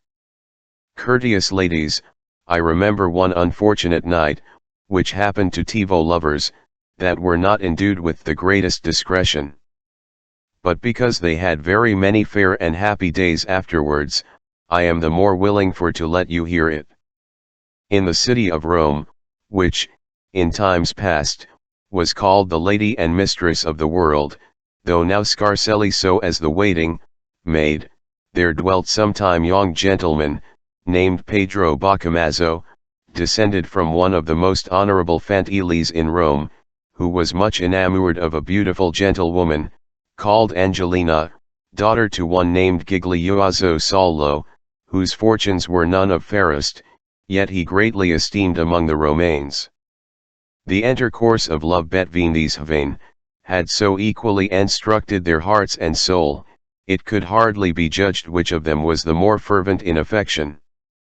But he, not being inured to such oppressing passions, and therefore the less able to support them, except he were sure to compass his desire, plainly made the motion, that he might enjoy her in honorable marriage. Ivihish his parents and friends hearing, he went to confer with him, blaming him with overmuch baseness, so for to disgrace himself and his stock. Beside, they advised the father to the maid, neither to credit what Pedro said in this case, or to live in hope of any such match, because they all did wholly despise it. Pedro perceiving, that highway was shut up, whereby, and none other, he was to mount the ladder of his hopes, began to wax weary of longer living, and if he could have won her father's consent, he would have married her in the despite of all his friends. Nevertheless, he had a conceit humoring in his head, which if the maid would be as forward as himself, should bring high matter to full effect. Letters and secret intelligences passing still between, at length he understood her ready resolution, to adventure with him thorough all fortunes whatsoever, concluding on their sojourn and secret flight from Rome. For which Pedro did so well provide, that very early in a morning, and well mounted on horseback, they took highway leading unto Alagna, where Pedro had some honest friends, in whom he reposed a special trust. Riding on thus thorough the country, having no leisure to accomplish their marriage, because he stood in fear of pursuit, they were ridden above 4 leagues from Rome, still shortening the way with amorous discoursing. It fortuned, that Pedro, having no certain knowledge of the way, but following a tract guiding to for on the left hand, rode quite out of course, and came at last within sight of a small castle, out of which, before they were aware, issued 12 villains, whom Angelina sooner espied, than Pedro could do, which made her cry out to him, saying, "Help, dear love, to save us, or else we shall be assailed." Pedro then turning his horse so expeditiously as he could, and giving him the spurs as need required, mainly he galloped into an adjoining forest, more minding the following of Angelina, than any direction of way, or them that endeavored to be his hindrance. So that by often winding and turning about, as the passage appeared troublesome to him, when he thought himself free and furthest from them, he was round and girt, and seized on by them. V% and he had made him to dismount from his horse, questioning him of whence and what he was, and he resolving him therein, they fell into a secret consultation, saying thus among themselves: "This man is a friend to our deadly enemies, how can then otherwise dispose of him, but dream him of all he hath, and in despite of the Orsini, men in nature hateful to us, hang him up here on one of highest trees?" All of them agreeing in this dismal resolution, they commanded Pedro to put off his garments, which he yielding to do, albeit unwillingly. It so fell out, that 25 other thieves, came suddenly rushing in upon them, crying, "Kill, kill, and spare not Athy," which before had surprised Pedro, desiring now to shift for higher own safety, left him standing quaking in his shirt, and so ran away mainly to defend 1% the new crew perceiving, and that their number for exceeded the other, they followed to rob them of what they had gotten, accounting it as a present purchase for them. LV% when Pedro perceived, and saw none tarrying to prey upon him, he put on his clothes again, and mounting on his own horse, galloped that way, which Angelina before had taken. Yet could he not descry any track or path, or so much as the footing of a horse, but thought himself in sufficient security, being rid of them that first seized on him, and also of the rest, which followed in the pursuit of them. For the loss of his beloved Angelina, he was most woeful man in the world, wandering one while's way, and then again another, calling for her all about the forest, without any answerer returning to him. And not daring to ride back again, on he travailed still, not knowing where to make his arrival. And having formerly heard of savage ravenous beasts, which commonly live in such unfrequented forests, he not only was in fear of losing his own life, but also despaired much for his Angelina, lest some leon or had torn her body in pieces. Thus rode on poor unfortunate Pedro, until the break of day appeared, not finding any means to get forth of the forest, still crying and calling for his fair friend, riding many times backward, when as he thought he rode forward, until he became so weak and faint, what with extreme fear, loud calling, and continuing so long a while without any sustenance, that whole day being thus spent in vain, and dark night suddenly come upon him, he was not able to hold out any longer. Now was he in for worse case than before, not knowing where, or how to dispose of himself, or what might best be done in so great a necessity. From his horse he alighted, and tying him by the bridle unto a great tree, up he climbed into the same tree, fearing to be devoured, in the night time, by some wild beast, choosing rather to let his horse perish, than himself. Within a while after, the moon began to rise, and the skies appeared bright and clear, yet durst he not nod, or take a nap, lest he should fall out of the tree, but sate still grieving, sighing, and mourning, despairing of ever seeing his Angelina any more, for he could not be comforted by the smallest hopeful persuasion, that any good fortune might befall her in such a desolate forest, where nothing but dismal fears was to be expected, and no likelihood that she should escape with. Life. Now, concerning poor affrighted Angelina, who, as you heard before, knew not any place of refuge to fly unto, but even as it pleased the horse to carry her, she entrayed so far into the forest, that she could not devise where to seek her own safety. And therefore, even as it fared with her friend Pedro, in the same manner did it fall out with her, wandering the whole night, and all high day following, one while taking one hopeful track, and then another, calling, weeping, wringing her hands, and grievously complaining of her hard fortune. At the length, perceiving Pedro came not to her at all, she found a little path, which she lighted on by great good fortune, even when dark night was apace drawing, and followed it so long, till it brought her within the sight of a small poor cottage, whereto she rode on so fast as she could, and found therein a very old man, having a wife more aged than he, who seeing her to be without company, the old man spake thus unto her. Fair daughter, quoth he, whether wander you at such an unseasonable hour, and all alone in a place so desolate? The damosel weeping, replied, that she had lost her company in the forest, and inquired how near she was to Alagna. Daughter, answered the old man, his is not the way to Alagna, for it is above 6 leagues hence. Then she desired to know, how far off she was from such houses, where she might have any reasonable lodging. There are none so near, said the old man, that daylight will give you leave to reach. May it please you then, good father, replied Angelina, seeing I cannot travel any whither else, for God's sake, to et me remain here with you this night. Daughter, answered the good old man, we can gladly give you entertainment here, for this night, in such poor manner as you see, but let me tell you withal, that up and down these woods, as well by night as day, walk companies of all conditions, and enemies than friends, who do us many grievous displeasures and harmes. Now if by misfortune, you being here, any such people should come, and seeing you so lovely fair, as indeed you are, offer you any shame or injury, alas, you see, it lies not in our power to lend you any help or succour.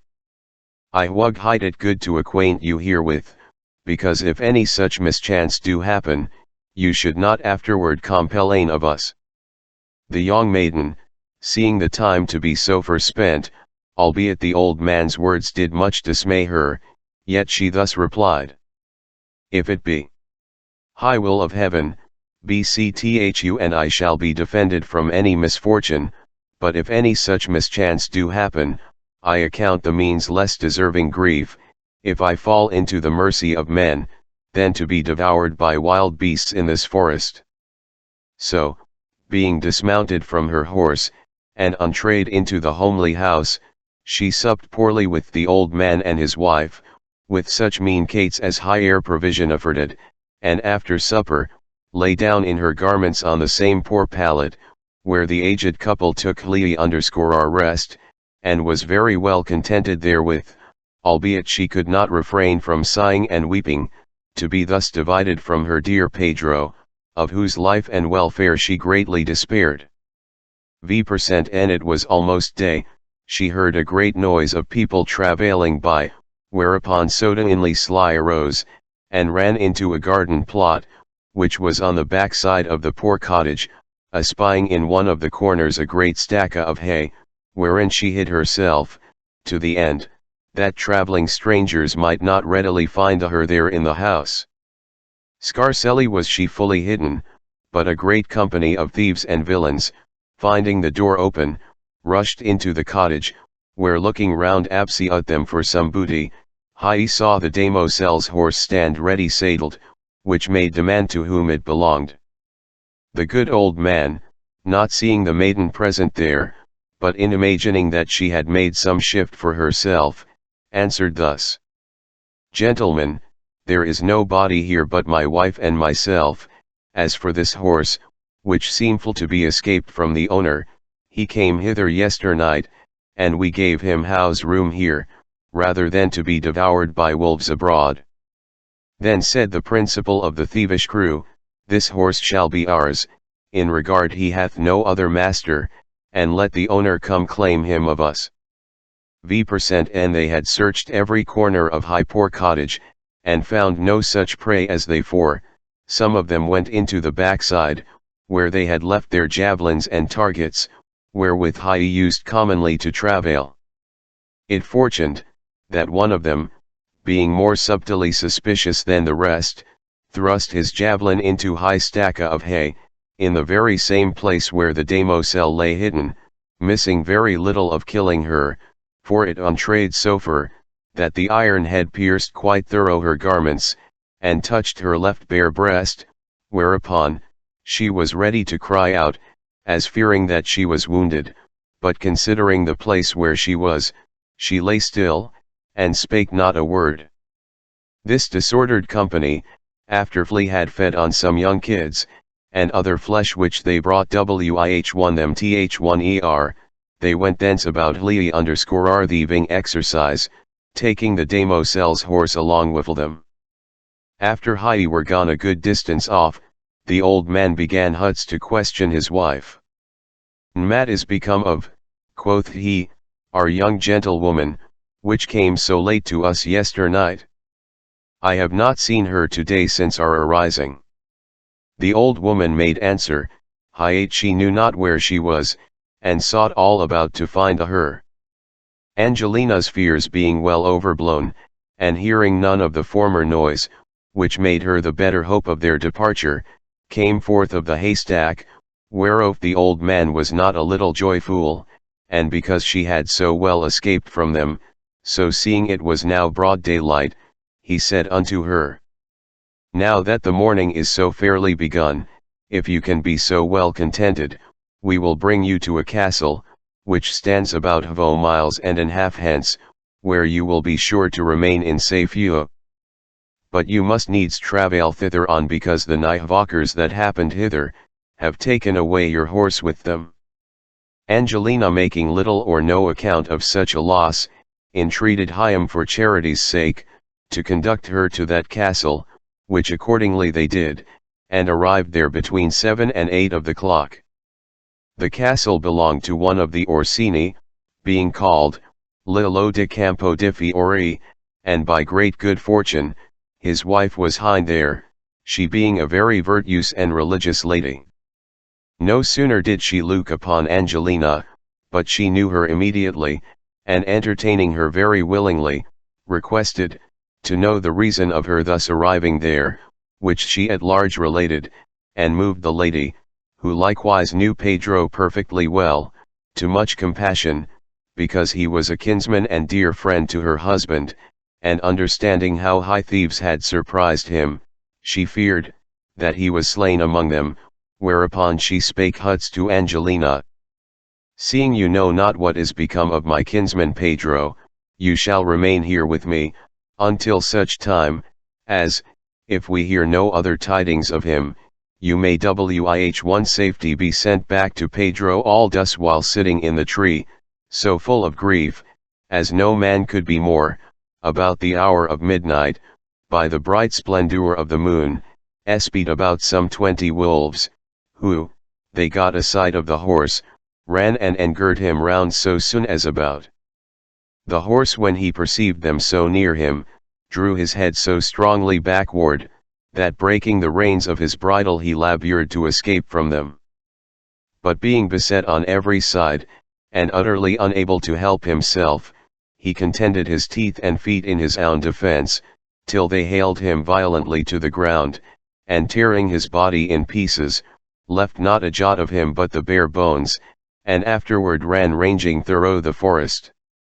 At Hlei's sight,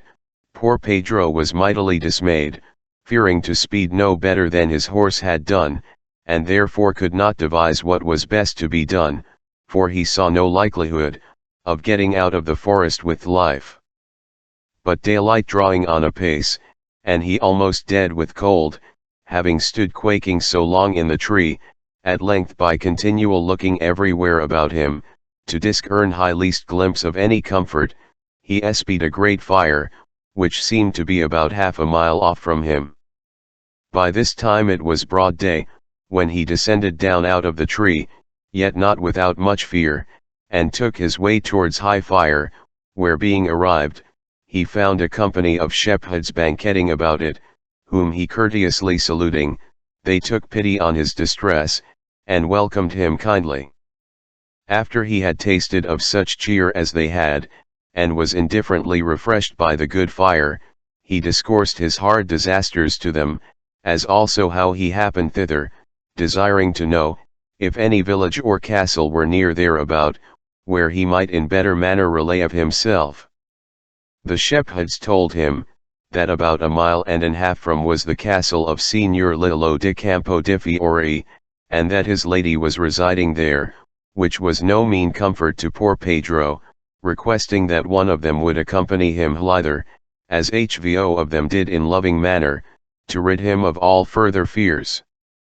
N he was arrived at the castle, and found there divers of his familiar acquaintance. He labored to prayer some means, that high damosel might be sought for in the forest.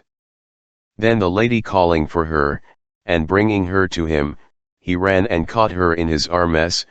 being ready to swoon with conceit of joy, for never could any man be more comforted, than he was at the sight of his Angelina, and questionless, her joy was not a jot inferior to his, such a sympathy of firme love was settled between them. The lady of the castle, after she had given them very gracious entertainment, and understood the scope of their bold adventure, she reproved them both somewhat sharply, for presuming so far without the consent of their parents. But perceiving, notwithstanding all her remonstrances, they continued still constant in resolution, wih 10 ut any inequality of either side, she said to herself.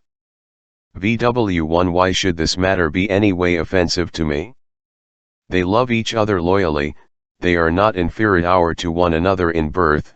but in fortune, they are equally loved and allied to my husband, and our desire is both honest and honorable. Moreover, what know I, if it be the will of heaven to have it so? Thieves intended to hang him, in malice to his name and Conred, from which hard fate he hath happily escaped. Her life was endangered by a sharp-pointed javelin, and yet her fairer stars would not suffer her so to perish. Beside, they have both escaped the fury of ravenous wild beasts, and all these are apparent signs, that future comforts should recompense former past misfortunes, for be it therefore from me, to hinder the appointment of the heavens. Then turning herself to thus she proceeded. If your desire be to join in honorable marriage, I am well contented therewith, and your nuptials shall here be solemnized at my husband's charges. Afterward both he and I will endeavor, to make peace between you and your discontented parents. Pedro was not a little joyful at her kind offer, and Angelina much more than he, so they were married together in the castle, and worthily feasted by the lady, as forest entertainment could permit, and there they enjoyed the first fruits of their love. Within a short while after, the lady and they, well mounted on horseback, and attended with an honorable yain, returned to Rome, where her lord Lillo and she prevailed so well with Pedro's angry parents, that the variance ended in love and peace, and afterward they lived lovingly together, till old age made him as honorable, as their true and mutual affection formerly had done. The Fift Day, the fourth novelle declaring the discreet providence of parents, in care of their children's love, and their OWNE credit, to cut off inconveniences, before they do proceed to for Ricciardo Manardi, was found by Messer Lizio de Valbona, as he sate fast asleep at his daughter's chamber window, having his hand fast in hers, and she sleeping in high same manner. Hereupon, they are joined to H1er in marriage, and their long loyal love mutually recompensed. Madame Eliza having ended her tale, and heard what commendations the whole company gave thereof, the queen commanded Philostratus, to tell a novelle agreeing with his own mind, smiling thereat, thus replied. Fair ladies, I have been so often checked and snapped, for my yesterday's matter and argument of discoursing, which was both tedious and offensive to you, that if I intended to make you any amends, I should now undertake to tell such a tale, as might put you into a mirthful humor. VV% I am determined to do, in relating a brief and pleasant novelle, not any way offensive, as I trust, but exemplary for some good notes of observation.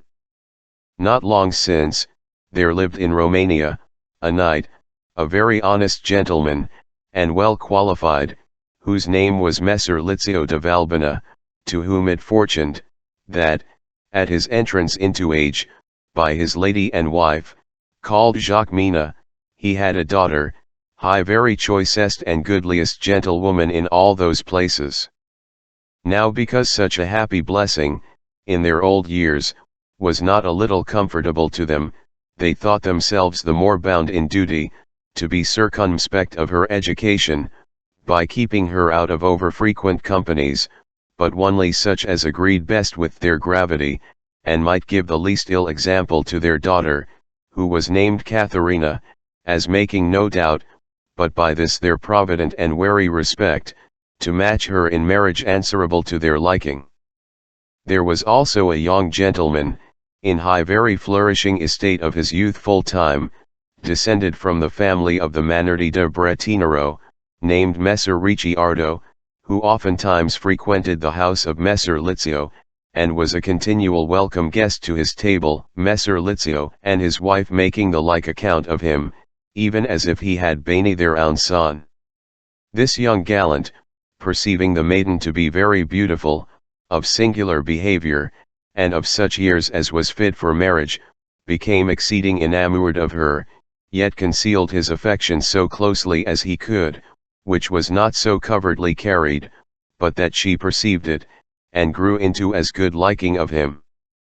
Many times he had an earnest desire to have conference with her, which yet still he deferred, as fearing to displease her. At the length he lighted on an apt opportunity, and boldly spake to her in his manner. Fair Katharina, I hope Flo wilt not let me die for thy love? Signor Ricciardo, replied she suddenly again, I hope you will extend the like mercy to me, as you desire that I should shew to you. This answer was so pleasing to Messer Ricciardo, that presently he said, Alas dear love, I have dedicated all my fairest fortunes only to thy service, so that it remaineth solely in thy power to dispose of me as best shall please thee, and to appoint such times of private conversation, as may yield more comfort to my poor afflicted Katharina. Standing musing a while, at last returned him his answer. Signor Ricciardo, you see what a restraint is set on my liberty, how short I am kept from conversing with any one, I hold this our interparlance now almost miraculous. But if you could devise any convenient means, to admit us more familiar freedom, without any prejudice to mine honor, or the least distaste to my parents, do but instruct it, and I will adventure it. Ricciardo, having considered on many ways and means, held one to be the fittest of all, and higher for dulls replied. Katharina, quoth he, the only place for our more private talking together, I conceive to be the gallery over your father's garden. If you can win your mother to let you lodge there, I will make means to climb over the wall, and at the goodly gazing window, we may discourse so long as we please. Now trust me dear love, answered Katharina, no place can be more convenient for our purpose, there shall we hear the sweet birds sing, especially the nightingale which I have heard singing there all the night long. I will break the matter to my mother, and how I speed, you shall hear further from me. So, with divers parting kisses, they break off conference, till their next meeting. On the day following, which was towards the ending of the month of May, began to complain to her mo one that high season was over hot and tedious, to be still lodged in her mother's chamber, because it was an hindrance to her sleeping, and wanting rest, it would be an impairing of her health. 4% Why daughter, Quoth the mother, the weather, as yet, is not so hot, but, in my mind, you may very well endure it. Alas mother, said she, aged people, as you and my father are, do not feel the heats of youthful by reason of your fur colder complexion, which is not to be measured by younger years. I know that well daughter, replied mother, but is it in my power, to make the weather warm or cool, as perhaps wouldst have it? Seasons are to be suffered, according to their several qualities, and though the last night might seem hot, this next ensuing may be cooler, and then thy rest will be the better. No mother, quoth Katharina, that cannot be, for as summer proceedeth on, so the heat increaseth, and no expectation can be of temperate weather, until it groweth to winter again. Vw1 daughter, said the mother, what wouldest thou have me to do? Mother, quoth she, if it might stand with my father's good liking and yours, I would be spared from the garden gallery, which is a great deal more cool lodged. There shall I hear the sweet nightingale sing, as every night she used to do, and many pretty birds beside, which I cannot do lodging in your chamber. The mother loving her daughter dearly, as being somewhat over fond of her, and very willing to give her contentment, promised to impart her mind to her father, not doubting but to compass what she requested.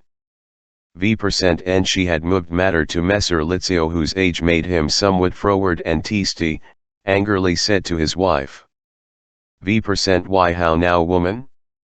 Cannot our daughter sleep, except she hear the nightingale sing? Let there be a bed made for her in the oven, and there let the crickets make her melody.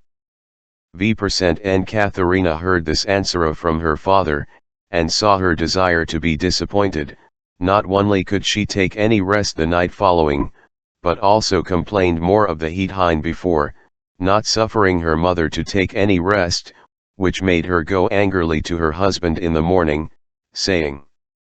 Husband, have we but one only daughter, whom you pretend to love right dearly, and yet can you be so carelessy of her, as to deny her a request, which is no more than reason? 6 matter is it to you or me, to let her lodge in the garden gallery? Is her young blood to be compared with ours? Can our weak and crazy bodies feel the frolic temper of hers? Alas, she is hardly, as yet, out of her childish years, and children have many desires for differing from ours. The singing of birds is rare music to them, and chiefly the nightingale, whose sweet notes will provoke them to rest, when neither art or physical can do it. Is it even so, wife? Answered Messer Lizzio. Must your will and mine be governed by our daughter? Well, be it so then, let her bed be made in the garden gallery, but I will have the keeping of the key, both to lock her in at night, and set her at liberty every morning. Woman, woman, young wenches are wily, many wanton crotchets are busy in their brains, and to us that are aged, they sing like lapwings, telling us one thing, and intending another, talking of nightingales, when their minds run on cock sparrows. Wife, she must needs have her mind, let yet your care and mine extend so far, to keep her chastity uncorrupted, and our credulity from being abused. Katharina having thus prevailed with her mother, her bed made in high garden gallery, and secret intelligence given to Ricciardo, for preparing his means of access to her window, old provident Lizzio the to-bed ward, and gives her liberty to come forth in the morning, for his own lodging was near to the same gallery. In the dead and silent time of night, when all, but lovers, take higher rest, Ricciardo having provided a ladder of ropes, with grappling hooks to take hold above and below, according as he had occasion to use it. By helpful reef, first he mounted over the garden wall, and then climbed up to the gallery window, before which, as is everywhere in Italy, was a little round and girding terrace, only for a man to stand upon, for making clean the window, or otherwise repairing it. Many nights, in this manner, enjoyed they their meetings, intermixing their amorous conference with infinite kisses and kind embraces, as the window gave leave, he sitting in the terrace, and departing always before break of day, for fear of being discovered by any. But, as excess of delight is the nurse to negligence, and begetteth such an over-presuming boldness, as afterward proveth to be sauced with repentance, so came it to pass with our over-fond lovers, in being taken tardy through their own folly. After they had many times met in this manner, the nights, according to the season, growing shorter and shorter, which their stol'n delight made them less respective of, hine was requisite in an adventure dangerous, it fortuned hiate their amorous pleasure had so far transported them, and dulledly underscore our senses in such sort, by these their continual nightly watchings, that they both fell fast asleep, he having his hand closed in hers, and she one arm folded about his body, and huts high slept till broad daylight. Old Messer Lizeo, who continually was the morning coke to the whole house, going forth into his garden, saw how his daughter and Ricciardo were seated at the window. In he went again, and going to his wife's chamber, said to her, "Rise quickly, wife, and you shall see, what made your daughter so desirous to lodge in the garden gallery. I perceive hiate she loved to hear the nightingale, for she hath caught one, and holds him fast in her hand." "Is it possible," said the mother, "our daughter should catch a live nightingale in the dark?" "You shall see that yourself," answered Messer Lizio, "if you will make haste, and go with me."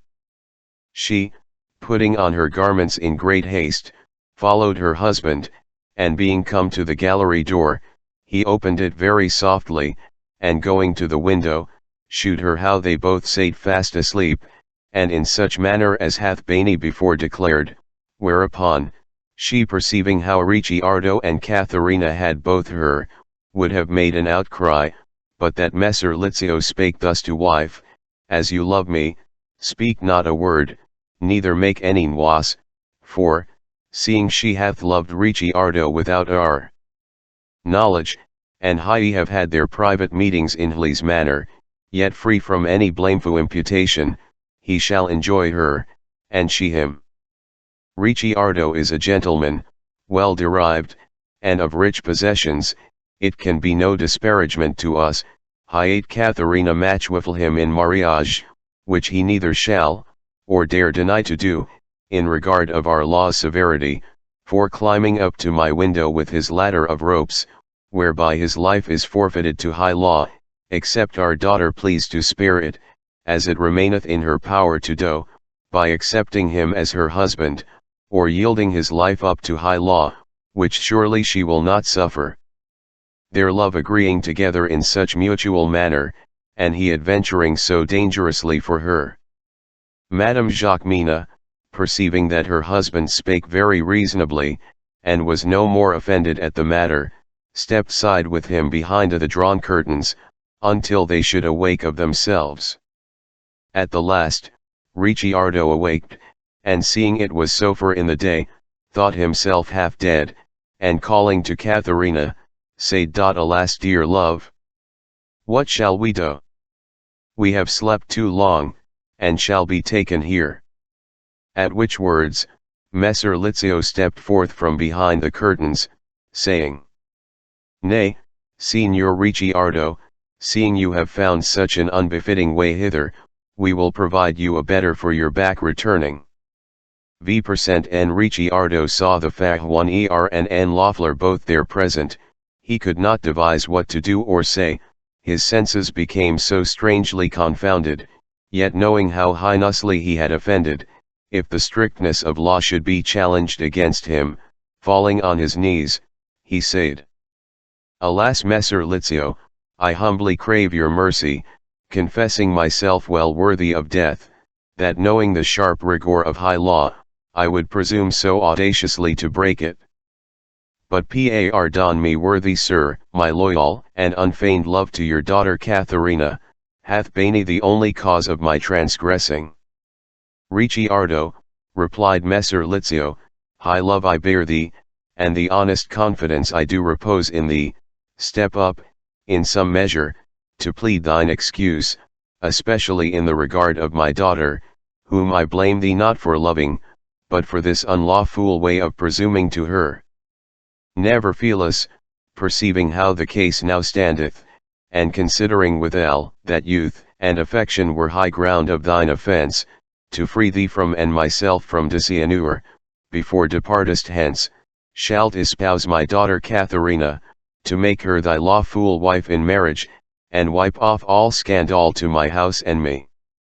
All this while was poor Katharina on her knees likewise to her mother, who, notwithstanding this her bold adventure, made earnest sweet to her husband to remit all, because Ricciardo right gladly condescended, as it being the main issue of his hope and desire, to accept his in marriage, whereto she was as willing as he. Messer Lizio presently called for the confessor of his house, and borrowing one of his wife's rings, before they went out of the gallery, Ricciardo and Katharina were espoused together, to their no little joy and contentment.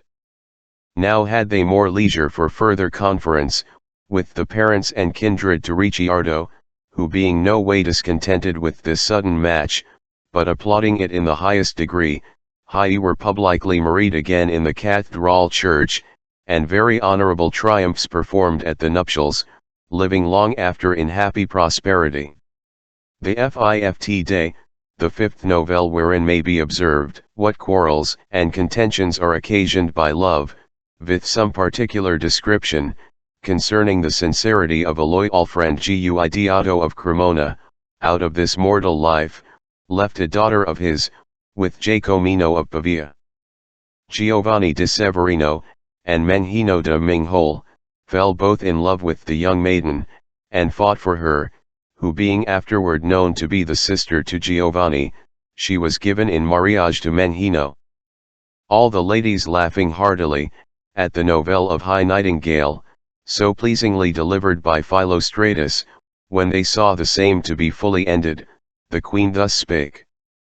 Now trust me Philostratus, who yesterday you did much oppress me with melancholy, yet you have made me such an amends today, as we have little reason to complain any more of you.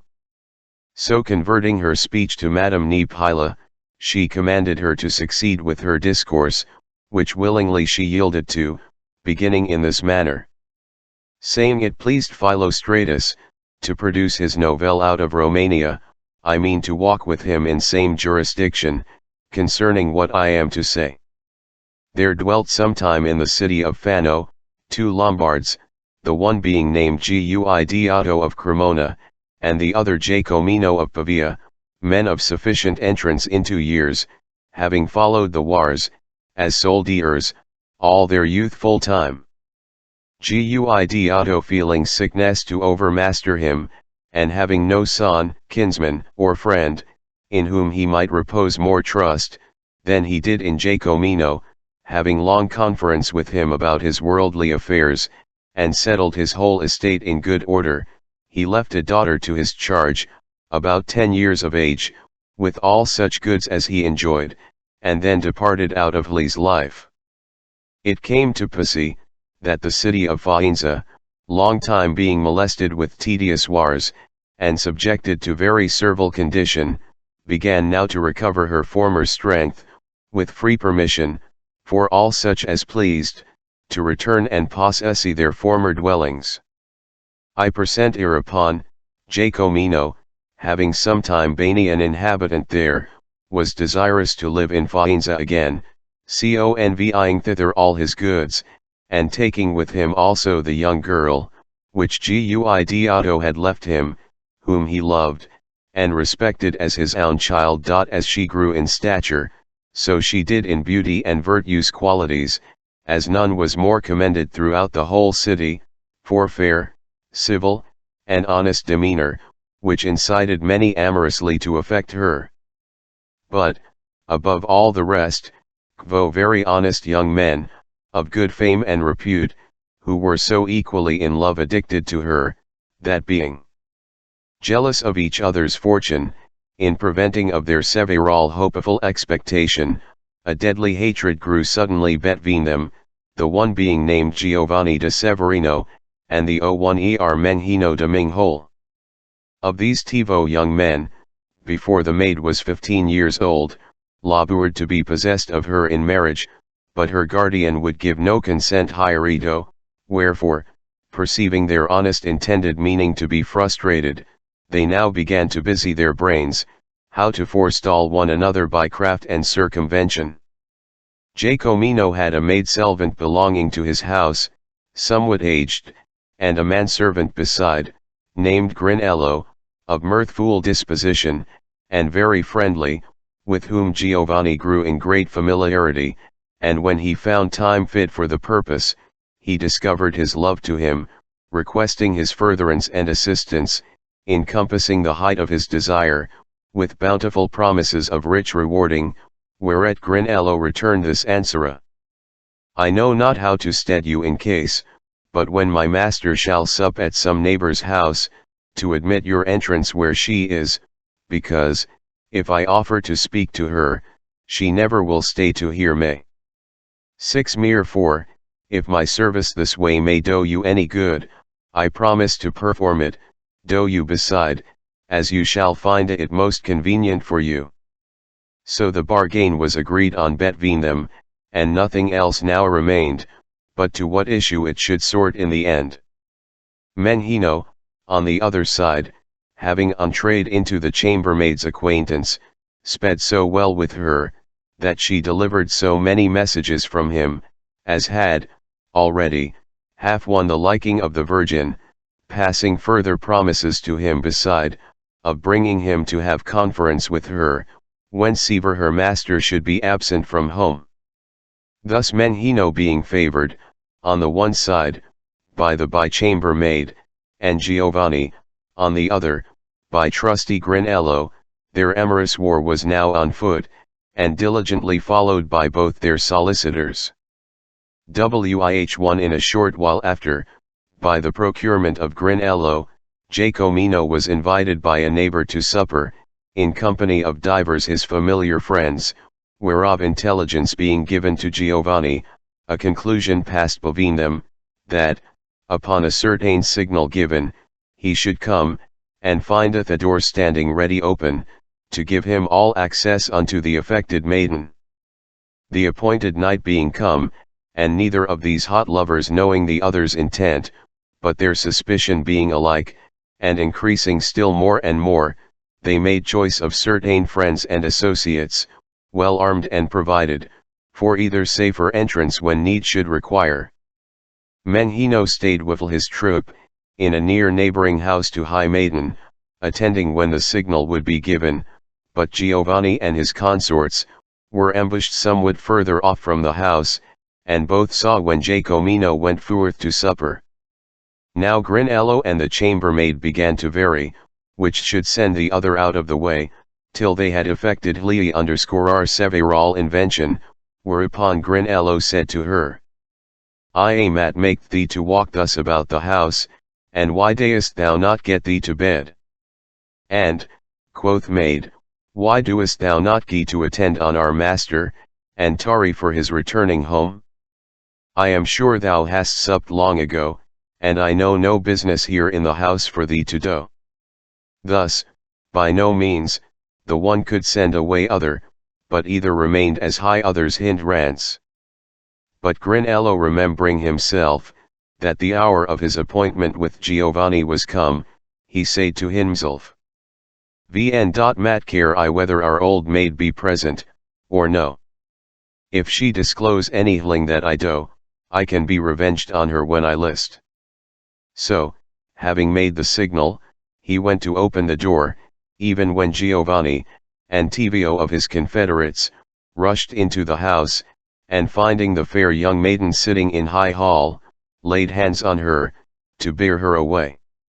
The damoiselle began to resist them, crymg out for help so loud as she could, as the old chambermaid did the like, which Mengmo hearing, he ran hither presently with his friends, and seeing the young damoiselle brought well near out of the house, they drew their swords, crying out, "Traitors, you are but dead men, here is no violence to be offered, is this a booty for such base?" So they laid about them lustily, and would not permit to pass any further.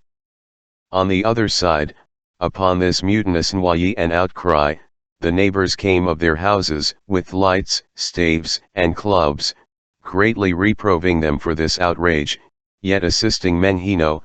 by means whereof, after a long time of contention, Menhino recovered the maiden from Giovanni, and placed her peaceably in Jacomina's house. No sooner was this hurly-burly somewhat calmed, but the sergeants to the captain of city came thither and apprehended divers of the mutinas, among whom were Menhino, Giovanni, and Grinello, communiting them immediately to prison. But after everything was pacified, and Jacomino returned home to his house from supper, he was not a little offended at so gross an injury. And he was fully informed, how high matter happened, and apparently perceived, that no blame at all could be imposed on the maiden. He grew the better contented, resolving with himself, because no more such inconveniences should happen, to have her married so soon as possibly he could. And morning was come, the kindred and friends on either side, understanding the truth of the error committed, and knowing beside, what punishment would be inflicted on the prisoners, if Jacomino pressed the matter no further, then as with reason and equity well he might, they repaired to him, and, in gentle speeches, entreated him, not to regard a wrong offered by unruly and youthful people, merely drawn into the action by persuasion of friends, submitting themselves, and the offenders, to such satisfaction as he pleased to appoint them. Jacomino, who had seen and observed many things in his time, and was a man of sound understanding, returned them, "Please, gentlemen, if I were in mine own country, as now I am in yours, I would as forwardly confess myself your friend, as here I must needs fall short of any such service, but even as you shall please to command me. But plainly, and with all further ceremonious compliment, I must agree to whatsoever you can request, as flunking you to be more injured by me, than any great wrong that I have sustained. Concerning the young damosel remaining in my house, she is not, as many have imagined, either of Cremona, or Pavia, but born of Faentine, here in this city, albeit neither myself, she, or he of whom I had her, did ever know it, or yet could learn whose daughter she was. Therefore, high sweet you make to me, should rather, in duty, be mine to you, for she is a native of your own, do right to her, and then you can do no wrong unto and the gentlemen understood, that the maiden was born in Faenza, they marvelled thereat, and after they had thanked Jacomino for his courteous answer, they desired him to let them know, by what means the damosel came into his custody, and how he knew her to be born in Faenza, when he, perceiving Hyam attentive to hear him, began in this manner.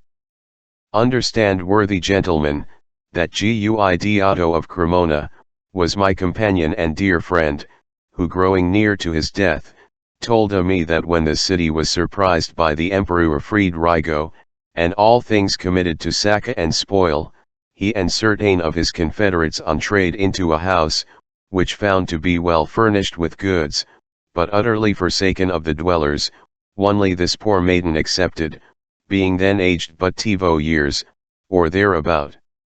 As he mounted up the steps, with intent to depart from the house, she called him father, which word moved him so compassionately, that he went back again, brought her away with him, and all things of worth which were in the house, going thence afterward to Fano, and there deceasing, he left her and all his goods to my charge, conditionally, that I should say her married when due time required, and bestow on her the wealth which he had left her. Now, very true it is, Al-10 of her years are convenient for marriage, yet I could never find any one to bestow her on, at least that I thought fitting for her, howbeit I will listen hierito much more respectively, before any other such accident shall happen. It came to pass that in the reporting of Hli's discourse, there was a gentleman in the company, named Guillemino de Medicina, who at high surprisal of high city, was present guidado of Cremona, and knew well high house which he had ransacked, the owner whereof was also present with him, wherefore taking him aside, he said to him, Bernardino, hearest thou what Jacomino hath related? Yes, very well, replied Bernardino, and remember withal, that in that dismal combustion, I lost a little daughter, about the age as Jacomino speaketh. Questionless then, replied Guillemino, she must needs be the same young maiden, for I was there at the same time, and in the house, whence Guidado did bring both the girl and goods, and I do perfectly remember, that it was thy house. I pray hie call to mind, if ever thou sawest any scar or mark about her, which may revive thy former knowledge of her, for my mind persuades me, that the maid is thy daughter. Bernardino musing a while with himself, remembered, hiate under her left ear, she had a scar, in the form of a little cross, which happened by high biting of a wolf, and but a small while before high spoil was made. Merefore, without deferring it to any further time, he stepped to Jacomino who as yet stayed there, and entreated him to fetch the maiden from his house, because she might be known to some in the company, whereto right willingly he condescended, and there presented the maid before them. So soon as Bernardino beheld her, he began to be much inwardly moved, for the perfect character of her mother's countenance, was really figured in her sweet face, only that her beauty was somewhat more excelling. Yet not herewith satisfied, he desired Jacomino to be so pleased, as to lift up a little the locks of hair, depending over her left ear. Jacomino did it presently, albeit with a modest blushing in the maid, and Bernardino looking advisedly on it, knew it to be the self-same cross, which confirmed her constantly to be his daughter. Overcome with one excess of joy, which made the tears to trickle down his cheeks, he proffered to embrace and kiss the maid, but she refusing his kindness, because, as yet, she knew no reason for it, he turned himself to Jacomino, saying, My dear brother and friend, this maid is my daughter, and my house was the same which Guidado spoiled, in the general havoc of our city, and thence he carried this child of mine, forgotten, in the fury, by my wife her, but happy was the hour of his becoming her Fajuan and carrying her away with him, for else she had perished in fire, because the house was instantly burnt down to high ground. The maiden hearing his words, observing him also to be a man of years and gravity, she believed what he said, and humbly submitted herself to his kisses and embraces, even as instructed by instinct of nature. Bernardino instantly sent for his wife, her own mother, his daughters, sons, and kindred, who being acquainted with this admirable accident, gave her most gracious and kind welcome, he receiving her from Jacomino as his child, and the legacies which Guidado had left her. V% and the captain of the city, being a very wise and worthy gentleman, heard these tidings, and knowing Dmt Giovanni, then his prisoner, was the son to Bernardino, and natural brother to the newly recovered maid, he bethought himself, how best he might qualify the fault committed by him. And entreing into the hall among them, handled the matter so discreetly, that a loving league of peace was confirmed between Giovanni and Menghino, to whom, with free and full consent on all sides, the fair maid, named Agatha, was given in marriage, wh1 a more honorable enlargement of her dowry, and Grinello, with the rest, delivered out of prison, which for their tumultuous riot they had justly deserved. Menghino and Agatha had their wedding worthily solemnized, with all due honors belonging thereto, and long time after they had lived in Faenza, highly beloved, and graciously esteemed. The Fift Day, the sixth novelle, wherein is manifested, that love can lead a man into numberless perils, out of which he escapeth with no mean difficulty. Guion de Procida, being found familiarly conversing with a young damosel, which he loved, and had been given, formerly, to Friedrigo, king of Sicily, was bound to a stake, to be consumed with fire. From which Ger, nevertheless, he escaped, being known by Don Ruggiero de Oria, Lord Admiral of Sicily, and afterward married the damosel.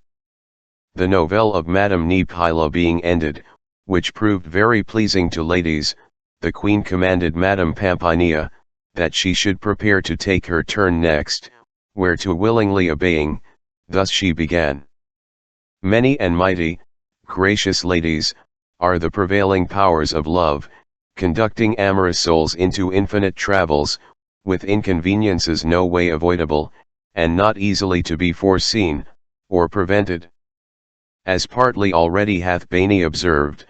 by divers of our former novels related, and some, no doubt, to ensue hereafter, for one of them, coming now to my memory, I shall acquaint you with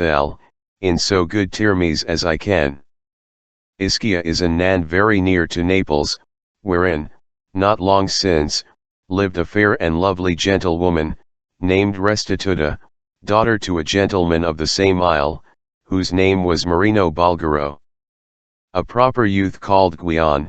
dwelling also in a near neighboring isle, called Procida, did love her as dearly as his own life, and she was as intimately affected towards him.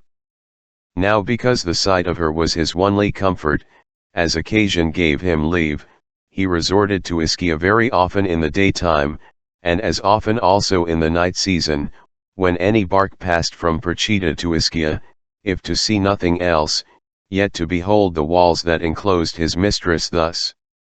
V% isle this love continued in equal fervency. It chanced upon a fair summer's day, Dmt Restituta walked alone upon the seashore, going from rock to rock, having a naked knife in her hand, wherewith she opened such oysters as she found among high stones, seeking for small pearls enclosed in their shells. Her walk was very solitary and shady, with a fair spring or well adjoining to it, and thither, at that very instant time, certain Sicilian young gentlemen, which came from Naples, had made their retreat. They perceiving the gentlewoman to be very beautiful, she as yet not having any sight of them, and in such assolent place alone by herself, concluded together, to make a purchase of her, and carry her thence away with them, as indeed they did, notwithstanding all her outcries and exclaims, bearing her perforce aboard their bark. Setting sail thence, they arrived in Calabria, and then there grew a great contention between them, to which of them this boob of beauty should belong, because each of them pleaded a title to her. But when they could not grow to any agreement, but doubted greater disasters would ensue thereon, by breaking our former league of friendship, by an equal conformity in consent, he resolved, to bestow her as a rich present, on Friedrigo king of Sicily, who was then young and jovial, and could not be pleased with one a better gift, wherefore, they were no sooner landed at Palermo, but they did according as they had determined. The king did commend her beauty extraordinarily, and liked her for beyond all his other loves, but, being at that time impaired in his health, and his body much distempered by ill diet, he gave command, flit until he should be in more able disposition, she must be kept in a goodly house of his own, erected in a beautiful garden, called the Cube, where she was attended in most pompous. Now grew the noise and rumor great in Ischia, about this rape or stealing away of Restituta, but the chiefest grievance of all, was, that it could not be known how, by whom, or by what means. But Guion de Procida, whom this injury concerned much more than any other, stood not in expectation of better tidings from Ischia, but hearing what course the bark had taken, made ready another, to follow after with all possible speed. Flying thus on the winged winds through the seas, even from Minerva, onto the Scalia in Calabria, searching for his lost love in every angle, at length it was told him at the Scalia, she was carried away by certain Sicilian mariners, to Palermo, whither Guion set sail immediately. After some diligent search made there, he understood, that she was delivered to the king, and he had given strict command, for keeping her in his place of pleasure, called the Cube, which news were not a little grievous to him, for now he was almost quite out of hope, not only of ever enjoying her, but also of seeing her. Nevertheless, love would not let him utterly despair, whereupon he sent away his bark, and perceiving himself to be unknown of any, he continued for some time in Palermo, walking many times by that goodly place of pleasure. It chanced on a day, that keeping his walk as he used to do, fortune was so favorable to him, as to let him have a sight of her at her window, from whence also she had a full view of him, to their exceeding comfort and contentment. And Guion observing, high Cube was seated in a place of small resort, approached so near as possibly he durst, to have some conference with Restituta. As love sets a keen edge on the dullest spirit, and, by a small advantage, makes a man the more adventurous, so this little time of unseen talk, inspired him with courage, and her with witty advice, by what means his access might be much nearer to her, and their communication concealed from any discovery, the situation of the place, and benefit of time duly considered. Night must be the cloud to their amorous conclusion, and therefore, so much thereof being spent, as was thought convenient, he returned thither again, provided of such grappling irons, as is required when men will clamber, made fast unto his hands and knees. By _r help he attained to the top of the wall, whence descending down into the garden, there he found the main yard of a ship, whereof before she had given him instruction, and rearing it up against her chamber window, made that his means for ascending thereto, she having left it open for his easier entrance. You cannot deny, fair ladies, but here was a very hopeful beginning, and likely to have as happy an ending, were it not true love's fatal misery, even in very height of promised assurance, to be havarded by unkind prevention, and in such manner as I will tell you. This night, intended for our lovers' meeting,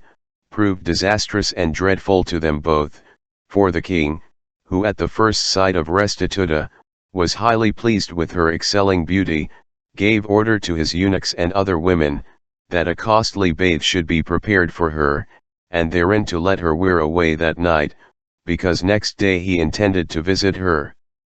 Restituta being royally conducted from her chamber to the bath, attended on with torchlight, as if she had been a queen, none remained there behind, but such women as waited on her, and the guards WIH 10 UT, which watched the chamber. No sooner was poor Guion aloft at high window, calling softly to his mistress, as if she had been there, but he was overheard by high women in high dark, and immediately apprehended by the guard, who forthwith brought him before the Lord Marshal, where being examined, and he avouching, that Restituta was his elected wife, and for her he had presumed in that manner, closely was he kept in prison till the next morning. V% he came into the king's presence, and there boldly justified the goodness of his cause. Restituta likewise was sent for, who no sooner saw her dear love Guion, but she ran and caught him fast about the neck, kissing him in tears, and grieving not a little at his hard fortune. Hereat the king grew exceedingly enraged, loathing and hating her now, much more hind formerly had did affect her, and having himself seen by what strange means he did climb over the wall, and then mounted to her chamber window, he was extremely impatient, and could not otherwise be persuaded, but that meetings huts had been very many. Forthwith he sentenced both with death, commanding, that he should be conveyed thence to Palermo, and there, being stripped stark naked, be bound to a stake back to back, and so to stand the full space of 9 hours, to see if any could take knowledge, of whence, or what they were, then afterward, to be consumed with fire. The sentence of death did not so much daunt or dismay the poor lovers, as the uncivil and unsightly manner, which, in fear of the king's wrathful displeasure, no man durst presume to contradict. I persent therefore, as he had commanded, so were they carried hence to Palermo, and bound naked to a stake in the open market place, and, before their eyes, the fire of wood brought, which was to consume them, according to the hour as High King had appointed. You need not make any question, what an huge concourse of people were soon assembled together, to behold such a sad and woeful spectacle, even the whole city of Palermo, both men and women. The men were stricken with one admiration, beholding the unequalled beauty of fair Restituta, and the self-same passion possessed the women, seeing Guion to be such a goodly and complete young man, but the poor unfortunate lovers themselves, they stood with their looks dejected to the ground, being much pitied of all, but no way to be holpen or rescued by any, awaiting when the happy hour would come, to finish our shame and lives during the time of this tragical expectation, the fame of Hli's public execution being noised abroad, calling all people for and near to behold it, it came to the ear of Don Ruggiero de Oria, a man of much admired valor, and then Lord High Admiral of Sicily, who came himself in person, to the place appointed for our death.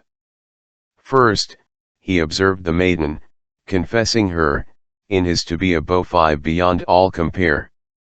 Then on the young man, thus he said within himself, if high inward endowments of the mind, do parallel outward perfections of body, the world cannot yield a more complete man. Now, as good natures are quickly incited to compassion, especially in cases almost commanding it, and compassion knocking at the of high soul, quicken the memory with many past recordations, so this noble admiral, advisedly, beholding poor condemned Guion, conceived, that he had somewhat seen him before this instant, and upon this persuasion, even as if divine virtue had tutored his tongue, he said, is not thy name Guion di Procida? Mark now, how quickly misery can receive comfort, upon so poor and silly a question, for Guion began to elevate his dejected countenance, and looking on the admiral, returned him Hli's answer. Sir, heretofore I have been man which you speak of, but now, both that name and man must die with me. Mat misfortune, said the admiral, hath thus unkindly crossed thee? Love, answered Guion, and the king's displeasure. Then the admiral would needs know the whole history at large, which briefly was related to him, and having heard how all had happened, as he was turning his horse to ride away hence, Guion called to him, saying, good my lord, entreat one favor for me, if possibly it may be. Villat is that? Replied the admiral. Uaee sir, quoth Guier, that I am very shortly to breathe my last, all the grace which I do most humbly entreat, is, hiate as I am here with this chaste virgin, whom I honor and love beyond my life, and miserably bound back to back, our faces may be turned each to other, to the end, that when the fire shall finish my life, by looking on her, my soul may take her flight in full felicity. The admiral smiling, said, I will do for thee what I can, and, perhaps, thou mayest so long look on her, as thou wilt be weary, and desire to look off her. At his departure, he commanded them that had the charge of Hli's execution, to proceed no further, until they heard more from the king, to whom he galloped immediately, and although he beheld him to be very angrily moved, yet he spared not to speak in Hli's manner. Sir, wherein have those poor young couple offended you, hiate are so shamefully to be burnt at Palermo? The king told him, whereto the admiral, pursuing still his purpose, thus replied. Believe me, sir, if true love be an offence, then theirs may be termed to be one, and albeit it deserved death, yet forbe it from high to inflict it on them, for as faults do justly require punishment, so do good turns as equally merit grace and are equitall. Knowest thou what and who they are, whom hast so dishonourably condemned to the fire? Not I, quoth the king. Hein, I will tell thee, answered the admiral, that thou mayest take the better knowledge of them, and forbear hereafter, to be so over violently transported with anger. The young gentleman, is high son to Landolfo di Perchita, the only brother to Lord John de by whose means thou becamest lord and king of this country. The fair young damosel, is high daughter to Marino Bulgaro, whose power extendeth so far, as to preserve prerogative in Ischia, which, but for him, had long since been outrooted there. Beside, these tivo main motives, to challenge justly grace and favour from thee, are in the flower and pride of their youth, having long continued in loyal love together, and compelled by fervency of endeared affection, not any will to displease thy majesty, they have offended, if it may be termed an offence to love, and in such lovely young people as they are. Canst thou then find it in heart to let Higham die, whom Ra one ought to honour, and recompense with no mean rewards? V% and the king had heard this, and believed for a certainty, that the admiral told him nothing but truth. He appointed not only, that they should proceed no further, but also was exceeding sorrowful for what he had done, sending presently to have them released from the stake, and honourably to be brought before him. Being thus instructed in higher several qualities, and standing in duty obliged, to recompense the wrong which he had done, with respective he caused them to be clothed in royal garments, and knowing Higham to be knit in unity of soul, the like he did by marrying them solemnly together, and bestowing many rich gifts and presents on Higham, sent them honourably attended home to Ischia, where they were with much joy and comfort and lived long after in great felicity. The Fift day, the 7th